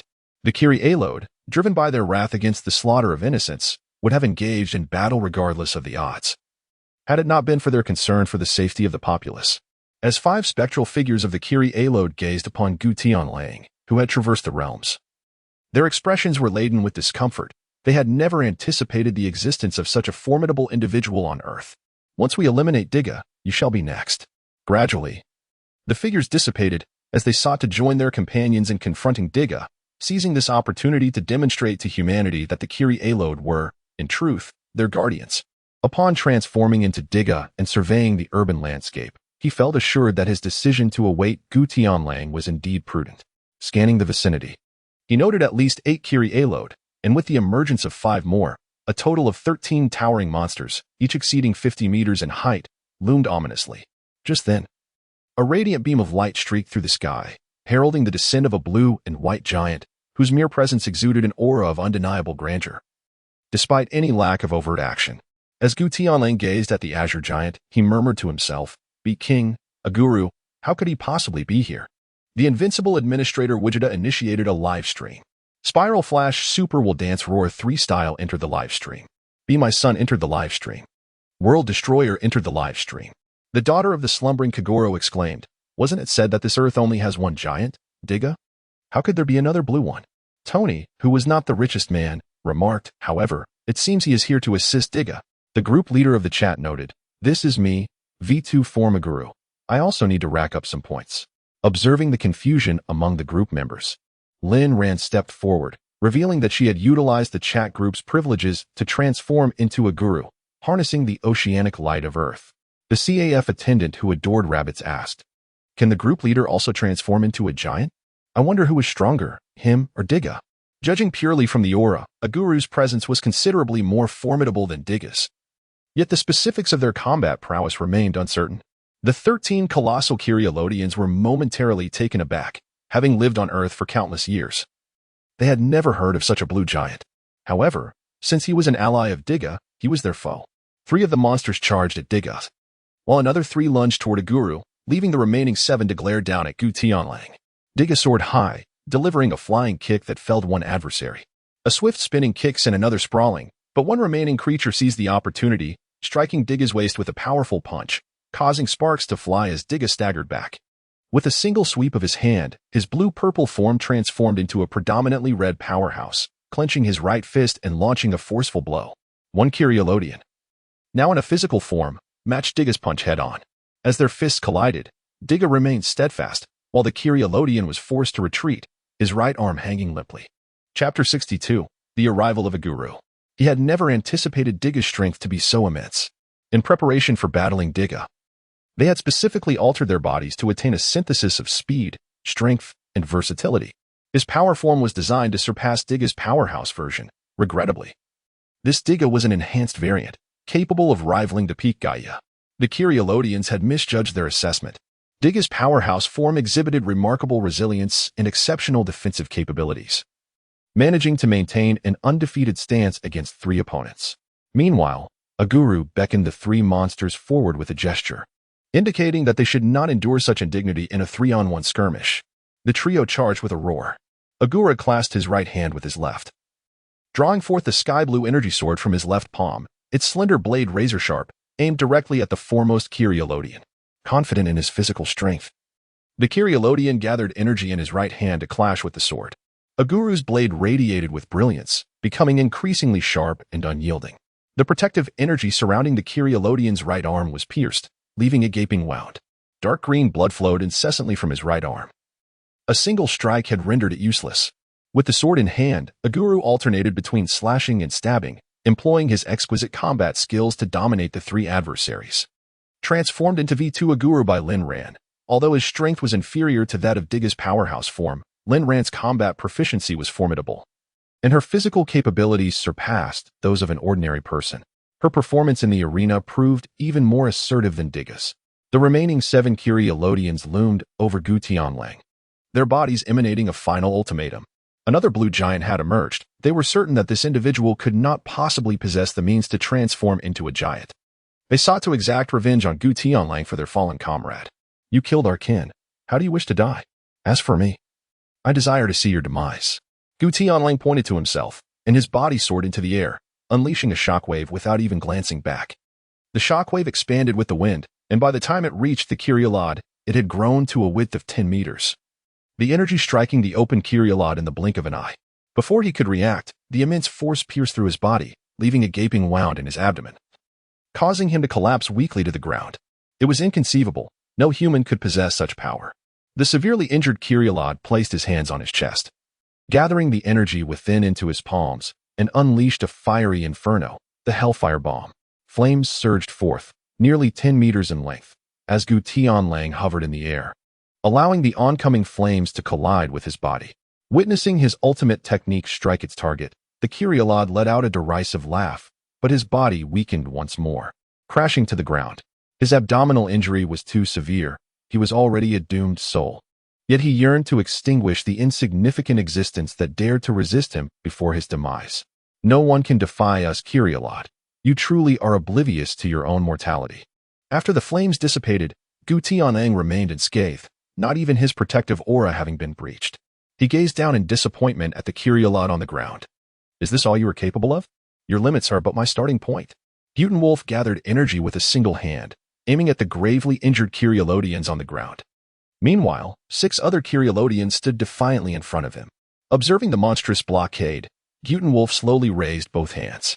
With a thunderous roar, a terrifying shockwave erupted from the ground, propelling the 7 Kyriolodians into the air. A high-pressure airflow manifested from the earth to the clouds, rendering them powerless against this overwhelming force. Regardless of whether they transformed into strength or speed types, the meteor resonance explosion unleashed an endless torrent of energy into the bodies of the 7 Kyriolodians, filling them with an uncontrollable force that wildly coursed and collided within them. It was as if 7 brilliant fireworks ignited in the sky, as blinding light flashed within the Kyriolodians' forms, ultimately resulting in their annihilation amidst the surging currents. Tony Stark observed, Wolf has yet to finish with the 3 beasts over there, yet he effortlessly dispatched 7. Hinata's eldest daughter commented, even monsters towering several dozen meters can be sent flying by him. The coffee shop attendant who adored rabbits exclaimed, bravo. Esteemed one. The time-devouring sprite added, it seems the group leader is on the verge of determining the victor. Hyuka's single utterance redirected everyone's gaze back to the battlefield. The dark blue Agura kicked one Kyriolodian away, positioning her hands above her head in an X formation. The energy accumulated within her coalesced at the energy crystal atop her head, radiating an increasingly brilliant blue light. The photon crusher unleashed a blue-purple beam from Aguru's head. 2 Kyriolodians retaliated with hellfire projectiles. Yet the collision of red and blue energies resulted in the red energy shattering upon contact. Aguru's ultimate technique was extraordinarily powerful in her V2 form. Its potency was twice that of her initial state. The blue energy struck the 2 Kyriolodians, obliterating their bodies instantly. Only 1 Kyriolodian remained, witnessing the demise of its companions. Energy surged from its body towards the sky, manifesting a dark portal to hell that loomed ominously above the clouds. The last Kyriolodian, no longer wishing to conceal its abilities, summoned the hellish portal, behind which lay its kin. By opening the gate, it could summon them to descend upon Earth. Even if you manage to defeat me, the army of Kyriolodians is not something you can contend with. Simultaneously, a wave of darkness emerged from the depths of the earth, enveloping the Kyriolodian. As the black mist dissipated, the creature transformed entirely. Its body turned pitch black, its eyes glowing a blood-red hue, and robust, pointed horns sprouted from its form. This dramatic metamorphosis exuded an even greater sense of oppression. While others were still reeling from this transformation, Gu Tianlang had already soared to the hellish gateway, using a single hand to forcefully open the colossal door, boldly entering the Kyriolodian stronghold. The Kyriolodian, now shrouded in darkness, possessed even greater strength. Having expended considerable energy utilizing Aguru's light sword and executing the photon crusher, Aguru found herself depleted. The sapphire embedded in her chest began to flicker ominously, signaling waning power.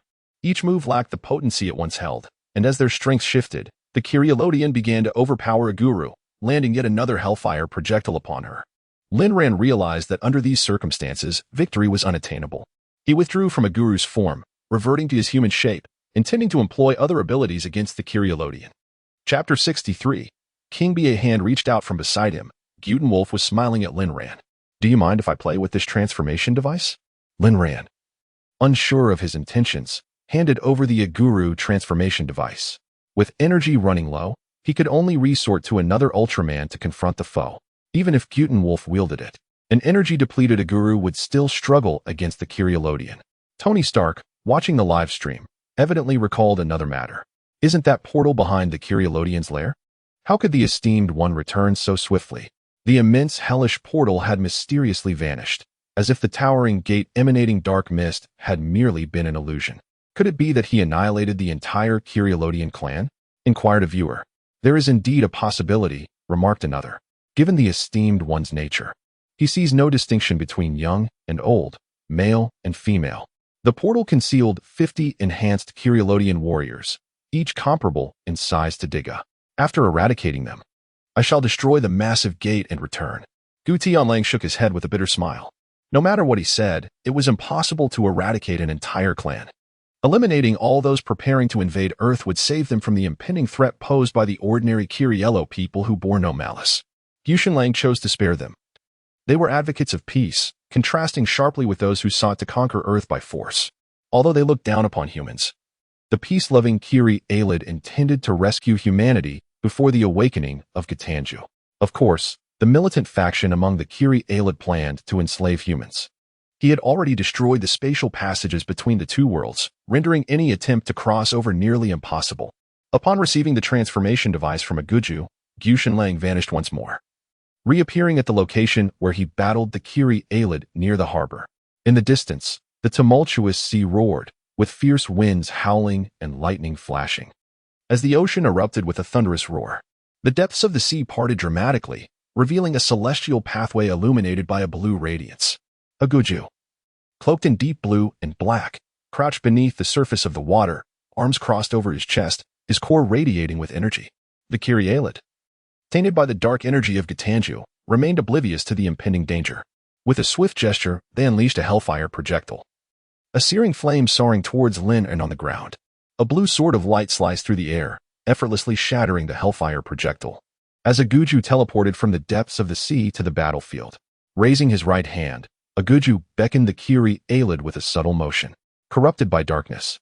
The myriad charged at a Gu, throwing a punch. In the blink of an eye, a flash of blue light cut through the air, and the myriad staggered forward. Its body reduced to mere fragments. Lin Ran, watching from the ground, was astonished. Even at full energy, she doubted her ability to defeat this form of myriad. Yet it had been vanquished in a single strike by Gu Tianlang.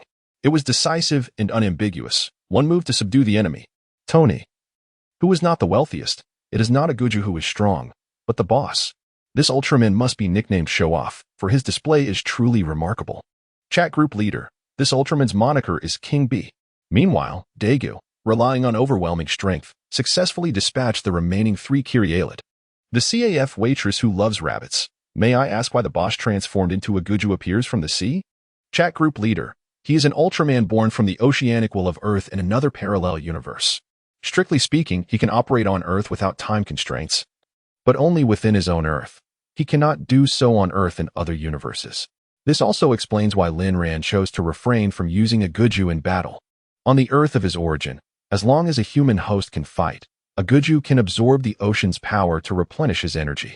However, in other universes' Earths, a Gu seemingly lacks this ability. How Gu Tianlang achieved this remains a mystery. The CAF waitress who loves rabbits. Boss, you are majestic and powerful, truly impressive. Having reverted from his Ultraman form, Gu Tianlang returned the transformation device to Lin Ran, admitting that he had merely wished to experience a Gu's power. Group management. The Invincible Vegeta defeated 57 myriad and 1 mutated species tainted by darkness, earning a total of 120,000 points. Group leader defeated 2 myriad, earning 30,000 points. A group member, in a fit of rage for his current girlfriend, defeated 3 myriad, earning 45,000 points. Spiral Flash Super Wheel Dance Roar 3. We are still watching the spectacle, and the boss has amassed over 100,000 points again. Tony, who is not the wealthiest. The word envy has truly become tiresome to me. Daegu hurried over to express his gratitude, to which Gu Tianlang replied that there was no need for such formality as he had received his rightful reward. Gu Tianlang had no intention of lingering, his figure flickering away from the scene. Lin Ran, who had hoped to converse with him further, was taken aback by Gu Tianlang's decisive departure. The destroyer of worlds. With such an abundance of points, how do you intend to spend them, Daegu? For the current girlfriend. Beating up the ex. I desire that energy converter from the group, or perhaps a lightsaber. This amount of points is insufficient. Witnessing Gu Tianlang's earlier battle only intensified Dagu's yearning for weaponry. He believed himself to be a warrior, yet lacked a weapon, leaving hand-to-hand combat rather unsatisfying. Group leader, isn't unleashing skills more appealing? You are a mage, must you always resort to close combat? Tony is not the richest. Dig a Daegu. Strike any pose you wish. If you can't unleash your skills, I concede my defeat. Daegu, all right, red joyful type, monster, take a punch from me. The time-devouring sprite, that metaphor is quite vivid. After completing this task, more than a week passed without the chat group initiating any new tasks. Only a few members encountered peril and posted various tasks, with Gu Tianlang remaining uninvolved. Another 10 days elapsed, and the chat group welcomed new members. Timid as a mouse, Zhao Zilong joined the chat. The strongest man on Earth entered the chat. Tony is not the richest, these 2 new members. Their names seemed to lack a certain gravitas. Rabbit-loving CAF waitress, the strongest man on Earth, How formidable can he be? Surely not as powerful as the big shots. Spiral Flash Super will dance roar style 3. Welcome, newcomers. Please introduce yourselves. Chapter 64, New Members the Strongest Man on Earth, a chat group that connects countless realms. I never anticipated such a wondrous phenomenon. Upon finishing his words, he changed his avatar to a selfie showcasing 3 scars on his left cheek, his features sharp and defined, exuding an undeniable aura of strength. Rabbit-loving CAF waitress, though it may not be polite to say, the new member appears quite formidable, yet his appearance is somewhat intimidating. Even Dong Xiang, a ghoul, was startled by the new member's visage. Merely the photograph hinted at an overwhelming essence of power. The visage of the ancient wolf god is one of sheer invincibility, leaving no room for other thoughts. The new group member, however, presents a contrasting image. He appears formidable but also exudes a sense of ferocity. The eldest daughter of the Hinata family inquires, "New member, how shall we address you?" "The strongest man on earth." He replies, "I am called King." The group administrator adds, "He is King, the 7th-ranked hero of the S-class in the Hero Association, known as the strongest man on the surface." The administrator then uploads a document detailing King S' world and personal background. The slumbering daughter of Kogoro exclaims, "I never imagined King S' world to be so perilous, filled with monsters and aberrations." Muri Ran, startled, learns through the file uploaded by Lin Ran just how treacherous King S' realm truly is. In King S' universe, the Earth is largely overrun by monsters. Ordinary citizens must not only guard against monster attacks but also remain wary of humans transforming into aberrations. Should a person's malevolent desires swell beyond measure, they risk becoming a monster.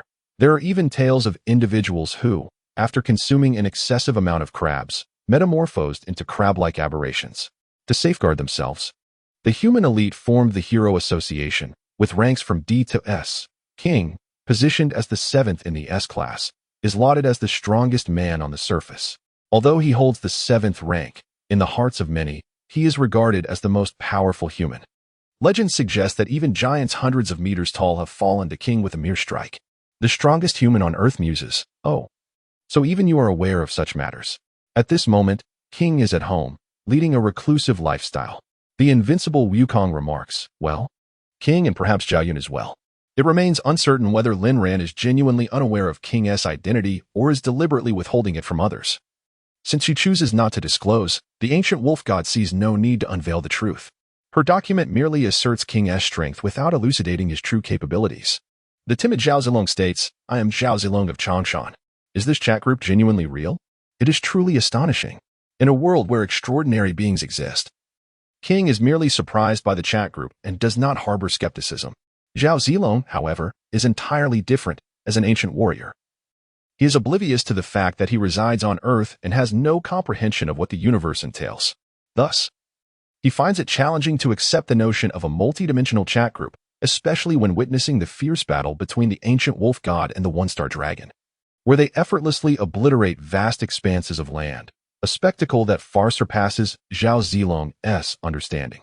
He cannot fathom how humanity possesses such cataclysmic destructive power. Such might could single-handedly alter the tide of war. Zhaoyun uploads a profile picture, showcasing himself astride the night-illuminating jade lion, wielding the dragon's gallant bright silver spear, adorned in gleaming silver armor, exuding an air of extraordinary valor. Tony, not actually the wealthiest, observes. This new member does not appear to be timid. He possesses the heroic aura of an ancient general. To Tony Stark, Zhaoyun does not strike him as the type to be cowardly. One's demeanor cannot be feigned. Zhaoyun's initial impression is that of a brave and resolute warrior. The timid Zhao Zilong adds, "I am unsure of the specifics." The name was generated automatically by the chat group. The eldest daughter of the Hinata family concurs, "I too do not believe he is a timid individual." The time-devouring sprite agrees, "I share the same sentiment. He appears to be a powerful man." The group administrator uploads a file detailing the historical context of the 3 kingdoms, along with a biography of Zhao Zilong. The group administrator comments, "Perhaps the chat group is merely jesting. During the 3 kingdoms era, General Zhao was celebrated for his unparalleled courage, possessing the audacity to traverse thousands of troops with ease. The strongest of dimensions acknowledges, indeed, Zhaoyun, Lu Shan, and Ming Hua are among the few who could accomplish such feats." The group administrator concurs, "Correct. Zhaoyun is 700, Lu Shan is 007, and Ming Hua is 070. Tony, not actually the wealthiest, reflects, he truly is a fierce general, entering and exiting the chaos of battle alone. But what do you mean by that, group administrator? I find it somewhat perplexing. Tony is taken aback. Few possess such courage. Were he to be placed on such a battlefield, he would undoubtedly show no fear. However, that is because he is not an ordinary person. He possesses iron armor that renders him impervious to such primitive weaponry. Yet Zhao Yun lacks such technology. Nor does he possess the extraordinary powers of individuals like Whitebeard and Minato. He stands as a mere mortal, facing thousands. This level of bravery is not something an ordinary man can possess. Such fierce warriors cannot be timid, lest they become less than myriads. The group administrator clarifies, Zhao Yun's 7 entries and exits signify his countless victories, with him sustaining minimal injuries. Lu Shan, being carried on his back, naturally counts as part of those entries and exits, while Meng Huo was captured 7 times, forced into the enemy's camp. The timid Zhao Zilong contemplates. With the existence of this chat group, it seems that I may assist in restoring the glory of the Han dynasty. Zhao Yun observes the group's exchange marketplace, pondering that if he accumulates enough points, he could undoubtedly help his lord restore the rightful Han lineage. The Invincible Wukong bids farewell. You all continue your discussion. I shall take my leave. Gu Tianlang has exited the group chat, and it seems that the power conference will soon convene. Additionally, the battle between the Herrschers of the End and humanity is approaching, both of which are significant matters.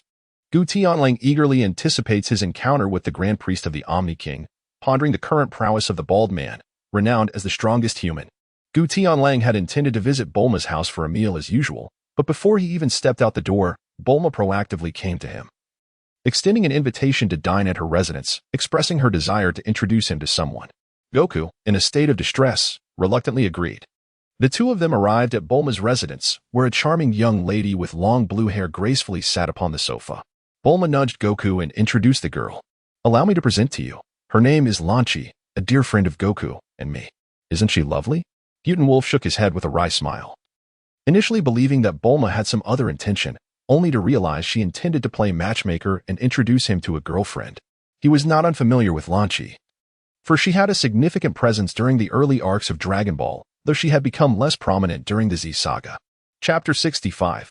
A new enemy has emerged, typically adorned with long blue hair. Lanchi exuded a gentle and ladylike demeanor, her attire reflecting a sense of understated elegance. However, she possessed a dual personality. With a mere sneeze, her hair would transform to a striking yellow, unleashing a more violent side of her character. Quick to draw a weapon at the slightest provocation, her attire would shift to that of a fiery temptress, her movements bold and unrestrained. Upon their first encounter, Tenshinhan had resolved to pursue her, but as the Science arrived on Earth and her combat abilities proved insufficient, she gradually faded from public view. It was a surprising twist of fate to encounter her here. Hello, Lanchi, I am Wolf. He introduced himself, though he refrained from appearing overly familiar, as he had traversed time to arrive during the Z era and had never previously met her. Lanchi shyly cast a glance at Wolf, her hands nervously fidgeting with the hem of her garment. Hello, she replied softly. Bulma teased playfully. What do you think? Isn't she beautiful? You're no longer a child. It's time you sought a girlfriend. Although Bulma was uncertain of Wolf's exact age, having known him for several years without him ever disclosing it, she surmised he was likely older than Gohan. As they strolled through the marketplace, she pondered the possibility of orchestrating a connection between the two. Gu Tianlang was rendered speechless. When he traversed into this realm, he was merely 17 years of age, and now he has only reached the tender age of 21. If memory serves correctly, Lanchi is even older than Bulma, and although she possesses a youthful appearance, her age is undeniably evident. This cannot merely be classified as a young matron, it borders on the realm of mature women. Especially considering Lanchi's dual personalities, who could endure such complexity? If one inadvertently provokes her during the day, it is quite possible that a mere sneeze at night could trigger her volatile alter ego, leading to unforeseen consequences, while he himself was unperturbed. Such a scenario was far from ideal.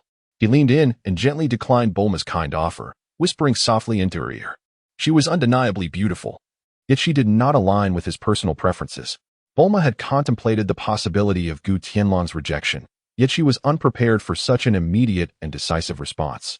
Devoid of any hesitation, you would forsake such a wonderful woman, one who is not only an excellent cook, but also adept at managing life, and is strikingly attractive? Gu Tianlang chuckled softly, feeling indifferent towards Lanchi. He believed that their relationship would yield no fruitful outcome. Since he lacked the confidence to see it through to the end, it was better not to pursue it at all. He sought a partner suitable for marriage, someone who reciprocated his affections. His philosophy of love was to cherish a single person throughout his life. For the time being, he had no intention of rushing into finding someone, choosing instead to let fate take its course. Bulma, observing the seriousness etched on Gu Tianlang's face, refrained from saying more. Lan Qi, however, was intrigued by Gu Tianlang, her large eyes sparkling with curiosity as she inquired, "Are you also a relative of Wukong? You two bear a striking resemblance."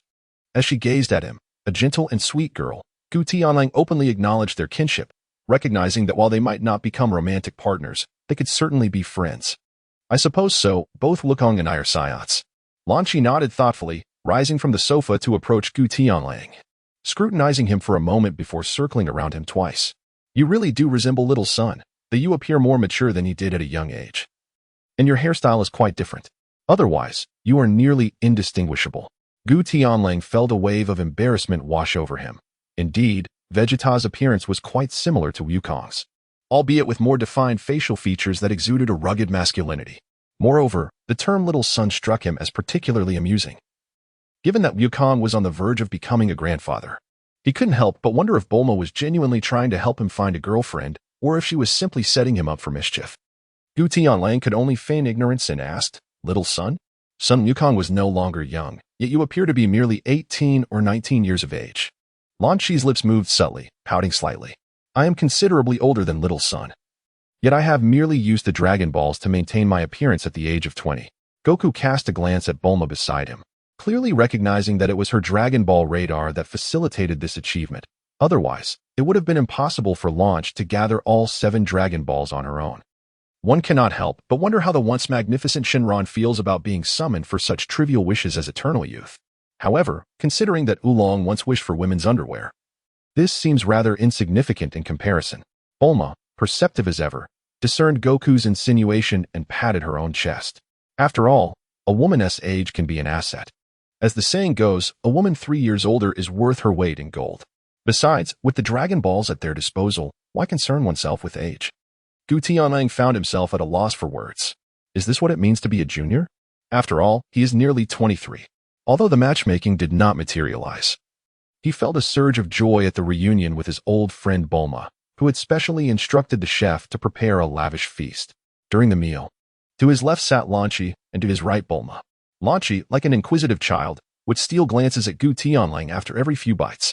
This made him quite uncomfortable, as he could discern that Lan Qi's curiosity was devoid of any romantic undertones. What puzzled him was whether he was truly so captivating. After all, he merely possessed an attractive visage, which hardly warranted such scrutiny. As they dined, Lan Qi eventually voiced her inner curiosity. After meeting Bulma earlier that day, Bulma had mentioned introducing her to someone remarkable, prompting Lan Qi to inquire just how formidable this individual was.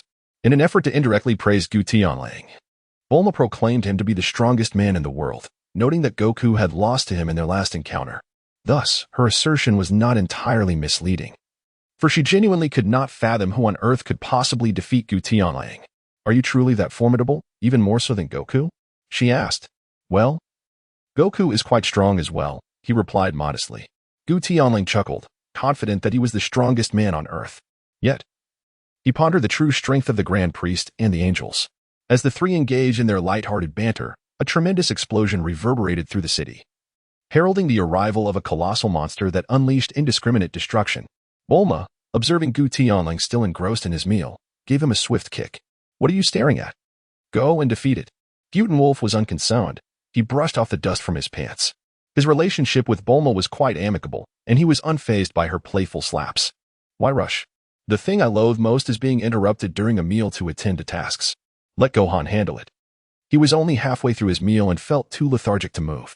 Unable to persuade him otherwise, Bulma resorted to calling Chi-Chi, only to learn that Gohan had gone off to train, and no one knew his whereabouts. With Vegeta and Goku absent, and Gohan off training, it left him all alone. Chapter 66, Hildergang. Bulma smiled helplessly. There was no escaping for Wolf now. Gu Tianlang swallowed the food in his mouth, took a generous sip of his drink, and gazed leisurely at the 3 auras in the sky. There was no need to rush. Someone had already stepped in, and logically, they should be able to handle the situation. This was precisely why Gu Tianlang remained unperturbed, since someone else had taken action. He could comfortably savor his last bite of food. Even from a considerable distance, Gu Tianlang immediately recognized the colossal, withered yellow beetle adversary. It was indeed the antagonist Hildergang from the film version. However, it seemed that the film and the series were not set in the same universe. Much like when Gogeta first appeared, with Goku and Vegeta merging in hell to confront the evil spirit bomb.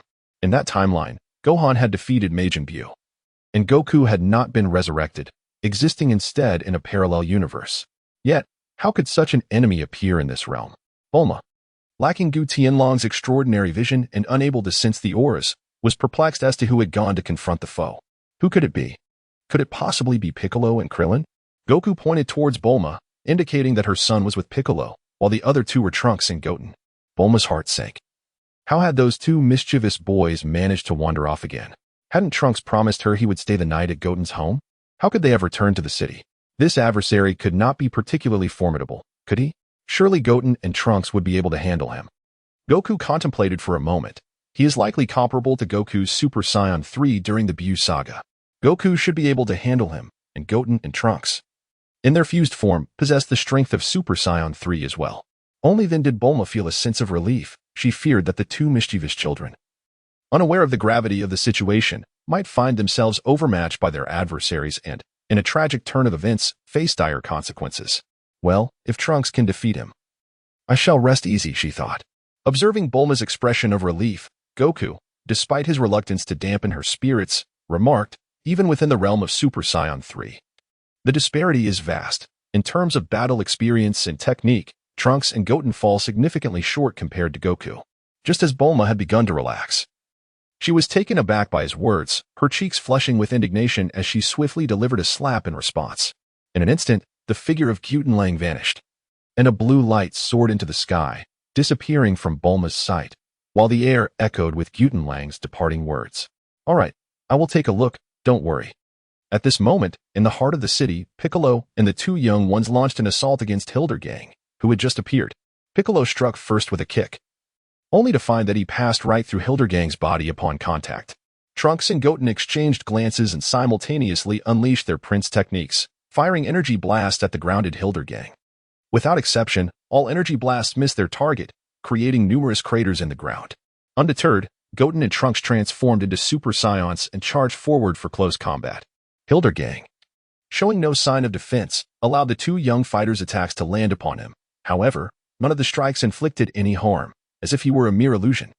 Realizing their efforts were futile, Trunks' eyes darted, leading him to a bold hypothesis. Uncle Piccolo? Could he be a phantom? Perhaps a ghost? Goten shook his head in denial. Impossible. Ghosts have halos above their heads, and he does not. But what is the nature of his body? Could it be that he possesses no physical form at all? Piccolo soared into the air and bellowed at the two youngsters, "Get away." Although I cannot comprehend this creature, he appears to be a troublesome opponent. You must create some distance. What are you afraid of, Uncle Piccolo?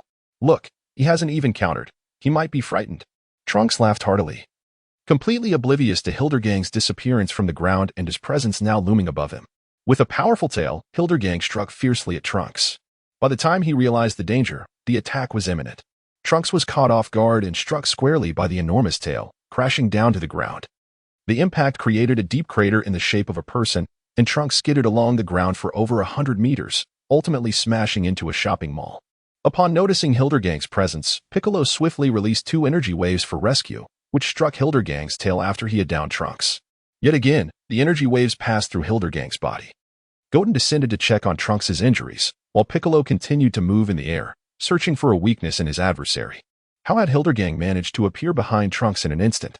Even Piccolo, who had been observing closely, had failed to discern his movements.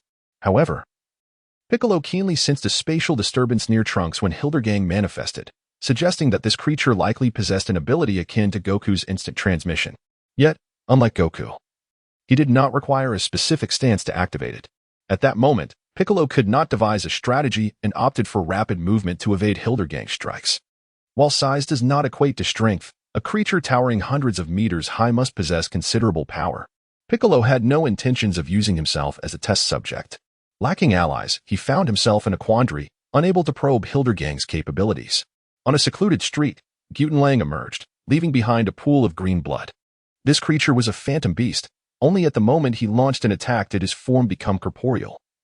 And that very moment was the crucial juncture for determining victory or defeat.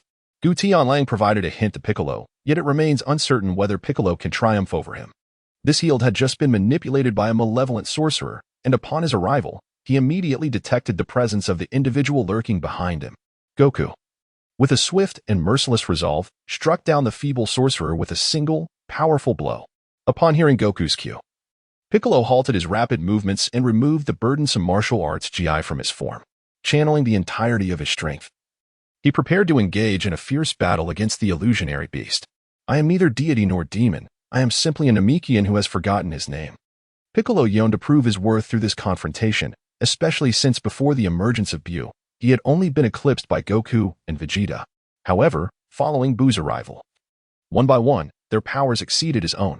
Although his strength was considerable at that time, apart from Goku, only Piccolo could earn a modicum of respect from Vegeta. Yet, with the advent of Beerus, Goku and Vegeta's powers surged dramatically, achieving Super Saiyan God and Super Saiyan Blue transformations, thus widening the chasm between them. Chapter 67. Piccolo's battle through years of rigorous training, coupled with sessions in the hyperbolic time chamber and specialized training with Gohan, Piccolo's strength had seen remarkable growth, attaining a level surpassing that of a fully powered Super Saiyan 2. However, he had yet to reach Super Saiyan 3, though the gap was not insurmountable. Nevertheless, he was unwilling to accept that a Namekian could truly be inferior to a Saiyan. This time, he resolved to defeat his opponent through his own might. Goku could not help but let out a sigh, acknowledging that Piccolo's combat intelligence and acumen were commendable. Otherwise, he would not be regarded as the strategist of Earth's warriors. Unfortunately, the disparity in strength between him and Hildergon was rather significant, as Hildergon's power could easily match that of a Super Saiyan 3 in direct confrontation. Coupled with his ethereal form, defeating him would prove exceedingly arduous, with only large-scale melee attacks having a chance of success. Piccolo's most proficient technique was the special beam cannon, a penetrating skill well-suited for adversaries of similar stature. However, with Piccolo's power being inferior to Hildergon's and lacking any advantageous skills, his odds of victory were slim. Hildergon's colossal figure vanished once more, and Piccolo sensed the spatial disturbance beside him, promptly firing a shockwave without even glancing. The shockwave pierced through Hildergon's form, who then opened his mouth wide, gathering a terrifying conflagration of energy within, completing the charge in merely a second. The flames surged towards Piccolo, who was about to evade when a ki blast erupted from below, colliding with the flames and neutralizing them.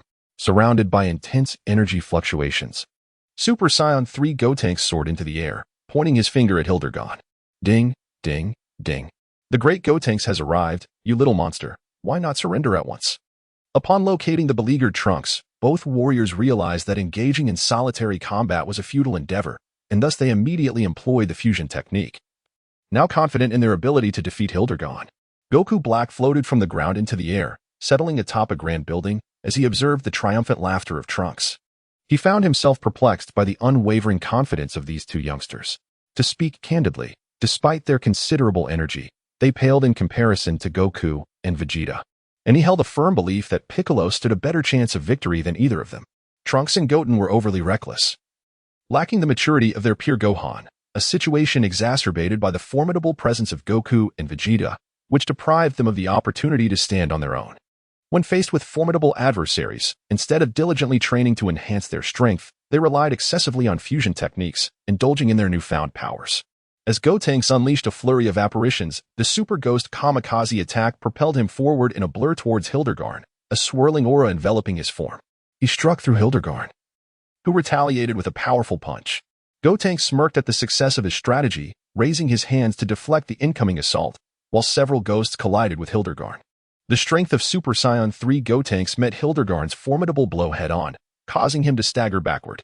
In the fleeting moment of Hildergarn's attack, the ghosts detonated upon contact, sending the colossal foe reeling and spewing flames from his mouth. Gotenks swiftly dodged but overlooked the menacing tail that approached him. Struck directly by the tail, he was sent crashing towards the ground. With a surge of energy, he managed to halt his descent just before impact.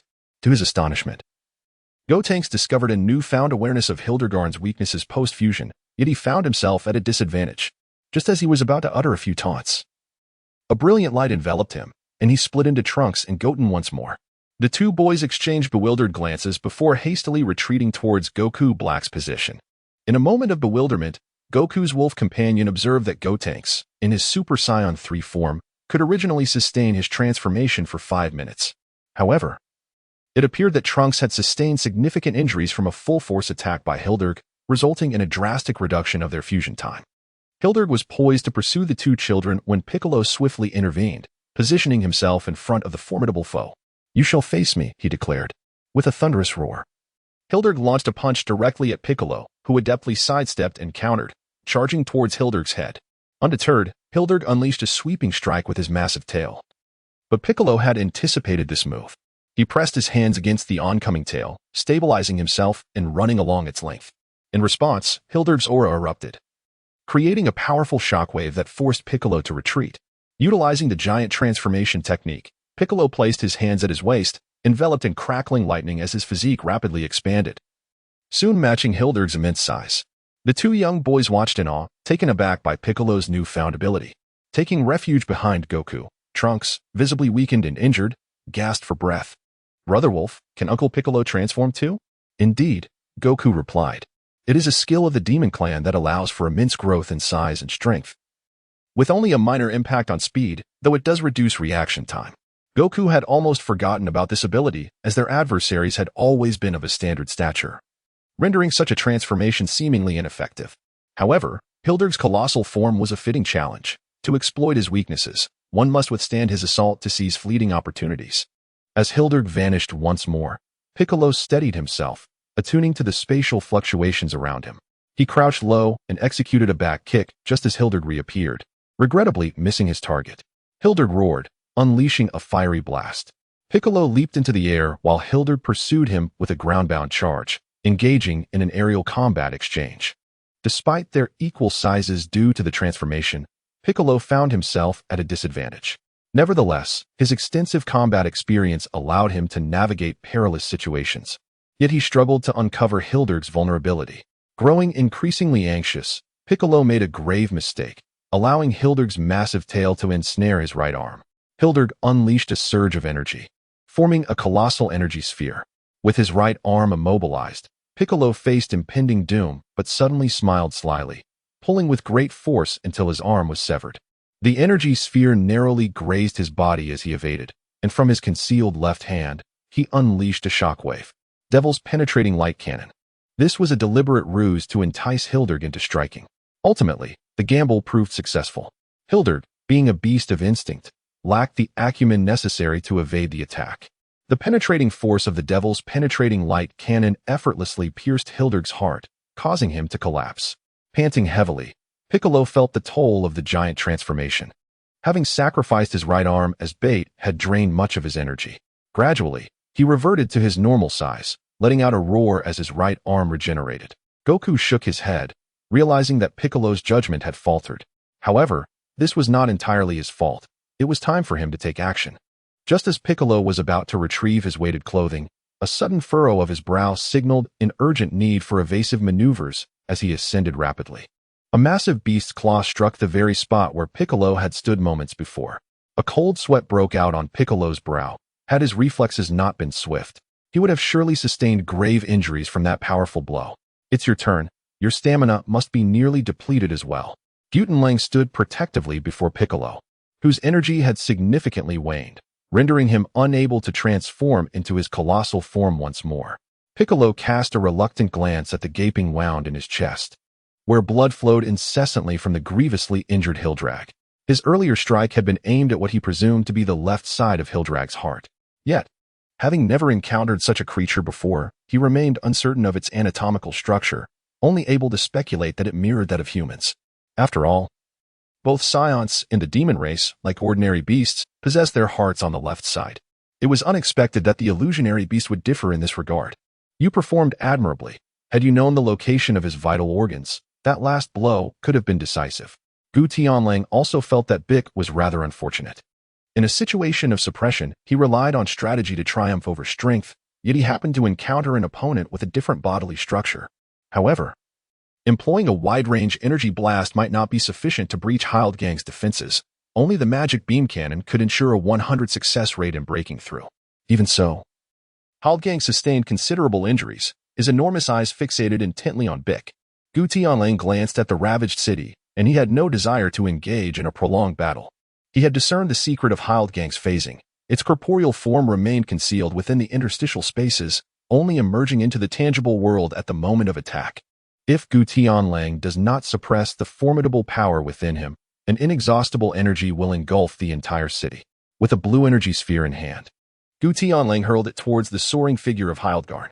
Without a backward glance, he turned to depart. Hildgarn, previously impervious to assault, was utterly obliterated at the moment the blue energy orb struck him. The opponent that Wutian Keisai and Piccolo had struggled against for so long was reduced to mere fragments by Gu Tianlang's seemingly effortless energy blast. Piccolo sensed something amiss. Yet he could not quite grasp how Gu Tianlang had achieved such a feat. How did you manage to hit him? That. I utilized my aura to seal off the space. He had no means to hide within the spatial interstices. This was also the reason Gu Tianlang unleashed his energy. With his own strength, a single strike upon Hildgarn would suffice to vanquish him instantly. Piccolo had not anticipated such a tactic. Had they engaged in a prolonged battle, he might have discerned Hildgarn's abilities, yet analyzing them within such a brief period was decidedly unrealistic. Truly, you are remarkable. In an instant, Goku returned to Bulma's residence. Seizing the bottle of red wine from the table and indulging once more, I managed to resolve the situation. As for whether Trunks will return home, I cannot say. Bulma let out a sigh of relief, her tone noticeably more relaxed. It was a relief to have vanquished the enemy. If Trunks chose not to return, he might as well continue staying at Goten's. Lan Chi gazed at Goku in astonishment, recalling how he and Bulma had used binoculars to observe the battle raging in the distance. The formidable opponent, one even the Demon King Piccolo could not defeat, had been vanquished by him in a single blow. Bulma, watching Goku as he swirled the red wine in his goblet, then downed it in one gulp as casually as one might drink cola. I remarked, if you enjoy drinking so much, I could easily provide you with several cases. Couldn't I? Gu Tianlang shook his head like a rattle, dismissing Bulma's proposal. I am a person of principles. It would not be proper for me to constantly have you provide me with gifts. I have a deep aversion to those who seek to take advantage of others. Bulma found it difficult to comprehend his thought process. After a year of frequent encounters, he now expressed reluctance to accept something that was rightfully his. Yet, his daily visits for meals had made it evident. Whenever he arrived, it signaled that it was time to eat. That is not the same. Regardless, I have no need for the wine you offer. Besides, I visit daily, and I am more aware of where your wine is stored than you are. The act of gifting makes no difference. This was the crux of Gu Tianlang's refusal. His own room was already quite small, and accommodating more wine would only exacerbate the issue. It was far more practical to enjoy Bulma's hospitality each day. Frustrated, Bulma could find no suitable reply and expelled him from her home. Leave. Lan Chi and I are going to sleep. Oh, by the way, please ask the chef to prepare some dinosaur meat for me tomorrow. It has been quite a while since I last had any. After Gu Tianlang uttered those words, he swiftly returned to his inn before Bulma could unleash her wrath. The night passed in the blink of an eye, and the following morning, Gu Tianlang was awakened by the cacophony of a chat group in his mind. Members were discussing the imminent Fourth Shinobi World War, to be convened at the summit of the Five Kage. The enigmatic masked man, posing as Uchiha Obito, was set to unleash a devastating arsenal of destructive ninja tools, intending to obliterate the Five Kage and their most trusted allies. The chat group was tasked with ensuring that the randomly designated target would not face any threats to their life, with a reward of 30,000 points. Note, the designated individuals to be protected are selected at random, and if more than half of them are eliminated by the masked man, the mission would fail, resulting in a penalty of 100,000 points deducted from each participating member. The mission was rated at difficulty level 8, with a limit of 3 members. The selected individual from the local world was Hinata Hyuga. Spiraling Flash, the threefold technique. Obito, must you proceed with this? It is my failure for not being able to rescue him from the shadows, Watergate lamented. He felt remorseful. Had he discovered that the masked man was Obito before his demise, perhaps he could have persuaded him to return to Konoha. The chat group leader remarked. A person presumed dead suddenly reemerges, transformed and unrecognizable. Lin Ran did not blame Watergate, acknowledging that this was Madara's scheme, an enemy concealed in darkness while they remained in the light, rendering it impossible to safeguard everyone. Hinata, the eldest daughter of the Hyuga clan, stated, I have been designated for this mission, and there are 2 more spots available. Who else wishes to join? Tony, the not-so-wealthy billionaire, replied, I certainly cannot participate. The chat group has stated that the target to protect is random, and my abilities are inadequate for such a task. Tony was rather self-aware. Given his current prowess, attending such an event could lead to failure or even jeopardy. Chapter 69. The 5 Kage Administrator Vegeta, the Invincible, accepted the mission. The chat group leader continued, if the esteemed one is going, then the remaining spot is open for anyone. I shall refrain from joining, as I am not currently in need of points. Lin unwillingly relinquished her spot, as her need for points was far greater, compounded by her impending battle with the Valkyrie of the End. It was prudent for others to enhance their strength first. The slumbering daughter of Kogoro suggested, the strongest man on the surface, perhaps Mr. King should go. With you, and the esteemed one collaborating, success is assured. I have urgent matters to attend to today, and lack the time, King replied, seated on his sofa, engrossed in a game. The notion of undertaking a mission nearly caused him to drop his controller. He was hardly the strongest man, merely fortunate, as others mistakenly credited him with their monster slaying, leading to his unwarranted reputation. In reality, he was an ordinary recluse. Even Ran Muri could easily outmatch him in combat.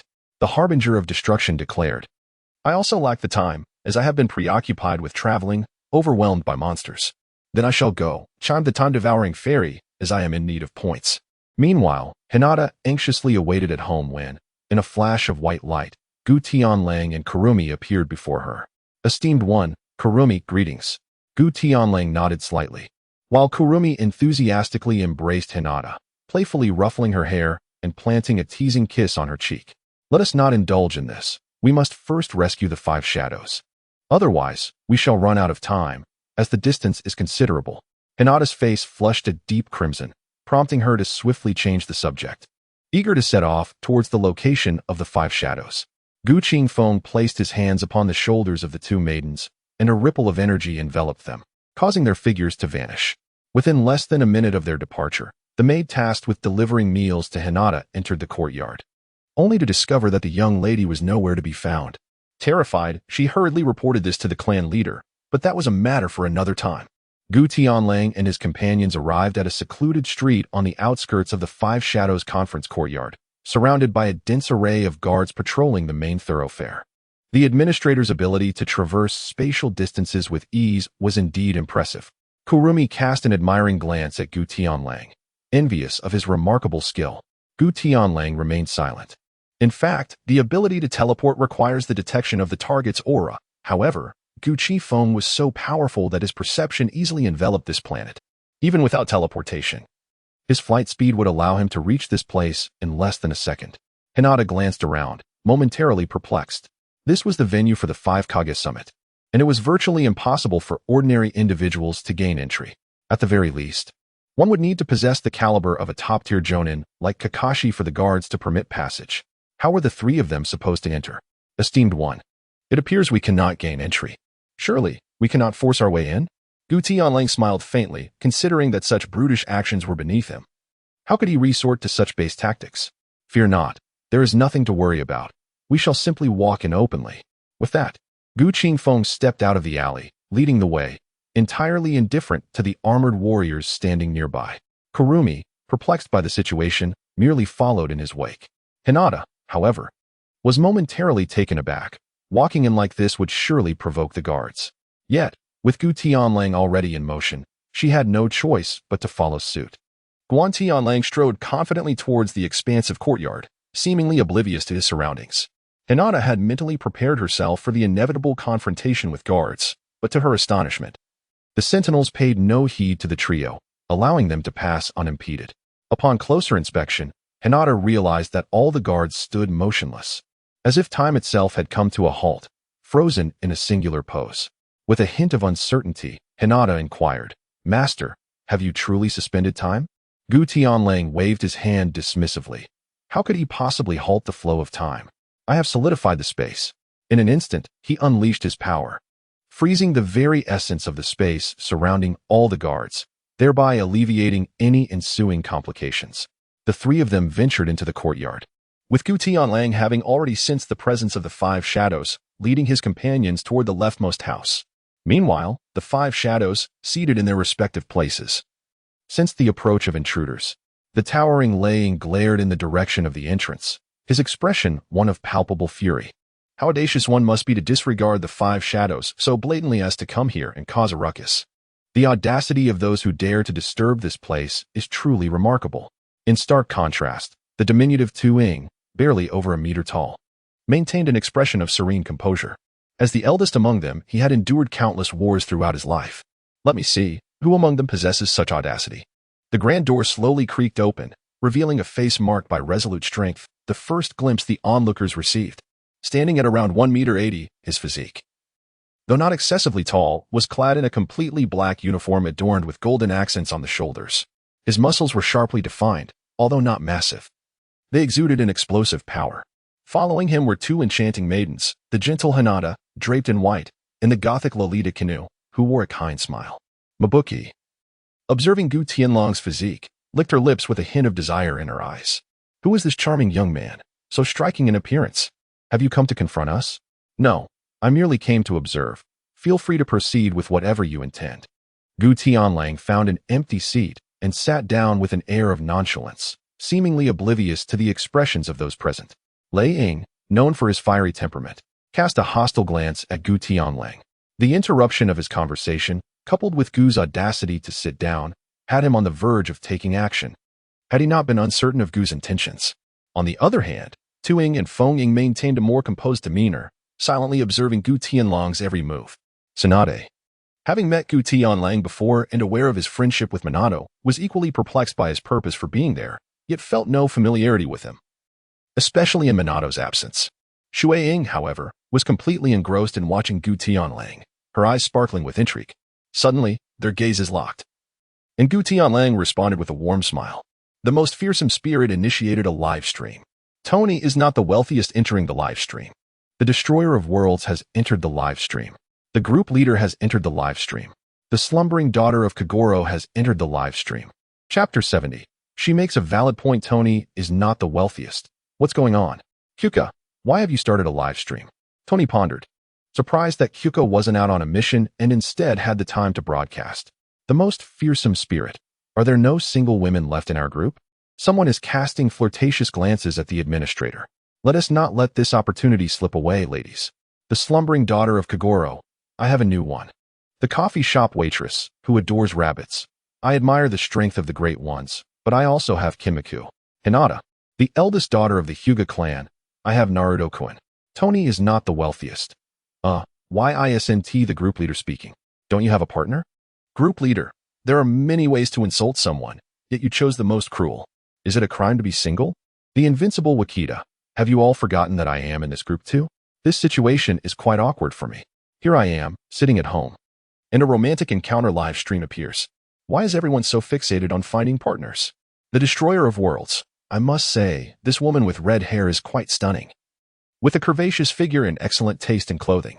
Tony is not the wealthiest. On this matter, I stand with Lady May and Lady Tsunade, for they both possess two compelling arguments. Spiral Flash Super Wheel Dance Roar 3 style. Indeed, with age comes a greater appreciation for reason, yet as a married man, I shall refrain from commenting. In the conference room of the Five Shadows, the atmosphere grew increasingly awkward. Gu Tianlang paid no mind to the scrutinizing gazes directed at him, contentedly surveying his surroundings. Recognizing that this could not continue indefinitely, Tsunade turned to Hinata to inquire about their purpose. Hinata, what brings you here? Upon hearing the Hokage's question, Hinata glanced at Gu Qifeng, noting his lack of reaction before responding. We received word that someone intends to attack the Five Shadows conference. We are here to protect you. At Hinata's words, Lei Ying erupted into laughter. Does the esteemed Five Shadows truly require protection from others? Are you jesting? Has the old tortoise taken to hanging himself out of a desire for longevity? Feng-Ying, Gara, maintained a notably calm demeanor and politely inquired of Gu Tianlang. May I ask how to address you? Gu Tianlang brushed off the dust from his clothing, intending to tease Wu Ying. Just call me Tianlang Gu. That's how friends who appreciate me address me. Before Feng-Ying Luo could utter a word, Lei Ying erupted in fury, rising from his seat and exclaiming, And what about those who show no respect? How do they address you? Gu Tianlang clapped his hands twice, acknowledging the question with appreciation. It is indeed a pertinent inquiry, though some may not extend the courtesy of respect. The figure of Gu Qifeng vanished from his seat, causing a tremor among the Five Shadows present, none of whom could fathom how Gu Tianlang had departed. Yet, in the next moment, Gu Tianlang reappeared in his seat, but this time, he had a hand firmly grasping another's throat. The individual ensnared by Gu Tianlang's grip was Shimura Danzo, resurrected by Nagato's Rinnegan. Aware of his impending doom and the exposure of his nefarious deeds, he had concealed himself immediately upon resurrection, evading detection. Just moments ago, he had been in the dense forest, savoring roasted chicken and pondering his resurgence, when he was inexplicably captured. What do you want? Can you spare me? I haven't used the Sharingan. I haven't offended you. Why must you target me alone? He implored, baffled by his predicament. I was merely enjoying some roasted chicken. I haven't wronged anyone. Surely, you wouldn't kill me again. As Gu Tianlang tightened his grip, Danzo's complexion turned an alarming shade of crimson. In a desperate attempt to fight back, he began to form hand seals, only to be crushed by the realization that he could not access his chakra. Resigned to his fate, he awaited his demise. Observing Danzo's continued existence through the live broadcast, Minato's expression shifted dramatically. He couldn't believe this man was still alive. Had it not been for the intervention of a formidable individual, Danzo might have slipped away unnoticed. Tsunade found herself at an impasse. She could neither persuade nor remain silent. Danzo's transgressions merited 100 deaths, yet his former status loomed large. Should he be slain before others, Konoha's dignity would be irrevocably tarnished. Release him. Hand him over to me, and Konoha will ensure he faces justice. As Tsunade spoke, Danzo's face grew increasingly pallid. In response to her words, Gu Tianlang suddenly exerted pressure, shattering the bones in Danzo's neck. The former shinobi's body crumpled to the ground, lifeless and devoid of breath. As Gu Tianlang executed his instantaneous movement, enveloping the entire planet with his aura, he detected the presence of Danzo in a secluded mountainous region. It was fortuitous, as he intended to use him as a warning to others. The notion of sparing him was out of the question, even if Tsunade possessed extraordinary beauty. Gu Tianlang's resolve would remain unyielding. Allowing Danzo to return to Konoha for a mere existence was not an option. Upon witnessing the loss of life, the two guards beside the 5 Kages swiftly positioned themselves on the table, shielding their leaders. Each of them regarded Gu Tianlang with caution, for his speed was utterly terrifying. None in the vicinity felt confident in matching his swiftness. Among the 5 Kages and their 10 guards, the most striking presence was that of Anoki's granddaughter, Karatsuchi. Despite her youth and lack of the profound wisdom exhibited by Tsunade and Mei Terumi, her long, fair thighs were magnificently showcased as she assumed a defensive stance. In the live stream, Tony Stark found himself puzzled, wondering if the world of Hinata was filled with stunning women, as every female presence appeared exceptionally beautiful. To be honest, Tony remarked, I find this young beauty quite admirable. Her words surely carry weight. Another voice chimed in, Minato certainly saw your potential. But could you perhaps divert your attention from women and focus on the strength of the ninjas instead? Tony retorted, it's not that I lack interest. The disparity in power is too vast. If they were evenly matched, the battle would be thrilling, but with such an overwhelming advantage, any engagement would be a mere slaughter, leaving no room for others to showcase their abilities. Tsunade stepped forward to calm the rising tensions, fearing that a careless misstep might ignite a conflict. Everyone, please remain composed. Danzo is a rogue ninja from Konoha. He is not our enemy, so you need not worry excessively. At that moment, Sanmitsu opened the door, intending to summon the guards outside to assist in subduing Gu Tianlang. However, upon opening the door, he was greeted by an astonishing sight. The gazes of those present were drawn towards the scene, and they were taken aback. The dozens of guards in the courtyard of the Kage summit stood frozen in place. Some still caught in the act of walking, their expressions entirely unchanged. Even the 5 Kages had never witnessed such a bizarre spectacle. Eliminating these guards would pose no challenge for them, as their strength could easily overpower a mere handful of warriors. Yet, the peculiar sight evoked a sense of unease. Even in the seasoned hearts of the 5 Kages, they sensed the arrival of Gu Tianlang and his companions, but lacking the ability to see through walls. They remained oblivious to the events unfolding outside. They assumed that Gu Tianlang and his companions had employed invisibility or some other method to elude the guards' notice. Otherwise, any confrontation would surely have caused a stir. Mei Terumi moved with an air of grace, her steps feline as she approached Gu Tianlang. You are truly a mysterious man. She mused, and my curiosity about your identity grows. Might you share with me how you achieve such feats? Gu Tianlang smiled teasingly, showing no intention of pursuing anything further.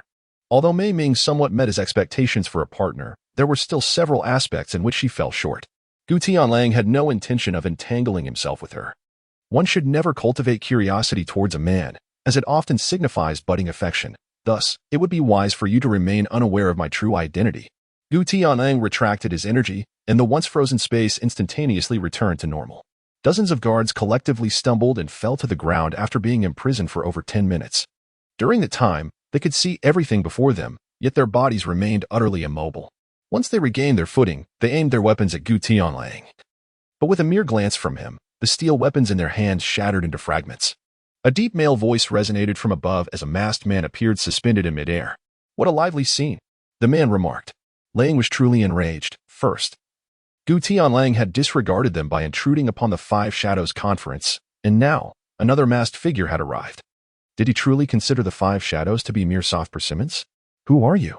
The masked man smirked disdainfully, standing atop a grand tree in the courtyard. "I am Uchiha Madara. Hand over the 9 tails and the 8 tails to me, and I shall refrain from attacking you. I will create a unified ninja world. Casting my eyes upon the moon, allowing humanity to fall into an eternal slumber, living their lives in beautiful dreams." Witnessing his disciples return, Minato, who was watching the live broadcast, felt a tinge of regret. This signified that he must confront Obito. "Hey, can you defeat him? If you kill him, peace will be restored to the ninja world, right?" Inquired a CAF waitress who adored rabbits. "Indeed, it is not difficult for me. But there is no necessity for such action," replied the Invincible Vegeta. "Why not? Is a peaceful life not desirable?"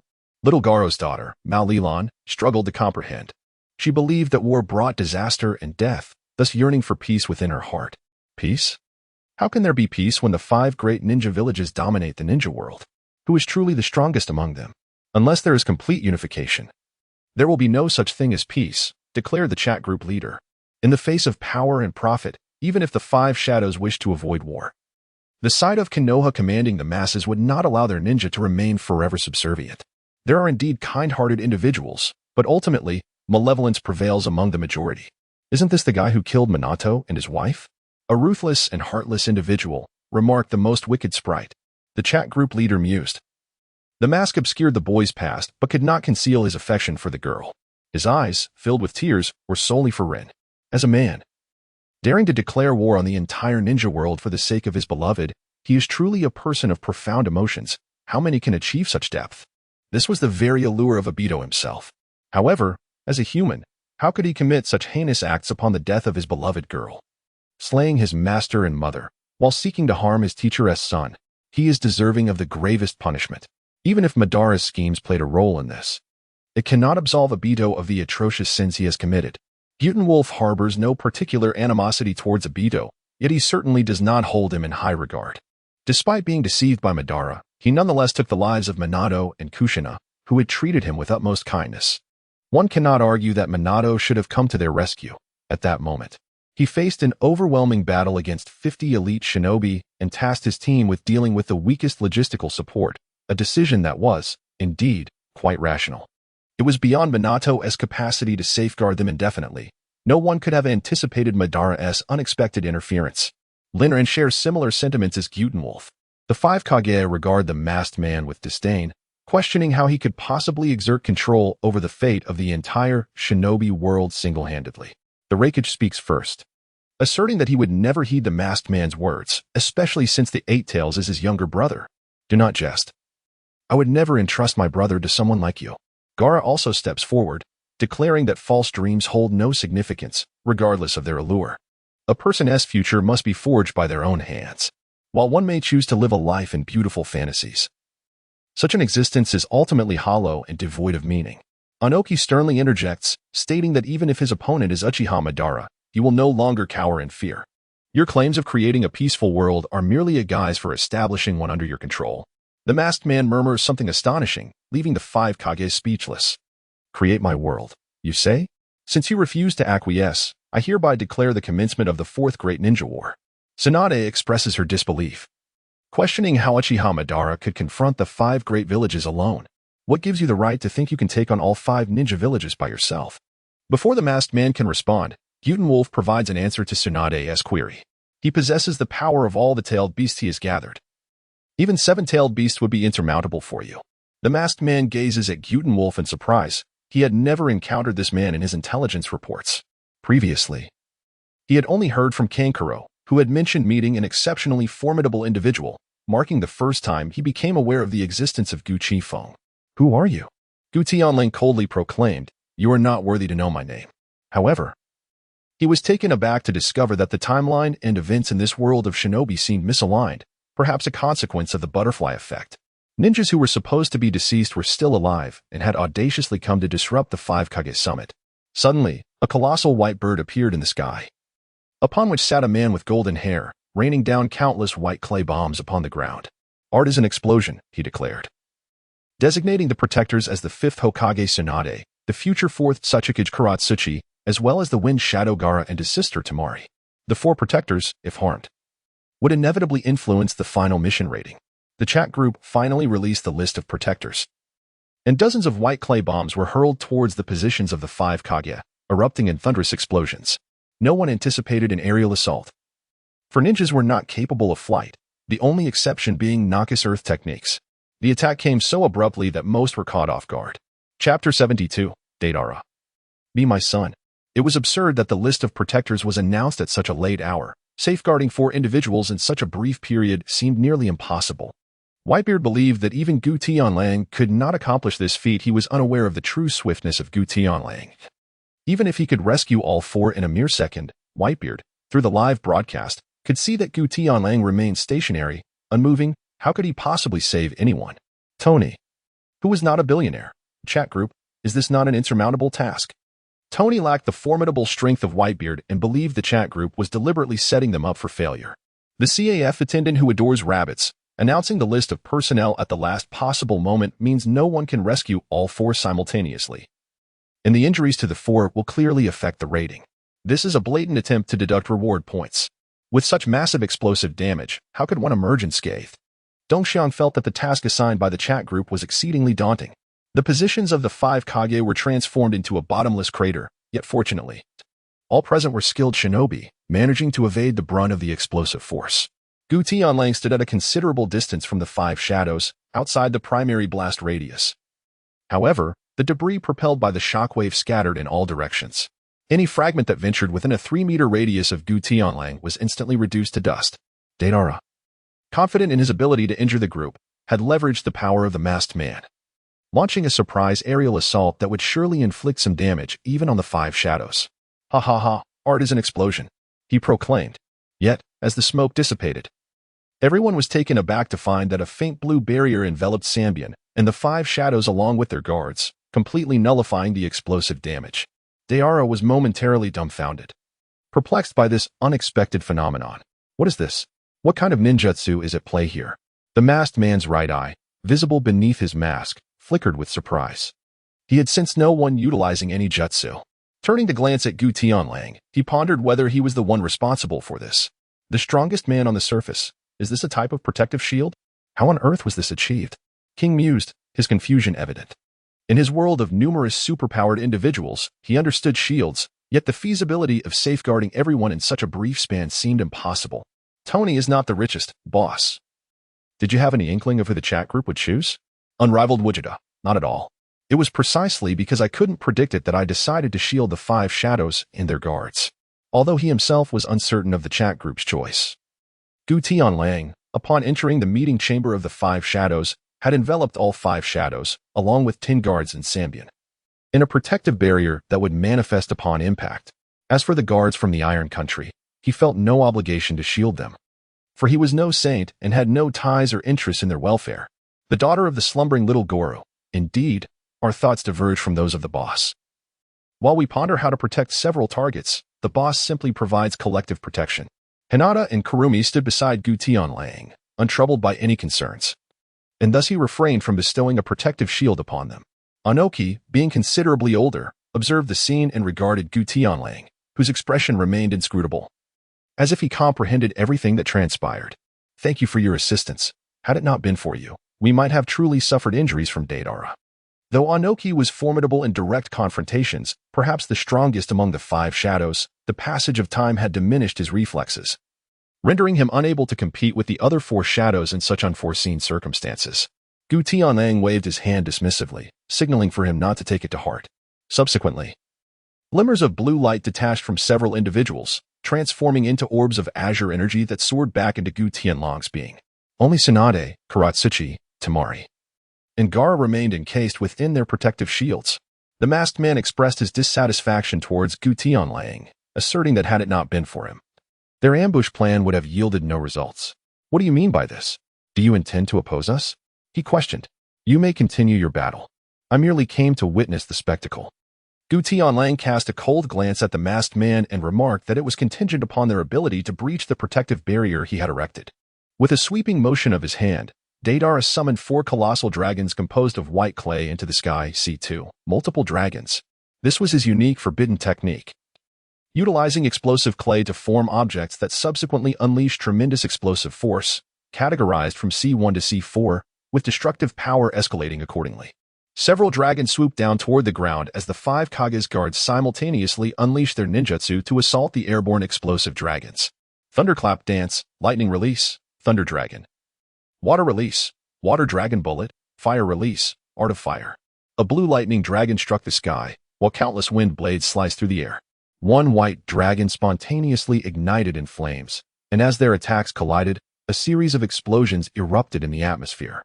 Haido, on the ground, attempted to persuade Deidara to return to the hidden cloud, warning that the Akatsuki aimed to wage war against the 5 great shinobi villages. And if Deidara remained so obstinately fixated, he would ultimately meet his demise. Stop following the Akatsuki and come back, you fool, he implored. Yet, Deidara remained unresponsive. Believing that the moment of explosion epitomized art, he was willing to sacrifice everything for the sake of art. Explosion is art, Garuda, a clone, equally sized and crafted from explosive clay, descended, crashing toward the gathered crowd, only to be shattered once more by the guards of the 5 Kage, transforming into minute fragments of clay scattered across the ground. Deidara grinned with excitement, even if his technique were to be thwarted. The minuscule explosive clay could still detonate within an unsuspecting enemy's body should they inadvertently inhale it. However, Obito harbored little hope for this strategy, as his initial intention in seeking out Deidara was to intimidate the 5 Kage. With the ambush failing, it was improbable that Deidara alone could inflict harm upon them. Explosive clay fell from the sky like rain, prompting the Kage present to recognize the impending danger and deploy defensive ninjutsu. Realizing he had lost the opportunity for them to inhale the clay, Deidara shouted for all the explosive clay to detonate. The courtyard was engulfed in the blast radius, and the masked man glanced at the chaos below before casting a lingering look at Gu Tianlang, utilizing his spatial abilities to flee alongside Deidara. The expressions of the 5 Kage varied, yet none could mask their displeasure at being assaulted at their own doorstep, allowing their assailants to escape unscathed. At this juncture, the only viable course of action to counter the threat of the 7-tailed beasts was to unite the 5 great shinobi villages. In Chapter 73, The Demon, Tsunade was the first to speak. The other 4 Kage concurred with her proposal and decided to return to their villages to summon their shinobi, thereby forming a coalition of the ninja world.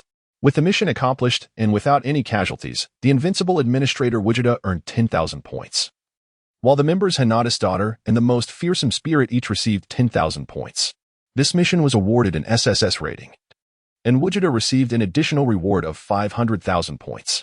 The blue auras surrounding Tsunade and her companions dissipated, and Gu Tianlang retracted his protective barrier, while Terumi Mei, exuding a mature woman's unique charm, moved gracefully, her every action imbued with allure. Are you suggesting that I am inferior to her by only granting protection to Princess Tsunade and them? Gu Tianlang mused as he beheld the enchanting Terumi Mei, his body trembling under the weight of her presence, one so upright as he had never encountered such a scene, and he vanished in an instant. Kurumi glanced at Terumi Mei before closing her live stream and departing the world of Naruto. In the chat group, the group leader remarked, I cannot fathom the essence of this so-called art. Haita seems quite fond of Deidara. Why not relish sitting in the Tsuchikage's office instead of meddling with such so-called art? Linran, as a woman, also admired Haita's long, straight legs, perplexed that Deidara showed no interest. Tony is not the wealthiest, commented, there seems to be some mental issue. I believe he has a serious problem. Tony could not comprehend why anyone would regard explosions as a form of art. Gu Tianlang refrained from joining their conversation, instead pondering the reward system of the chat group. He discerned that not only the world's martial prowess, as well as the difficulty of tasks, were tied to the allocation of points, but other factors also influenced additional reward scores. For instance, a foe of level 10 from Naruto might prove less formidable than a level 6 or 7 adversary from Dragon Ball, Nevertheless, the supplementary reward points classified as SSS would undoubtedly surpass those awarded for a level 6 task in Dragon Ball. This mechanism seemed entirely reasonable, as the variation in martial strength across worlds naturally dictated differing reward points for task difficulty, a concept easily comprehensible. The current task involved the random protection of individuals, and while its difficulty was not the highest, it came with numerous restrictions. It was only logical that the points awarded would exceed those from the pirate world. However, he found it utterly incomprehensible that the previous annihilation of an aberrant Emperor Rider had granted him a staggering 10 million points. The sole explanation he could muster was that the aberrant Emperor Rider had summoned villains from other worlds of masked riders, thereby affecting the evolution of multiple parallel timelines, rather than solely due to his own prowess, which justified such a bountiful reward. Yet, whether his conjectures aligned perfectly with reality remained uncertain. He held a tentative confidence of about 70 to 80%. The veracity of his assumptions would eventually be revealed through future task rewards. In the days that followed, Gu Tianlang resumed his monotonous routine. While tasks were frequently posted in the group, he typically refrained from participating, patiently awaiting the arrival of cosmic martial arts. Little did he know, instead of news of the martial arts tournament, a few days later, he would receive a task from the chat group. Administrator Vegeta, the Unrivaled, is summoned to the Dragon Ball Z era of the past to eliminate the ultimate life form Bu, born of ancient malevolent thoughts. The task rewards are set at 10,000 points. This task does not categorize difficulty levels. The stronger Bu demonstrates his power, the more substantial the additional points to be earned. Gu Tianlang never anticipated that the chat group would issue such a task. Indeed, Bu was a formidable opponent during the Z era. However, when compared to his current self, he pales in significance. Gu Tianlang pressed the transmission button of the chat group and arrived in a secluded valley from the era of Dragon Ball Z. There, a being named Bu, adorned with a pink lower half and clad in white training pants, sat atop a protruding rock, immersed in a light slumber. Goten and Trunks, filled with trepidation, huddled beside Piccolo as the three of them struggled to comprehend the peculiar situation of Bu, pondering why he did not seize the opportunity to eliminate Gotenks during their dissolution. Gu Tianlang concealed his aura, lurking in midair while surveying a few individuals on the ground. From a distance, a man radiating immense power approached at great speed, his energy surpassing that of Piccolo, Goten, and Trunks, leaving the three in disbelief at such a formidable presence. "It's my brother. He's here," Goten exclaimed, recognizing the figure as Gohan, who had unlocked his potential under the old Kai's guidance. Piccolo, astonished, could hardly fathom that the boy he once protected now possessed such astounding strength. How could Gohan be this powerful? As the savior re-emerged, Gohan stood opposite Bu, sensing the absence of life among his loved ones, save for Piccolo and the two boys. However, in a distant, desolate forest, he detected the presence of the Supreme Kai, which meant the Dragon Balls were still intact and could be used to resurrect everyone. A confident smile graced Gohan's face as he took deliberate steps toward Bu, memories of Goku's parting words echoing in his mind. "I'm sorry, Gohan, but I've become someone from another world now. Even if I were there, I could do little to help. I wish I could witness your overwhelming power up close, but it seems we may never meet again, at least not until your demise. Please protect our Earth." Determined, Gohan swore to safeguard their planet and honor his father's legacy. His formidable presence stirred unease in OOB, who faced him. Gohan and Bu stood opposite each other. Bu hesitated to strike. Gohan landed a punch to Bu's chin and followed with a side kick to his abdomen. Bu vanished, reappearing behind Gohan and swinging a fist at his head. Gohan effortlessly blocked the attack, spun around, and delivered a heavy punch, forcing Bu to stagger back. Gohan pursued, launching a kick that propelled Bu into the air, followed by a powerful energy blast that struck Bu's back, sending him crashing into the ground with a series of devastating blows. After a while, when Bu failed to emerge from the ground, Gohan stood at the edge of the crater, mocking, "Hey, don't play dead. That level of damage can't possibly hurt you. I know it." Multiple energy blasts shot from below, but Gohan retaliated with a punch, shattering the blasts. Bu burst forth, attacking Gohan with a flurry of punches, creating shockwaves that shattered the surrounding terrain. Gohan, brimming with confidence, sidestepped each assault, provoking Bu's furious roars. In swift succession, Gohan overpowered Bu, sending him skidding across the ground, leaving deep gouges in the earth. Piccolo, observing from a distance, was awestruck to see his son not only alive but possessing such immense power, with the weight of saving Earth resting once more on Gohan's shoulders. Chapter 74. The Unrivaled Administrator, Gogeta, opens a live stream. Tony, not the billionaire, enters the live stream. Timid Zhao Zilong enters the live stream. Sleeping Kogoro's daughter enters the live stream. Tony, not the billionaire. Wow, another fight? Why does the big shot always start a stream with a brawl? Timid Zhao Zilong. Finally, I can witness the administrator's prowess. Is this foe also of the star-exploding caliber? Zhao Yun had seen recordings of Gu Tianlang battling the super one-star dragon, whose terrifying destructive force could easily obliterate cities spanning dozens of kilometers. However, due to Goten's overwhelming strength, the super one-star dragon was denied the opportunity to devastate Earth. Hinata's eldest daughter, it seems so. It appears that the administrator's enemies are always of the star-exploding level. Tony, not the billionaire. You could say that. To us, star-exploding foes are incredibly formidable. But for the big shot, it's just a matter of how many stars are exploded. It's merely a unit of measurement. Spiral Flash Super will dance Roar 3. This foe looks a bit peculiar. That cell was green, the one-star dragon was white, and this one is a rather flamboyant pink. Let us call it the flamboyant pink tentacle steam jet. Inspired by Bu's tentacles and the steam emitted during his furious roars. Watergate felt a wave of creativity wash over him, pleased with his imaginative naming. However, it remained to be seen whether Bu shared his enthusiasm. World Destroyer. Pink is pink. Why call it flamboyant? Is that a dig at me? Sleeping Kogoro's daughter. I initially planned to gauge his strength. But the chat indicates this mission is a personal endeavor for the administrator, prohibiting any assessment of the target's capabilities. The chat group leader. Indeed, I cannot detect it either. Perhaps Bu is simply too unique. Lin Ran was also intrigued, having never encountered a target whose strength she couldn't assess. The chat group provided no clarification. Bu clumsily rose from the ground, his gaze fixated on Gohan. With a powerful thrust, he unleashed a destructive wave, which Gohan easily deflected with a single hand.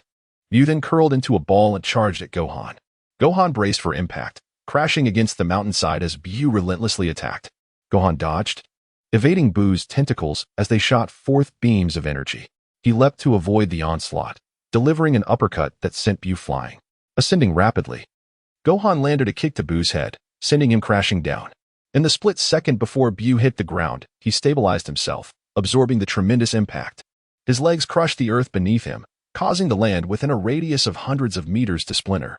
I will not allow anyone to surpass me. You shall perish.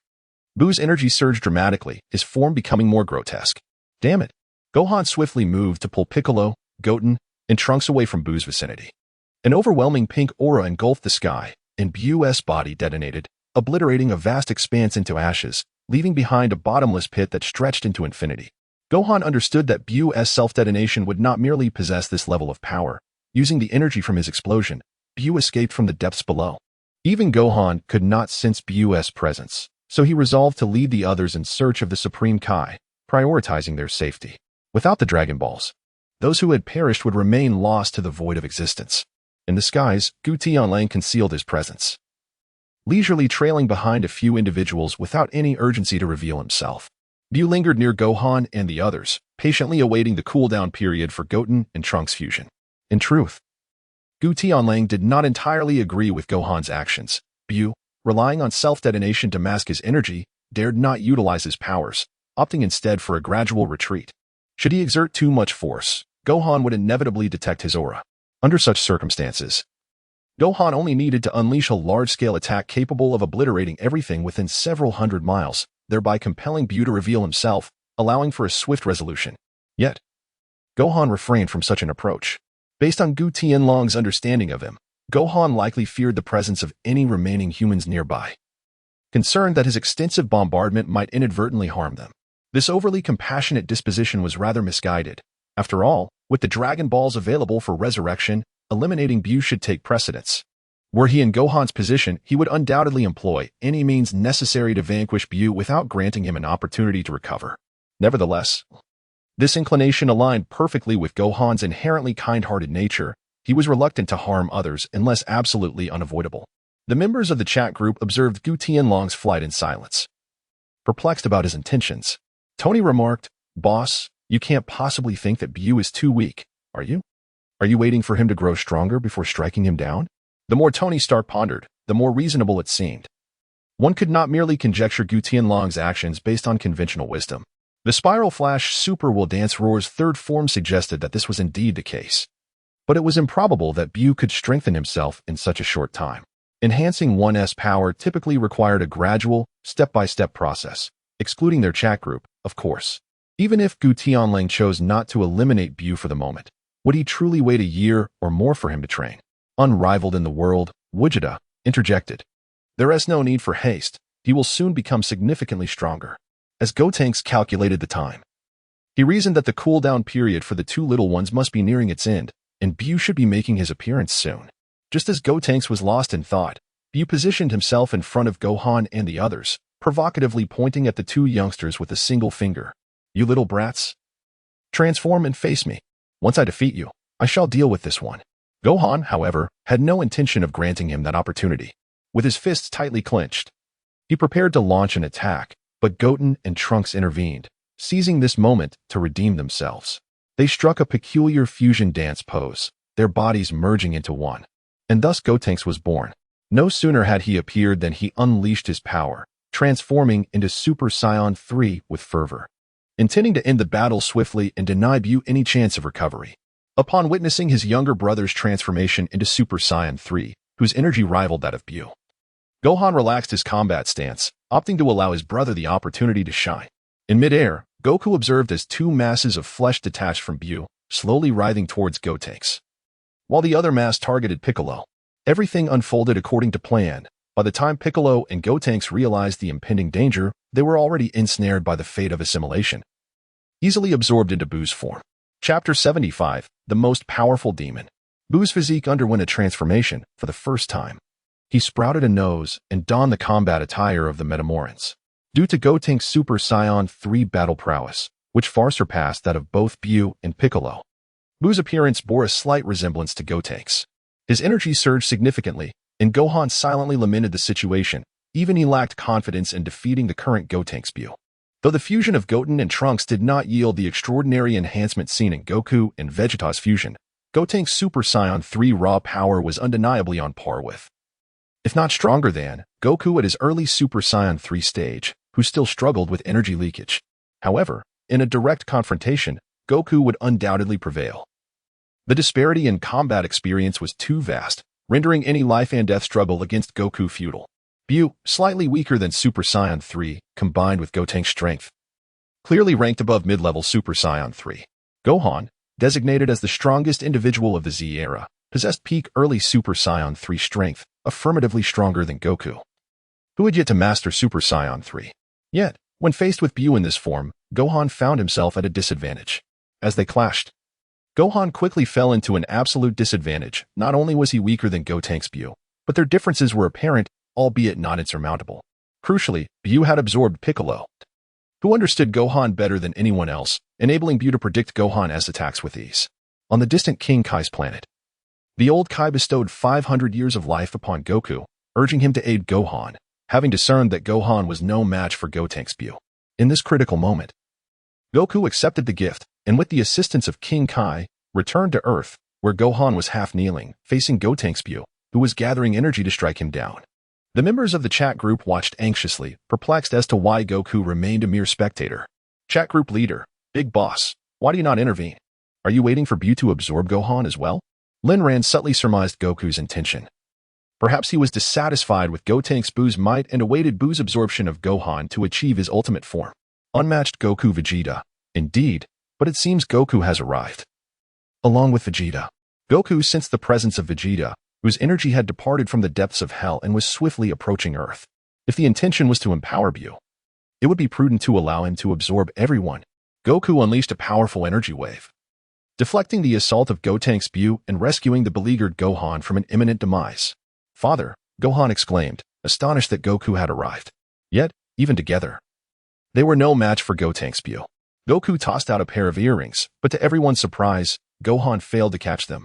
The earrings fell amidst the rubble, and Goku, frustrated by Gohan's oversight, decided to engage Bu alone, urging Gohan to swiftly retrieve the earrings and utilize them for fusion. Thus began the fierce contest for the earrings. In the skies, Goku and Bu clashed with dazzling speed, but the disparity in their strengths was starkly evident. Goku was severely outmatched by Bu's overwhelming power. Is this what is deemed the strongest in the universe? You are pathetically weak, certainly not my adversary. Absorb the two of them at once. A voice echoed within Bu's mind. Startled, Gotenks Bu, who was leisurely battling Goku, glanced around in disbelief. Goku, uncertain of Bu's next move, chose to delay his attacks, biding time for Gohan to locate the earrings. Bu could not fathom who was communicating with it. It believed itself to be the mightiest in the universe, and thus, the notion that someone could converse with it unnoticed was utterly confounding. In the layered expanse of the atmosphere, Goku observed the bewildered Gotenks and Bu below. He contemplated allowing a bit more time to elapse, once Gotenks' fusion time expired. Bu's power would rapidly diminish, a scenario he wished to avoid. Thus, he concentrated his energy to communicate a warning to Gotenks. Fully aware that someone stronger than him would undoubtedly rush to absorb both of them, the members of the chat group were equally oblivious to the current situation. Engrossed in the live stream without raising any further questions.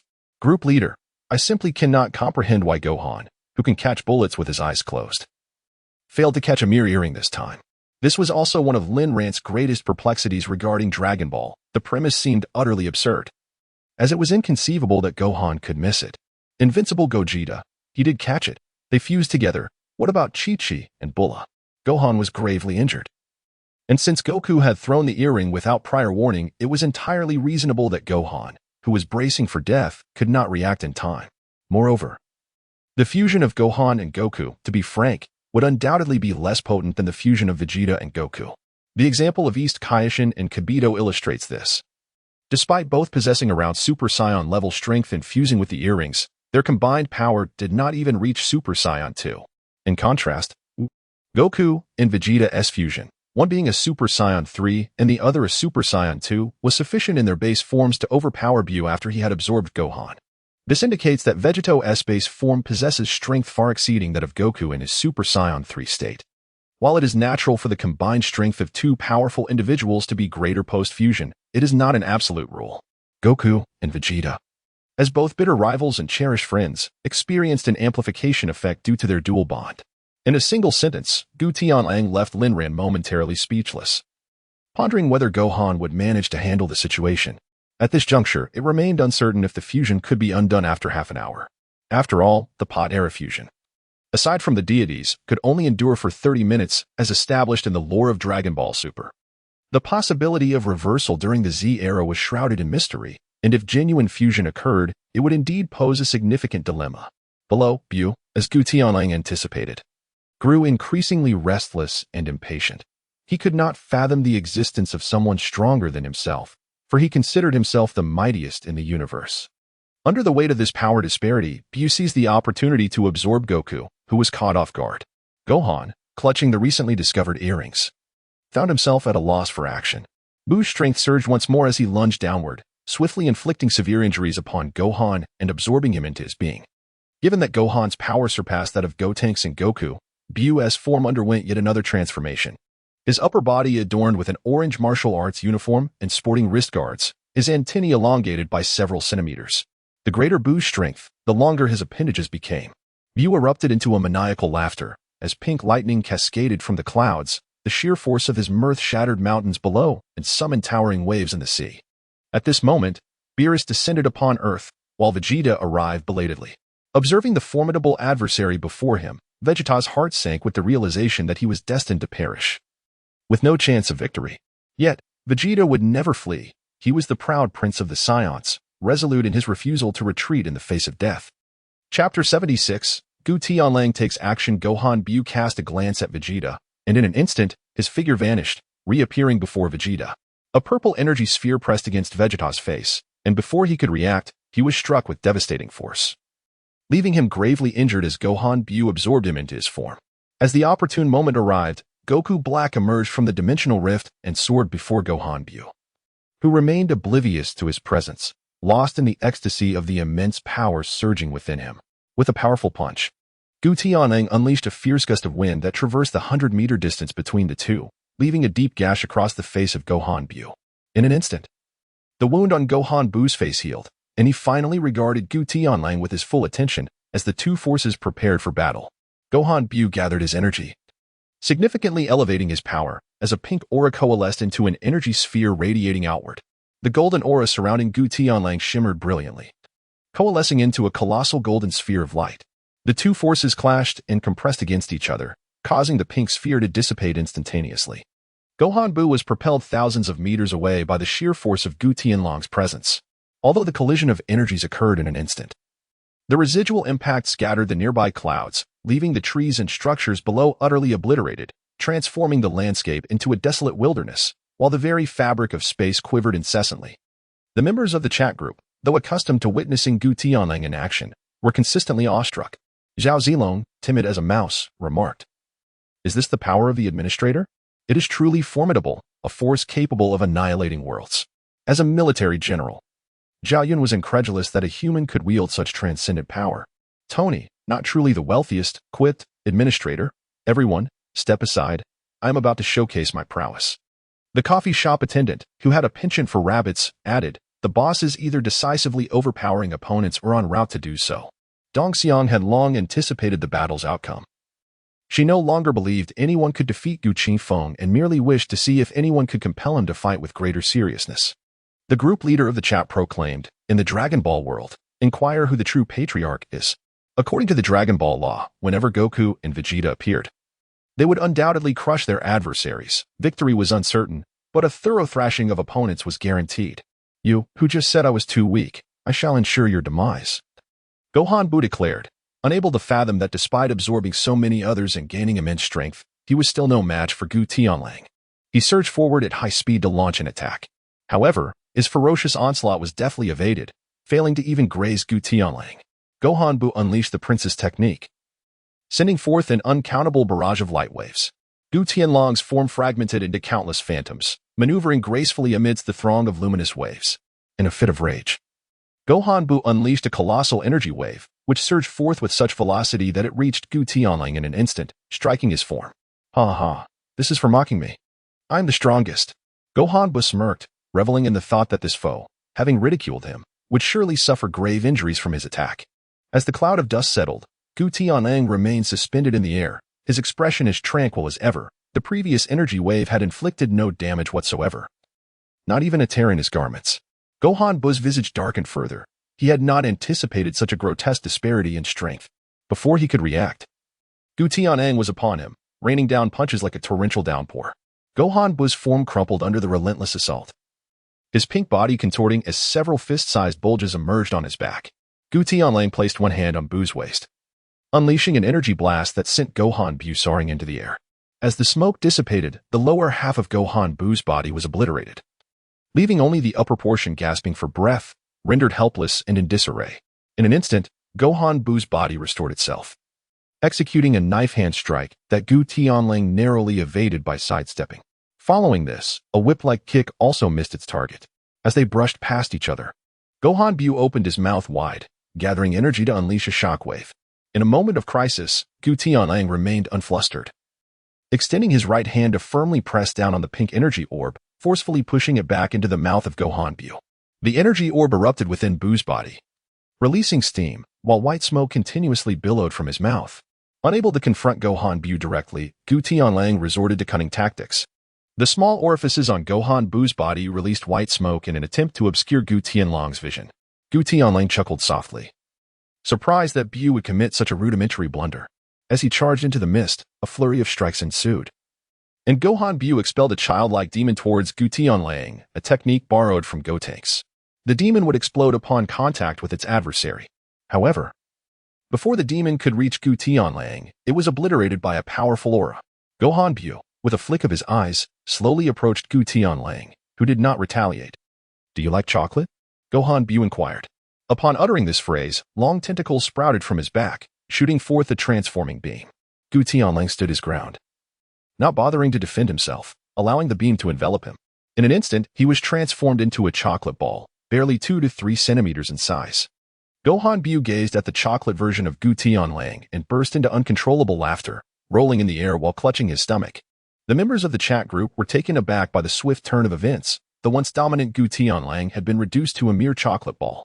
How could a chocolate possibly defeat an enemy? Tony is not the richest. Boss, are you just playing around? What should we do now? Is there anyone who can rescue the boss?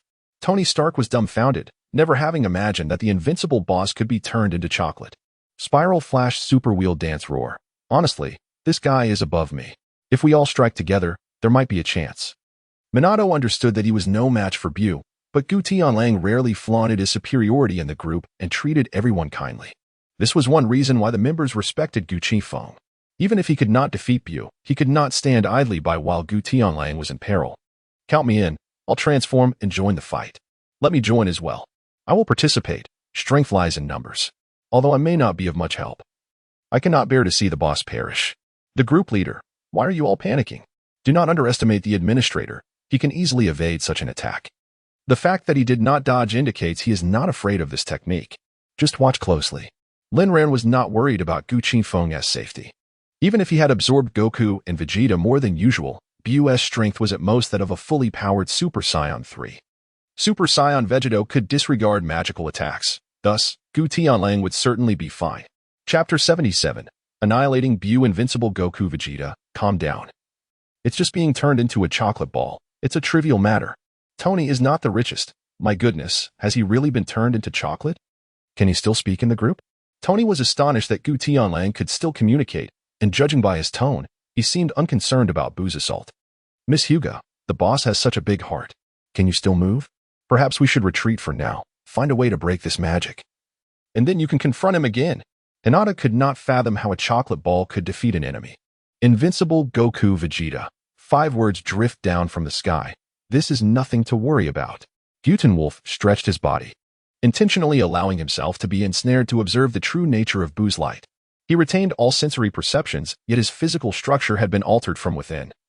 Transforming his molecular composition, he now existed as a mere chocolate sphere, devoid of limbs. Gohan Bu finally ceased his laughter, extending a hand to grasp the chocolate orb and swallow it whole. However, as the chocolate sphere evaded his grasp, a voice echoed from within. You don't truly believe such trivial tricks could vanquish me, do you? Humph. No matter your prowess, at present, you are nothing more than a chocolate ball. How could you possibly be my adversary?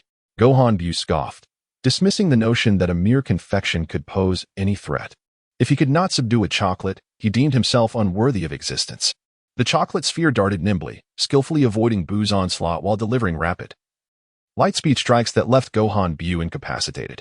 He struggled to comprehend why Wolf retained such formidable strength, and with his body reduced in size, he found it increasingly difficult to land a hit. An unsettling fear of the chocolate began to creep into Gohan Bu's psyche. Once I catch you, I shall devour you whole, he declared. He unleashed a wave of energy, yet the black chocolate sphere nimbly maneuvered through the attack, utilizing the light wave as cover. Gohan Bu finally managed to ensnare the chocolate sphere, feeling triumphant, convinced that once captured, even the strongest opponent could only meet his fate as sustenance. You're finished. Oh. Is that truly the case?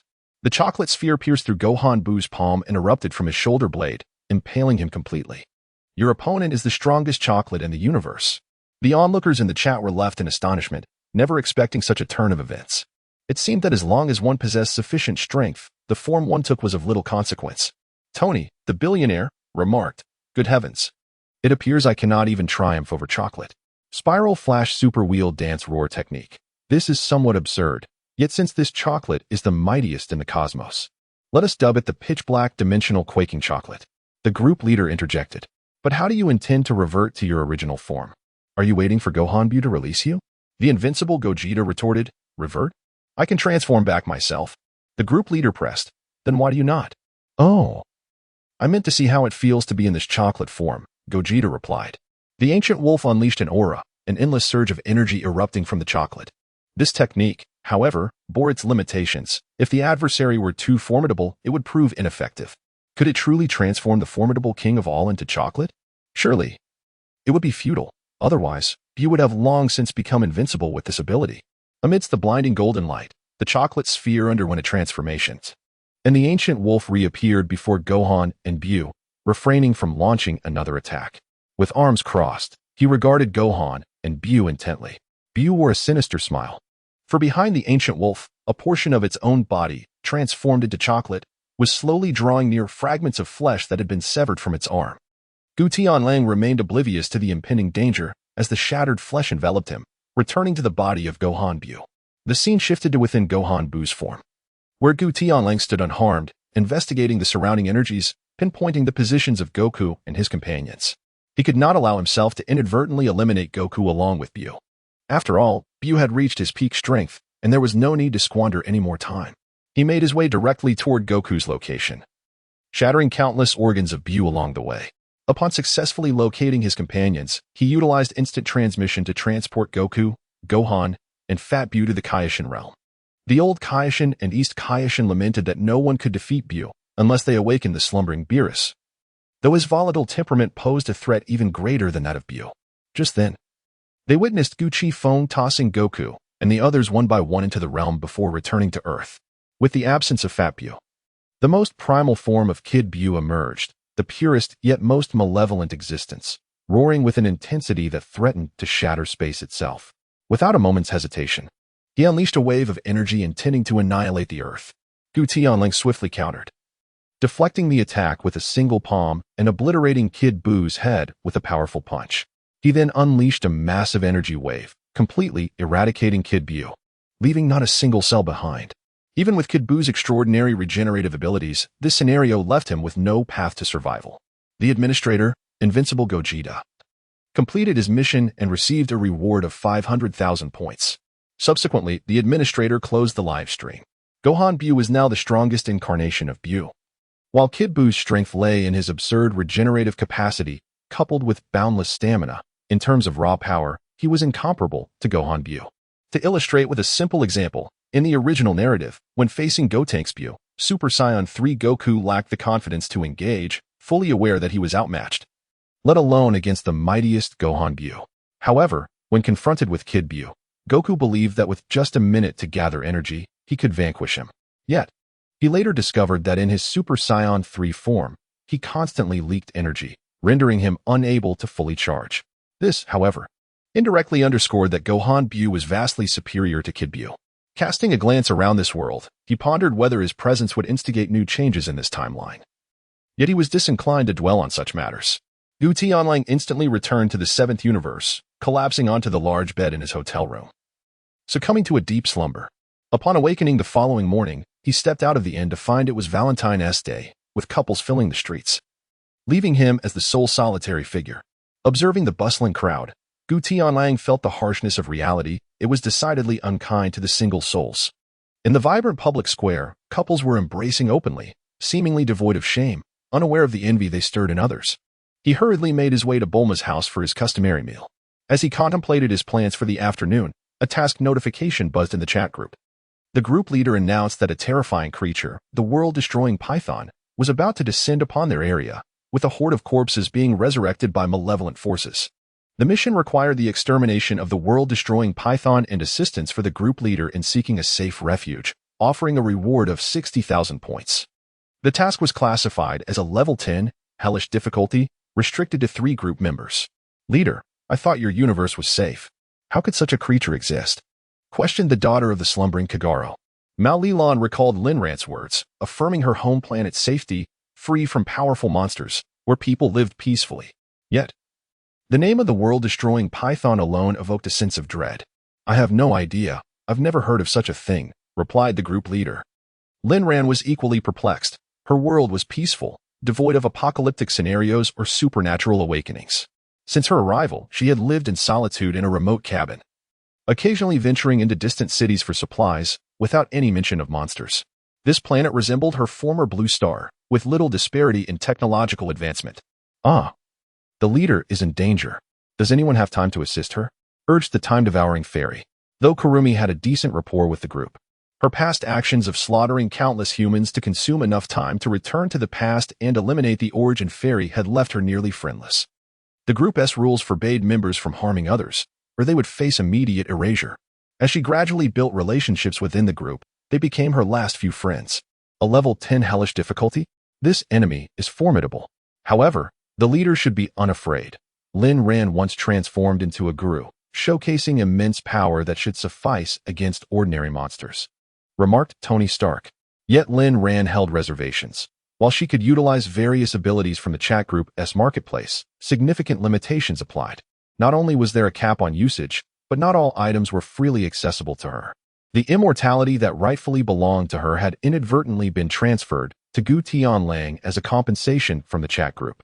Crucially, the group leader benefits could not be employed in her own universe, and Lin Ran, Having saved her points for a prized item had not enhanced her strength. Currently, her capabilities remained akin to before. Her martial skills were adequate for dealing with ordinary individuals, yet she would falter against those wielding firearms. Fortunately, the chat group had issued a task. Otherwise, she would have relied solely on her points for survival. The Invincible administrator, Wakita, accepted the task. Tony Stark and another member, who accepted the mission to confront his ex-girlfriend for the sake of his current partner, also joined. As Lin Ran prepared to speak, a flash of white light erupted, and ripples danced through the space as Gu Tianlang's figure materialized before them. The Invincible administrator Wakita completed the task, earning 20,000 points. Tony Stark and the other member each received the same reward. The task was accomplished in a mere second, rated SSS, with Wakita receiving an additional 3 million points. Tony Stark and the other member each gained an extra 10,000 points. At that moment, another flash of white light appeared beside Gu Tianlang and Lin Ran as Daegu and Tony Stark arrived. Stark's expression was peculiar, a blend of discomfort and delight, tinged with a sense of frustration. Why am I here? Wasn't it better to stay home quietly? I hadn't even been fully transported when the system notified me that the task was completed, leaving me with no sense of involvement whatsoever. Gu Tianlang smiled wryly. It is undoubtedly preferable to eliminate the enemy as swiftly as possible, lest it adversely affect the ultimate task rating. Daegu wore a similar expression, well aware that they had come to secure an effortless victory. With Gu Tianlang present, the task could certainly be accomplished with ease. Yet they had not anticipated it to be this simple. What was the situation with this body being attacked? Were they not supposed to seek a safe refuge? Gu Tianlang pointed to the wooden cabin where Lin Ran resided. I've erected a protective barrier around her dwelling, ensuring absolute immunity against malevolent forces within a 50-meter radius. As for the reanimated corpses, I surmise they might be either jiangshi or zombies. Lin Ran shuddered violently, her legs trembling involuntarily. As a young woman, she harbored an innate dread of such horrors. Jiangshi? Don't scare me like that, big boss. Who's scaring you? About 10 li to your left. A corpse has already clawed its way out of the ground. Judging by its aura, it's a jiangshi, not the zombie variety. Relax, nothing can breach my barrier. Even as he spoke, Gu Tianlang sensed the shifting energies nearby. He deduced that the malevolent power radiating from the apocalyptic serpent might have stirred the corpse's lingering resentment, reanimating them. Nevertheless, the protective shield he had cast around Lin Ran's cabin was formidable. No entity tainted by evil could penetrate it. Tony Stark glanced around. His curiosity piqued as he searched in vain for what he sought. Big boss, could you tell me where this apocalyptic serpent is? I don't see any giant serpent around here. Wolf pointed straight ahead, and Tony's fortune was indeed remarkable. There was a living anaconda. However, whether this creature could bring about the end of the world remained uncertain. Well, you'll see shortly. If you find yourselves bored, there's an anaconda over there for you to deal with, he added. With flames erupting beneath him, Tony soared forward, while the Gu pondered for a moment before opting not to rush after him. Instead, he strolled alongside Wolf and Lin Ran, gradually making their way in that direction. After flying several miles, Tony finally located the anaconda that Wolf had mentioned. Gazing at the colossal serpent, which measured over 10 meters in length, Tony's first instinct was to question whether his superior was merely jesting. After all, this creature appeared to be nothing more than a mutated giant snake. The anaconda, noticing Tony in the air, coiled itself around a towering tree, seeking an opportunity to deliver a lethal strike. Chapter 79. The anaconda with his palm directed toward the serpent. Tony's steel exterior retracted, revealing a compact disperser within. A tremendous ultrasonic assault erupted forth. Countless birds fled into the distance, while numerous small creatures scurried away in panic. Startled, the anaconda curled into a tight coil, its cold, serpentine eyes fixated on Tony. From the armored part of his left hand, 3 syringes were launched, each containing a tranquilizer. He intended to capture this giant serpent for research. Though it was far from the ideal scenario he had envisioned, its impressive size still held significant research value. Under the relentless ultrasonic suppression, the syringes struck the anaconda's body. However, things did not unfold as smoothly as anticipated. The syringe tips failed to penetrate the serpent's flesh, instead breaking upon impact, as if they had struck a solid steel plate rather than a living creature. The specially crafted syringes, forged from unique materials, could pierce through ordinary metal sheets. How could they fail against the defenses of a giant serpent? Tony retracted the ultrasonic waves, withdrew the shoulder armor, and deployed 2 miniature cannons, his micro-rocket launchers. To avoid inadvertently killing his quarry, he aimed for the creature's tail. 3 rockets surged forth, but to his astonishment, the beast moved with astonishing speed. Without the ultrasonic interference, the coiled body sprang into action, evading two of the rockets, yet the final one was unable to escape. Exploding against its tail, the two missed rockets obliterated a towering tree, severing its thick trunk, one that would require both men to embrace, sending the upper half crashing to the ground and scattering leaves in all directions. Drip, drip. On the sandy path blanketed with leaves, dark blood cascaded from above, revealing the anaconda suspended in midair, its tail thrashing from side to side. The tip now a gruesome mess. Tony's curiosity about the structure of this serpent intensified. Could a snake truly levitate in the air? The anaconda opened its gaping maw, expelling a stream of black liquid. Tony couldn't discern what it was, but it was evidently no harmless substance. Activating the maximum power of his energy-assisted propulsion system, he evaded the anaconda's assault. With a sphere of crimson light aimed at the serpent, he unleashed the arc pulse cannon, which boasted a tracking feature, directly piercing through a third of the anaconda's tail. Struck by this blow, the serpent's vitality rapidly diminished, plummeting into the jungle below with a mournful cry of agony. Gu Tianlang, Gu, and Lin Ran approached, and Tony, observing the thrashing giant python, expressed his resignation to Gu Tianlang. Is this truly the world-ending mad python? It merely resembles a mutated serpent. Although it can expel that black liquid, it hardly seems remarkable, does it, my friend? However, the expressions of Lin Ran and Gu shifted dramatically, particularly Lin Ran, whose pupils dilated in terror, as if he had encountered something truly dreadful. Who informed you that this is the world-ending mad python? The true mad python is behind you. Ancient Wolf gestured towards Tony, indicating him to glance behind. Behind me. Behind me is that little snake, severely injured and unable to move, he said. Lin Ran, what expression is that? Tony did not turn around. What could a snake over 10 meters long possibly instill fear in him? Girls were simply timid, easily frightened by creatures like snakes.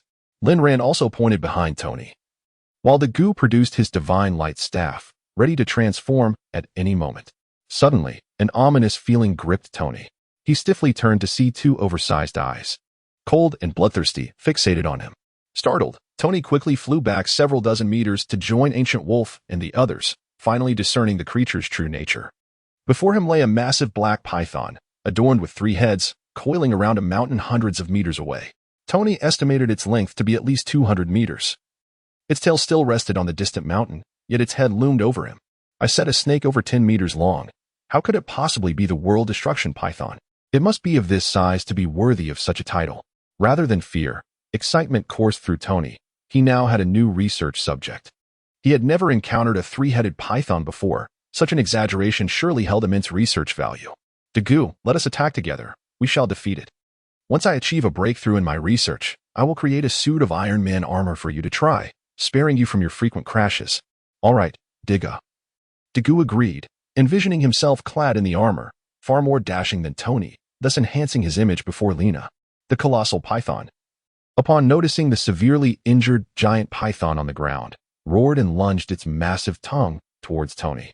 With such a large target, Tony felt no trepidation about potentially killing it in a moment of carelessness. 6 miniature rocket launchers emerged from his shoulders, unleashing a barrage of 12 rounds, while his electric arc pulse cannons fired upon the giant python. Regardless of its size, it was still merely a snake. That 10-meter python had previously been severely wounded by him. The rocket struck the python's head, yet its skin proved unexpectedly resilient, rendering the attack ineffective. The pulse cannons wielded by Tony also failed to penetrate its hide. Fortunately, the python's immense size allowed Tony to narrowly escape its jaws, firing off a few more rounds that found their way into the creature's mouth. As the python brushed past him, it turned its lethal gaze towards Ancient Wolf and Lin Ran. Just as the python's massive fangs drew perilously close to them, a blue-white light flared, and a colossal fist struck from below, sending the python's head soaring into the air. With a stylish landing, the composite Gu made a striking entrance, striking a battle pose.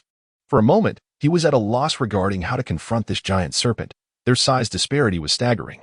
The python was at least 4 times longer than him, and the consequences of being ensnared by such a creature were unfathomable. Tony's miniature missiles detonated within the python's mouth, but the effect was fleeting and utterly inconsequential. He soared to Gu's side, pondering strategies to overcome the python. When a creature reached a certain size, even a lack of strength could confer a significant advantage. Not to mention, this beast possessed a tough hide. The rockets could not injure it, nor could the missiles penetrate its flesh. Diga's 100,000-ton fist struck the python's jaw with an uppercut, yet the beast merely recoiled slightly, showing no sign of injury. Gu, what about your Zypili AO Ray? Linran mentioned you were a mage. Unleash your ultimate attack. Upon hearing Tony's words, Diga nodded slightly, crossing his arms before his chest as the energy crystal atop his head radiated a crimson glow, transforming his form into a powerful variant. Clenching his fists, he charged at the python, leaving Tony both astonished and infuriated. It's 200 meters long, and you're 50. How dare you engage in hand-to-hand combat? Can't you just fire your beams obediently? Lin Ran, listening intently from the ground, was puzzled. Tony urged Diga to unleash his beams. Yet Diga nodded and opted for close combat instead. Why agree to use beams only to engage in melee? Why did Gu insist on hand-to-hand combat? Refusing to heed any advice? Lin Ran's critique of Gu Tianlang went unanswered. He was certain that Gu would encounter difficulties. Indeed, reality corroborated this, as Gu found himself utterly powerless against the three-headed serpent. He had never confronted such an adversary before. Two serpent heads lunged at Diga, who grasped the massive jaws of the beast with both hands. The third head seized the opportunity, unleashing a surge of energy that struck towards Diga's energy core in his chest. Diga swiftly kicked with his right leg, deflecting the incoming serpent head. Although his reflexes were commendable and the giant serpent failed to bite him, the energy beam emitted from its mouth still connected with Diga's right shoulder. Diga staggered back, his grip on the two serpent heads loosening. During his retreat, he enveloped his right hand in a crimson glow and unleashed a powerful ultra punch, striking one of the serpent heads. In this initial encounter, both sides sustained injuries. Blood-like luminescence streamed from Diga's shoulder, while the serpent head that was hit by the powerful punch lost its initial vigor, its eyes reflecting a dazed and disoriented expression. Utilizing his healing ability, Diga cupped his injured body with his left hand, gathering a milky white light in his palm. After applying it to his wound for several seconds, he released his grip to find the injury healed. Neither Diga nor the serpent made any rash moves, both searching for a flaw in the other's defense. Meanwhile, Tony produced his most formidable weapon. A mini shockwave fireball emerged from his back, while two jet launchers were revealed from the armor on his arms, equipped with multiple projectile components that combined with the fireball. A beam of light shot from Tony's chest, energizing the fireball. Once everything was prepared, the fireball was launched toward the lower half of the serpent's body. The serpent disregarded this minor attack, fixated on Diga. The fireball struck its target with ease, resulting in a powerful shockwave that reverberated through the nearby forest, uprooting trees within close proximity, while the sturdier ones further away shed their leaves in a flurry. Amidst the shockwave, flames ignited, fueled by several missiles. Yet, the serpent remained focused solely on Diga, unfazed by such flames. The mountains entwined around the serpent bore no vegetation, and the towering cliffs occasionally shed rocks, a consequence of the shockwave's tremors compounded by the barrage of missiles, threatening an imminent collapse. Diga resolved to end the confrontation swiftly. Transforming into his combined form, he crossed his arms before him, then spread them outwards to gather energy, ultimately releasing a white ultra-high heat ray in an L shape. The central serpent head retaliated with a jet of black liquid, which met the light beam head-on, but the ray easily overpowered the dark substance. The serpent heads on either side opened wide, unleashing freezing rays and purple lightning, merging three distinct forces to counter the Zypili AO light. Gu endeavored to amplify his energy output. The timer on his chest pulsated with light, and the emitted ray thickened significantly, achieving a delicate balance against the serpent's assault. At the epicenter of their energies' collision, the very fabric of space rippled, generating powerful gusts of wind that compressed against one another before erupting in a shower of sparks. Beneath the scattered light, ice formed on the ground, and Diga stumbled back, toppled by the force of the impact. The mountain, entwined around the serpent's midsection, was first obliterated by Tony's assault and subsequently shaken by the aftershock, leading to a landslide that caused the serpent's lower half to detach, transforming the mountain into heaps of rubble. The residual force spread in all directions, forming a protective aura around Gu Tianlang and Lin Ran. Diga's chest light flickered. Although his injuries and stamina were manageable, the 3-minute time constraint loomed, and he recognized that this serpent was not an opponent he could easily vanquish. He prepared to shift forms again, intending to employ his aerial form for rapid strikes to see if he could suppress the serpent, only to notice Gu Tianlang moving behind him. Gu Tianlang ascended from the ground, his fingertips coalescing into an enormous luminous sphere spanning several dozen meters. With a flick of his finger, he hurled it towards the rampant python. The three heads of the serpent unleashed beams of light once more. However, beneath the might of Gu Tianlang's assault, these rays were obliterated by the energy projectile. The luminous sphere struck the rampant python, plunging it into the earth, erupting in a dazzling brilliance reminiscent of a nuclear explosion.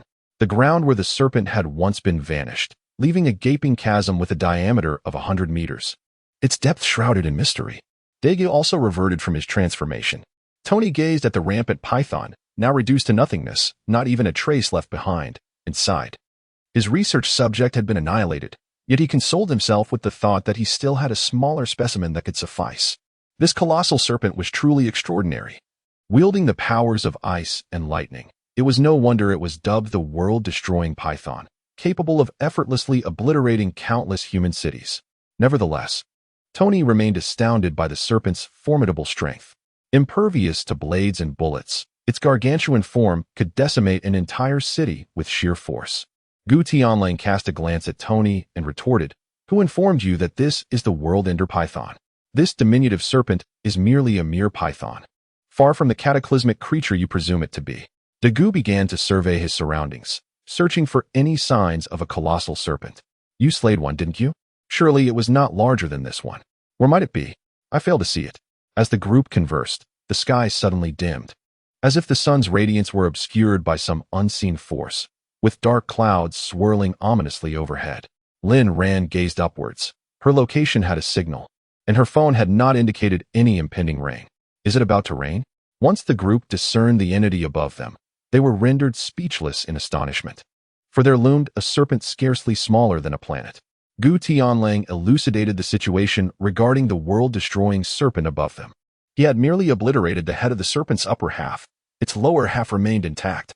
This was indeed the world-destroying serpent, while the two before them were merely its progeny. Upon my arrival, it had expelled hundreds of offspring scattered across this planet. A serpent the size of a planet? Capable of traversing the cosmos? Chapter 81. The Arrival of the Tournament of Strength. Tony was thoroughly alarmed. If a creature over 10 meters in length was impervious to bullets, and a serpent several hundred meters long shrugged off rocket-propelled grenades, then how formidable must this planet-sized entity be? Its skin must be extraordinarily tough, and one could only wonder how it had grown to such colossal proportions. Daegu swallowed hard. Even if he unleashed his ultimate attack, it would likely only serve to tickle the beast. Lin Ran felt a sense of relief, had it not been for the mission issued by the chat group. She could neither utilize its powers in this universe nor contend with such a gargantuan world-destroying serpent. Despite the serpent being instantaneously vanquished by Gu Tianlang, one should not underestimate its might. If Gu Tianlang so wished, he could effortlessly obliterate existence itself. From another perspective, even the ordinary form of the creature's ultimate technique would likely be able to deflect a mere droplet of saliva, illustrating its immense strength. Suddenly, Lin Ran recalled another statement made by Gu Tianlang. This world-destroying serpent had expelled hundreds of offspring onto her home planet? Wait a moment. Are you implying that there are several hundred serpents on this planet, esteemed one? Gu Tianlang nodded. In this world, giant pythons can be found in every region. However, some have yet to launch an attack, while others have already engaged with humans. Lin Ran's complexion paled slightly. Her greatest fear was snakes. Faced with any other monstrous creature, even if it were immensely powerful and beyond her ability to conquer, she would not feel fear. Yet, the mere sight of a snake made her legs tremble uncontrollably. Gu Tianlang discerned that Lin Ran's complexion was amiss and gently offered words of comfort. Do not fret. Within a radius of 200 miles, there are only these two ferocious pythons. You should head to the city to gather some supplies and return to your wooden cabin. Once you accumulate sufficient points, you can casually exchange for a natural-type devil fruit, and then you shall no longer fear them. Lin Ran nodded, realizing that he had no choice but to temporarily abandon his desire for a particular item and instead opt for a devil fruit to avoid the risk of a surprise attack. Daegu wiped his hands and approached Tony. Regarding that iron armor we discussed earlier, look at the current situation. A suit of iron armor is hardly a challenge for you, but I suspect you simply wish to tease me. Tony replied nonchalantly. The python is reduced to nothing but bones. How am I to study it? You didn't even help me capture it. Daegu recognized Tony's intent to jest and adopted a fierce demeanor. I recognize the armor, not the person. Hand over the armor, and I shall assist you. Tony responded calmly. I merely wish to purchase insurance, hoping to resolve this without burdening you. Gu's tone was unexpectedly harsh, a stark contrast to his usual amiability. It's not my concern. Since you sought me out, whether you proceed or not, you must provide it. Remember, if the armor is missing even a single component, I shall not let you off easily. Tony burst into laughter, patting Gu on the shoulder, proclaiming that with his talent for theatrics, he should consider a career in acting. Gu explained that he had indeed auditioned for both singing and acting roles, but was not selected. He subsequently took up delivery work and joined the victory team. With matters resolved, Gu Tianlang felt no inclination to linger in Lin Rant's universe and returned to the Dragon Ball Super universe. The following morning, Goku sought out Gu Tianlang, insisting on bringing him to Bulma's home, where Vegeta and Beerus were also present. Even Krillin and the others had gathered. Nearly everyone Gu Tianlang knew was in attendance. Upon seeing Gu Tianlang arrive, Beerus exhaled a sigh of relief. If he were to intervene, he need not overly worry about being erased by the Omni King, as he held Gu Tianlang's prowess in high regard. The first Universal Martial Arts Tournament is about to commence. Will you participate? Goku glanced at the eagerly expectant visage of Wukong, while the gazes of others were fixated upon him. At last, the moment had arrived. He would indeed participate. The once revered invincible warrior, how formidable could his strength truly be? Would it compel him to engage earnestly? In this grand assembly of numerous cosmic powerhouses, was there anyone capable of piquing his interest? The god of destruction, the angel, and the grand minister, now aware that he too had mastered the ultra instinct. It was time to encounter them. Beerus took a generous sip of red wine, savoring it momentarily before casting a glance at Gohan. Thus, with Vegeta and Son Goku, we are a trio. Perhaps Goku's son should join as well, for his strength is not to be underestimated. Through an intense period of training, Gohan had significantly augmented his power, rendering him an invaluable ally to Goku and the others.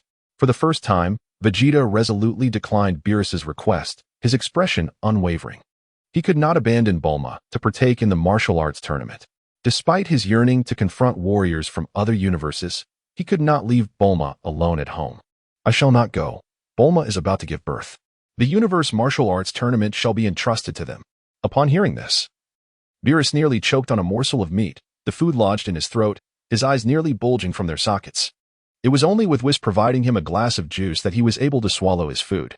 Blasted, I nearly choked on that piece of meat. Vegeta, you must participate. I refuse to go unless Bulma has given birth, Vegeta replied, unwavering in his resolve. He had long made the decision to abstain from the tournament. No amount of persuasion would alter that. Even Goku was taken aback. Was Vegeta truly this formidable? With Bulma expecting a child, the timeline had advanced significantly. It was not just Goku and Vegeta who had begun their training on Beerus's planet earlier, but Bulma's pregnancy had also arrived sooner than anticipated. As the tension between Vegeta and Beerus escalated, Whis intervened to mediate the situation. Fear not, for I can facilitate the early arrival of the child, sparing Bulma the perils of childbirth. With a wave of his staff, a gentle white glow emanated from Bulma's abdomen, and a baby girl emerged effortlessly, with Whis promptly conjuring a piece of clothing to adorn her. Before Bulma could fully grasp the situation, the child was already in the world, and she experienced no pain. Upon witnessing the birth of his child, Vegeta felt reassured about Bulma's safety, alleviating his concerns regarding the dangers of childbirth. Encouraged by Bulma, he was persuaded to participate in the Tournament of Power. Understanding Vegeta's nature, Bulma recognized that his passion lay in battle, and such grand cosmic confrontations were rare. If he chose not to engage, he would likely harbor regrets. Vegeta's willingness to remain home with her was sufficient for Bulma. She did not want to hinder him from partaking in the fights he cherished. Thus, he consented to join. Goku, not paying close attention to their conversation, instead observed Bulma's belly, which had not seemed to reflect her pregnancy despite his frequent visits for meals. He had assumed the slight protrusion was merely a sign of Bulma indulging in too much food. Chapter 82. Contestants. As he surveyed the group, Beerus contemplated who should participate in the tournament. With this development, they needed only 4 more fighters. Just then, Piccolo stepped forward. He was uneasy about Gohan competing alone. And among those present, his strength ranked just below Goku's. It was impossible for him to remain uninvolved. Piccolo's decision to participate was anticipated by Goku. Yet his candid expression of concern for Gohan was unexpected. It was evident that he was a devoted father, determined to protect his son regardless of strength. Then, the strongest human on Earth, the bald-headed Krillin, rose from the table. I shall join as well. Although I may not contribute much, I wish to lend my support. Krillin volunteered, As he could not allow his newly born child to be endangered, he was resolute in safeguarding his family and contributing to the well-being of Earth. Beerus readily accepted his offer, recognizing Krillin as the strongest among the Earthlings present. Android 18 gazed at him with a tender expression, playfully tossing her hair, and embraced Krillin's arm. With an uncharacteristically soft tone, she remarked, "It seems unavoidable. If my husband is going, then I shall accompany him." Understanding Krillin's motivations to participate in the perilous martial arts tournament was not lost on her. It was undoubtedly for the sake of their daughter that he felt compelled to join. Gu Tianlang once again perceived that Klin was indeed a consummate victor in life, boasting the mightiest of brothers, the most charming of mentors, and the most exquisite of wives, whose allure was both cool and aloof, yet eternally youthful, devoid of the imperfections that accompany the passage of time. This train of thought led Gu Tianlang to recall a remark made by Vegeta: "Scions are innately drawn to formidable partners." Hence, both Goku and Vegeta could be deemed subservient to their wives. As for himself, being a fusion of two scions, what sort of companion should he seek in the future? Beerus furrowed his brow, noting a deficit in their numbers. With Goku, Gohan, Vegeta, Klin, Bick, and Android 18, they amounted to 7, yet they were still short 3 participants. He pondered the rotund figure who had previously contested him for pudding, then cautiously stepped forward to explain. Who has entered a hibernation phase and is unlikely to awaken in the near future. He cannot participate. Beerus's expression darkened. If they did not have enough competitors, they would not be permitted to join the tournament of power. They couldn't simply recruit some weaklings to fill the gaps. Frustratingly, this hibernation came at an inopportune time. Sitting across from them, Master Roshi stood up, declaring his intention to compete. Over the years, he had not been idle, secretly honing his skills and achieving a significant leap in power. "I wish to join as well. I have yet to witness other universes, and with my disciples participating. It's time for this old body to stretch its legs." Goku scratched his head, contemplating 2 potential candidates. "Isn't Monaka available? We should bring him in. And I can also fetch Frieza." Beerus was once again taken aback, exclaiming, "Monaka is merely a fabrication of my imagination, a weakling unfit for battle. Sending him would be akin to sending a sacrificial pawn." He cleared his throat, adding, "Monaka is engaged in training and cannot participate in the short term, so he is not to be counted among the combatants." Yamcha rose from the table, circling near Goku. As an old friend, he felt it was improbable for Goku to exclude him from this situation. He was among the top 5 men on Earth, after all. They were in need of another participant, so how could he not be included? Gu Tianlang silently observed Yamcha's performance, thinking that if he wished to join, he should simply voice it. Goku would surely acquiesce. One must strive for what they desire. Waiting for Goku to invite him was simply unrealistic given Goku's nature. Vegeta's demeanor shifted, a flicker of displeasure crossing his features. "You intend to summon Frieza? That fiend is notorious for his malevolence." Goku hastily comforted Vegeta, explaining that Frieza's strength was formidable, especially after their last encounter on Earth with Gohan, which they both sensed was a significant asset. Reluctantly, Vegeta refrained from further objections, understanding the gravity of the situation concerning Earth and Bulma's safety. With Monaka unavailable, Goku pondered another individual. "What about Tien? I heard he's been training others in a remote location. His strength must have improved considerably, though he seems disinterested in such tournaments lately. Since the Buu incident, Tien had rarely engaged with them, having only attended a few gatherings since Bulma's last birthday. The disparity in their powers was too vast, and Tien recognized that even if he participated, he would offer little assistance." Klin was the first to endorse Goku's suggestion. "Indeed, Tien is a commendable choice." Yamcha, feeling anxious, stood there, wondering why Goku had not called upon him despite being so close. "Actually, I can participate in the tournament," he interjected. Goku turned to Yamcha and readily agreed. "If you can join, that would be splendid, sparing us the trouble of involving Tien."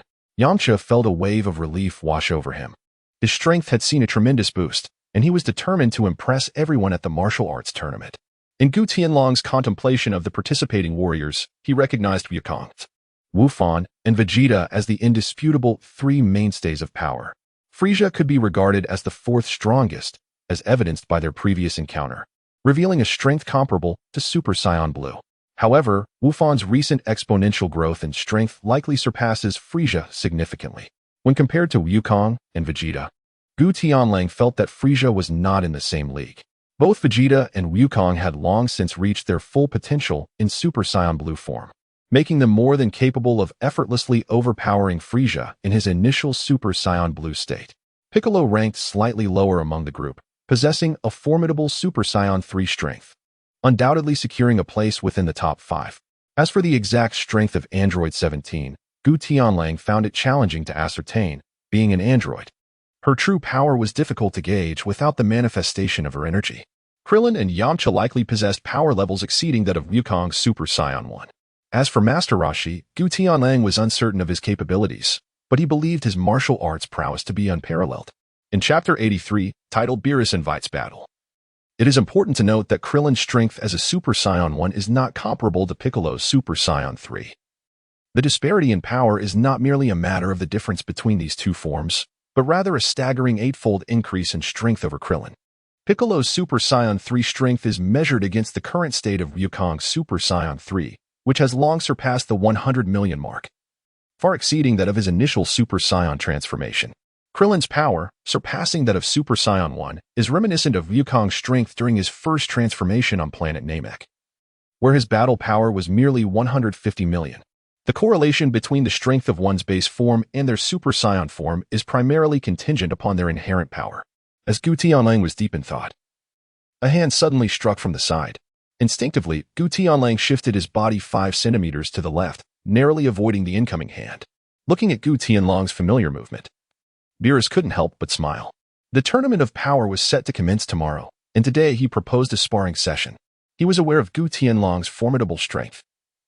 Having sensed at the moment he blocked Beerus's destructive energy, however, the extent of his power remained a mystery to Beerus. A task exclusive to the chat group was announced, a warm-up match in the Universe Martial Arts Tournament against the God of Destruction, Beerus. The greater the combat prowess Beerus displayed, the more points the host could accumulate. Gu Tianlang readily accepted Beerus's invitation. Even without the chat group's mission, he would have agreed. Gaining early insight into the might of a god of destruction was an opportunity too valuable to decline. This was the real world, not a novel from his past life. And the prowess of Beerus could not merely be exaggerated time and again. Initially, it was claimed that Super Saiyan God was only 70% of his strength. Then it was said that Super Saiyan Blue could barely compel him to take things seriously. Later, a full-power Super Saiyan Blue Vegeta was swatted back to normal with a single strike. By the time of the Tournament of Power, it was stated that one competitor's strength surpassed that of a god of destruction, even if that referred to the weakest of them. However, the disparity in power among gods of destruction could not be vast. This individual was undoubtedly Jiren, yet Jiren and Ultra Instinct Goku seemed evenly matched. In the Moro arc, Beerus declared that even Goku's Ultra Instinct could be dealt with in a single move. The power scaling in Dragon Ball Super was utterly chaotic, and Gu Tianlang had long been eager to ascertain the true strength of Beerus in this universe. As the two ascended into the sky, Beerus had already sensed that Gu Tianlang was extraordinary. This was the perfect opportunity to gauge his true strength. They soared above the atmosphere, and Gu Tianlang initiated the attack, appearing exceptionally aggressive as he teleported behind Beerus without uttering a word.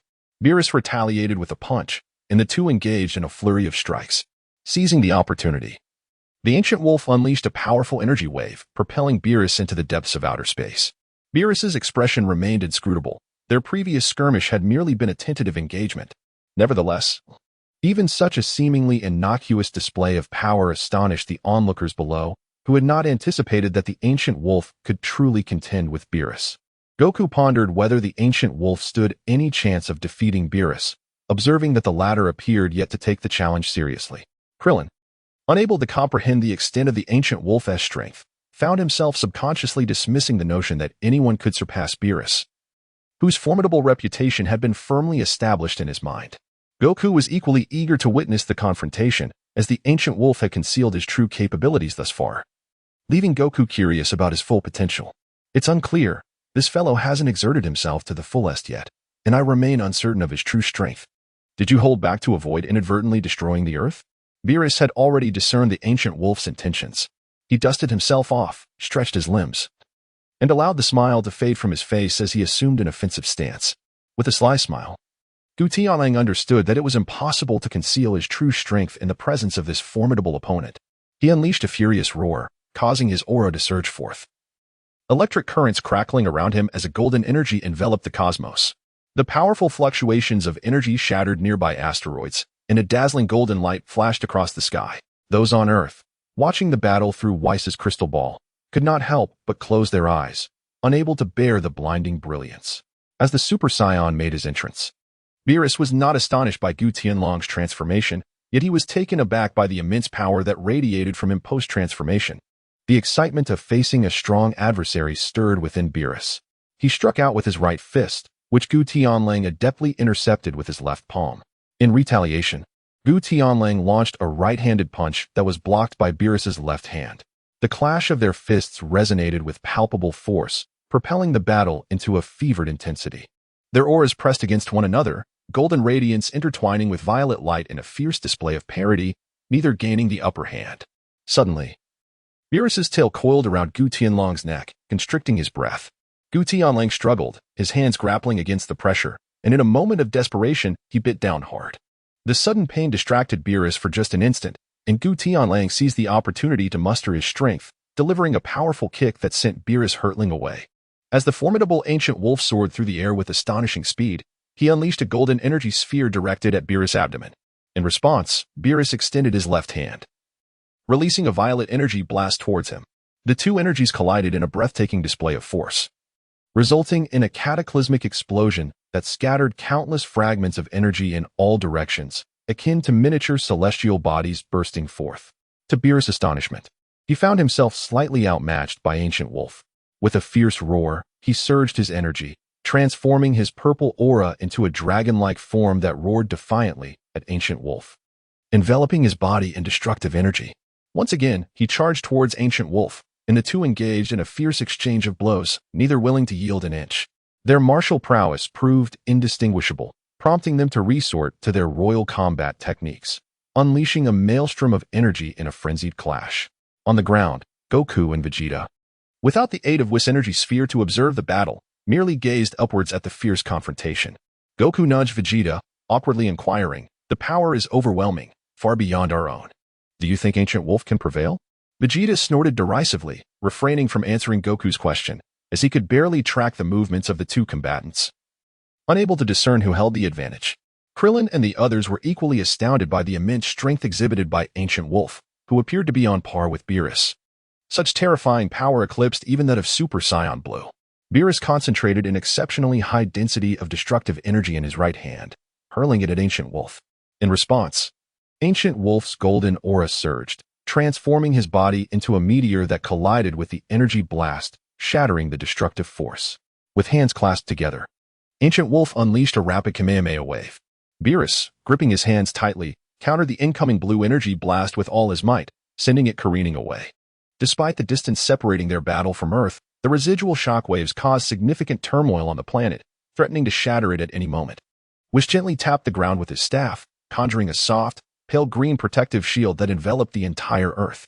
Beerus lunged forward, delivering a powerful elbow strike to Ancient Wolf's abdomen, swiftly following up with a headbutt, as his right hand unleashed a close-range destructive energy blast. Chapter 84. Before the tournament, the ancient celestial wolf soared through the cosmos, crashing through numerous planets before finally halting its momentum. Once again, its power surged, and a torrent of gold light erupted forth as it swiftly returned to the side of Beerus. A punch was thrown, narrowly evaded by Beerus, who tilted his head aside, his body twisting at an odd angle. A sweeping kick from below was met with Beerus's single-handed defense, yet the ancient wolf retaliated with a fierce energy wave, forcing Beerus to retreat momentarily. The two combatants engaged in yet another fierce exchange, their cataclysmic attacks laying waste to the nearby planets, rendering them utterly desolate. Within a radius of trillions of miles, entire celestial bodies were obliterated, as both sides took turns attacking and defending. Unable to gain the upper hand over one another for the time being, Beerus unleashed his full might, conjuring the most potent sphere of pure destructive energy, and hurled it towards the ancient celestial wolf. Gu Tianlang positioned his hands on his waist, assuming a flower bud stance, while his entire aura converged into a singular force. A brilliant blue light emanated from the center of his hands. The Turtle School's Kamehameha, a blue energy sphere, soared skyward, colliding with a violet energy blast. Neither combatant yielded an inch, and as the azure and violet lights clashed, the very fabric of space began to fracture, gradually expanding in its devastation. Both warriors continued to amplify their energies, drawing from an inexhaustible wellspring, pushing their capabilities to the utmost limit. The shattered spatial void coalesced into a black hole, voraciously consuming everything in its vicinity. At this juncture, Weiss intervened at the epicenter of the conflict, effortlessly dissipating the two attacks with a mere tap of his staff, then waved it to restore the black hole to its original state. Beerus wore an expression of discontent, yet refrained from uttering further words. Gu Tianlang returned to his normal state, having discerned Beerus's true strength through their encounter. The results from the chat group indicated a peak late-stage level 9, provided he was not concealing any power. This outcome fell within his expectations. It appeared that this was an augmented Beerus from the Dragon Ball Super setting, capable of effortlessly incapacitating a fully powered Super Saiyan Blue with a single strike. He also grasped the extent of his own base power, determining that without unleashing all his energy, he was at the pinnacle of early-stage level 9 in his normal state, with full exertion potentially amplifying his strength by more than tenfold beyond that of a fully powered Super Saiyan Blue. It remained unclear whether this body was a product of the Moro Arc fusion or the Granola Arc Duo fusion, yet its normal state exhibited immense strength. Beerus, evenly matched against him, possessed a combat prowess equivalent to at least 500 times that of a fully powered Super Saiyan Blue, which explained his ability to effortlessly defeat Ultra Instinct Goku. With 500 times the strength of a fully powered Super Saiyan Blue, it was evident that this was indeed the Beerus capable of dispatching Ultra Instinct Goku. However, this was limited to Goku in his base form. In the later stages, Goku had begun experimenting with the Ultra Instinct form augmented by the Ultra Ego state, leaving uncertainty about his own potential transformation.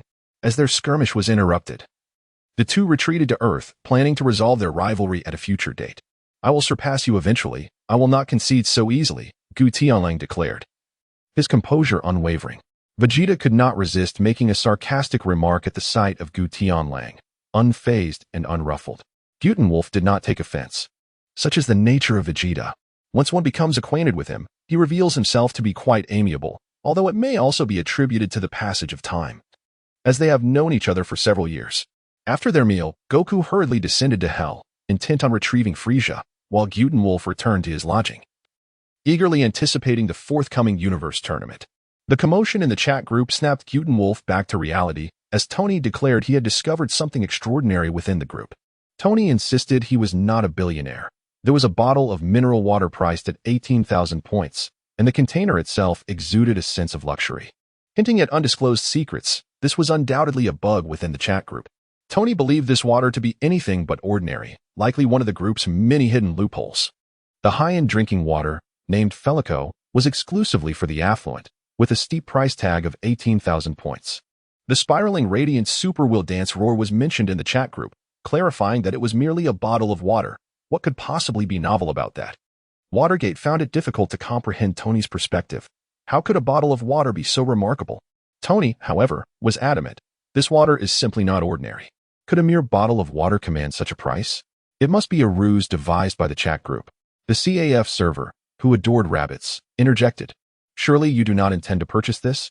Tony replied, "Indeed, I shall buy it. Life and death are fated. Wealth and nobility are ordained. 3 parts destiny, 7 parts effort." He was convinced that his rise to greatness was imminent. Perhaps, upon consuming this miraculous water, he would acquire formidable powers.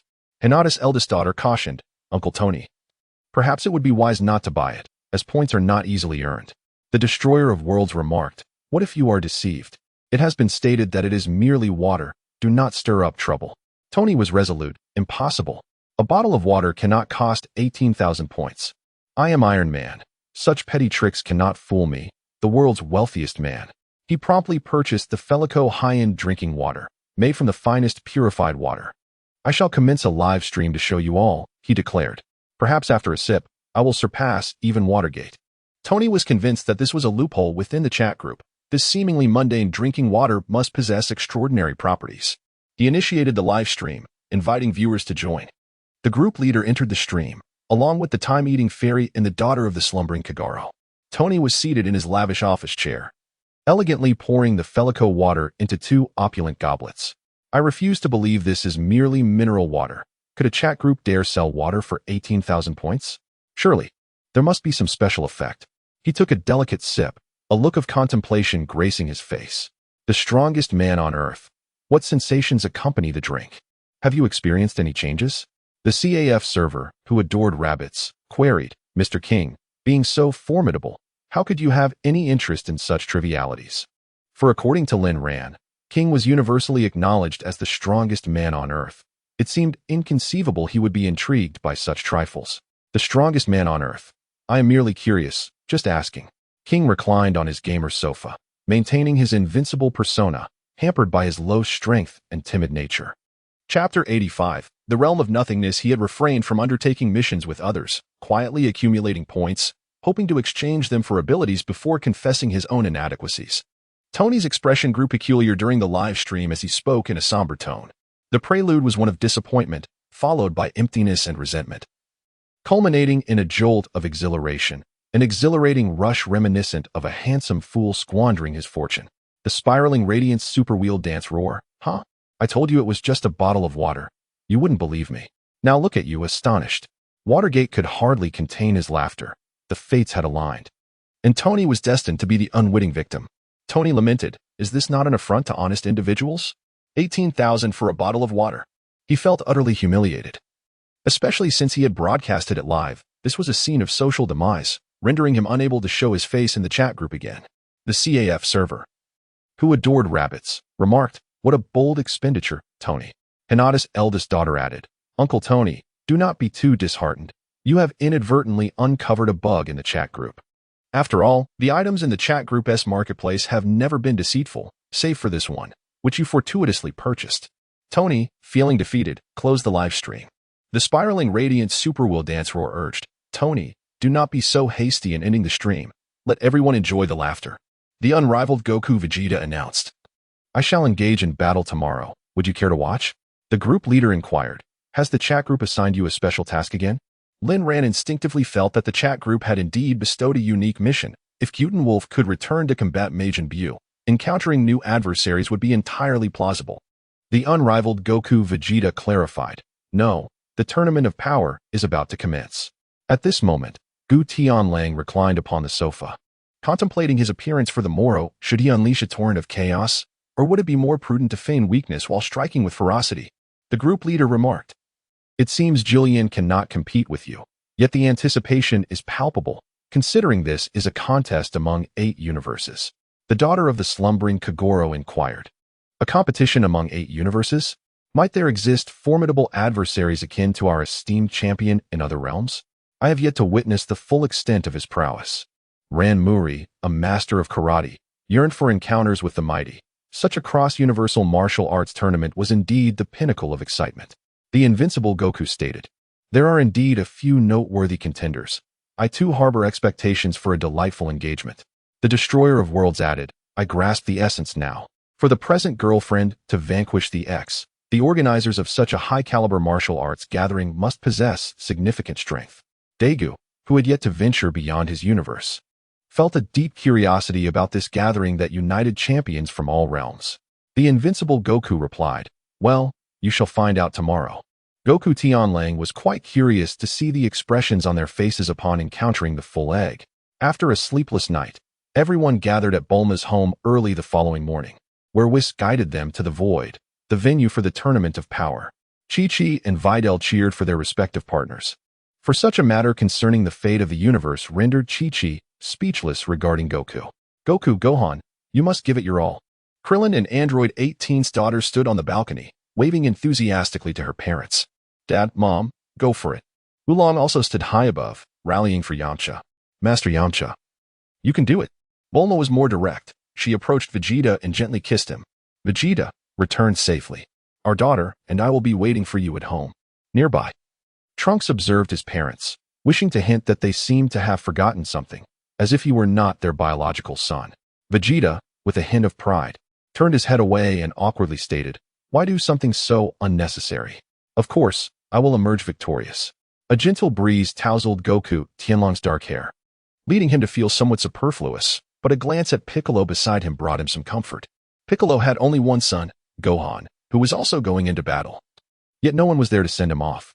A flash of light appeared as Whis materialized before them, waving his staff to emit a soft green glow that enveloped the group. Everyone, the time has come, we shall depart. The figures of more than a dozen individuals soared swiftly into the depths of the universe, while those left on the ground shouted, everyone, give it your all. During the journey, Goku approached Goku Tianlang with a cheerful grin. Tianlang, I heard there's a formidable opponent in Universe 11. How about you leave him to me? Having participated in the warm-up matches and already faced Toppo, Goku learned of Universe 11's trump card, Jiren. He did not want to miss the opportunity to fight the opponent before Goku Tianlang could defeat him, as that would diminish his enjoyment of the battle. Vegeta, displeased, retorted, What are you saying, Kogoro? That guy is certainly someone I will defeat. Gu Tianlang shrugged nonchalantly, indifferent to the situation. Allowing Wukong to engage in battle first seemed reasonable. Wukong, carefree and exuberant, laughed heartily, realizing that if even Lord Beerus could not defeat Gu Tianlang, he need not bear the burden of saving Blue Star alone and could revel in the thrill of combat. In the end, whoever seized victory would claim the prize. Frieza glared at Gu Tianlang with a grim expression, recalling his previous attempt at vengeance against Wukong, which had ended in utter humiliation. Initially thwarted by Gohan, he was then swiftly dispatched by Gu Tianlang like refuse. Frieza harbored deep resentment towards him. Should an opportunity present itself, he would not hesitate to strike and ensure Gu Tianlang was cast from the arena. The others stared blankly at Frieza, perplexed by his bravado. Did he not realize that even Beerus could not best Gu Tianlang? However, upon reflection, it was understandable. While Frieza had been in hell during the clash between Beerus and Gu Tianlang, he remained oblivious to the events that transpired. Gu Tianlang, unfazed by Frieza's threats, simply expressed his amusement. Recognizing Frieza's considerable utility in the match, a formidable shield capable of absorbing a relentless onslaught from Broly for an extended period. Under Whis' guidance, the group swiftly arrived at the Void Realm, where they took their places in the spectator stands. Perhaps due to their early arrival, none from the other universes had yet appeared, and a colossal circular ring, nearly 500 meters in diameter, had already been erected in the center. Beneath, a bottomless abyss loomed, with the arena suspended in the midst of it, where two figures stood, a bloodied Beerus and a diminutive mouse god of destruction, while the remaining 10 deities lay incapacitated on the arena floor. Chapter 86. The Grudges Among the Gods of Destruction. Krillin stared in shock at the arena, noting that only Beerus and the mouse deity remained standing, while the others were gravely injured. What transpired? Wasn't this the Universe Martial Arts Tournament? Why had Beerus and the others taken the stage? Whis, unhurried in his assistance to Beerus, calmly elucidated. Lord Zeno requested a grand melee among the 12 gods of destruction as a warm-up for the Tournament of Power. However, it seems the deities have become rather fervent in their combat. Piccolo and the others had never witnessed such intense fighting up close. The arena was saturated with destructive energy, and any ordinary individual stepping onto it would be obliterated by the residual power. Above the Void Realm, Lord Zeno sat regally upon his dais. And due to the intervention of Gu Tianlang, Goku had not summoned Zeno's button during the Zamasu saga, thus negating the presence of a future Zeno here. Two attendants flanked him, and the Grand Minister proclaimed loudly, halting the contest. Lord Zeno is quite pleased with everyone's performance. You may now exit the arena. Whis soared to the arena and assisted Beerus, employing his angelic abilities to heal him. Lord Beerus, your injuries are quite severe. Beerus huffed in response. Acknowledging the brutal nature of the battle, his attire was nearly shredded, and he bore numerous injuries of varying severity. Gohan marveled at Beerus's strength, aware of his prowess yet astonished that he had survived to the end of such a chaotic brawl. Indeed, it was a true testament to Lord Beerus's might. Enduring alongside the mouse deity while the other 10 gods lay incapacitated, struggling even to rise. Yamcha too was taken aback by Beerus's formidable capabilities. Although luck played a role in a free-for-all, Beerus's strength was undoubtedly among the top tier of the gods of destruction. Vegeta pointed out the fallen deities, noting that while they all wielded destructive energy, each bore distinct forms, and it was evident that nearly everyone had suffered at Beerus's hands. You are mistaken. Beerus is the strongest of the gods of destruction, Vegeta asserted. If you look closely, you will see that the 10 fallen gods were all injured by him. Beerus raised his head with pride, satisfied with Vegeta's acknowledgement of his superiority. Whis stifled a laugh, explaining, this is due to Lord Beerus's contentious relationships. Whenever he is present, he becomes the target of collective assault. Whis' remarks left the others bemused, as they had assumed Beerus's discord with Kampa stemmed merely from personality clashes. A poor rapport with one individual might be attributed to that person's faults, but if one had difficulties with everyone, it might suggest a need for self-reflection. Krillin scratched his head, bewildered by the situation. Initially, he perceived Beerus as malevolent, yet over time, Their relationship had improved, with Beerus occasionally offering martial guidance. But I find Lord Beerus to be quite agreeable, he ventured. Frisia's cold laughter interrupted. If even a god of destruction can be deemed good, then this world knows no villains. I suppose I should shed my title as the Emperor of Evil and instead be known as the chairman of the Universal Real Estate Company. Goku's thoughts mirrored those of Krillin.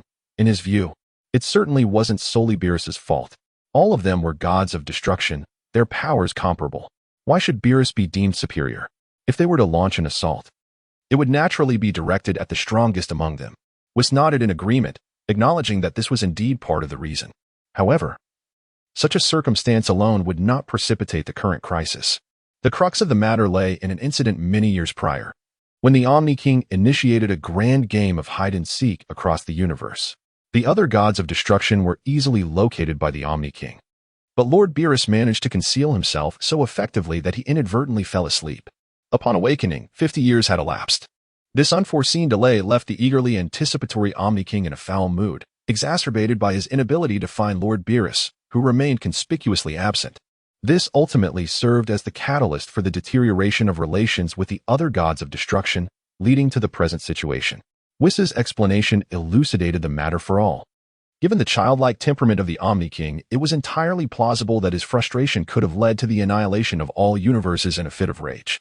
The other gods of destruction, fearing such a catastrophic outcome, were left with no choice but to place the blame squarely on Beerus.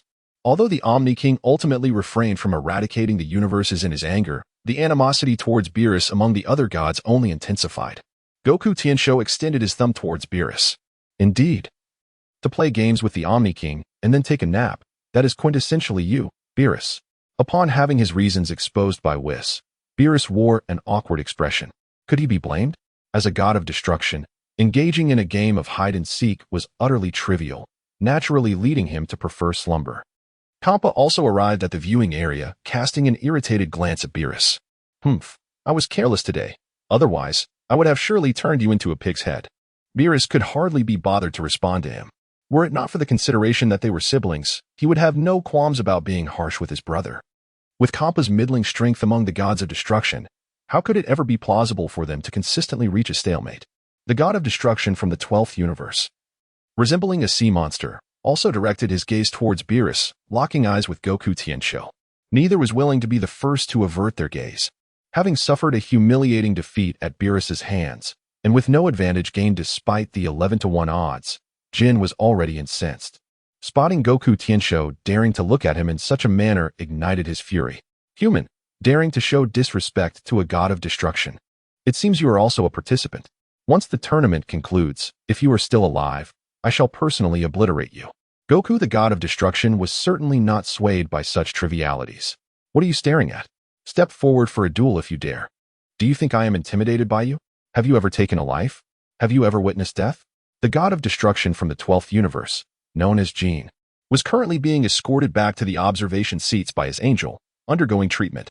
I once held 2 destruction orbs in my hands, wreaking havoc from the western reaches of the universe to the east, continuing my rampage for 3 days and nights without so much as blinking.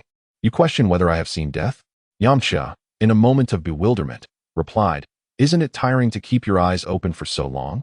Goku, who had the audacity to provoke this god of destruction, had already irked Jin, and now, here was another fool, Yamcha, adding to the annoyance. Chapter 87. The match is about to commence.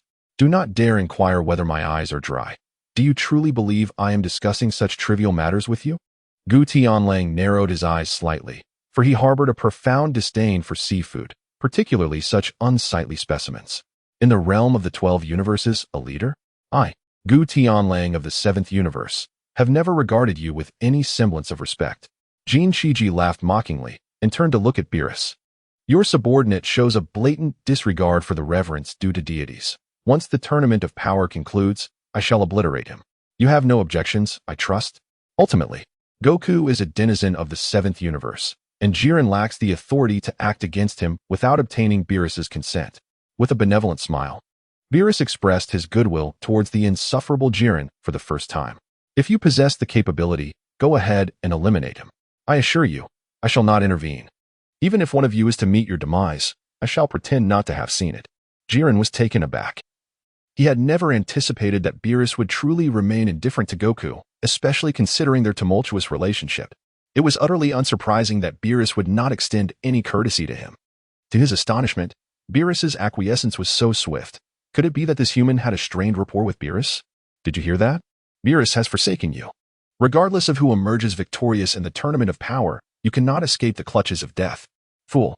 Gu Tianlang cast a disdainful glance at him, dismissing the fool entirely. Beerus was clearly orchestrating a death trap for him, a classic case of using another S-blade to kill. With a smirk hidden from Jin's view, Beerus turned his head. If he couldn't defeat Gu Tianlang, then Jin stood no chance. He would undoubtedly be toyed with. Regardless, this was his request, to refrain from intervening. Thus, even if Gu Tianlang were to dispatch him, he would bear no responsibility. With a grand gesture, the Grand Priest restored the nearly destroyed arena to its original state in an instant. Gradually, individuals from various universes began to arrive, and Gu Tianlang alongside Sun Wukong and the others ascended to the platform. Gohan, Krillin, Master Roshi, and Yamcha formed a small team, designating Gohan to tackle any formidable foes, while the others, possessing lesser strength, could only handle the weaker opponents. As the competition had yet to commence, Android 18 strolled leisurely, while Piccolo surveyed the arena, contemplating strategies for the impending battles. Although Gohan had been appointed captain prior to their departure, he understood all too well that his father, Vegeta, and Gu Tianlang would not heed his commands. From Universe 6, Kaba approached Vegeta and bowed deeply. Master, it is good to see you again. Once this tournament concludes, and if our universe emerges victorious, we shall use the Super Dragon Balls to resurrect you. I will introduce you to our Scion King, a man of noble dignity akin to yours. Do not get ahead of yourself. Victory will undoubtedly belong to me, the Prince of all Scions, Vegeta retorted, asserting his confidence. Step by step, Wukong made his way to Topo, greeting him amicably. As he did so, he noticed Jiren, surrounded by the Pride troopers, radiating an aura of an unparalleled warrior without even moving. Hello, I am Sun Wukong, he introduced himself. Before Wukong could finish his sentence, Jiren vanished from his sight, reappearing instantly behind him. With a voice as cold as ice, Jiren glared at Wukong and simply commanded, leave. Wukong's expression shifted in surprise. He hadn't anticipated Jiren's incredible speed, which had rendered him completely unaware of the latter's movements. Vegeta, keenly observing Kogoro, narrowed his eyes, astonished by Jiren's velocity. Meanwhile, Gu Tianlang activated a live stream. Administrator Invincible Wakita has initiated the live stream. The group chat leader has entered the live stream. The time-eating spirit has entered the live stream. The destroyer of worlds has entered the live stream. The Spiral Flash Super Will Dance Roar has entered the live stream. The eldest daughter of the Hyuga clan has entered the live stream. Tony, not truly a billionaire, quit. Are we about to engage in a battle royale, esteemed one? So many participants. Yesterday, Gu Tianlang merely suggested a chaotic brawl among the 8 universes, without further elaboration. The group chat leader stated, the universe that ultimately prevails will earn a wish, irrespective of its nature. The slumbering daughter of Kogoro Muri inquired, is there no limit on wishes? Can we restore Shinichi to his original form? The group chat leader responded, that may be somewhat excessive. We have remedies available within the group to cure his affliction, though once restored, his enemies will undoubtedly pursue him. The eldest daughter of the Hyuga clan remarked, indeed, thus it is imperative for Lan to eliminate the adversaries first, otherwise, even if we can heal your boyfriend, he would be too frightened to revert to his true self. Hinata shared the same sentiment. Transforming Conan back into Shinichi was feasible. But the real question was how to deal with the foes. While the chat group possessed capabilities to traverse universes, such actions came with stipulations. Interfering with the normal course of history was strictly forbidden unless the chat group issued a task or a member met the requirements for a task. Randomly disturbing the historical progression of other members' universes would invoke the wrath of the chat group, leading to annihilation. Tony, not truly a billionaire, pondered, so, can I wish to become the strongest in the universe? If so, I could easily punch the digital Ultron and kick the cosmic purple sweet potato. Invincible Wakita countered, you are dreaming. Such a feat is utterly implausible. Ancient Tianlang recalled that even Kronos had to have his lifespan compressed by the super divine dragon to attain power, and even then, he was far from invincible. Tony isn't the richest. Then it doesn't seem all that impressive. If he can't do this or that, what exactly is he capable of? Invincible Gogeta, not much, just restoring 8 annihilated universes in an instant, reviving long-lost cosmic civilizations, granting you hundreds of millions of years of life, or even bestowing immortality outright. Rabbit-loving CAF server. Damn, that's impressive. So the victor's rewards are substantial. But what happens if someone loses the tournament? Tuka contemplated the consequences of failure. Everything has two sides. When you receive certain benefits, you must also bear corresponding drawbacks. There can't only be advantages. The world's destroyer. Perhaps the losing universe's participants will all perish. Sleeping Kogoro's daughter, what? That is far too cruel. There are so many people here. Does that mean only the winning universe's fighters survive, while all others are doomed? Chapter 88. The melee begins. The world's destroyer. I suspect so. Become my son, administrator, is what Kamen Rider Decade said true? Invincible Gogeta. He only half right. Not only will the losing contestants die, but their entire universe will be erased. Hyuga Clan's young lady. No matter how you look at it. This is far too cruel. How many lives exist in a single universe? Hundreds of trillions? Quadrillions? Hinata found this reality unbearably harsh. Was an entire universe to be destroyed simply for losing a tournament? The world's destroyer, Big Shot. Who exactly is responsible for destroying these universes? And who, in the end, is the mastermind behind this martial arts tournament? Gu Tianlang pointed to the Omni King above. The Omni King, the orchestrator of the martial arts tournament, was also responsible for the obliteration of the defeated universes. Tony couldn't help but scoff. This little fellow? Come now, you jest. To call him the Omni King is almost laughable. He might as well be dubbed the Omni Egg. Observing this diminutive creature, who appeared to be less than a meter tall and bore an adorably foolish expression, Tony felt that Gu Tianlang was merely jesting. Such a notion seemed utterly implausible. King, the strongest man on the surface, interjected. No, this individual likely possesses formidable power. King asserted that anything was possible. One of his friends, Saitama, bore a similar unassuming demeanor, often appearing foolishly endearing, and both were bald. Yet, in reality, Saitama was hailed as the strongest man on the surface, with King often reaping the accolades after Saitama vanquished monsters. Whenever Saitama was near, King basked in unrivaled glory, but in his absence, he was merely human, lamenting his own inadequacies. Do not underestimate him. With a mere wave of his hand, he could erase an entire universe, cautioned the invincible Gogeta. The CAF attendant, who adored rabbits, remarked, Is this little fellow truly that powerful? It seems appearances can be deceiving. The slumbering daughter of little Garo acknowledged, Indeed, King is remarkable. Aside from the great ones, he is the strongest, effortlessly discerning this little one's prowess. For the sake of my current girlfriend, I shall decisively defeat my ex, King mused. The chat group's leader inquired, What are your plans, great one? Gogeta replied, I am uncertain. Let Goku and Vegeta engage first. I am in no rush to intervene. The Grand Minister soared above the arena, announcing the established rules to the gathered crowd. Any participant who lost their fighting capability or fell from the arena would be disqualified. When the central pillar descended to the ground, the universe with the most remaining participants would be declared the victor. A colossal stone pillar, towering over Tianzhong, began its slow descent.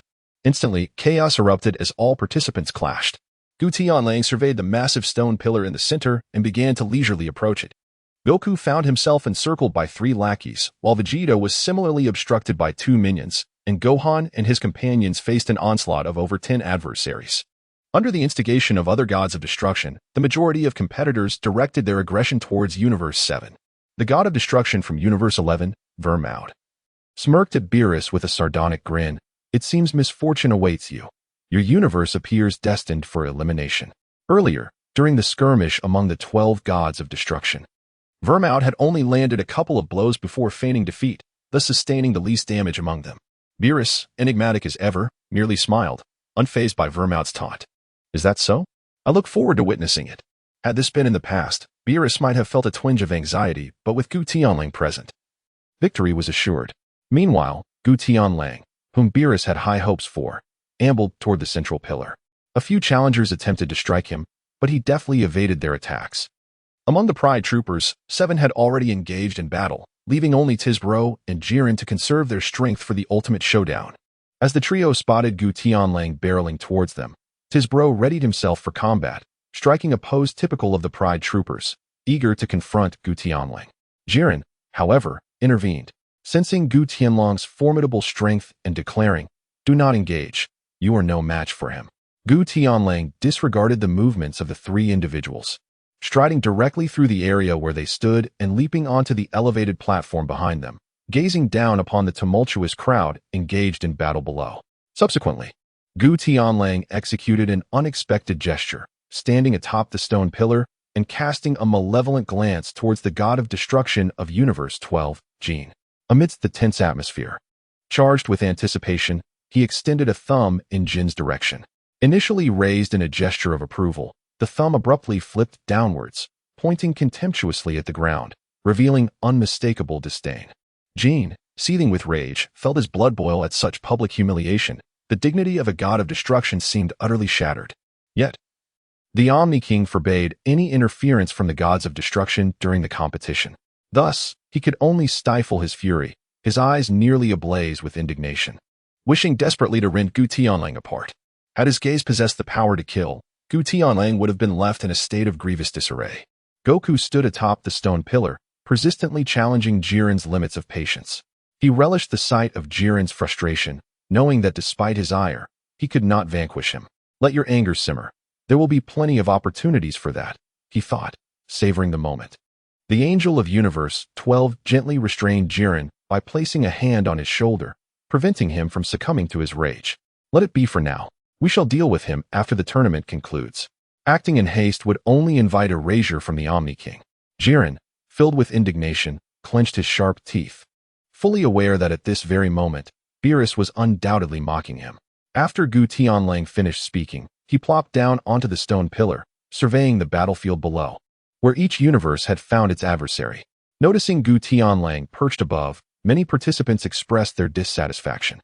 However, beneath the stone pillar stood the proud trio of the Proud Warriors, their predatory gazes scanning the surroundings. Anyone wishing to confront Gu Tianlang would first have to overcome these formidable three. Jiren's reputation preceded him. All were aware that within Universe 11 resided a universally acknowledged powerhouse, whose combat prowess could rival that of even the gods of destruction. Many adversaries in the arena contemplated uniting to cast him off the platform, yet without a leader, none were eager to provoke the strongest warrior of Universe 11. Disregarding everyone around him, Jiren merely turned his gaze towards Gu Tianlang on the stone pillar, a fierce battle intent igniting in his eyes. Even without Gu Tianlang making a move, Jiren could sense his extraordinary presence. Chapter 89. The initial clash. Zampa looked smugly at Beerus, making a face at him. Foolish Beerus. Your Universe 7 is doomed to lose. Beerus, uninterested in engaging with this foolish younger brother, was bemused by the audacity he displayed. The situation for Gohan and his companions in Universe 7 was perilous. Within the Void Realm, they were unable to utilize the instant transmission technique, meaning only wing beings could soar above. Being knocked out of the ring would result in immediate elimination, prompting Krillin and others to band together for safety. Faced with a multitude of attackers, they found themselves nearly cornered at the edge of the arena. Step by step, Toppo advanced towards the stone pillar, determined to prevent Gu Tianlang from observing the battle from his lofty perch any longer, for he remained an unpredictable threat. Your opponent is me, come. Let us engage in combat.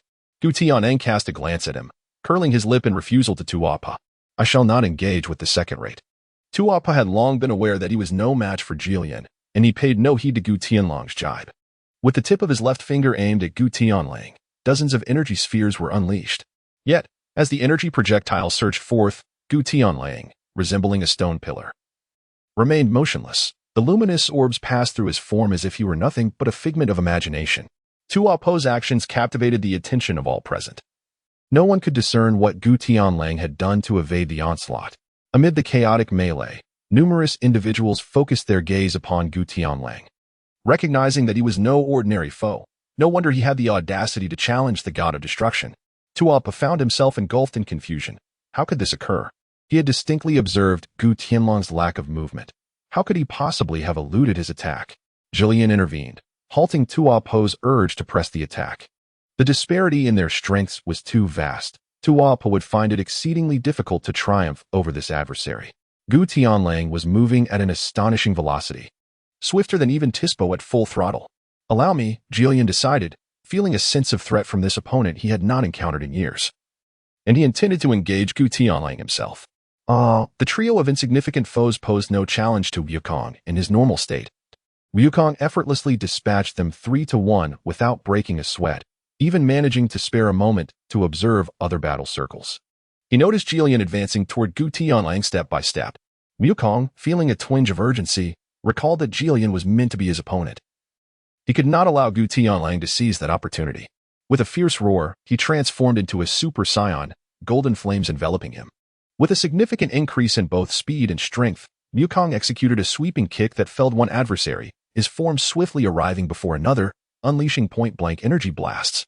In the face of Wukong's overwhelming power, the foe stood no chance, succumbing to a single devastating strike that sent them tumbling from the arena. He followed up with a punch to the fallen adversary, discarding him with ease. The last remaining opponent, sensing impending doom, fled without hesitation. Wukong, however, did not pursue but instead raced toward Jillian. Meanwhile, Vegeta continued to engage with the minions, indifferent as to who would face Jillian first. He intended to observe Jillian's offensive techniques through Kogoro's encounter. Wukong positioned himself before Jillian, obstructing his path. "I shall be your adversary." Jillian regarded Wukong with an unwavering heart. Standing still as he gazed upward at Gu Tianlang, Wolf paid no heed to him, merely observing Wukong. Eager to discern whether Wukong could truly comprehend the ultimate technique of Zizai Gong, the members of the chat group, through the live stream, beheld the chaotic melee on the arena, utterly dazzled and unable to discern the intricacies of the combat. "Tony, not the billionaire, what the heck? Why can't we detect their power levels? What kind of situation is this?" Tony was utterly flabbergasted. He could hardly distinguish who was strong and had hoped that the battle strength detector in the chat group would provide some insight into the adversary's strengths, only to find the chat group responding that it was prohibited to use such a feature. The daughter of the sleeping little Garo, group leader. "Do you have any idea what's going on?" Chat group leader, "There are some speculations. It's possible that there are exceptionally powerful individuals in the arena. And if we use the detector, we may be discovered." In Lin Rant's view, the cause of this situation was likely the Grand Priest and the Omni King. These two entities were simply too formidable. They might very well sense the presence of the chat group, and the ability to stream live was already impressive. Invincible Vegeta, just watch the match. Wukong and Jiren are about to engage. The CAF attendant who likes rabbits. I can't shake the feeling that the big shots aren't really competing. It seems more like a vacation to them, devoid of any tension. In truth, not just Dongxiang, but nearly everyone in the chat group shared this sentiment. Gu Tianlang was undeniably unique on the battlefield, opting neither for solitary combat nor for forming alliances. He stood alone atop a stone pillar, surveying the entire arena. The clash between Wukong and Jiren captured everyone's attention. The strength Wukong had displayed during the previous warm-up match had astonished many. They instinctively assumed Wukong was the strongest ace of the 7th universe and warned the participants from various universes to be cautious of him. Jiren was regarded as a seed contender, yet those on the stone pillar dismissed Gu Tianlang, perceiving his strength as merely adequate. Perhaps believing that victory was unattainable and knowing full well he would be obliterated by the Omni King. Resorting to self-destruction merely to provoke a god of destruction was nothing more than the antics of a fool. The highly anticipated showdown finally commenced. A bead of sweat trickled down Wukong's forehead as he raised his hand to unleash the Kamehameha wave, but Jiren remained unmoved, surrounding himself with an aura that formed a protective barrier. With sheer energy fluctuations, he effortlessly deflected Wukong's full-powered Kamehameha, rendering the first round of attack ineffective. Wukong, no longer conserving his strength, transformed into a Super Saiyan and charged at Jiren. He unleashed a barrage of heavy punches, appearing in rapid succession around Jiren, landing blow after blow. Yet, Jiren simply stood his ground, allowing Wukong to strike him repeatedly without flinching. Realizing his attacks were futile, Wukong ceased his probing and, enveloped in a crimson glow, transformed into a Super Saiyan god, launching a close-range assault with the prince's fighting style, kicking up clouds of dust. From within the haze, a figure shot forth, crashing against a massive boulder behind him, a punch from Super Saiyan god Wukong sending him reeling.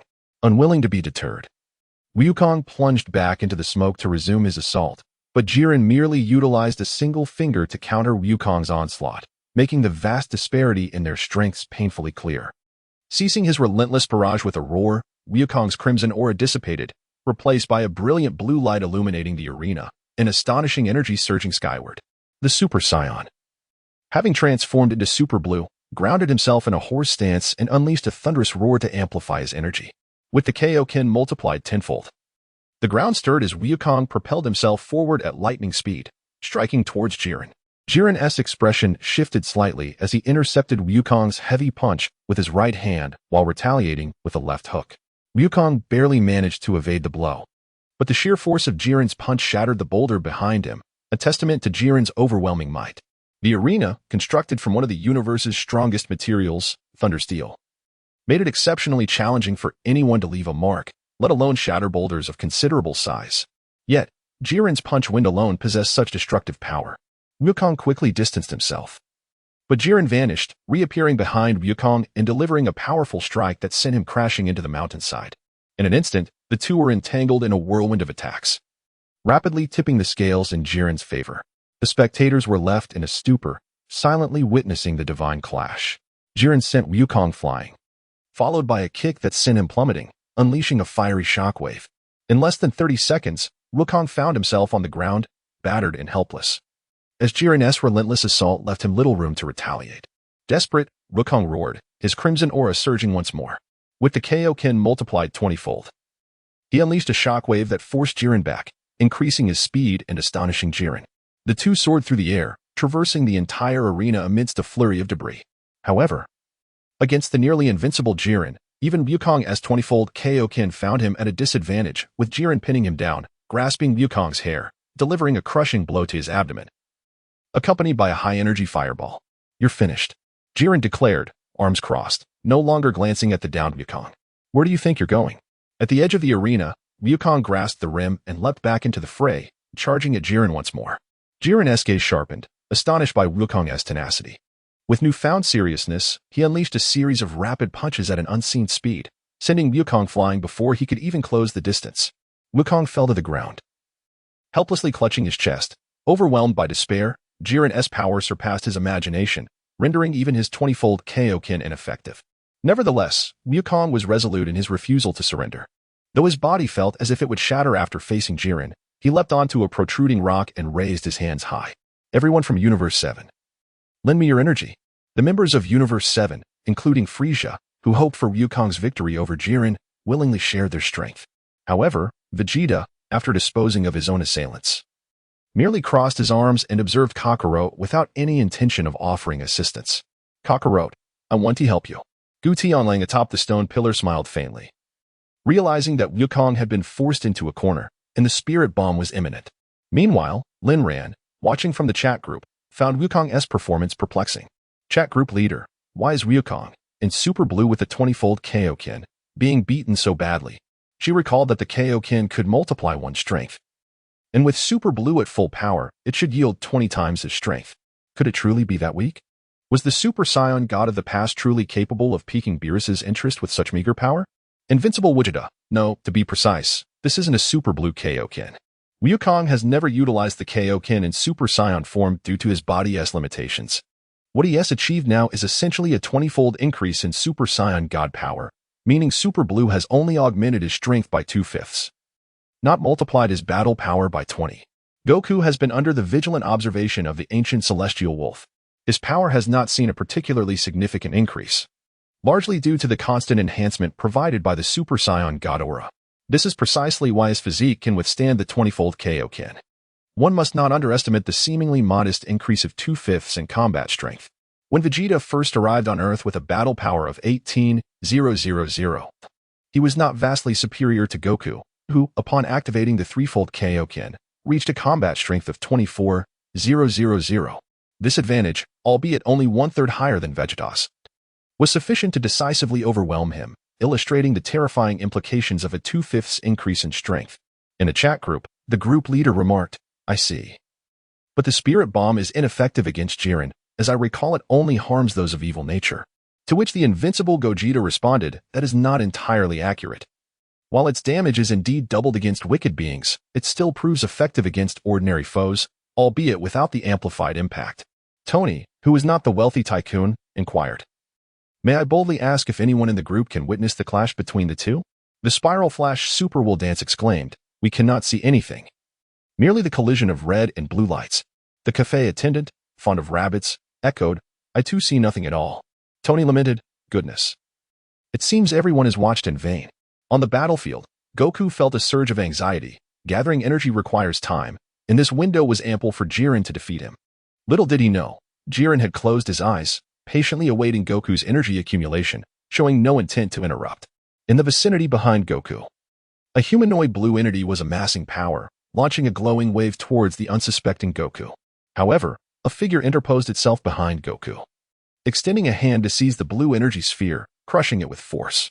It was the ancient celestial wolf, who, after thwarting the ambush, vanished once more to confront the blue being, delivering a powerful punch that sent it careening away. Do not interfere at such a critical moment, he admonished.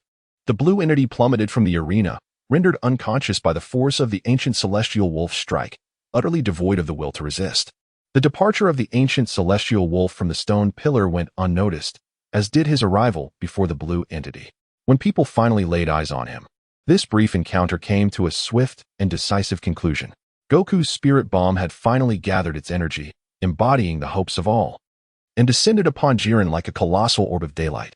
Such a miraculous technique astonished even the gods of destruction observing the battle, who were taken aback by the fact that a warrior from a lower universe could wield such extraordinary power. No one on the battlefield could withstand such force, even Jiren, formidable as he was, could not endure this assault, as the energy was simply overwhelming. Just as the narrative took another twist and the spectators marveled at Goku's ultimate move. Convinced of Jiren's inevitable defeat, only the god of destruction from Universe 11, Vermouth, bore a confident smile. Jiren, exhibiting indifference, raised a single hand to meet the descending spirit bomb, feeling no pressure whatsoever. Instead, he exerted his strength and began to push the spirit bomb back toward Goku. The moment of endurance had arrived. Goku, in his normal state, found himself overmatched by Jiren, prompting him to transform into Super Saiyan Blue and amplify his power tenfold. Yet still, he was unable to contend with Jiren.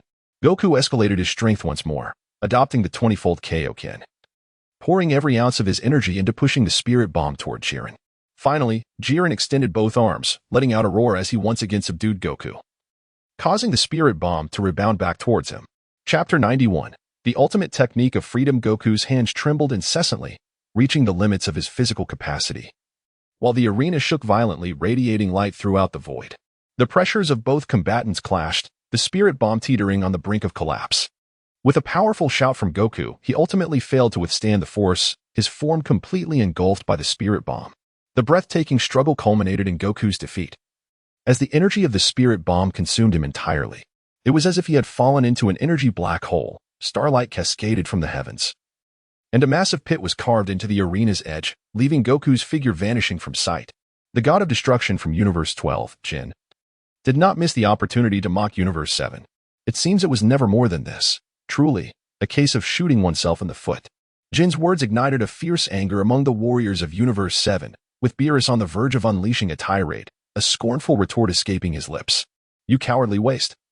How dare you speak so boldly? Open your lifeless eyes and observe closely. Goku silently observed the deep pit, disregarding the strange atmosphere of the arena. Witnessing such formidable attacks effortlessly neutralized by Jiren, all beings of the universe comprehended the magnitude of his power, gathering in clusters. Dozens encircled the Pride Troopers, preparing to besiege Jiren, aiming to topple this seemingly invincible adversary from the stage and then settle the score. In the arena, Goku's aura had completely vanished, sending Krillin nearly into a frenzy. The spirit bomb, which had once saved Earth from peril on multiple occasions, ultimately became the technique that claimed Goku's life. Even Zen felt a deep sorrow, having lost one of his few friends, just as he was about to revoke Goku's qualification to compete. The narrative took another turn as a silvery light surged from the depths of the pit, illuminating the chaotic void like broad daylight. A resilient figure rose from the edge of the stage, Goku enveloped in searing white vapor, his movements becoming ethereal, his previously restless and combative gaze replaced by calm composure. At this moment, it was evident that Goku had transcended his own limits, emanating energy waves several times more potent than before. Krillin sighed in relief, confident that Goku would not succumb so easily. Goku, I knew you would not perish like this. Beerus turned to Whis beside him. This energy, Whis. Whis nodded in affirmation, confirming Goku's new form. It is the Ultra Instinct. Beerus's lips curled into a smile, astonished that Goku had grasped this divine technique so swiftly, once again elevating his perception of Goku's innate talent. In the distance, Vegeta snorted in discontent. Ultra Instinct, huh? A technique was mentioned. And once again Kogoro has taken the lead. Krillin was exhilarated. Everyone could sense the monumental transformation within Goku, yet no one could articulate precisely what had changed. The assembled gods of destruction collectively rose, preparing to quietly witness this extraordinary battle unfold. Gu Tianlang observed Wukong below and nodded. The ultimate instinct technique, as he anticipated, had augmented Wukong's power manifold. Yet it was far from the exaggerated claims circulating online of an enhancement by thousands or even tens of thousands of times. Such a notion would clearly indicate a catastrophic imbalance in combat prowess. If Wukong were indeed thousands of times stronger than the Super Saiyan Blue at full power, Jiren could extinguish him with but a breath, even with utmost restraint. It would be implausible for him to withstand more than a couple of exchanges with the Super Saiyan Blue. In his incomplete state of ultimate instinct, Wukong possessed the capability to vanquish the full-powered Super Saiyan Blue with a single blow. However, it remained uncertain how long he could maintain this form. As their ultimate confrontation loomed, Gu Tianlang felt the urge to stretch his limbs. In an instant, Wukong darted towards Jiren, who retaliated with a punch. Wukong's body instinctively executed a 360-degree turn, evading Jiren's assault and delivering a counterpunch. Jiren, quick to react, responded with another strike. Their fists collided, sending Wukong retreating back into the deep pit. Unyielding, Jiren pursued him into the chasm, where Wukong shattered the ground beneath him with his left foot, narrowly dodging the incoming attack. As the two exchanged blows, it was only then that Topo and Dispo, who had been standing nearby, finally reacted and rushed down from the ground towards Wukong.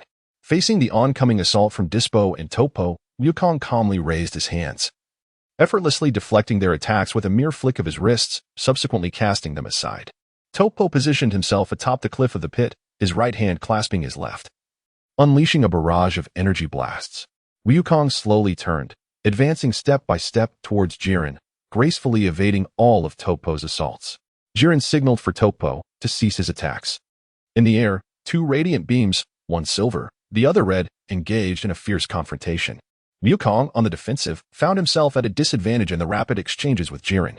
However, Gu Tianlang detected an unusual situation. Perhaps due to his intervention, Wukong had reached full power and Super Blue much earlier than expected.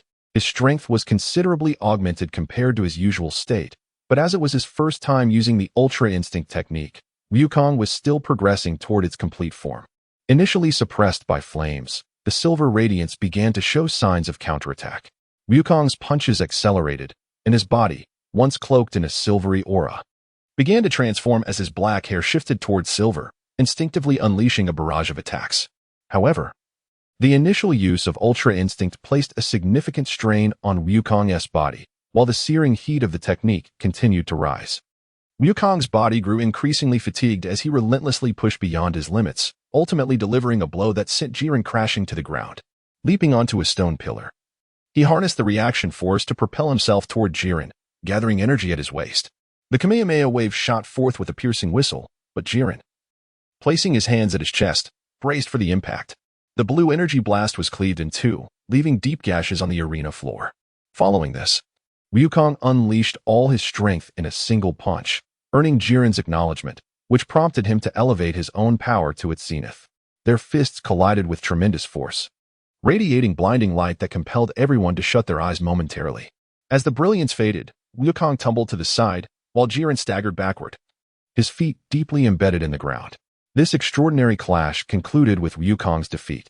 Neither the competitors on the stage nor the gods anticipated Wukong's latent power, nor could they foresee his inability to overcome Jiren. Gohan and the others quickly rushed to Wukong's side, shielding him from any potential threats. With great effort, Wukong managed to open his eyes and expressed his apologies. "I'm sorry, Gohan. I'll need you to buy me some time." Wukong's body was utterly drained. Standing was a Herculean task, and the side effects of Ultra Instinct were becoming evident. His body was inundated with dark energy, inflicting excruciating pain, rendering him as helpless as meat on a chopping block. Some sought to seize the opportunity to ambush the exhausted Jiren, but a mere glance from Jiren was sufficient to deter them. His strength was palpable. Even in a less than optimal state, most lacked the courage to confront him alone. Amidst the crowd, some gazed at the injured Wukong, recognizing that his prowess was not far behind Jiren's. Should they manage to eliminate him, they would eradicate a formidable threat. Seeing Gu Tianlang rise from the stone pillar, the group in the chat erupted with excitement. "Everyone, step aside. The boss is about to show off." In the Dragon Ball world, inquire about who the true masters are. The two titans, Gogeta and Vegeta, will crush everything in their path. Lin Ran was certain that none in the arena could rival Gu Tianlang, not even if he transformed into Super Saiyan God. In the original storyline, Vegeta effortlessly dominated Zamasu, who couldn't even touch him. The anime's Super Blue Vegeta was merely a display of timing. Gu Tianlang, on par with Vegeta's strength, would undoubtedly be invincible in this martial arts tournament. The sleeping daughter of Little Five interjected, "Is that Vegeta? I recall you mentioning him." "Indeed. That appearance screams eternal second place." As he pondered his strategy against Jiren, Vegeta suddenly sneezed, muttering that it must be that scoundrel Frieza's doing. Vowing to take vengeance once the tournament of power concluded. "The white form looks magnificent, evoking a sense of reverence," remarked a CAF waitress. "It certainly exudes a strong sense of oppression," added another. Zhao Zilong, though possibly the weakest in terms of raw power, had a unique understanding of martial arts. He concurred with Gu Tianlang's interpretation that Wukong's movements were instinctual rather than conscious decisions made by his mind. As Wukong began to comprehend Ultra Instinct, he was severely suppressed by Jiren, partly because, while evading attacks, his body acted independently. In contrast, when attacking, Wukong contemplated how to maximize his threat to the enemy, which hindered his attack speed. "Administrator, who should we target first?" "Jiren seems like the prime candidate." Despite Jiren being the strongest adversary, that was precisely why he was the most suitable target. It would serve as a warning to others. Everyone was acutely aware of Jiren's exertion during his battle with Wukong, yet fear kept them from attacking. The mere presence of their clash had instilled a sense of dread, leading other competitors to instinctively recognize that they were not his equals, lacking the valor to confront him. It feels somewhat opportunistic, so let us see how it unfolds without rushing. Gu Tianlang leapt out from the stone pillar, striding towards a corner of the arena. In that shadowy recess lurked the second member of the notorious trio from the 9th universe, the venomous Lavanda, resembling a yellow-skinned wolf. "This fellow is mine. How dare he cower behind Julian, clinging to life? Just wait and see how I shall torment you, you cowardly pretender." Since the onset of the conflict, Gu Tianlang has only made a single move, and although no one witnessed the manner of his movement, it is generally believed that he acted while others were distracted. There is little faith in Gu Tianlang's strength. Lavanda, who excels in the art of poison, considers fair and open confrontations irrelevant to him.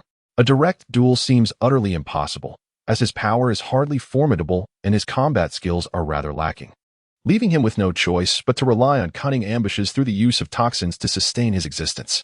Wolf was entirely oblivious to Lavanda lurking behind him as he made his way towards Konfuri, who bore the appearance of a green fishman from the 9th universe. Along the way, no one dared to provoke him. The gaze of the onlookers was fixated on Goku and Jiren. And Konfuri was well aware that Wolf was not to be trifled with. He had merely survived thus far by hiding behind Jiren, but now, seeing that Wolf was courting death, he resolved to send him to his demise. Konfuri approached Wolf with measured steps, brimming with confidence in his own strength, while Wolf's figure abruptly vanished from his sight. The ancient wolf descended upon him, delivering a powerful blow to his abdomen. Konfuri let out a piercing scream as his body crashed through the massive boulder behind him, inadvertently impacting another competitor. Both were simultaneously knocked off the stage. And upon returning to the viewing area, the other contestant remained oblivious to the cause of his downfall. Everyone's gaze was fixed on Jillian and Wukong, eagerly seeking an opportunity, bewildered by the sudden appearance of an individual that led to their unexpected defeat. Seizing the moment, Lavanda approached Ancient Wolf, her hands enveloped in toxic gas, ready to strike. However, upon witnessing Ancient Wolf's decisive blow that incapacitated the two, she swiftly halted her ambush. Wolf slowly turned his head, smiling as he gazed at Lavanda. "Do you require my assistance?" he inquired. "No, I merely came to check on you," she replied. "If you have no needs, I shall take my leave." With that, Lavanda hastily waved her hand, retreating from Wolf as if fleeing. This time, he observed clearly, even as he followed closely behind Wolf. He failed to discern how he had arrived before Konfuri. Such speed was utterly terrifying. He had no desire to provoke such an adversary, at least. With the tournament having only just commenced, he was not keen on confronting Wolf. The god of destruction of the 9th universe, Sidra, had his crimson whiskers askew as he shouted at Wolf, "What have we done to provoke you? Why have you targeted our people?" If it were merely Konfuri who had fallen, Sidra might have accepted this outcome.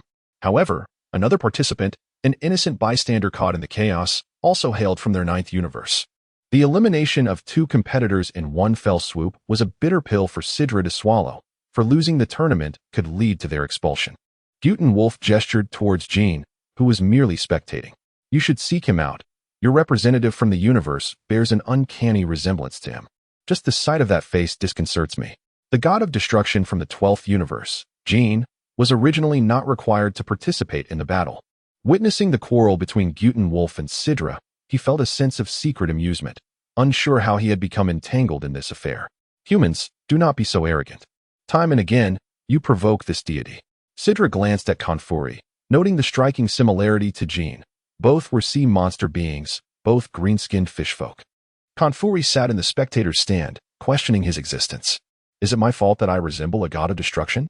I never wished to be green. What man desires to be green? Yet, I am a fishman. I was born this way. What have I done wrong? Chapter 93. Instant kill. Gu Tianlang surveyed his surroundings, poised to seek out his next opponent for a spirited encounter, when a purple-haired woman positioned herself firmly before him. The malevolent 7th universe shall be vanquished by none other than Kokot of the proud team from the 11th universe. The newcomer was indeed Kokot, a member of the 11th universe's proud team, distinguished by her cascading pinkish-purple locks. Gu Tianlang gazed silently at her as she struck a classic pose of the proud battle team. It must be said that, although her movements were rather clumsy, the manner in which a woman executed such actions was undeniably more palatable to the onlookers than that of a man. Kokoti, without further ado, propelled herself nimbly through the scattered rocks, launching an assault towards Gu Tianlang. As she dove from the heights with a whip-like kick, Gu Tianlang effortlessly raised a single palm to deflect the attack. Unperturbed, Kokoti followed through with a burst of energy from her right hand, only to have it swatted away by Gu Tianlang. The two figures darted across the ground, engaging in a rapid exchange of blows. Though Kokoti found herself thoroughly overwhelmed by Gu Tianlang's relentless onslaught, she remained confident that bringing her down would not be an easy feat. Jillian observed the fierce confrontation between the two, shaking his head in contemplation before settling down to meditate and regain his strength. Master Rashi and Krillin were similarly occupied, ensnared by their respective opponents. The Udrakian from the 2nd universe, Jimmy's, had also targeted Gohan, and with the aid of instantaneous movement that required no preliminary motion, the two were locked in a stalemate. Piccolo stepped in to assist, intercepting one of Jimmy's attacks, while Yamcha positioned himself protectively by Goku's side. Vigilant, Yamcha scanned the surroundings for any signs of danger. Yamcha, there's an enemy approaching. Be careful. Gohan suddenly shouted at Yamcha, who was engaged in a fierce battle with Jimmy's.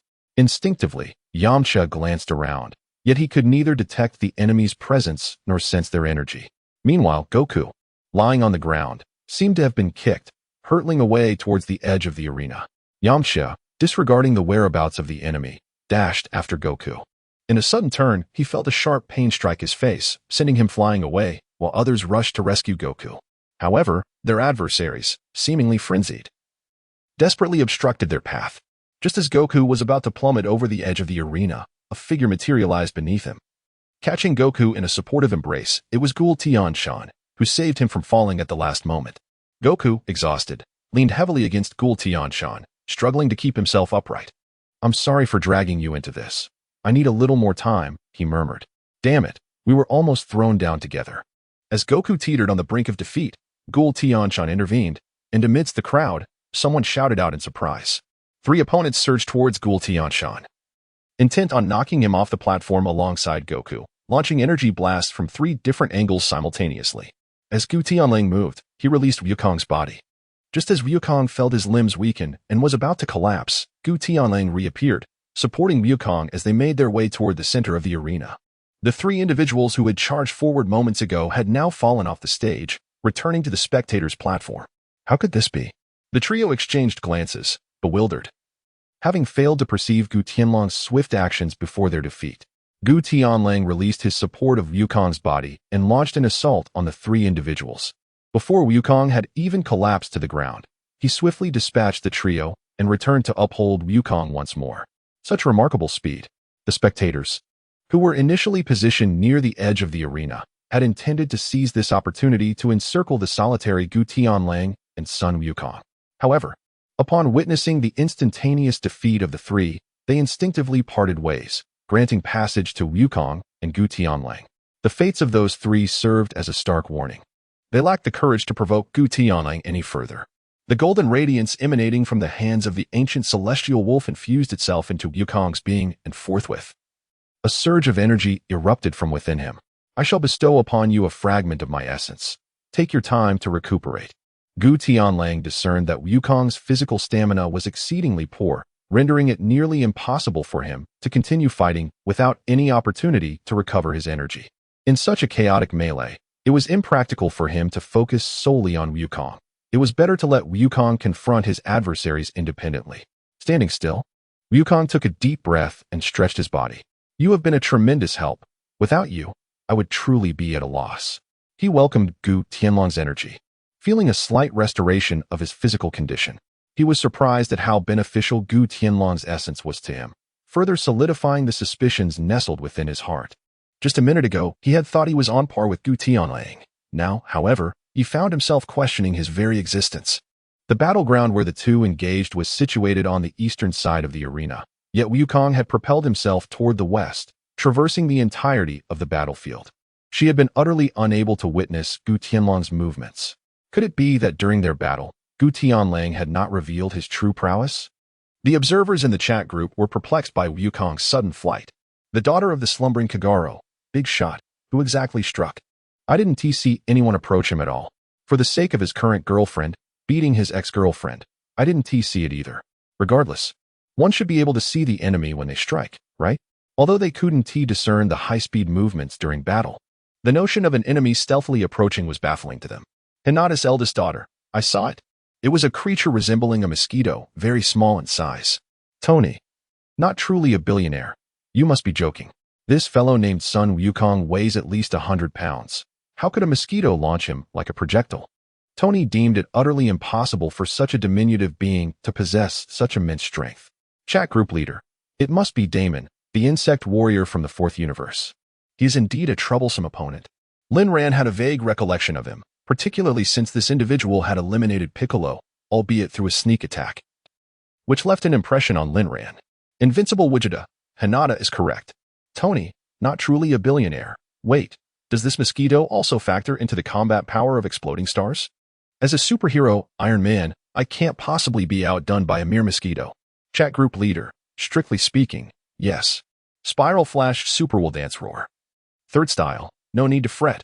Remember that even when our big shot transformed into chocolate, he was still formidable, so we can understand how a mosquito could be effective. Konoha's Watergate accepted this reality, having witnessed the spectacle of Gu Tianlang's chocolate form dominating view. Goku had no intention of seeking out Coco Te any further. Instead, he found another opponent nearby and commenced a new round of combat. Meanwhile, Vegeta was engaged in a fierce battle with Catabessler from the third universe. Having witnessed Goku's mastery of the Ultra Instinct technique, Vegeta yearned to transcend to that realm himself. In Chapter 94, Vegeta closed his eyes and released his body, allowing Catabessler's heavy fists to rain down upon him, causing him to stagger backward under the relentless blows. Catabessler, feeling a deep sense of dissatisfaction with Vegeta's demeanor, wondered if this warrior held him in contempt for permitting such a beating. Transitioning into the be-raging battle mode, he unleashed a merciless onslaught upon Vegeta, leaving the latter's body marred with countless wounds. As Gu Tianlang engaged in combat with his adversary, he could not help but glance around. Witnessing Vegeta replaying the scene of being attacked by this worthless opponent, prompting a wry shake of his head and a bitter smile. Bills was taken aback by Vegeta's lack of retaliation. In the past, this fellow would never have tolerated such humiliation. What is Vegeta up to? He inquired of Whis, who pondered for a moment before responding with uncertainty. Perhaps he is attempting to master the Ultra Instinct. After enduring a minute of one-sided assault from Catabessler, Vegeta failed to grasp the Ultra Instinct. He opened his eyes, seized Catabessler's oncoming punch, and retaliated with a powerful strike to his abdomen. Damn it. I can't hold back any longer. I'm done training. Accompanied by a shockwave, he sent Catabessler flying to the side and turned to face Jiren. Jiren, your opponent is none other than me, the Prince of the Scions, Vegeta. With a tremendous force, he shattered the ground beneath him and surged toward Jiren without the tentative approach that Goku had employed, adopting the Super Saiyan Blue form. He rushed at Jiren like a meteor. A figure enveloped in flames burst forth from the rubble, positioning itself before Vegeta. Your opponent is me. Vegeta scoffed dismissively, disregarding Topo. I don't fight second-rate challengers. Toppo, undeterred, replied earnestly, aren't you also second-rate? Perhaps even third-rate. What did you say? Vegeta roared in fury. As the proud scion prince, he could not bear to be compared unfavorably to Kogoro. His ire ignited. He allowed his blue aura to surge, disregarding Jiren and engaging in a fierce battle with Toppo. The two commenced a dazzling exchange of blows, utilizing the stone pillars to maneuver through the air at astonishing speeds, leaving the majority of the competitors in awe.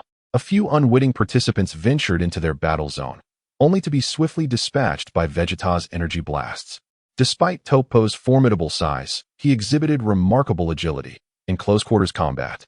Neither could gain the upper hand, prompting Toppo to unleash fireballs from his fingertips. Refusing to back down, Vegeta executed the Royal Saiyan technique. Launching countless red and blue energy waves that clashed spectacularly, the residual force deterring most onlookers from approaching. Nevertheless, Vegeta was discontent with the stalemate. Kakaro's prowess had long surpassed that of Toppo, yet he found himself entangled with such an opponent. With a thunderous roar, he unleashed the full power of Super Saiyan Blue, amplifying both speed and strength, overwhelming Toppo, who could only defend himself. Like a force of nature, he barreled through all who stood in his path, viewing any obstruction as an enemy. Several innocent competitors fell victim to his relentless assault, being knocked off the stage in the process. Goku was not in a hurry to conclude the battle. He was genuinely curious about the extent to which Vegeta and Gohan could transcend their limits. While Vegeta and Goku possessed equal power, in the state of full-powered Super Saiyan Blue, Goku held an advantage with the Kaioken technique, rendering him slightly stronger than Vegeta. However, the true strength of Vegeta's enhanced Super Saiyan Blue, or Deep Blue form, remained uncertain. The spectators in the chat group were utterly astonished as the combatants displayed stellar-level prowess. Their movements too swift for the onlookers to comprehend. Tony, who was not the wealthiest, remarked, "There are so many people. Is stellar-level power so commonplace?" The CAF attendant who favored rabbits responded, "Stellar power is nothing compared to the numerous experts around." The chat group leader mused, "A famous saying springs to mind, in anime. Super Saiyan Blue, who shall I face in a 50-50 today? In manga, who shall be my punching bag?" Linren observed as Vegeta effortlessly dispatched two opponents who, before they could even register their surroundings, were swatted down by Vegeta as one would swat a fly. Indeed, it was not that Super Saiyan Blue lacked strength, rather. The portrayal in anime was not as exaggerated, excluding the extraordinary abilities of Jiren and a few other anomalies. Super Saiyan Blue Vegeta could easily take on 50 foes without breaking a sweat. The Invincible Gogeta commented, "I shall wait a moment. Once they finish their skirmish, I will clear the area. There are too many people, and it is making me dizzy." In an explosive display of strength, Goku swiftly dispatched his opponent with a powerful kick, seamlessly drawing two others into the fray, engaging in a fierce three-way duel. Vegeta, channeling his energy, unleashed a Kamehameha wave, forcing Toppo to collide with the resting Jiren. Jiren, halting Toppo's advance with a gesture, signaled that he would handle the situation himself, while Vegeta launched a frenzied assault against Jiren. Despite sensing the oppressive aura emanating from Jiren, Vegeta exhibited no intention of retreating. Jiren's movements, though appearing languid, were executed with astonishing speed. He effortlessly evaded all of Vegeta's strikes by retreating in a straight line, countering with a punch that sent Vegeta soaring through the air. As Vegeta approached once more, Jiren's gaze sharpened. He was disinclined to continue this tedious game. With a slight crouch, he unleashed a flurry of ordinary punches. Countless shadows of fists surged towards Vegeta, yet he wore a calm smile, navigating through the storm of fists as if in a realm untouched. He landed a punch squarely on Jiren's chest, marking the first time he had struck his seemingly invincible adversary. Jiren stared at Vegeta in disbelief, unable to comprehend how he had evaded his onslaught. Onlookers Whis and Beerus were equally astonished, never anticipating that Vegeta could land a blow on Jiren, leading them to reassess Vegeta's power. Nevertheless, the Kaishin and God of Destruction from Universe 11 remained unperturbed, placing unwavering trust in Jiren's strength. Beerus, observing their smug expressions, felt a surge of irritation at their arrogance. Meanwhile, Goku, having regained his stamina while battling lesser foes, recognized Vegeta's offensive prowess. Had he gleaned insights from my battle with Jiren, enabling him to decipher Jiren's attack patterns? A confident smile graced Vegeta's lips as he pressed his advantage against Jiren. Their battle escalated, transcending the heavens and the earth. To the casual observer, it appeared that Vegeta in his full-power Super Saiyan Blue form, was gaining the upper hand over Jiren. Yet, within, Vegeta seethed with rage, feeling belittled. When you face Kogoro, it was not merely to this extent. You were faster and stronger than this. Jiren retaliated, delivering a powerful kick that sent Vegeta tumbling. As he soared through the air, Vegeta gathered energy for a Gallic gun, a violet beam racing towards the advancing Jiren. Jiren swatted the Gallic gun aside with one hand, countering with a punch aimed at the air. Vegeta performed multiple flips to stabilize himself, only to find that Jiren had vanished from view. Chapter 95, clearing the field suddenly. A tremendous blow struck Vegeta from behind, sending him crashing back to the ground. Jiren formed a fiery energy ball in his hand, launching it at Vegeta with ruthless precision. The energy blast propelled Vegeta to the edge of the arena. Yet, he clung to hope, striving to deflect the oncoming torrent of energy. The arena shattered, smoke billowing, and Vegeta's form disappeared. Jiren, dismissing Vegeta, turned his attention to Goku, issuing a challenge. You are next. If you possess the ability, feel free to give it a try. Goku watched as debris scattered around the edges of the arena, witnessing the transformation of Vegeta in that very moment. As the thick smoke dissipated, Vegeta's battle suit lay tattered.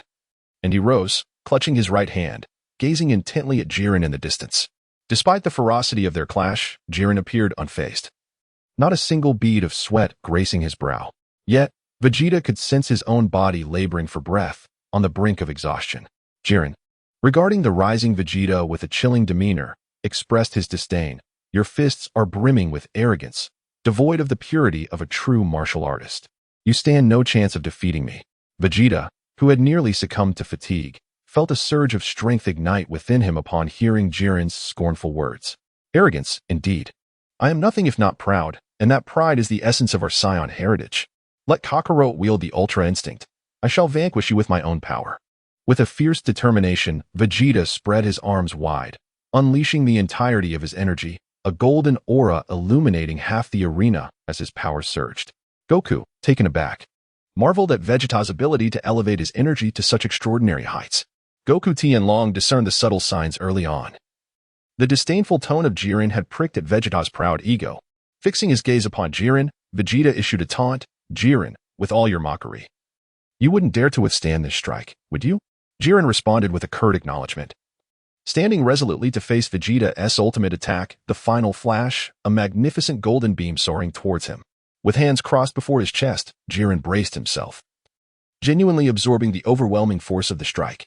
The entire realm of nothingness trembled, the arena quaking under the sheer intensity of Vegeta's blow, which exceeded even the full power of Super Saiyan Blue. In the aftermath, a scar was etched into the ground where Jiren had been, lying motionless within it. The universe's pinnacle belongs to me, Vegeta declared, raising his thumb to indicate himself. Yet before he could finish, Jiren vanished from sight. Grasping a fiery energy sphere, Jiren pressed it against Vegeta's abdomen, transforming it into a crimson cage that ensnared him.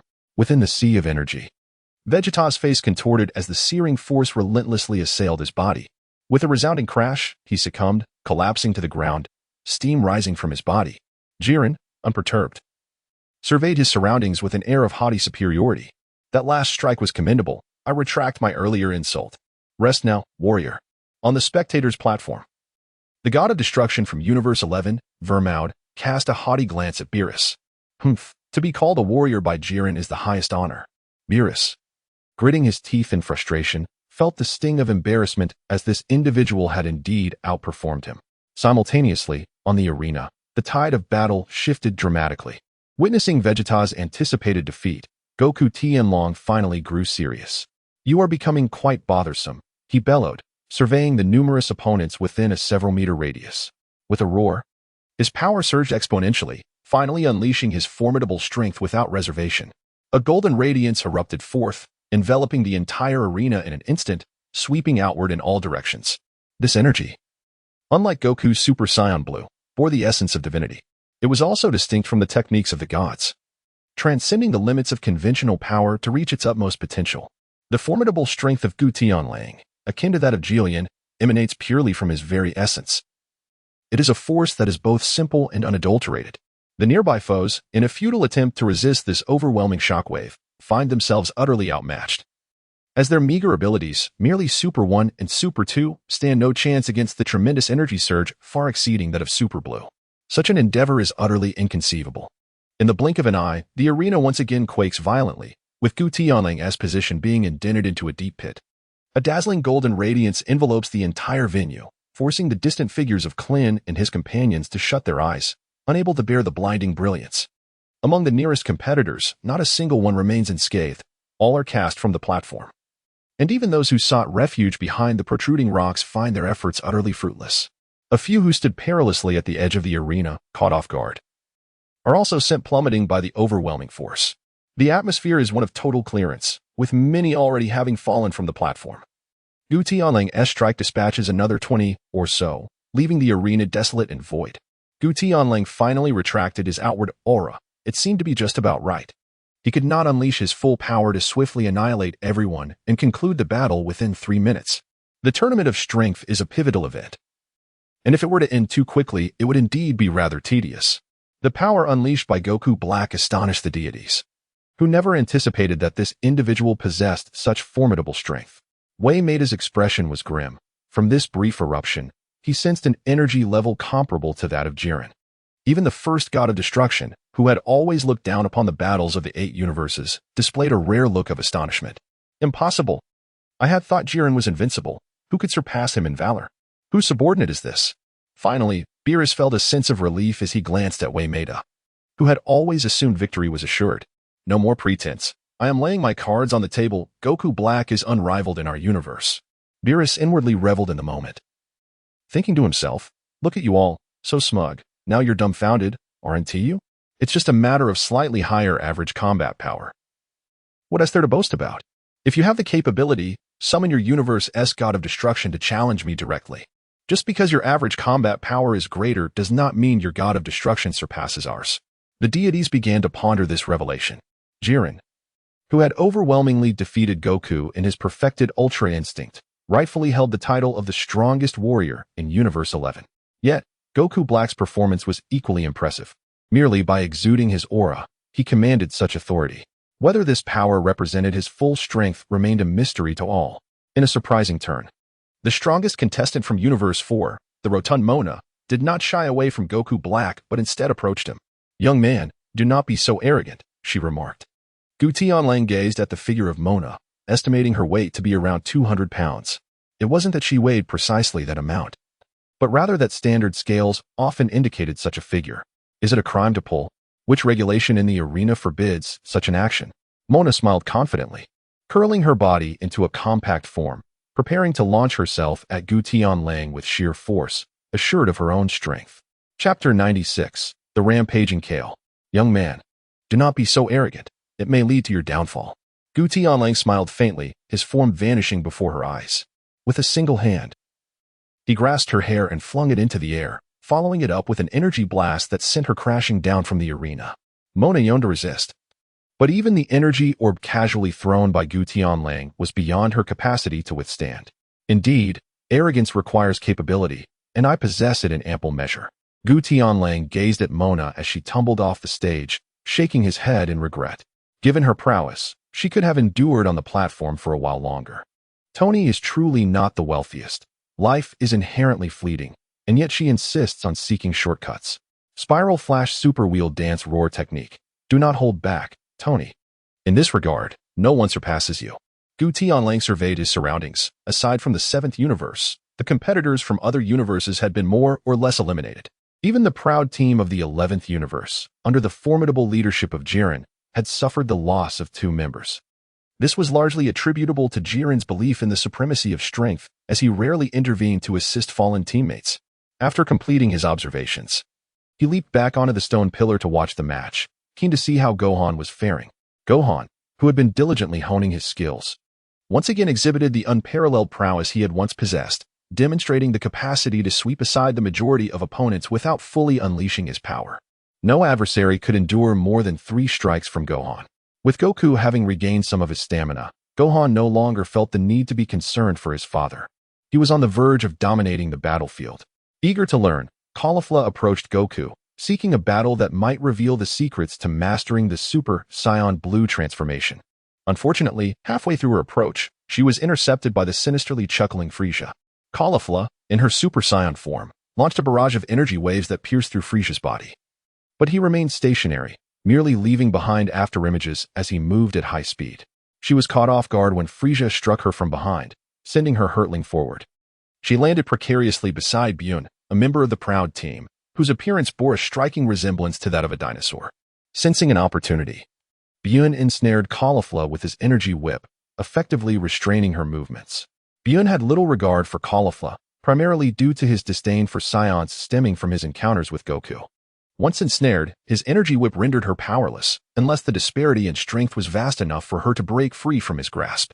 Not having had the chance to battle Goku, and still limited to her Super Saiyan form, Caulifla clearly lacked the power to escape. With one hand immobilizing her, Bune conjured another whip with his left, striking Caulifla with explosive force. In mere moments, her consciousness faded into oblivion. At that very moment, not far from Bune, a petite girl named Kale witnessed her sister's beating. Bune's assault replayed in her mind like a relentless video loop, igniting a fury within her that had long been subdued by timidity. Consumed by hatred for her own weakness and loathing her powerlessness, Kale activated the latent strength within her. Like a tempest, her energy surged forth, shattering the rocks before her as her physique expanded, transforming her into a formidable figure of raw power. Kale had awakened the dormant force within her bloodline, entering a state of uncontrollable rage. The immense energy she exuded drew the attention of all skilled fighters present, prompting Jiren, who had been meditating, to glance in her direction. Gohan, Frisia, Goku, and others also turned their gaze toward her. Gu Tianlang, perched on the stone pillar, noticed the rampaging Kale and pondered who had provoked this female Broly. Out of the corner of his eye, he caught sight of Caulifla, now unconscious, and felt a twinge of pity for Bune. It seemed that no matter the circumstances, this fellow was destined to be overwhelmed by Kale. The luminous whip of Bune released Caulifla, grasping her hair with one hand, preparing to hurl her into the audience below. Suddenly, a chilling sense of impending death engulfed him as the hollow-eyed Caulifla, like a feral beast, charged towards Bune, with no choice but to drop Caulifla to the ground. Bune unleashed two luminous whips, attempting to restrain the oncoming threat. However, the once invincible whips faltered, unable to withstand even a moment before Caulifla's overwhelming strength shattered them. In a fit of rage, Caulifla had completely lost her sanity, her sole intention being the annihilation of Bune, determined that he must not survive. Sensing the dire situation, Tispa rushed to Bune's aid. He executed a sweeping kick from behind Caulifla, followed by a series of energy blasts that struck her back. As he soared into the air, he unleashed a relentless flurry of strikes aimed at Caulifla's face, landing each blow with precision. Yet, Caulifla, undeterred, disregarded Tispa's attacks and continued her relentless advance towards Bune, her pace unwavering. Tispa halted his assault, astonished by Caulifla's monstrous resilience, who seemed to completely ignore his onslaught. His fluid combination of moves had initially captivated the audience, a testament to his prowess as one of the three mainstays of the Pride troopers. However, once Tispa ceased his attacks, the spectators' expressions shifted to confusion. Despite his fierce display, the damage inflicted upon Caulifla was negligible, with only a slight tear marring her clothing, a mere testament to Tispa's efforts. As Caulifla closed in on Bune, she struck with a hand aimed at him. Bune hastily retreated, launching a few energy projectiles that met with the same indifference as before, his speed rendering him insignificant compared to her. Grasped by Caulifla, he was violently slammed against the rocky arena floor, debris scattering from the impact. The madness in Caulifla's smile revealed her complete loss of humanity. She seized Bune's head, preparing to smash it against a nearby boulder. Bune, already dazed, succumbed to unconsciousness. Caulifla roared to the heavens, her energy seemingly inexhaustible, unleashing a barrage of green energy across the arena, indiscriminately devastating friend and foe alike. As if seeking additional vengeance, she stomped down on Bune's right leg with a sickening crack, shattering it. The agony of his broken limb jolted Bune awake, only to find Caulifla poised to crush his skull. Although far from Broly's might, she was an adversary Bune could not withstand. Should her foot land, it would spell the end for him. In a moment of desperation, Tispa snapped back to reality and saved Bune at the last second. Caulifla, now a relentless force, shattered the boulders that obstructed her path, relentlessly pursuing the two. With a furrowed brow, Tispa reluctantly relinquished Bune from the arena, knowing that remaining there would only seal Bune's fate. Caulifla's energy continued to surge forth, raining energy blasts upon the arena like a torrential downpour. The battle spiraled into chaos as Jiren rose, striding towards the rampaging Caulifla. He unleashed a searing energy blast that struck her abdomen, propelling her into the air before erupting in a dazzling explosion, akin to a firework display. Caulifla was knocked unconscious, plummeting to the ground, where she was rescued by Hit from Universe 6, alongside Caulifla, allowing them to recuperate. Alone, Hit faced Tispa and 3 other members of the Pride Troopers, finding himself in a precarious position. While the other 3 were not formidable foes, Hit was confident in his ability to eliminate them swiftly. However, Tispa's speed proved too overwhelming, capable of interrupting Hit's attacks before he could utilize his time skip ability, leaving him at a disadvantage. Tispa regained his lost confidence against Caulifla's brute force, realizing that his speed was utterly negated.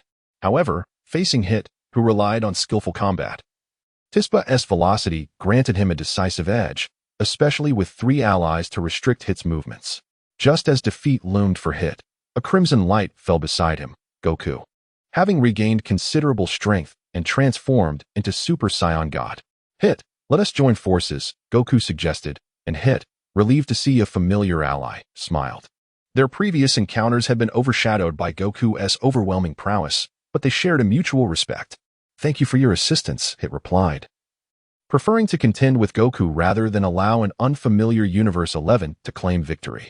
Together, they confronted their foes, with Goku engaging Tispa directly, while Hit unleashed his time skip abilities, striking at the vulnerabilities of the Pride Troopers in fleeting moments. In less than 5 minutes, only Tispa remained, isolated against the two. Observing from the sidelines, Toppo could no longer remain idle and approached Tispa. In the chat group, silence reigned as everyone mulled over the chaos unleashed by Caulifla. The World Destroyer. Regardless, this is absurd. How can a sweet girl suddenly transform into a hulking brute? Tony, the not-so-rich. It reminds me of our common internet phrase. You think you're chatting with a cute girl, but it could very well be a burly man. Chat group leader, that's not entirely fair. When Caulifla isn't berserk, she merely appears a bit bulkier, yet still retains her beauty, exuding a certain charm that elevates her above ordinary beauties. Linran understood that Caulifla could regain her sanity and control her transformation, merely appearing muscular, still quite lovely, though certainly not as formidable as in her rage. The sleeping little Five's daughter. This girl is so violent, smashing her opponent's head against the wall. Does she not fear killing them? The time-devouring sprite. She has long lost her sanity. How could she care about her opponent's life? Invincible Gogeta. Her transformation still lacks strength. It does not evoke the same sense of dread as Broly. Gu Tianlang made a comparison between Kale and Broly, discovering a significant disparity in their strengths, rendering them virtually incomparable. Group leader. Master, are you not going to engage in the ultimate showdown with Jiren? Unrivaled Goku Vegeta. What is the rush? There are still many contestants on the arena. Let's eliminate some lesser opponents first. At this juncture, everyone in the group had tacitly acknowledged Goku Tianlang as the strongest on the battlefield. Initially, it was believed that someone could contend with him. Yet observing Goku Tianlang's leisurely attitude, it was clear he regarded the others with indifference. On the battlefield, Vegeta lay dormant, witnessing Toppo approach Kogoro. Memories of his promise to Kaba flashed through his mind. To resurrect the defeated 6th universe and to behold his homeland, planet Sadala, once more. He could not afford to fall here. Regardless of how formidable his opponent may be, as the Prince of the Scions, he must not concede defeat. To honor that promise, he cannot lose. Hence, he shall transcend his limits in his own way and vanquish all adversaries. With his hands supporting his body, Vegeta roared, his internal energy surging incessantly. Beerus and Goku Tianlang understood that Vegeta's breakthrough was imminent. Accompanied by a resounding roar, Vegeta's form underwent a remarkable transformation. His aura grew immensely dense, and his hair took on a profound blue hue. The energy within him no longer exuded the oppressive force characteristic of Super Saiyan Blue. Instead, it coalesced into a formidable presence, akin to a tempestuous sea. Goku observed the scene with a nod of acknowledgement. The power displayed was a formidable force that surpassed even the Ultra Blue form. Vegeta had indeed reached this pinnacle, and the impending confrontation with Toppo loomed ahead. Toppo, sensing the energy fluctuations behind him, turned to find Vegeta charging towards him before he could react. With a powerful punch, Vegeta struck Toppo squarely in the face, sending him hurtling backward, shattering several massive rocks before crashing to the ground, where he expelled a mouthful of bitter energy. With full power in Ultra Blue, it was already sufficient to dominate Toppo, let alone the transcendent sublime Blue Vegeta. No one could have anticipated such a vast disparity between the two fighters. leaving those watching in a state of bewilderment as they pondered why these scions continuously shattered their limits. Topo, obliterate everything. Just don't kill anyone. Topo, shedding his tattered cloak, unleashed his destructive energy, enveloping himself in a violet aura, embodying the destroyer god-s form. I renounce justice. Unable to bear the thought of his universe's annihilation, Topo abandoned his long-held principles and resolved to wield destruction to end this conflict. Vegeta, now fully alert, sensed a stark difference in Topo's demeanor. They exchanged blows, and Vegeta found himself forced back several steps. Shaking off the numbness in his arms, he engaged Topo once more, their fists colliding in a rapid exchange, with Vegeta clearly at a disadvantage. However, there was no immediate sign of defeat. Witnessing Topo abandon his pride, it became evident that defeating his opponent would not come easily. Topo, with a sweeping motion, amplified his speed and power through destructive energy. Vegeta absorbed Topo's elbow strike, but a purple-encased fist landed squarely on his face, causing him to retreat while executing multiple backflips to dissipate the force. In a moment of brilliance, Vegeta unleashed his royal combat techniques, but Topo countered with a small destructive blast that obliterated Vegeta's entire offensive. As Topo closed the distance with a flurry of heavy punches, he followed up with an energy wave, culminating in a powerful double-fisted strike that sent Vegeta crashing to the ground, sliding several meters before finally coming to rest. Crouched and exhausted, Topo, gathering his strength, formed a fiery energy sphere aimed at Vegeta. You cannot abandon what you cherish. It ensures your defeat. From a distance, Goku gasped in horror, recognizing that if Vegeta took that hit head-on, he would surely be eliminated. Get out of the way, Vegeta. Flashes of memories of Goku, Trunks, and his daughter filled Vegeta's mind, alongside the pride of being a scion. The final image lingered on the radiant smile of Bulma as she bid him farewell. What nonsense! I'm not like you. I will never give up. As a devoted father, a mentor, and most importantly, a loving husband, Vegeta recalled Bulma's visage, igniting a fierce resurgence within him. A deep blue aura enveloped him, crackling with golden lightning. The emergence of his second stage, Super Saiyan Blue form unleashed a powerful energy that repelled the approaching energy blasts, allowing him to initiate a counterattack. His assault was relentless, akin to a surging river, providing Topo no opportunity to strike back as Vegeta unleashed his pent-up fury, delivering a devastating kick that sent Topo crashing to the ground. True royal combat. Countless energy blasts bombarded Topo. As he burst from the rubble, Topo gathered destructive energy in his right hand, while Vegeta's hand shimmered with a golden blue flame, contemptuously tearing through Topo's destruction, propelling himself backward to execute a powerful kick. As a man, failing to protect your pride is a disgrace. Topo, momentarily unnerved by Vegeta's transformation, faltered, losing his rhythm and recklessly firing destructive energy. Vegeta darted through the blasts, evading Topo's kicks, and delivered a stunning spinning kick to Topo's chest. I shall show you a technique even the destroyer gods cannot withstand. I, the Scion Prince, shall not fall to destruction. With a fierce explosion of energy, Vegeta's power surged. Enveloped in a golden light, Topo rose from the ground, coalescing high-density destructive energy into two spheres, merging them for an even mightier attack. One decisive blow. The collision of golden energy and destruction created a cataclysmic clash, with Vegeta radiating an unstoppable force, the golden energy threatening to eclipse the sun. The shockwave from their confrontation deterred onlookers from approaching, fearful of being caught in the aftermath. Weaker beings were even sent flying off the stage by the overwhelming energy. As the destructive energy began to overpower the golden flames, many spectators believed Vegeta was on the verge of defeat.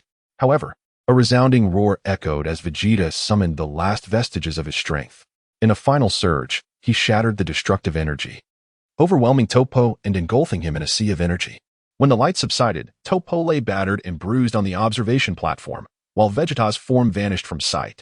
Having witnessed Vegeta's self-detonation, Piccolo felt a surge of dread. Could Vegeta have perished? Yet, one step at a time, Vegeta emerged from the crater, his body pushed to its limits, utterly drained and unable to continue fighting. Seeing Vegeta safe, the members of Universe 7 felt a wave of relief wash over them.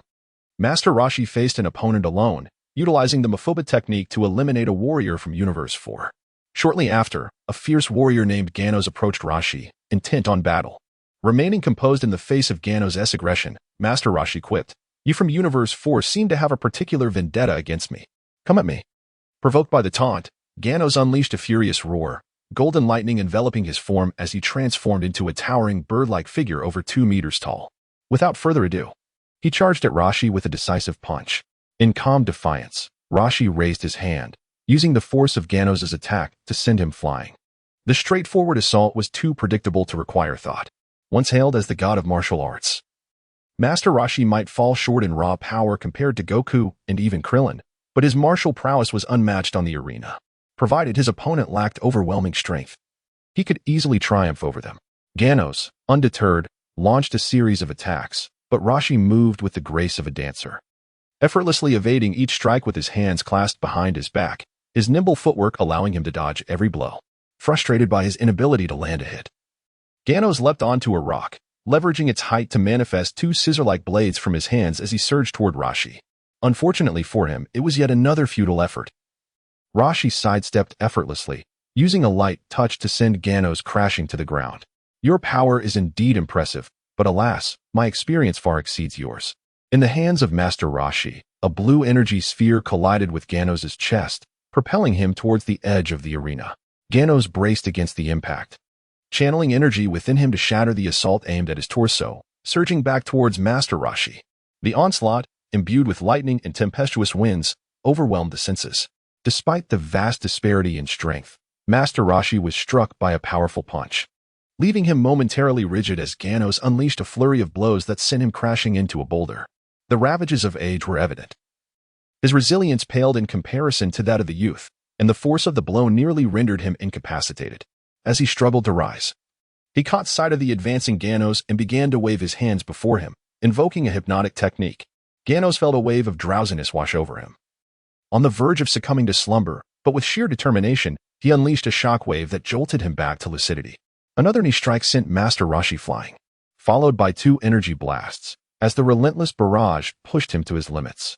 On the spectators' platform, Beerus signaled that it was time for Master Rashi to withdraw, entrusting the remainder to Goku and the others. "Grandpa, it's time to step down. Achieving this level is commendable enough for a mortal." Even Ganos, his adversary, expressed admiration for the elder's tenacity. "In your prime, you may have been a formidable martial artist, but your era has passed. Accept your limits and retreat to the mountains." Yet, Master Rashi, embodying the spirit of a true master, rose from the ground, refusing to succumb to age. He removed his glasses, and his once diminutive frame swelled with newfound vigor. Chapter 99, Master of Martial Arts. Limitations? Let them be damned. As long as this old body can stand. It is a testament to the teachings of Goku and Krillin. Life is eternal, and so is the struggle. Engage fully, learn diligently, savor your meals, and enjoy your games. One must live life with boundless spirit. The Turtle School is with you all. Master Rashi assumed a familiar stance, radiating a glow that encapsulated the essence of the venerable master who had stood at the pinnacle of martial arts on Earth for decades. An unprecedented blue energy sphere soared skyward, crashing towards Ganos. Despite his valiant efforts to resist, Ganos was unable to withstand the force and was sent sprawling out of the arena. Fueled by unwavering resolve and indomitable belief, Master Rashi triumphed over his second foe.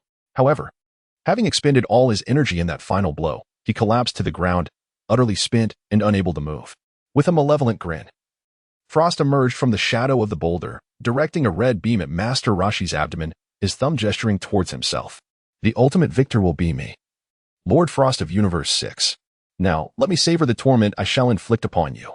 The crimson beam was poised for impact, clearly intent on inflicting pain rather than simply eliminating him from the arena. Just as Goku and Krillin fought to break free from their opponents to aid Master Rashi, Goku's body interposed itself, extending a hand to intercept the beam. "You can do nothing." Gu Tianlang advanced step by step toward Frost. This despicable wretch filled him with utter contempt.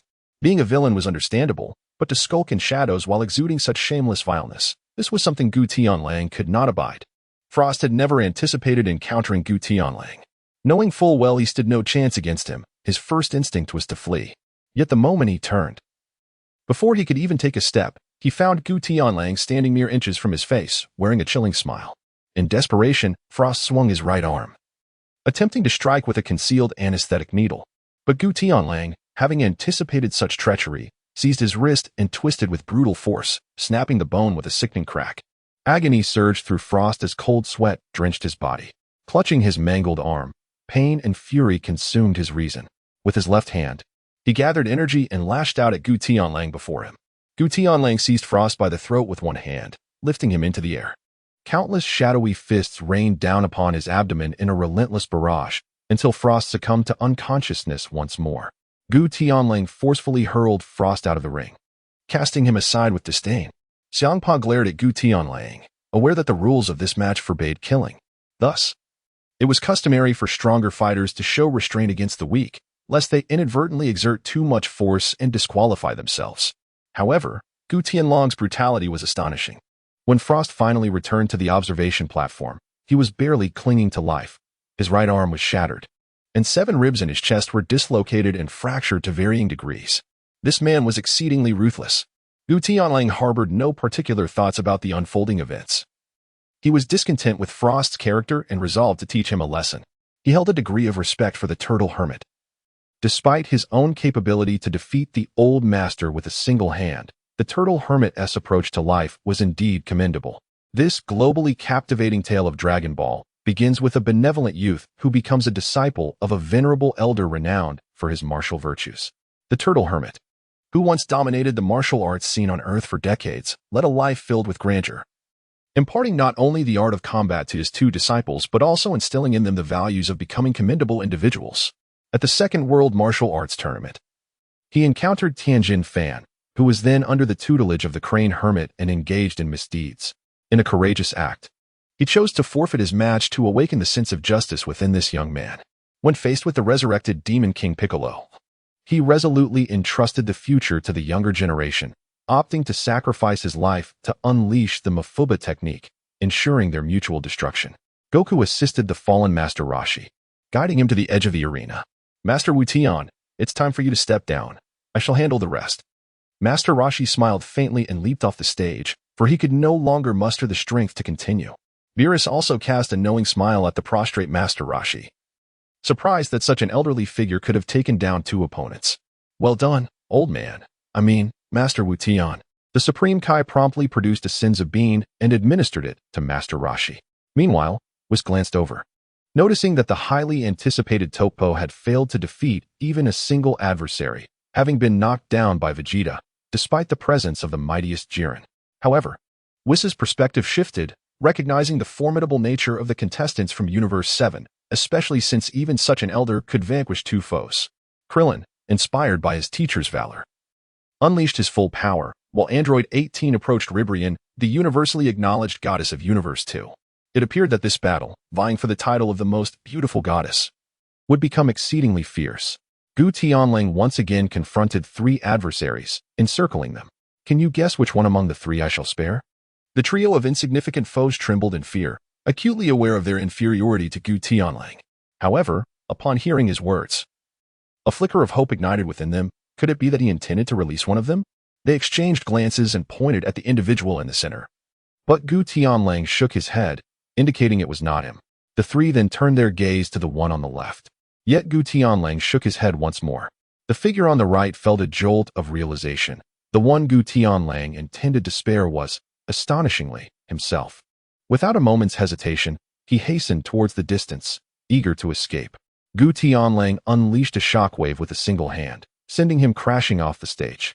"As for the 3 of you, I have no intention of sparing any one of you." The surge of energy from Gu Tianlang erupted, emanating a formidable aura that reverberated in all directions, causing the arena to tremble once more. The 2 combatants, lacking any means of resistance, were forcefully propelled off the stage. The chaos of the crowd, engaged in fierce combat, was momentarily halted, influenced by Gu Tianlang's overwhelming presence. "Enough already. We acknowledge your prowess. But must you constantly unleash such an aura? It makes us appear rather foolish." Tony, observing through the live stream, resonated deeply with the sentiments expressed by the onlookers. "Tony, you're not really a wealthy magnate," he remarked. "But one cannot dismiss the notion that men often relish the opportunity to reassert their strength when others presume they are at their limits." Spiral Flash Super Wheel Dance Roar. Part 3.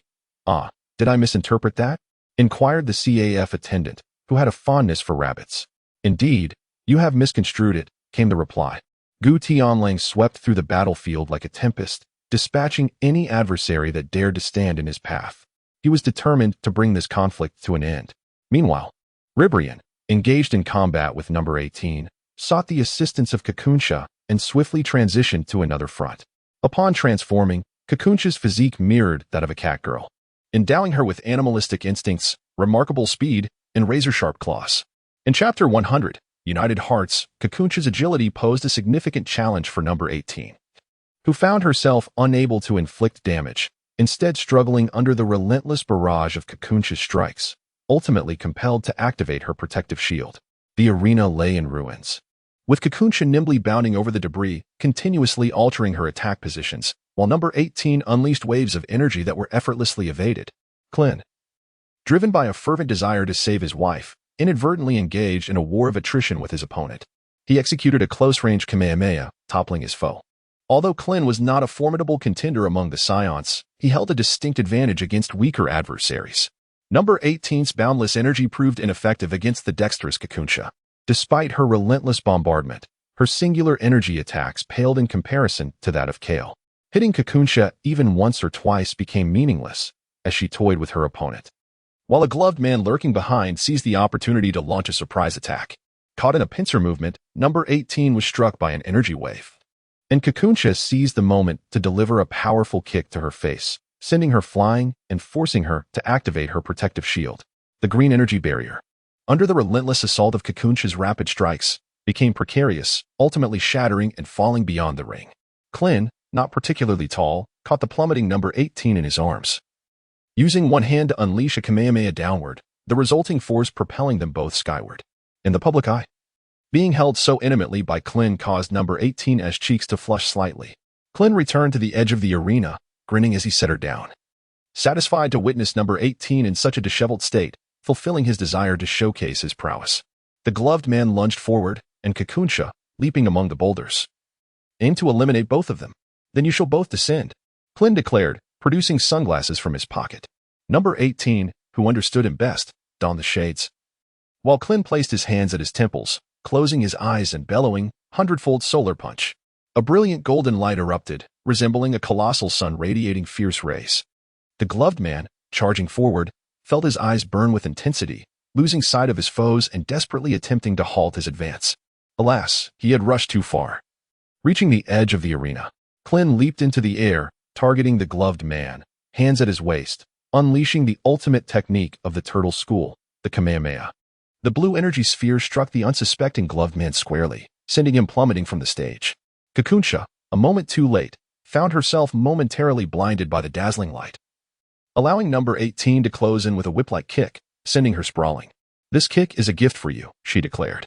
Now, with Clin joining the fray, the tide of battle shifted favorably.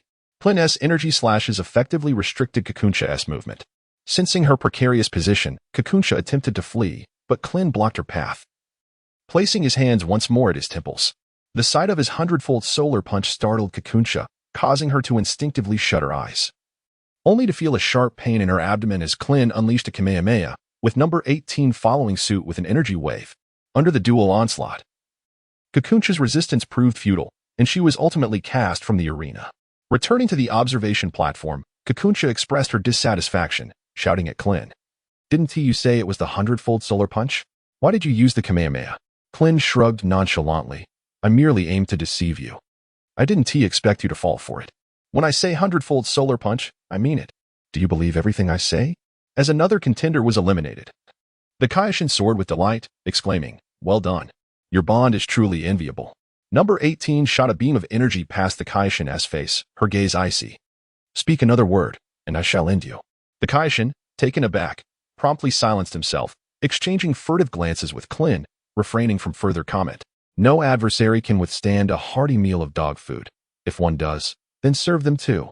Tony remarked, This god truly lacks stature. Didn't the group leader mention that the Kaioshin and that purple cat hold the same rank? Why does it seem there is such a disparity? Inquired the eldest daughter of the Hyuga family.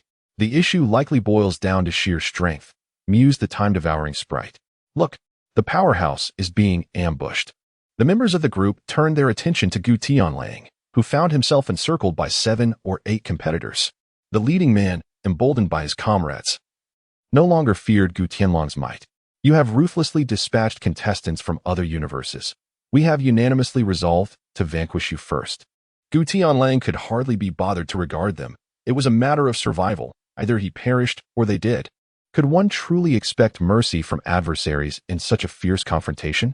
A congregation of insignificant beings remains insignificant, akin to a salted fish attempting to turn itself over, still a salted fish nonetheless. If one lacks capability, one must not blame the unevenness of the road. The leading man was distinctly displeased with Gu Tianlang's haughty demeanor. You can only revel in your arrogance for so long. I hereby declare that you are wanted by all of us. As if in response to his proclamation, numerous individuals from all directions, save for a few near Gu Tianlang, cast him malevolent glances. Gu Tianlang was unaware of when they had joined forces, yet he found it inconsequential. Are you seeking to apprehend me? No. It is you who are sought by me. Gu Tianlang vanished from the sight of the crowd in an instant. With a swift spinning kick, he sent 3 individuals flying. And then he advanced towards the leading man, delivering an uppercut to his jaw that rendered him unconscious with a single blow. Gu Tianlang was not one to linger. With just a few punches, he dispatched another opponent. Within a mere 2 minutes, he had eliminated over 10 individuals from the competition. He had to exercise caution in his strikes, for none could ascertain the precise strength of his adversaries. A blow delivered with equal force to Goku might only elicit a mild discomfort, yet those with significantly lesser power could very well be obliterated, resulting in disqualification for causing death. This predicament often prevented Jiren from achieving instant victories, while eliminating an opponent might be effortless. Prevailing over them without causing fatality posed a considerable challenge. The malevolent scions of the 7th universe shall be vanquished by the goddess of love from my 2nd universe. The radiant Brianna de Chateau, adorned in pink attire with flowing green hair, unleashed a wave of pink energy to intercept Gu Tianlang. Gu Tianlang gazed at her, feeling an unsettling sensation. Brienne de Chateau stood atop the massive stone, striking a series of melodramatic poses, exclaiming her transformation incantation as she prepared to change her form.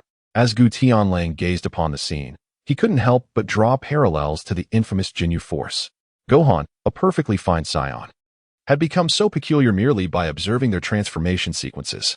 In Chapter 101, titled Goddess of Love, an energy blast struck the arena where she stood. Courtesy of the timely intervention from Android 18 and Krillin, Brienne de Chateau, caught midway through her transformation, found herself besieged by the energy blast and was left in a rather disheveled state. Onlookers in the stands, particularly Topo, could no longer contain themselves and began to vociferously chastise Android 18 for her interruption. Why disrupt another's transformation? Topo bellowed. Android 18, however, was not inclined to squander time. Allowing her adversary to harness their power would only complicate matters further. Once transformed, their strength will undoubtedly increase. It's far better to leave them in this state, she reasoned. In the chat group, spectators were initially engrossed in watching Gu Tianlang being encircled, unable to ascertain the number of foes present, only to witness them being cast aside one by one. Suddenly, a petite beauty emerged, boldly proclaiming her intent to vanquish the formidable opponent. A barista who adored rabbits chimed in. Am I the only one who believes Android 18 is in the right? Should we wait for our enemies to complete their power-up before we act? In a life-or-death battle, who cares about decency, especially in such a conspicuous setting? The group leader interjected. Only Android 18 seems to recognize the importance of interrupting an opponent's power-up. Tony, not the wealthiest, remarked, yet I am quite curious to see her transformation. She looks splendid as she is. I wonder if she will become even more beautiful post-transformation? Unrivaled Gogeta added. As for beauty, I cannot say, but once transformed, she is universally acknowledged as the most beautiful goddess in the cosmos. Spiral Flash Super Will Dance roared. I can't shake the feeling that something feels off about that statement. Is it merely my imagination? Tony replied, when has our esteemed leader ever deceived anyone? I place my trust in him. Before Android 18 and Krillin could reach the scene, they were once again intercepted by a throng of adversaries. Brienne de Chateau, unimpeded this time, successfully completed her transformation into her most formidable form. The goddess recognized throughout their universe. The god of destruction and the supreme Kai of universe too watched enraptured as Brienne assumed her divine persona. Lady Brienne, I adore you. Goddess, vanquish your foes with love. Numerous competitors gazed at her with adoration, and even Topo couldn't suppress a blush, stealing glances in her direction. With her hands clasped before her, Brienne aimed at Gu Tianlang, unleashing the love machine gun. Countless pink energy waves surged towards him, yet he remained unmoved, deftly sidestepping or bowing to evade all assaults.